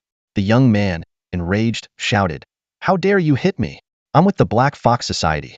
Do you know what happens to those who cross us?" Before he could finish, Zhao Tama kicked him in the face, slamming him into a cargo crate with a thud. A clear red shoe print marked the crate. Zhao Tama frowned, and the onlookers thought he was angry. In reality, he was just irritated that the kick had hit one of his sore spots. Although the kick wouldn't damage the contents of the crate, Zhao Tama still felt uneasy. The young man, clutching his swollen face, angrily exclaimed, "How dare you lay a hand on me? I'll report you to the Imperial Military Court for attacking my fleet with your starship's cannons." Brother Chin, holding his stomach and feeling like his insides were about to spill out, pointed at Zhao Tama and said, "You're in big trouble now. Just wait for your punishment." Lilith stepped forward, standing beside Zhao Tama in support, and said, "You delayed the fleet, slowing us down and endangering the lives of 5 million people. Isn't that trouble you've brought upon yourselves?" The threatening female voice that Old Chin heard was none other than Lilith's. As the sound reached his ears, a surge of anger welled up within him. Suddenly, a young member of the Black Fox Society lunged at Lilith, but Zhao Chen swiftly stepped in front of her, his gaze unwavering as he stared down the attacker, who hesitated and stopped in his tracks. The young man nervously held up a photo of a person in a black cloak, part of the face obscured. Upon closer inspection, it was clear that the person in the photo was Lilith. The young man accused Zhao Chun of assaulting their comrade and stealing valuable items. Zhao Chun calmly replied, "Yes, so what?" The young man threatened, "Just you wait. There will be consequences. No one crosses the Black Fox Society." Old Chin chuckled with excitement upon hearing this exchange, knowing the truth about the succubus. However, Zhao Chen frowned. He didn't want any trouble. If things escalated, he would have to leave the Arctic Fox starport, delaying critical shipbuilding plans. Lilith angrily reprimanded Old Chin, worried that their identity as succubi would bring trouble to Zhao Chun. Their life with the Xiaolong fleet was happy, yet it also brought its own set of challenges. The sound of cannon fire echoed, heightening the tension. Old Chin sneered and denied the accusations, claiming the fleet had slowed down due to technical issues. He looked at Lilith and Zhao Chun with disdain, believing they had no evidence to support their claims. Just then, a woman in an Imperial Army officer's uniform appeared, leading a squad of soldiers. Her presence stunned old Chun into silence. He no longer dared to shout. The sound of her footsteps was clear, as if asserting her authority. The woman was dressed in a military uniform, her chest adorned not only with the emblem of the Imperial Army, but also with an additional, eye-catching badge. This badge bore a single, golden character, Chu. In the sunlight, the character seemed to shimmer, emanating an aura of mystery and authority. Her gaze was resolute and profound, as if it concealed many stories and secrets. Whenever someone inquired about the origin of the Chu badge, she would respond with a mysterious smile, unwilling to divulge more. Yet, the glint in her eyes revealed a sense of determination and confidence. Her demeanor was composed and graceful, as if she carried a great responsibility. Every movement she made was imbued with strength and resolve, inspiring a sense of awe in those around her. The Chu badge seemed to be a unique symbol of her distinct personality and background. Perhaps this Chu badge represented her identity and mission, a symbol of her steadfast beliefs and fearless courage. Regardless of external speculation, she quietly shouldered her responsibilities and steadfastly walked the path she had chosen, unwavering. Like the Chu badge, this woman shone with a unique brilliance that was impossible to ignore. The female officer gracefully made her way through the crowd and approached Zhao Chun. Slowly, she removed her white gloves, revealing her delicate, pale hands. "We meet again," she said. Zhao Chun was somewhat surprised as he gazed at the Imperial Fleet's female commander, Chu Xian, standing before him. He wondered why she was here. Out of politeness, Zhao Chun shook her hand but quickly let go. He was actually reluctant to have much contact with Imperial officers, as the Empire represented the Xingyao Empire, and revealing too much information might bring trouble. This time, he was on a bounty mission, partly triggered by the system and partly due to a shortage of resources needed for his quarterly starship construction task. Chu Xian noticed Zhao Chun's quick withdrawal and felt a twinge of curiosity, wondering about his intentions. However, she saw this as a perfect opportunity to curry favor. She turned and looked at the pale, sweat-drenched Lao Chun, asking, "Are you the commander of the interstellar transport fleet responsible for the evacuation of asteroid P331? Lao Chun cautiously confirmed, his eyes occasionally glancing at the golden Chu emblem on her chest. Suddenly, a female adjutant stepped forward and slapped Lao Chun without hesitation, reprimanding him. "Answer our commander's question and stop looking around." Lao Chun hurriedly explained, "Yes, I am responsible for the evacuation of asteroid P331, and we have successfully completed the evacuation of the civilians." Chu Xian then asked, "So, are you saying that he," referring to Zhao Chun, "deliberately delayed and refused to evacuate the civilians from asteroid P331? Is that true?" Lao Chun became flustered and defensively claimed he was being framed, even accusing Zhao Chun of using ship cannons to attack his vessel, stating he would go to the military tribunal to file a complaint. Chu Xian suddenly called over a male soldier, Xiao Song. "Investigate this matter thoroughly. We must not wrong the innocent, nor let the guilty go unpunished." Xiao Song immediately mobilized with his guards to begin the investigation. Lao Chen's heart tightened, and sweat poured down his face. He anxiously recalled whether he had handled things properly. He had briefed everyone in the fleet, though their testimonies wouldn't be sufficient as direct evidence. He could argue that it was a malicious slander. He had erased all the navigation records of the starship, wiping out any traces that could lead back to him. As for the footage that other guy's starship might have recorded while warning him, he could explain that his starship was undergoing maintenance at the time. Everything was fine. There wouldn't be any problems. "Hello, let's introduce ourselves properly. I am Chu Xian, a commander of a small Imperial Navy fleet," Chu Xian said with a smile as she greeted Zhao Chun. Zhao Chun sneered inwardly. Her rank was colonel, but she had a brigadier general under her command? Who would believe she was just a commander of a small fleet? "Yes," Zhao Chun replied curtly. Chu Xian gazed at the starship hangar, noticing the Zero Blizzard being repaired along with another carrier starship. She curiously asked, "That's the Zero Blizzard, but what's the name of the other carrier starship?" "Queen B-class heavy carrier starship," Zhao Chun answered. "Queen B? I've never heard of that name. I searched the starship database and couldn't find any information about these models," Chu Xian said, blinking in curiosity. "I don't know either," Zhao Chun admitted. "You don't even know your own starships?" Chu Xian felt a bit annoyed, thinking Zhao Chun was being too aloof. Suddenly, the sound of hurried footsteps echoed. A group of people wearing clothes with the emblem of a black fox entered the corridor, armed with various weapons, even laser guns. However, they stopped in their tracks, stunned. Less than 30 Imperial soldiers had taken defensive positions, their guns aimed directly at them. The air seemed to freeze in that moment. "What's going on here?" the leader of the Black Fox gang asked in surprise. "Why are Imperial soldiers here?" Chu Xian, seeing the newcomers, guessed they were here to cause trouble for Zhao Chun. They want to take my people, Zhao Chen explained coldly. The Black Fox gang began to retreat cautiously. Chu Xian asked curiously, are these people from the Black Fox gang? Did you offend them? Zhao Chen responded icily, they want to take my subordinates. Hey, you, come here. Chu Xian suddenly pointed at a prominent gang leader. The leader's face turned pale, intimidated by Chu Xian's golden insignia, but he reluctantly approached. He saw Wang Chong standing nearby and felt a pang of regret. Wang Chong also felt wronged. He had tried to send a message to the Black Fox gang to hold off, but was caught by an officer named Xiao Song and had to abandon the plan. Tell me, why are you here? Chu Xian asked, crossing her arms over her chest. The underling lowered his head and fell silent for a moment, torn with indecision. If he didn't volunteer the information, Chu Xian would decide to go directly to the Black Fox gang leader for answers. Her eyes showed a hint of coldness as she spoke to him. If you don't tell me, I'll ask your boss myself. Trying to appease her, the underling asked, Officer, you are? Chu Xian replied firmly, I'm Chu Xian, and this is my friend. Bullying my friend is the same as bullying me. She pointed assertively at Zhao Chen standing behind her. Zhao Chen's mouth twitched, thinking to himself, since when did I become this lady's friend? Chu Suan. Could she be from the Chu family? The name Chu Xian suddenly struck a chord with the underling, sending a shiver down his spine as if he had just encountered a ferocious beast amidst raging waves. He instinctively wanted to utter her full name, but was silenced by her piercing gaze. The underling nervously watched the female officer, Chu Xian, standing before him. Even with the leader of the Black Fox Society present, one word from her could spell their end. Here's what happened. They had attempted to capture a group of succubi, only to be outdone by another party. Unbeknownst to them, the other party were friends of Chu Xian. They were willing to offer their lives an apology, as long as no one else was implicated. Resolutely, the underling drew his laser gun without hesitation. In that instant, Chu Xian's personal guards had already set their sights on him. At the slightest sign of threat, he would be dead in an instant. Chu Xian had plenty of cards to play to ensure her safety. The underling handed the laser gun to Chu Xian, behaving like a submissive lapdog. This surprised Zhao Chen, who stood nearby. Clearly, this woman was someone extraordinary. Recalling how a one-star brigadier general had followed her orders without question just moments ago, Zhao Chen couldn't help but feel a sense of admiration. A one-star brigadier general holds a rank that is not easily attained. Even after retiring, they could be ennobled as barons or viscounts, a status far above Zhao Chen's. Chu Xian looked at Zhao Chen, seemingly seeking his opinion. Leave, Zhao Chen said coldly, uttering a single word. If it weren't for the ongoing cargo transfer, he would have been interrupted for over 10 minutes while building his new ship. He was in a good mood today, and didn't want to harm the innocent. Handle it yourselves, but remember, this person is my friend. Chu Xian's face lit up with a faint smile.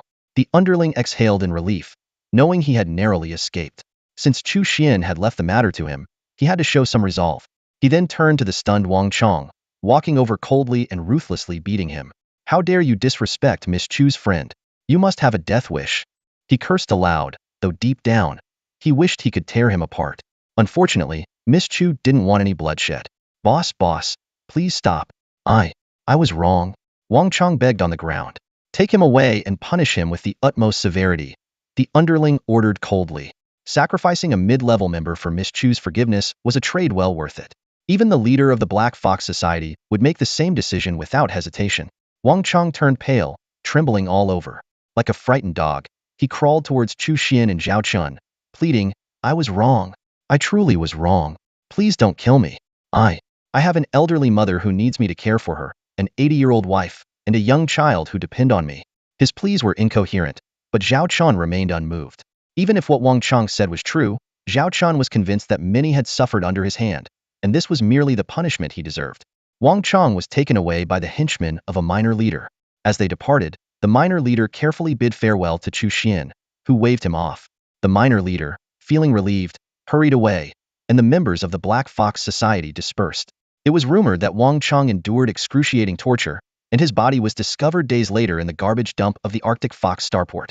The minor leader had kept his promise. As the Black Fox Society left, Xiao Song, who had previously departed, returned.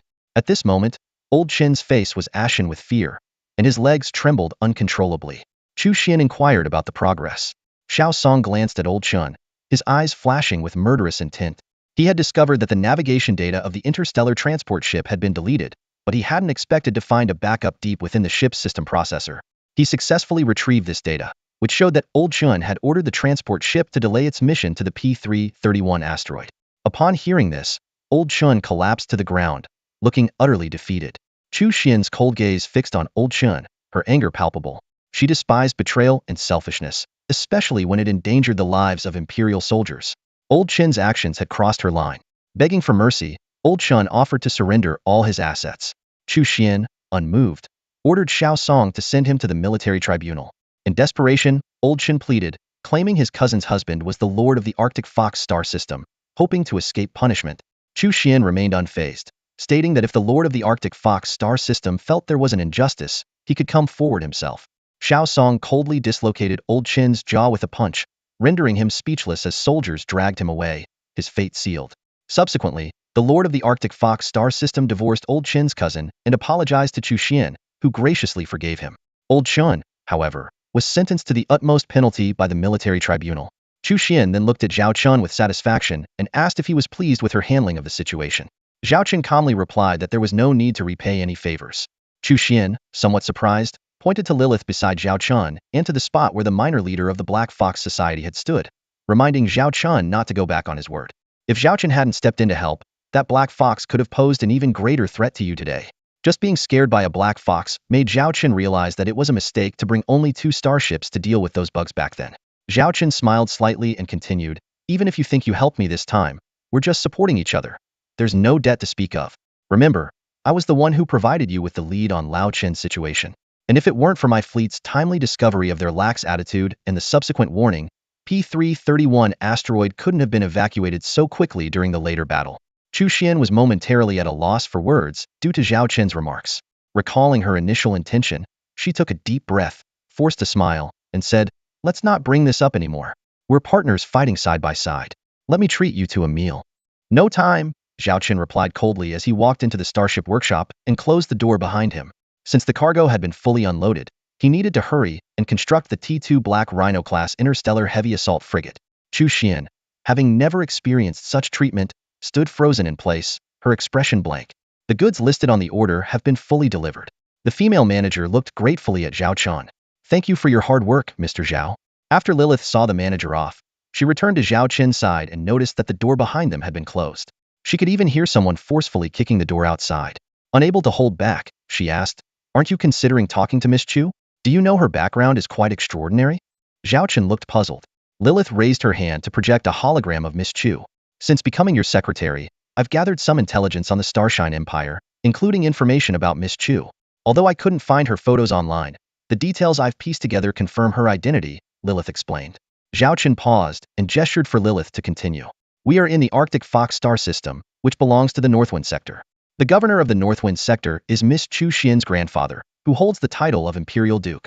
Additionally, her other grandfather is the governor of the Chu River sector, also an Imperial Duke and a 5-star marshal of the Empire. Most importantly, Miss Chu Xian is the only granddaughter of the Duke of Chu River and is highly cherished. The Northwind governor dotes on her even more than his own grandson. She's the apple of the eye for both sector governors," Lilith said seriously. Even the Black Fox wouldn't dare act recklessly and directly requested the Arctic Fox star system's lord to find her. "Do you think I should approach her?" Zhao Chen asked. Lilith looked at the captain with confusion, puzzled by his intentions. Obviously, the nobler her status, the further we should distance ourselves from her. Right now, we need to focus on our development. Even though we have 2 top-tier T2 starships, we are still vulnerable against real enemies, Zhao Chen replied calmly. In fact, Zhao Chen had another reason. He didn't believe that a duke's granddaughter would be so enthusiastic about him. Something seemed off. Besides, with the increasing number of secrets he held, interacting with someone like her would introduce too many uncertainties. Thus, keeping his distance was the best option. "Understood," Lilith responded. "I've already arranged for the raw materials. The next task is to complete the construction of the T2 Black Rhino-class heavy assault frigate by the end of the year." Zhao Chen's eyes sparkled with excitement. Meanwhile, outside the door, Chu Xian, if she knew her charm was not enough to compete with the T2 starship, would probably be furious with Zhao Chun. She wondered aloud, "What is with this guy? Can't he see my status? I invited him to dinner, and he still doesn't give me any face?" With her hands on her hips, Chu Xian's demeanor was far from her usual composed military officer image. Her female adjutant couldn't help but chuckle. "Miss, could it be that you have feelings for this gentleman?" Chu Xian scoffed. "We've only met a few times. How could I possibly have feelings for him? Besides, he's the typical iron-blooded man." Chu Xian muttered to herself, "Could it be that I actually like him?" Impossible. She shot an angry glance, feeling a surge of fury. The female adjutant, curious, asked, "Why did you come all the way to the Arctic Fox starport? Was it just to have dinner with him?" Chu Xian tried to calm herself, staring intently at the gate as if she could see Zhao Qin's figure. She said in a serious tone, "I checked the starship named Zero Blizzard and found no records. Not even for the other starship. I expanded the search, but still found no matching ships. This suggests two possibilities. Either he has an extremely secretive way of acquiring starships, or he designed and built these two ships himself." Designing and building them himself? That seemed too incredible, as T2 starships are not something an ordinary person can easily create. The female adjutant was skeptical. Chu Xian understood this, which is why she was determined to uncover the truth. She explained, "If it's the former, we could use this channel to acquire these powerful starships. If it's the latter, then he is undoubtedly a genius. Bringing him into the Chu family would certainly strengthen us. The current situation in the Starshine Empire is complex, and we must seize every opportunity to grow stronger." With that, she glanced at the female adjutant. "Don't think I'll throw myself at a man just because of love. I'm not that kind of person." The female adjutant quickly shook her head, but her eyes showed some hesitation as she murmured, "That wouldn't be throwing yourself at him." Chu Xian's mouth twitched, thinking, "This girl dares to tease me." At that moment, Xiao Song came over to report, "Miss, the two dukes have sent a communication request." Before Chu Xian could stop him, Xiao Song had already connected the call. Ignoring Chu Xian's glare, he quickly left, followed by the female adjutant. Chu Xian covered her face, hearing two familiar voices. The two elderly men appeared in the communication window, expressing their concern for her. Chu Xian angrily said, "Old man Zhu, I told you not to let Chu Xian go to you. Now look at what happened. If anything happens to her, I won't forgive you." The old man defended himself. "Xiao Xian came to me out of concern. This encounter with the interstellar Zerg was purely accidental, but she is safe now, so don't worry." The other old man also urged, "My dear granddaughter, please come back. Even if you want to command a fleet, we have our own fleet for you to choose from." Chu Xian felt a deep sense of unease. She listened to her grandfather and father's booming voices, caught in a whirlwind of conflicting emotions. Her grandfather's fleet boasted a powerful T-4 interstellar battleship, a marvel she had long dreamed of commanding. In stark contrast, the T2 starship she currently served on felt like a helpless little bird, lacking even a star shield, leaving her feeling incredibly vulnerable. However, her grandfather had arranged for her to command a T3 carrier starship in the Beifeng star region. This ship was equipped with an array of dazzling starfighters and allowed her to direct battles from a safer position. Compared to the formidable battleship, it was indeed a much safer option. Reluctantly, Chu Xian accepted her grandfather's arrangement, but her heart remained heavy. Troubled by thoughts of Zhao Chun, she found herself torn between her personal feelings and the overwhelming care her grandfather and father showered upon her. She decided to temporarily set aside her personal concerns and agreed to return home to see them, fearing that otherwise, the two elders might do something drastic. At the headquarters of the Chu family, there was a young woman known as the eldest daughter of the Chu family. Her name struck fear into the heart of the Black Fox Gang's leader. Though the situation had been resolved, it was unlikely that the eldest daughter would pursue any blame. One of the lieutenants remarked, however, "We probably won't be able to meddle in those succubus affairs anymore. We're not sure about the identity of the man beside the Chu family's eldest daughter, but she clearly values him highly, directly calling him her friend. This is obviously a warning to us." The leader of the Black Fox Gang furrowed his brow and, after a moment of contemplation, said, "This is a task assigned to us by Han Xiao, and we haven't completed it yet. Though Han Xiao is important, he can't stand up to the Chu family." The lieutenant muttered, "That's true. If we really provoke the Chu family, the Black Fox Gang might not escape unscathed." The leader nodded, "All right, I'll inform Han Xiao about this. For now, everyone should lay low and avoid causing any trouble." The group agreed in unison. In the blink of an eye, it was the end of December. The once spacious Starship Workshop now felt a bit cramped with the addition of 10 starships. Had these starships not been relatively small, they wouldn't have fit at all. Zhao Chun stood before the 10 starships, scanning them with a satisfied smile. He commanded, "Prepare to initiate the starship tests." Immediately, activity buzzed from the bridge. Beside Zhao Chun, 10 video windows showed each captain methodically executing the startup procedures. Reporting, Black Rhino class ship 1, initiating starship engines. Reporting, Black Rhino class ship 2, starship engines running smoothly. Reporting, Black Rhino class ship 5, automatic diagnostic of starship drive system. Diagnostics complete. System functioning well. Reporting, Black Rhino class ship 7, automatic diagnostic of starship weapon systems. Diagnostics complete. System functioning well. Zhao Chun listened to the reports quietly. Before long, each T2 Black Rhino class heavy assault escort ship had completed its initial startup procedures. Reporting, Black Rhino class ship 8, initial startup complete, all systems normal. Once all 10 starships had reported, Zhao Chen beamed, clenching his fist slightly. Excellent. Over the course of nearly a month, Zhao Chen had produced 10 T2 Black Rhino class starships in one go. The T2 Black Rhino's small size, coupled with assembly line production techniques, had significantly boosted production efficiency. Moreover, the cost was low, with each ship costing only 100,000 star credits. The total cost of these 10 starships was just a fraction of the 1 million star credits spent on raw materials. I didn't expect you to build 10 T2 Black Rhinos all at once, Charlotte remarked, standing beside Zhao Chen and surveying the 10 escort ships. Aside from their hull numbers, the starships were nearly identical. Zhao Chen chuckled. After all, it was something that had to be done sooner or later. Our fleet only has 2 starships, one of which is a carrier.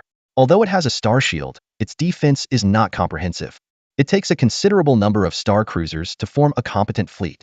Charlotte gazed at the star cruiser before her with a sense of awe. This high-performance star cruiser costs only 100,000 star coins to build, which is simply unbelievable. Moreover, it took just 1 month to build 10 of them. Such efficiency and quality are truly astounding.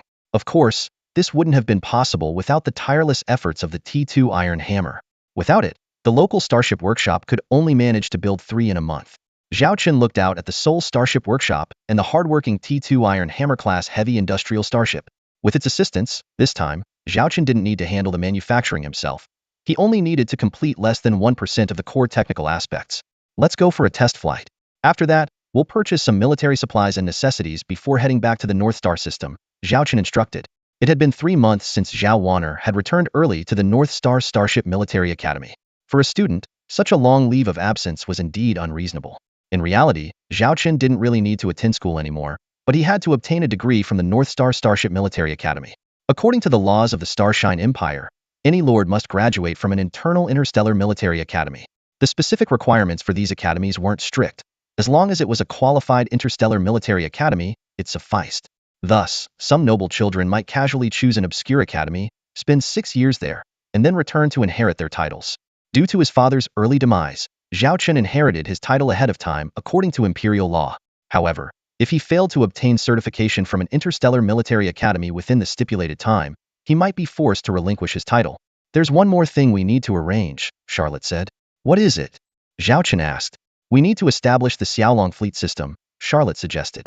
Zhao Chen nodded in agreement. Since you have an idea, you must also have a plan ready. From today, your position is no longer captain but fleet commander. You can choose any starship as your flagship. I recommend the T2 Queen-class heavy carrier starship for better safety. I will take on the role of captain of the Zero Blizzard while serving as the deputy fleet commander.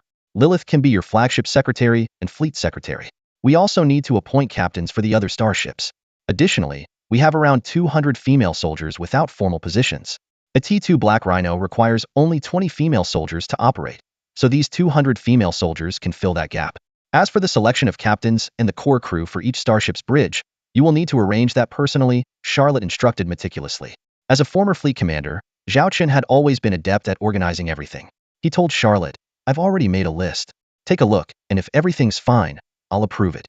Zhao handed over all responsibilities to Charlotte, made a deliberate lazy gesture, and then mentioned he was a bit tired and would head back to rest. Charlotte rolled her eyes at the fleet commander in front of her, thinking that this captain, no, fleet commander, seemed to be increasingly fond of shirking his duties. Zhao Chen always avoided doing unnecessary tasks himself, believing that if he had subordinates, there was no need for him to toil. At this moment, Zhao Chen didn't go to rest but instead prepared to review his completed quarterly tasks and claim his due rewards. This quarter's task was to have 3 starship systems produced, and Zhao had already successfully completed it, ready to collect his task rewards. The quarterly tasks were finally completed, and with 3 missions accomplished from the starship systems, Zhao Chen could now claim his rewards. The reward list included 10 task points, 1,000 system credits, AT2 Super Soldier Serum, and AT2 Black Knight Class Light Interstellar Combat Mech Blueprint. Zhao Chen felt a sense of gratitude. Such generous rewards made his efforts worthwhile. Among the rewards, Zhao Chen noticed a familiar item, the T2 Super Soldier Serum. Having used the T1 version before, he vividly remembered how it significantly enhanced his physical abilities. Curiosity piqued. He wondered what the T2 version would do. Taking a deep breath, he injected the serum into his body without hesitation. A sharp pain coursed through him, like an electric current surging through his veins, causing his cells to tremble and his consciousness to feel as though it might detach from his body.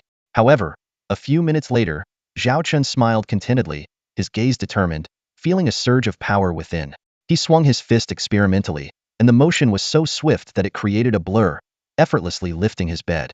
In the mirror, his reflection was more resolute, muscles perfectly defined, showcasing immense strength. Zhao Chun mused that with his current power, dealing with the likes of Old Chun from the past would only take a single punch. Next, Zhao Chun turned his attention to another reward, the T2 Black Knight Class Light Interstellar Combat Mech. Although combat mechs were no longer the stars of the interstellar era, they still played crucial roles in planetary conquests. While starships could engage in space battles, controlling a planet required combat mechs, especially when minimizing planetary damage was a priority. Zhao Chun realized that while both combat mechs and interstellar combat mechs belonged to the same category, their uses were vastly different. The former was deployed with ground forces, whereas the latter could operate in space and even perform interstellar jump combat. As Zhao Chun examined the data and specifications of the interstellar mech in his hands, anticipation filled his heart. The T2 Black Knight Class Light Interstellar Combat Mechs come in various models and represent the pinnacle of interstellar combat technology. These units boast armor strength between 40 and 50 units, cruising speeds of up to 10 star knots, and maximum speeds reaching 30 star knots. Standing at a height of 15.8 meters, the entire structure weighs 420 tons and requires only one pilot. In terms of armament, they are equipped with dual 36-barrel Gatling laser cannons, 30-unit mini-missiles, and a Black Knight lightsaber, delivering firepower comparable to the T1 starship. Zhao Chun was quite satisfied with these specifications, secretly anticipating future battles. After familiarizing himself with the various advantages of the interstellar combat mechs, Zhao Chun glanced at his data interface. As a top-tier starship engineer, he possessed special attributes like Fleet Luck Bonus and the Eye of Insight. Currently, his mission points had reached 2950, and he owned 20 starships. Additionally, 12 starships remained unsold in his empty warehouse, while the T3 Blizzard-class mission awaited him. After a moment of contemplation, Zhao Chun decided to upgrade at the T2 Mall. Upon meeting the requirements of redeeming goods, completing system tasks, and consuming system points, he upgraded the T2 Mall to the T3 Mall without hesitation. This upgrade granted him a privilege to redeem goods without needing mission points.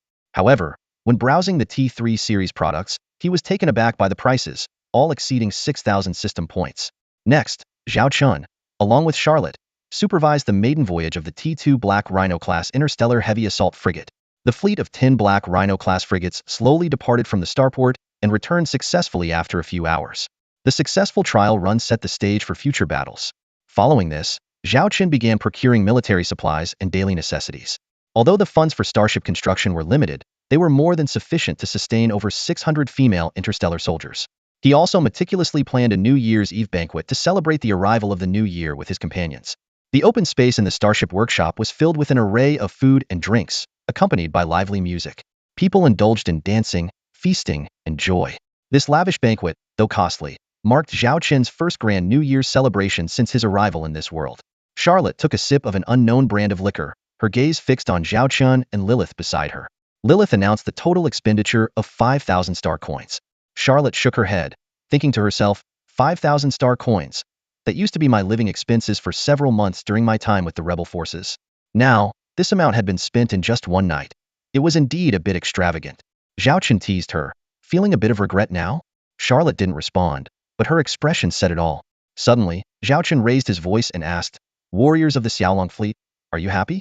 Upon hearing the commander's call, all the soldiers responded in unison, "Yes, we are." Zhao Chun smiled, raised his glass, and downed his drink in one gulp.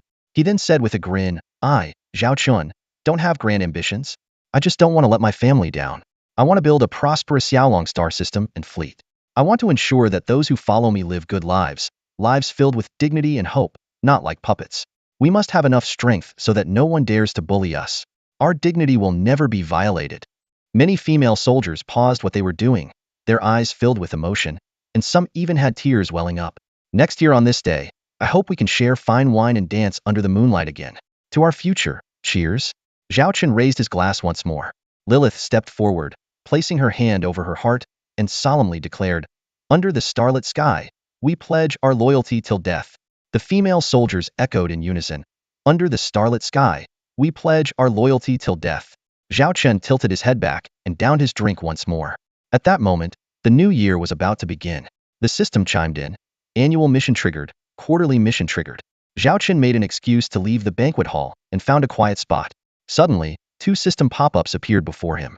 The annual mission required him to graduate from the Northern Star Fleet Military Academy within a year. Zhao Chun was taken aback. Graduation was still more than 2 years away, and he was currently just a fourth-year cadet. However, the rewards for completing the annual mission were surely substantial, and he didn't want to miss out. He decided to graduate early and simultaneously prepare for the establishment of the Xiaolong star system. The other pop-up displayed the quarterly mission, to build an interstellar fleet consisting of 30 starships, including 5 different models of T2 or higher class ships and 1 T3 class ship. This was a tall order, but Zhao Chun had already constructed 3 T2 starships, the Queen Bee-class heavy carrier, the Black Rhino-class interstellar heavy assault frigate, and the Iron Hammer-class heavy interstellar industrial ship. Additionally, he possessed the blueprints for a T2 Bronze Eden-class starship and a T3 Blizzard-class light interstellar battlecruiser. Constructing the T3 Blizzard would cost a staggering 13 million star coins, equivalent to the cost of building 130 T2 Black Rhinos, or nearly 10 T2 Queen Bees. Zhao Chun had less than 1.2 million star coins on hand, a shortfall of roughly tenfold. Bridging this massive gap would be a formidable challenge. Using the T2 Iron Hammer to build the T3 Blizzard would take 2 months and require full production capacity. Moreover, the T3 Blizzard had to be built in secrecy. If discovered, Zhao Chun could face unnecessary trouble.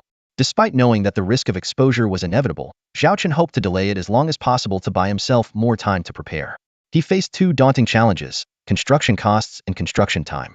The tasks for this quarter were no small feat, and Zhao Chun felt a twinge of anxiety. Closing his eyes, he began to meticulously plan and brainstorm. A few seconds later, he opened his eyes with a clear construction plan in mind. First, he planned to spend a month expanding the T2 Hammer 1 to create a brand new T2 Hammer. In the second month, the T2 Hammer 1 would begin constructing the T3 Blizzard, which was expected to take 2 months. Simultaneously, in the second month, they would also start building the T2 Hammer 2, aiming to create a T2 Bronze Eden, which was estimated to take less than a month. Despite the high cost of this auxiliary starship, its construction time was relatively short.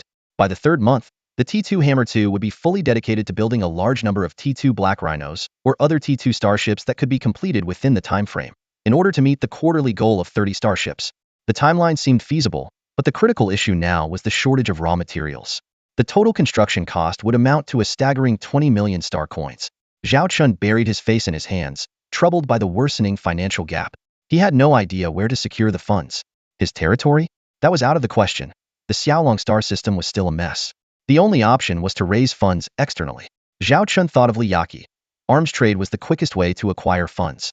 Previously, in a desperate bid for cash, he had sold the technical blueprint for AT-1 Wolf-Laus-class medium interstellar destroyer at a low price, which was a one-time deal, a necessary compromise.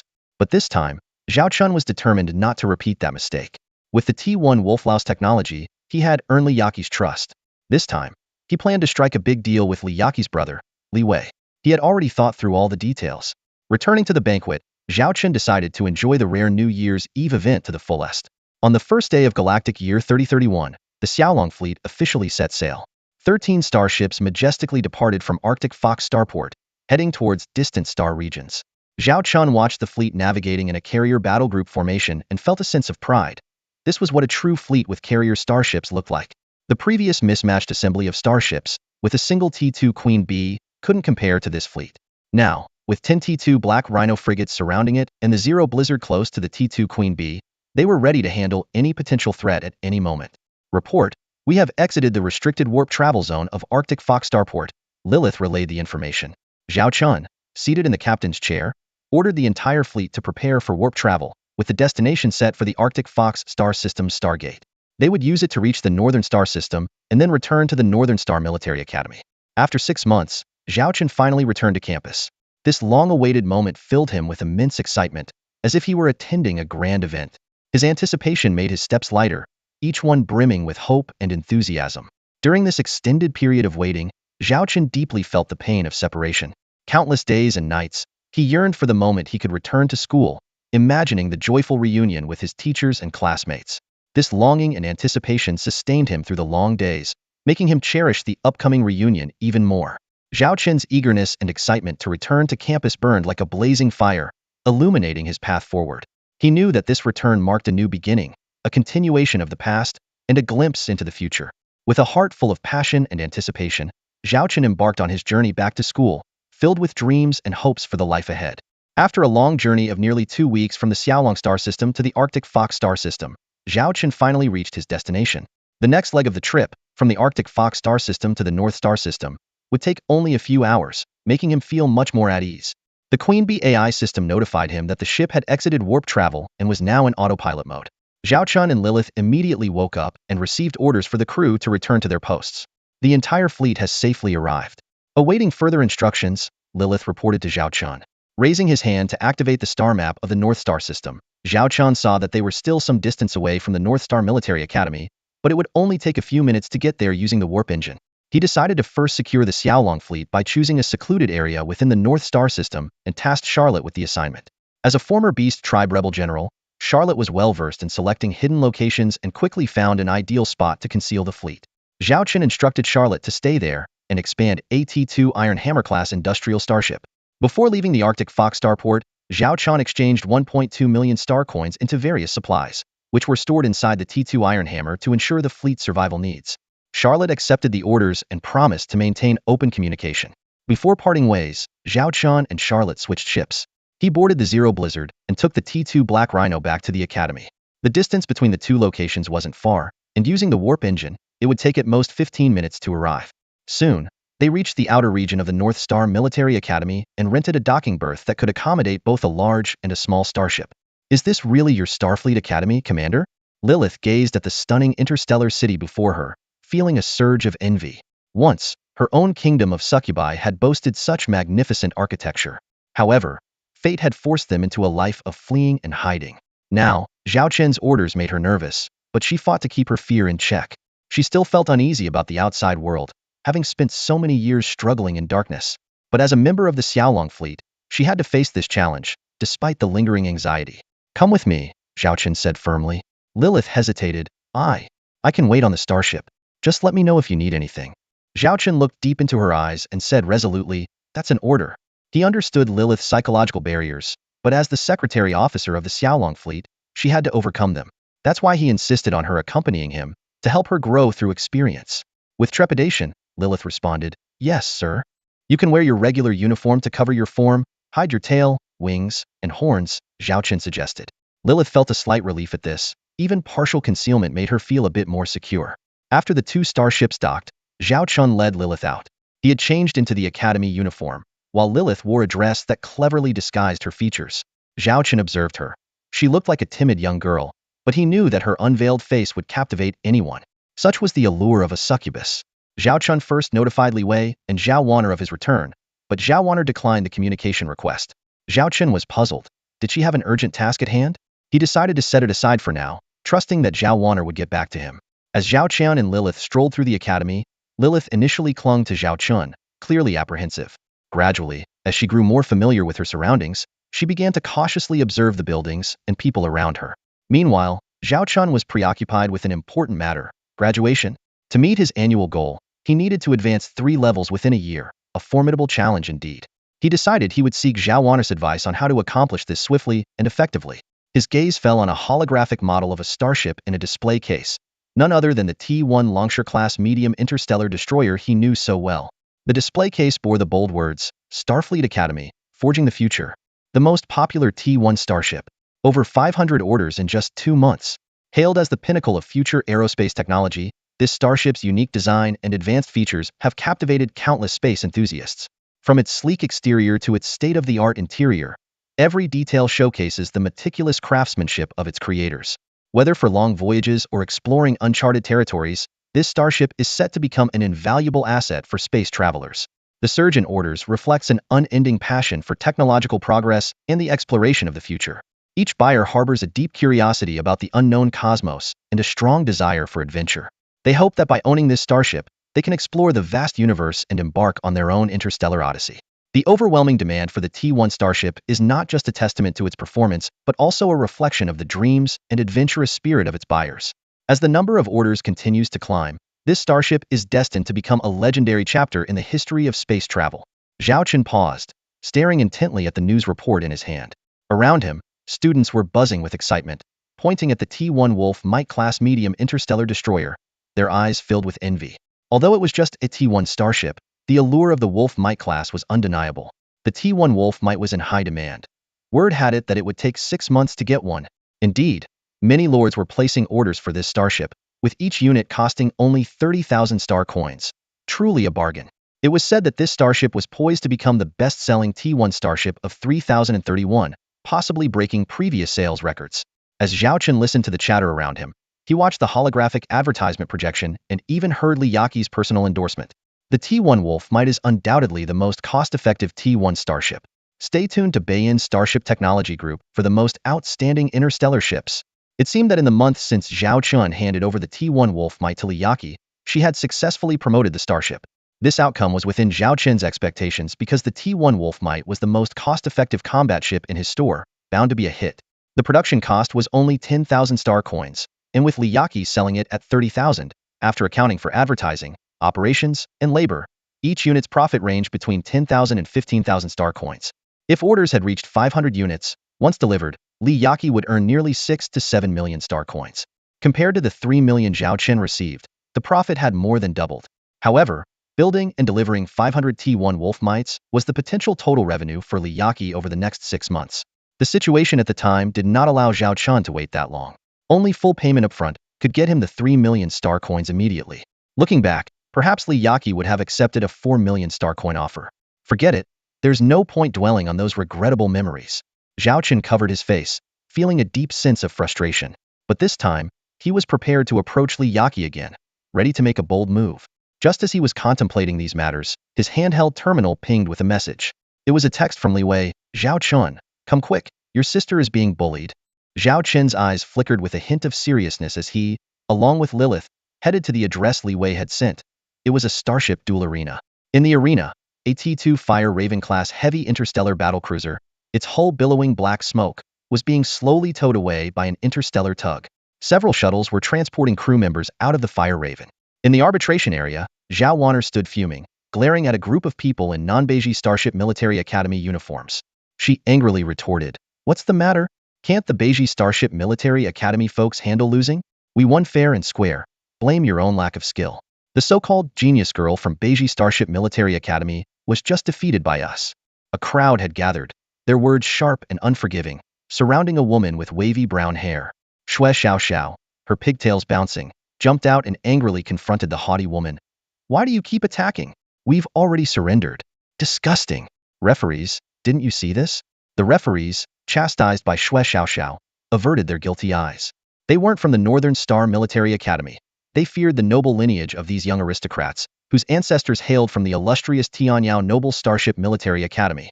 Every student there came from wealth and was not to be trifled with. The woman spread her arms, a cold smile on her face. "I failed to stop in time. Your T2 Fire Raven-class heavy interstellar battlecruiser is so fragile. My mistake. Apologies to the students of the Northern Star Military Academy." Though she apologized, her face remained mocking.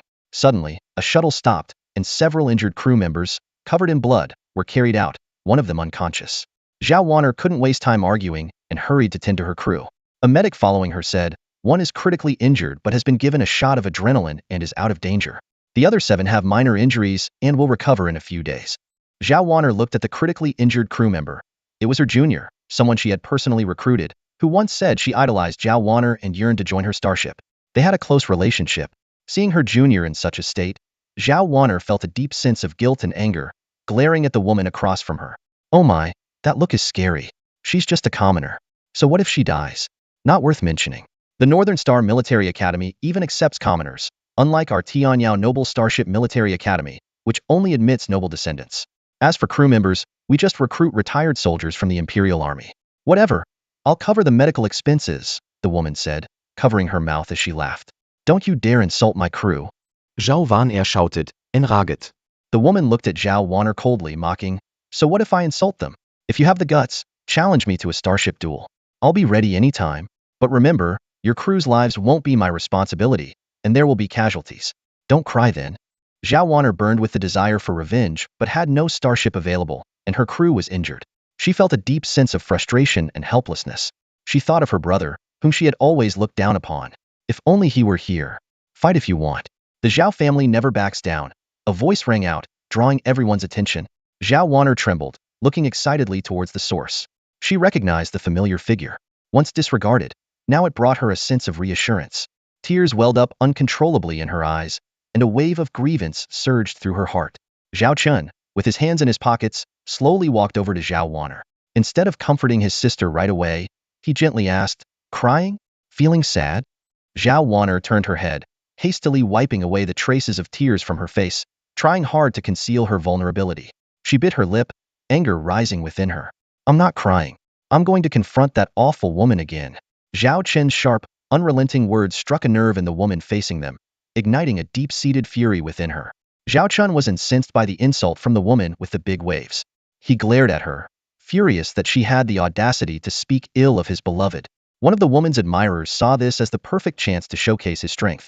How dare Zhao Chun be disrespectful to Miss Zhou Min? He decided to challenge Zhao Chun, throwing a punch in his direction. Xue Xiaoxiao and the others nearby were taken aback by the boldness of the North Star Military Academy cadet. They were astonished. Not only had he broken the rules of interstellar combat, but he had also dared to physically attack someone.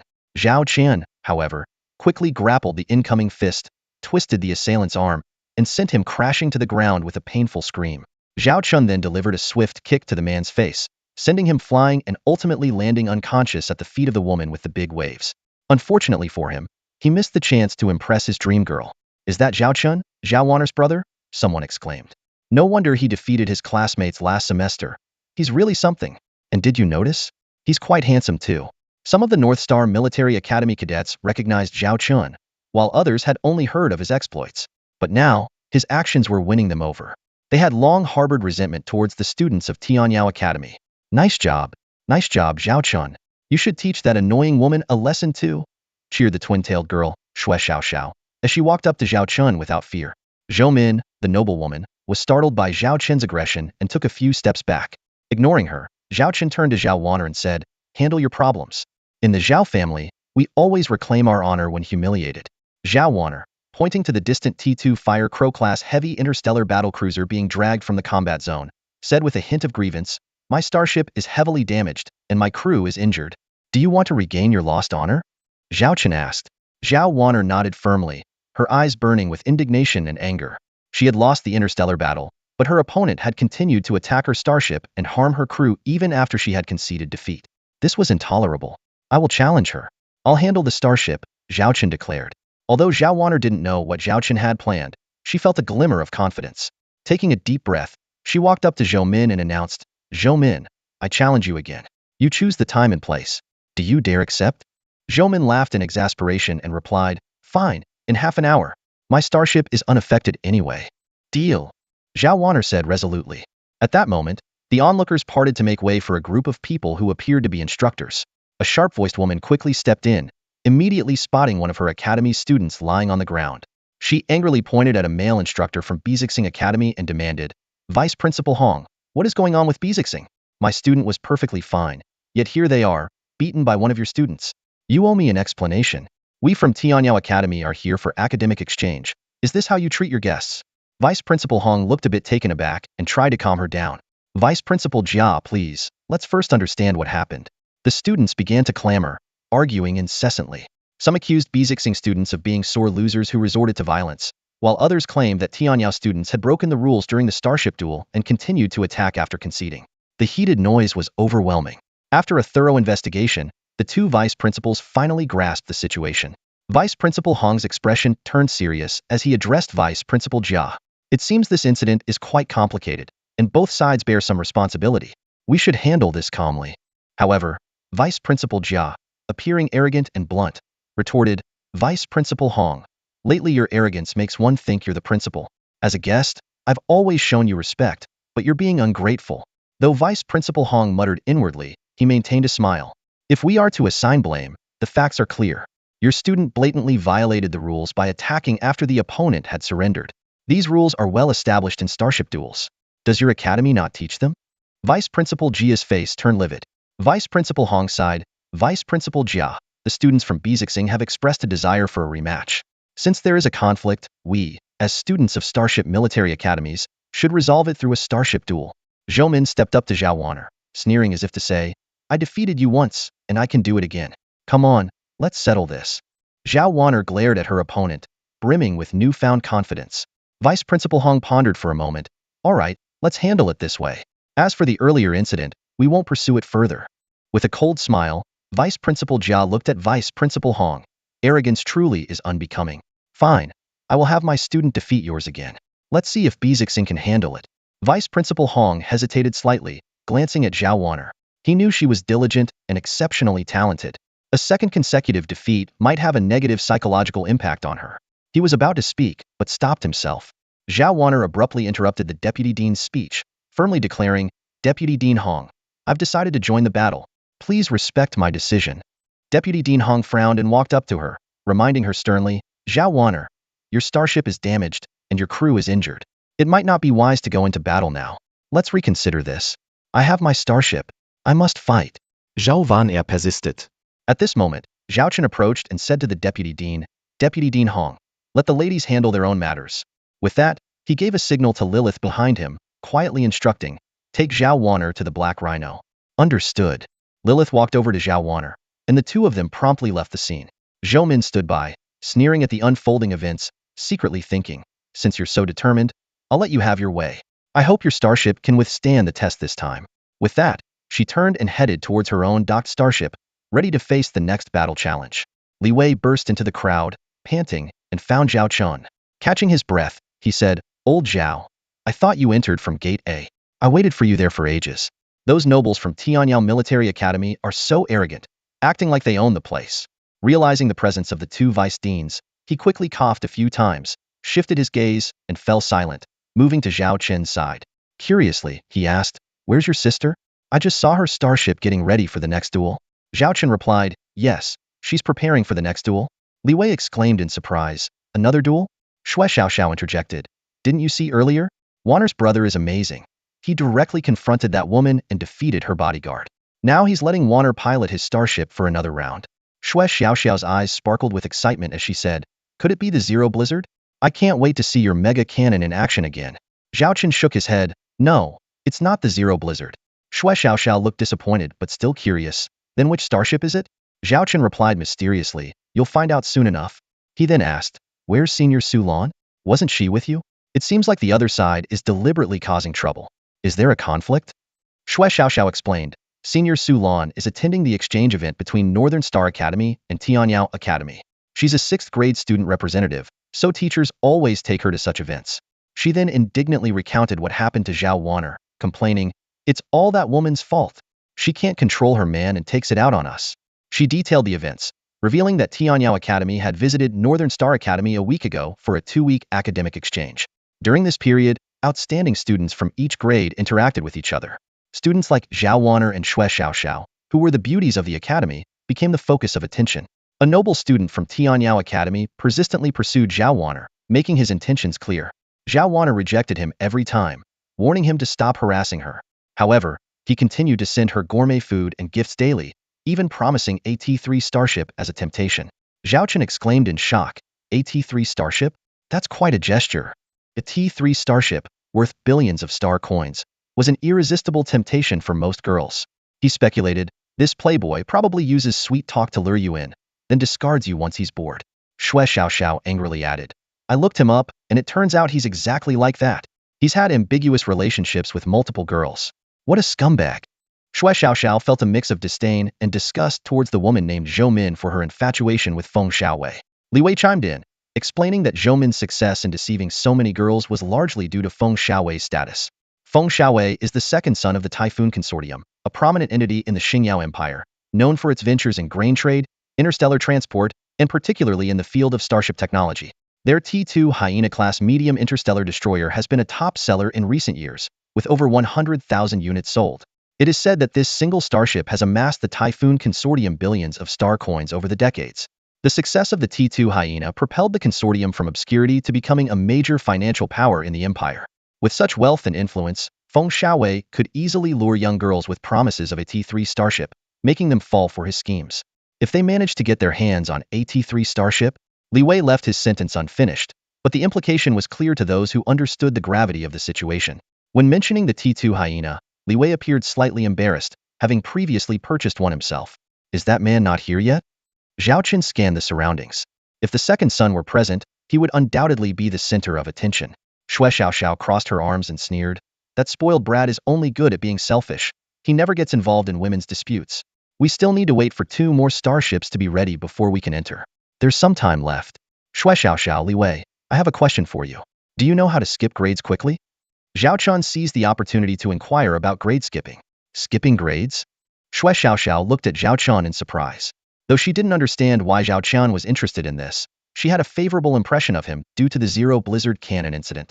However, she had no knowledge of the matter. I have no idea. Our academy's grading system works like this. As long as you accumulate enough assessment credits for each grade, you pass that grade and can move on to the next one in the following semester. If you can accumulate 3 times the required credits for the next grade within 1 academic year, you can skip a grade. But if you fail to meet the assessment standards of the higher grade after skipping, you'll have to repeat the grade. A voice chimed in from the side. Zhao Chun looked over and saw it was Vice Dean Hong. Is there a limit to how many times you can skip grades in 1 academic year? Like skipping from 1st grade directly to 3rd grade? Zhao Chun asked. Vice Dean Hong hesitated slightly before responding, theoretically, there's no limit. However, the regular grade assessments are already quite challenging. Accumulating 3 times the assessment credits and skipping 2 grades consecutively while ensuring you don't have to repeat a grade is unprecedented in the history of the Northern Star Academy. Most students only skip 1 grade and find it manageable to meet the assessment standards of the next grade, ensuring smooth progression. Zhao Chun now had a clearer understanding of the process. Vice Dean Hong was curious about why Zhao Chun suddenly started asking questions and inquired, Zhao Chun, why the sudden interest? Zhao Chun smiled and replied, oh, it's nothing. I'm just curious about how my sister managed to skip grades back then. Vice Dean Hong responded with admiration, your sister's talent is truly remarkable. With more training and practical experience, she is bound to become an outstanding fleet commander. The use of fleet commander, instead of captain in his words, highlighted the Academy's high regard for Zhao Wanner's potential. Zhao Chun's aptitude shouldn't be underestimated either. It's a pity he chose the wrong major. His ability to assemble 3 old starships into a new one and defeat AT-2 Bald Eagle-class light interstellar cruiser is quite impressive. Vice Dean Hong suggested that Zhao Chun switch to starship engineering, but Zhao Chun politely declined. Over half an hour later, an interstellar battle cruiser slowly entered the starship dueling arena. Everyone watched as Vice Dean Hong pointed and said, that is AT-2 Purple Rose-class medium interstellar battlecruiser, the latest T-2 starship developed by the Hurricane Consortium. Despite being medium-sized, its firepower and armor are comparable to heavy starships. It costs a staggering 11 million star credits, enough to buy AT-2 battleship or carrier. Li Wei was taken aback, but Vice Dean Hong explained with a smile. This starship is all about luxury and has low cost-effectiveness, so there are very few actual buyers. However, due to its exquisite appearance, it has become a fashion symbol for noble ladies. Vice Dean Hong pointed out that Zhao Wanner's T-2 Fire Raven costs less than 8 million, much cheaper than the T-2 Purple Rose. Watching the drone broadcast, the T-2 Purple Rose's appearance was stunning, with a purple rose design etched onto the hull, making it look like a piece of art. However, compared to Zhao Chun's Zero Blizzard, the odds seemed to favor the Zero Blizzard. Suddenly, a miniature round starship appeared in the broadcast, catching everyone's attention. Vice Dean Hong thought it was against the rules, but Zhao Chun confidently declared, that's my sister's starship. Vice Dean Hong was astonished and said, Zhao Chun, isn't that an interstellar frigate? A T-2 Black Rhino-class heavily armored assault frigate? To an outsider, this interstellar frigate would seem like just another anonymous ship, with no knowledge of the secrets it holds. Look, that's a starship from the Northern Star Military Academy, an interstellar frigate. Are they really planning to take on a battlecruiser? The Northern Star students must be out of their minds. If they don't want to win, why bother with the hassle? It's truly laughable. The students from the Tianyao Nobles Interstellar Military Academy laughed heartily, launching into a verbal assault against the Northern Star students, particularly targeting Zhao Chun. However, they only dared to taunt from a distance, mindful of his earlier display of boldness. The Northern Star students wore pained expressions, as if they had swallowed flies. They stared at Zhao Chun in astonishment, their expectations completely shattered. They had thought Zhao Chun would deploy the formidable Storm Zero, but instead, he chose AT-2 Interstellar Frigate. Zhao Chun Yu. Li Wei gulped, unable to predict his friend's next move. Ever since their previous mission, Zhao Chun had become increasingly unpredictable. Let them see, Zhao Chun said, crossing his arms and smirking slightly. His choice of the T-2 Black Rhino was a well-calculated decision. During their journey, Zhao Chun had reviewed the interstellar combat logs and learned that their opponent was AT-2 Purple Rose, familiarizing himself with its weapon systems. The Purple Rose was equipped with 10 T-2 class dual 200mm medium railguns, firing every 30 seconds. Railguns, being non-ballistic weapons, use electromagnetic technology to accelerate metal projectiles. They have high firing speed and accuracy within a specific range but lack guidance capabilities, causing accuracy to plummet beyond their range. Hence, ships equipped with these weapons need to engage in close combat, typically used by interstellar cruisers and frigates. The T-2 Purple Rose's railguns were powerful enough to pose a significant threat to ordinary T-2 ships, given the ship cost a hefty 11 million star coins to build. However, against the T-2 Black Rhino, even if every shot hit the hull's armor, it would take a continuous 20 minutes of precise bombardment to inflict substantial damage. The Black Rhino wouldn't allow it that much time. At this moment, the T-2 Purple Rose and T-2 Black Rhino quickly assumed their designated battle positions, the size difference stark. The T-2 Purple Rose measured 310 meters in length, while the T-2 Black Rhino was only 110 meters, with an elliptical, rhino-shaped hull. Such a small ship, not even as heavily armed as the Storm Zero, drew comments from Xue Xiaoxiao, who couldn't help but complain. She had hoped to see her favorite big guns, but instead, she was met with disappointment at the small, delicate ship. Zhao Chen added, "Sometimes, size isn't everything. Hardness is what truly matters." After the arbitrator briefly introduced the duel rules, he directed the two starships to their random starting points, ready to commence the intense starship duel. The video communication remained active. Zhou Min laughed loudly, pointing at Zhao Wanner on the opposite side, and mocked, "Zhao Wanner, are you trying to make me laugh to win this duel? If so, congratulations, you almost succeeded. Using an interstellar corvette to challenge a battleship, truly unique." Zhao Wanner remained unfazed and calmly responded, "I hope you can still laugh later." The video communication suddenly cut off, and Zhou Min sneered, "A corvette trying to act tough, just wait. I'll turn your ship to ashes." The audience was eagerly anticipating the duel, their emotions clearly divided. Students from Tianyao Academy were elated, as if watching a comedy show, while some students from Northern Star Academy had already left, unable to fathom the idea of a corvette challenging a battleship. Perhaps the corvette's armor could withstand a few rounds of enemy fire, but what about its firepower? Corvettes are known to have the weakest firepower among all types of ships. Moreover, how many weapon modules could such a small ship carry? How could it engage in battle with a battleship? With weak defensive cannons? Don't be ridiculous. Is this the kind of teaching your school promotes? It's truly astonishing. Vice Principal Jia didn't hold back his sarcasm as he mocked Vice Principal Hong, his eyes full of amusement. Vice Principal Hong was also unsure, glancing at the still expressionless Zhao Chen. Theoretically, Zhao Chen shouldn't be someone who doesn't know his limits, but challenging a battleship cruiser. This had never been documented in any tactical case studies. It's just an academic exchange. Vice Principal Hong could only say helplessly. Soon, both starships arrived at their starting points. When the arbitrator announced the start of the battle, the two ships moved unhesitatingly towards each other's detected positions. On the bridge of the T-2 Black Rhino-class heavy assault corvette, Zhao Wanner sat in the captain's chair, a fire of anger burning within her. Her secretary Lilith and the original captain of the T-2 Black Rhino stood on either side. Lilith suggested, "Miss Zhao, I think we might not need to fire this time." Zhao Wanner, puzzled, looked at Lilith. "Not fire? Then how do we win?" "In all the trial missions of the T-2 Black Rhino, there's one that has never been executed. Perhaps we could try it in this battle," Lilith said, a sly glint in her eyes. "What experiment?" Zhao Wanner asked. Lilith answered, "A hull collision test in actual combat." Zhao Wanner was momentarily stunned. Then a mischievous smile appeared on her face. A few minutes later, the two starships began to draw closer. Two starships were quickly closing in on each other's firing range. The bridge railguns of the T-2 Violet Rose-class medium interstellar battlecruiser were locked onto the approaching starship, an interstellar frigate.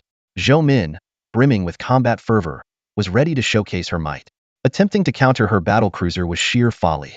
"Report, all 10 railguns are fully charged and ready to fire," the deputy captain promptly informed. Zhou Min, eyes fixed on the interstellar radar, smirked and commanded, "Let them come a bit closer. Open fire in 1 minute." "Yes, Captain." The audience held their breath as they watched the live broadcast of the battlefield. The two starships drew nearer. Soon, they witnessed the T-2 Violet Rose-class medium interstellar battlecruiser strike first. 10 T-2, class dual 200mm medium railguns roared to life. 20 metal projectiles hurtled towards the interstellar frigate, striking it with precision. Explosions erupted on the armor of the T-2 Black Rhino-class heavy assault interstellar frigate, shrouding the 100-meter-long vessel in smoke. Students of North Star Academy began to worry about the brilliant cadet, Zhao Wanner, who was quite popular among them. Xue Xiaoxiao, in particular, gripped Zhao Chen's sleeve tightly, revealing her concern for her close friend. Moments later, a small silhouette emerged from the smoke. Almost simultaneously, everyone stood up, staring in disbelief at the small ship. This, how is it possible?" Vice President Jia was dumbfounded, and others began to murmur. The interstellar frigate was completely unscathed. On closer inspection, one might notice slight damage to the paint, but the live feed showed no significant changes. The T2 Black Rhino class continued to advance towards the T2 Violet Rose class medium interstellar battlecruiser, their distance shrinking. How can it be unscathed? Keep firing. Use armor-piercing rounds. Zhou Min started to panic. After the second barrage, everyone held their breath, eyes glued to the smoke. Seconds later, the starship emerged, still unscathed. Oh my god! What kind of material is that armor made of? It withstood the T2 Violet Rose class firepower without a scratch. Could it be a T3 class interstellar frigate? The students were in disbelief. Meanwhile, the students of North Star Academy were getting excited, while those from Tianyao Military Academy were stunned. God, how is it possible to be unscathed? Zhao Chun, what material is your interstellar frigate made of? Li Wei looked at Zhao Chun in astonishment. Xue Xiaoxiao also cast a curious glance. It's just a relatively sturdy interstellar frigate, Zhao Chun replied calmly. Li Wei and Xue Xiaoxiao both rolled their eyes. Relatively sturdy? With that armor strength, it could probably withstand a few hits from a battleship's main cannon, Xue Xiaoxiao muttered under her breath. After the third, fourth, and fifth rounds of attacks by the T2 Purple Rose class medium interstellar battlecruiser, viewers noticed a significant detail during the fifth round. Zooming in on the live feed, they spotted a damage area on the port armor of the T2 Black Rhino, a gash several centimeters deep and a few dozen centimeters long. Despite its formidable build, the T2 Black Rhino's firepower was not enough to pose a threat to the T2 Purple Rose, let alone match its speed. Deputy Director Jia, struggling to maintain his composure, attempted to reassure himself and the audience, while Deputy Director Hong offered insincere praise. Deputy Director Jia clung to the hope that the battle could still be won. On the battlefield, the T2 Purple Rose also detected something amiss and began to keep its distance from the T2 Black Rhino while continuing its assault. Zhou Min was determined not to back down, believing that the relentless barrage would eventually overwhelm the T2 interstellar frigate. The T2 Black Rhino class heavy assault frigate's bridge front armor was 6% compromised, with the most critical area at 12%. The side armor had sustained 3% overall damage. Captain Zhao Wanner, after consulting with Zhao Chun, decided to initiate short-range assault mode and ordered the crew to prepare for impact. Her dark eyes gleamed with resolve as she monitored the distance between the two starships on the star map. Distance optimal. Relay the command. Prepare for short-range assault mode. All crew, brace for impact. Zhao Wan kommandet Sternli. The T2 Black Rhino was engineered to withstand significant attacks and collisions, with each combat station equipped with special protective measures to ensure the soldiers' safety during impacts. As the short-range assault mode activated, the ship's speed surged. Increase speed rapidly, the captain ordered, and the red numbers on the bow soared instantly. The audience watched the screen intently, astonished by the frigate's incredible acceleration. It's so fast, much faster than before, they exclaimed. Suddenly, they realized the frigate's trajectory. Is it going to ram the T2 Purple Rose? The students were wide-eyed in shock, finding it hard to believe that a frigate would attempt to collide with a battlecruiser. Zhao Chen's lips curled into a smile as he saw an opportunity to test the T2 Black Rhino's collision resistance. At a breakneck speed, the T2 Black Rhino aimed one of its horn modules at the flank of the T2 Purple Rose. Zhou Min, seeing the frigate closing in rapidly, shouted in alarm. The deputy captain, resigned, noted that their speed had reached its limit and evasion was impossible at this distance. They had no choice but to brace for impact. Before the deputy captain could finish speaking, a heavy collision reverberated through the ship. In an instant, everything not bolted down on the bridge was flung into the air. Some crew members were even thrown several meters away.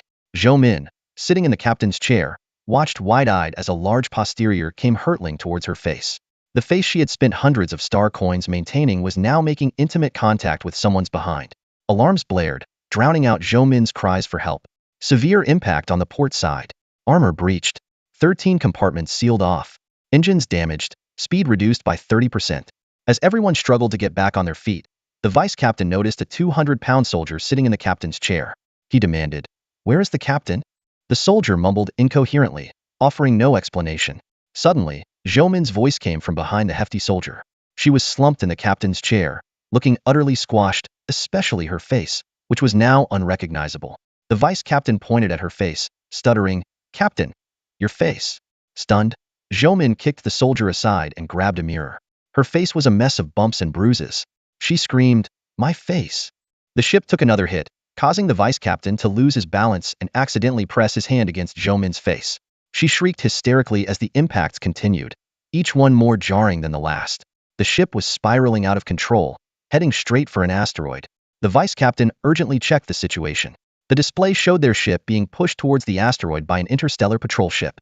Desperately, the vice captain urged Zhou Min to surrender, but she was still fixated on her face. The cost of her cosmetic enhancements was too high for her to give up so easily.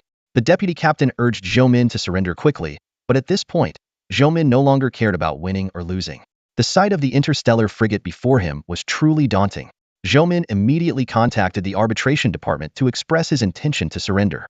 The arbitrators in the audience had just received the surrender information from T2 Purple Rose, but had yet to inform T2 Black Rhino.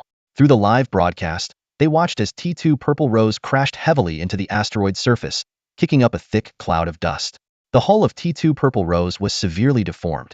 Meanwhile, T2 Black Rhino, the instigator of all this, seemed indifferent.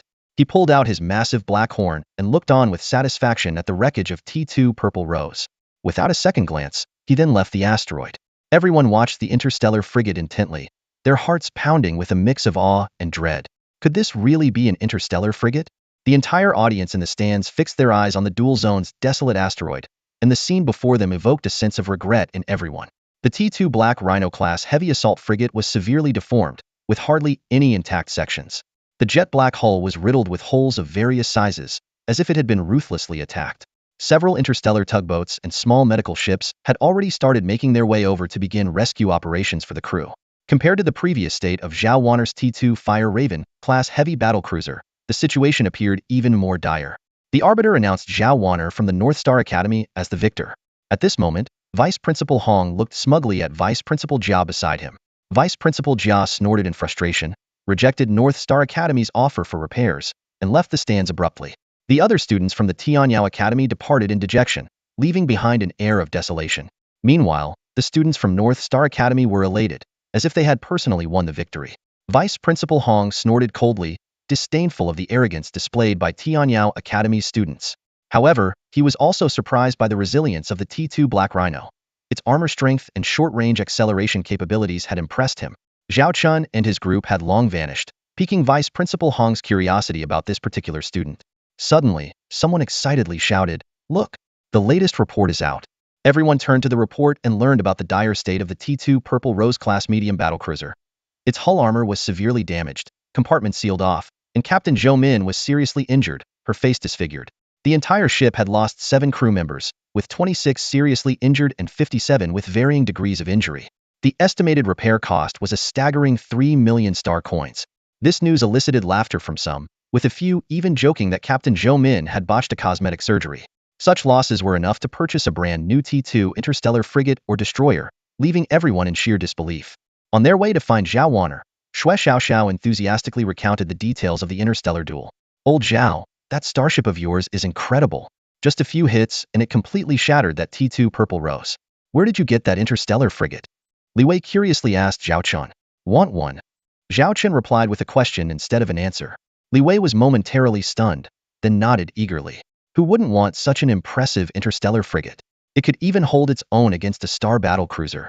"If I have the time, I'll build one for you," Zhao Chun said. Although his production capacity was limited at the moment, building a T2 Black Rhino in the future wouldn't be too difficult. "Really, Zhaoge? You're like a brother to me." Li Wei couldn't contain his excitement at the thought of owning such a starship and didn't bother to ask where Zhao Chin's came from. "Zhao Gu, you're still single, right? How about considering my sister? She's a bit hot-tempered and older, not as gentle as some girls, but she's definitely a beauty." Zhao Chen laughed. "So, owning an interstellar frigate means I get your sister too?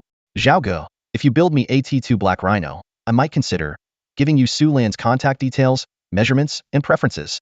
Xue Xiaoxiao teased. "Even Han Tianwang offered me a lot for this info, but I didn't spill a word." Another one trying to sell their sister, Zhao Chen sighed. "Aren't you into big battleships? How could a starship like this suit your tastes, young lady?" Xue Xiaoxiao giggled. "I've come to realize there's some truth in what you said. A bit of toughness isn't bad. But of course, I still love big battleships. Imagine pairing my big gun with a small cannon. Wouldn't that be fun?" Zhao Chun could only feel sorry for their sisters and classmates, who were willing to trade them for starships. "I don't have the capacity right now, but once I do, you two will be my priority," Zhao Chun promised. "These must be pretty expensive," Li Wei cautiously asked. His family had just gotten him a T2 Hyena-class medium interstellar destroyer, and he wasn't sure he could afford another costly starship. "Not too expensive. The market price won't exceed 3 million star coins. I can even give you a discount," Zhao Chen assured him. It was true. The profit margin on T2 starships was usually around 20-fold.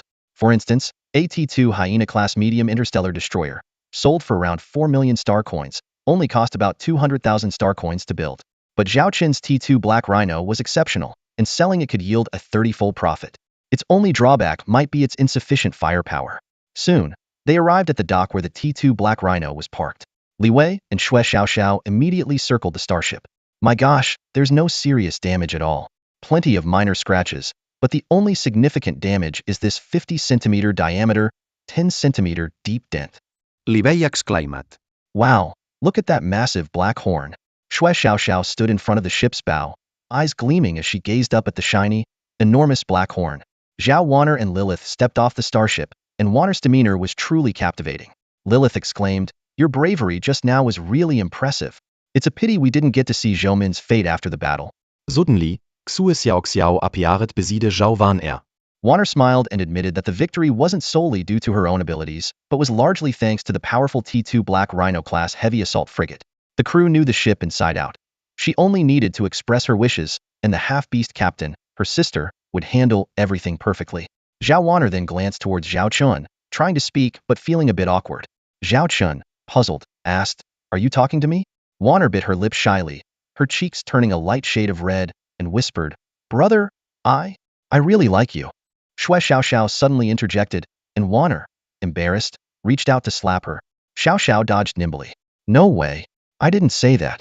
Xiaoxiao, stop making stuff up. If you keep it up, I'll have to teach you a lesson." Wanner denied hastily. Xiaoxiao laughed and teased as she ran away. "What? You don't like your brother? Then give him to me. Brother Zhao Chun, what do you think?" Zhao Chun couldn't help but laugh along with the two cheerful girls. Wanner chased Xiaoxiao back to Zhao Chun, stopped, and without daring to look him in the eye, softly said, "Thank you, brother," before turning around to continue chasing Xiaoxiao. Zhao Chun watched Wanner's figure, a mix of emotions welling up inside him. For all these years, Wanner had never called him brother. The news of the Northern Star Academy students using a starship to defeat the Tianyao Academy students' battlecruiser continued to spread within the academy. Zhao Wanner, a fifth-year prodigy, quickly gained fame, while Zhao Chun returned to his own ship, the Zero Blizzard. Despite having a dormitory at the academy, he was accustomed to the spacious and comfortable bed on the starship and had no desire to return to the cramped dorm room. Additionally, Zhao Chun had another task to accomplish, finding Li Wei's sister, though not to become her brother-in-law for free. The headquarters of the North Goose Starship Technology Group Industrial Park was located in the orbit of a planet. It used to be an industrial facility for a starship component manufacturing company. 6 months ago, it was acquired by North Goose, and after 2 months of upgrades and renovations, several starship production lines and docks were introduced, beginning the mass production of the T1 Wolf Flea. This starship industrial factory could produce up to 100 T1 Wolf Fleas per month. Due to Liyaki's bold moves, North Goose had invested nearly 5 million star coins, including 3 million star coins for Starship Technology buyout fees, which remain unaccounted for to this day. This once sparked anger among North Goose's top management, who thought Liyaki was shooting herself in the foot. However, in mid-November of 3030, North Goose's subsidiary, North Goose Starship Technology Group, held a starship launch event, unveiling a new medium-sized interstellar destroyer named the T1 Wolf Flea. The 30,000 star coin price tag sent shockwaves through the entire Northern Star sector. In the current market, the minimum price for a T1 interstellar frigate is already a steep 50,000 star coins, and a T1 interstellar destroyer goes for a whopping 100,000 star coins.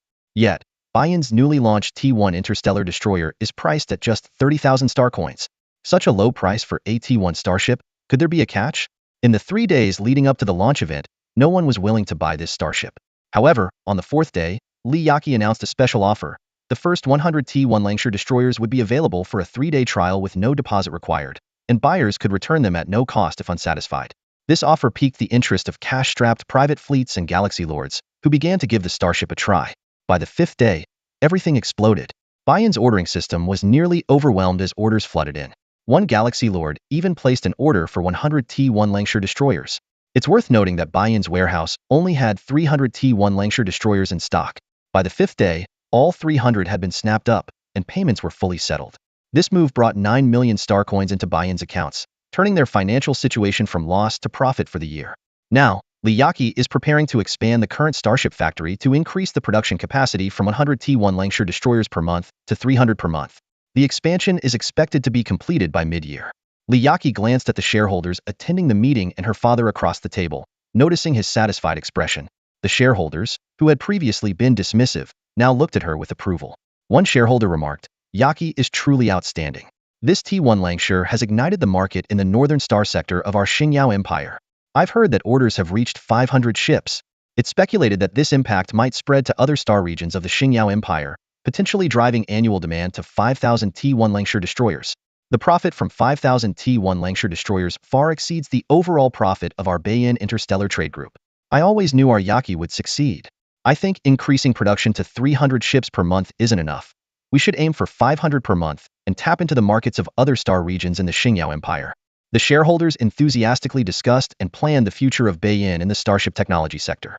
Meanwhile, Li Yaqi regarded these uncles with the same bemused disdain as she had a few months ago. How laughable they were. At that moment, Li Yaqi's terminal flashed with a message notification. Normally, she would professionally disable notifications during meetings, even for messages from her father. However, a few months ago, one person had become an exception. "Sorry, I have an urgent matter to attend to. We'll end the meeting here," Li Yaqi said, not waiting for her uncles to respond before leaving the meeting room. The conference room vanished instantly, replaced by an empty space with a few vacant chairs. Li Yaqi quickly opened her communication device, which showed a message. "I want to talk to you about the information that mysterious account sent a few months ago. The one from the person who offered her the T1 Wolflaus technology." A surge of curiosity and anxiety welled up inside her as she wondered what stories and secrets lay hidden behind this.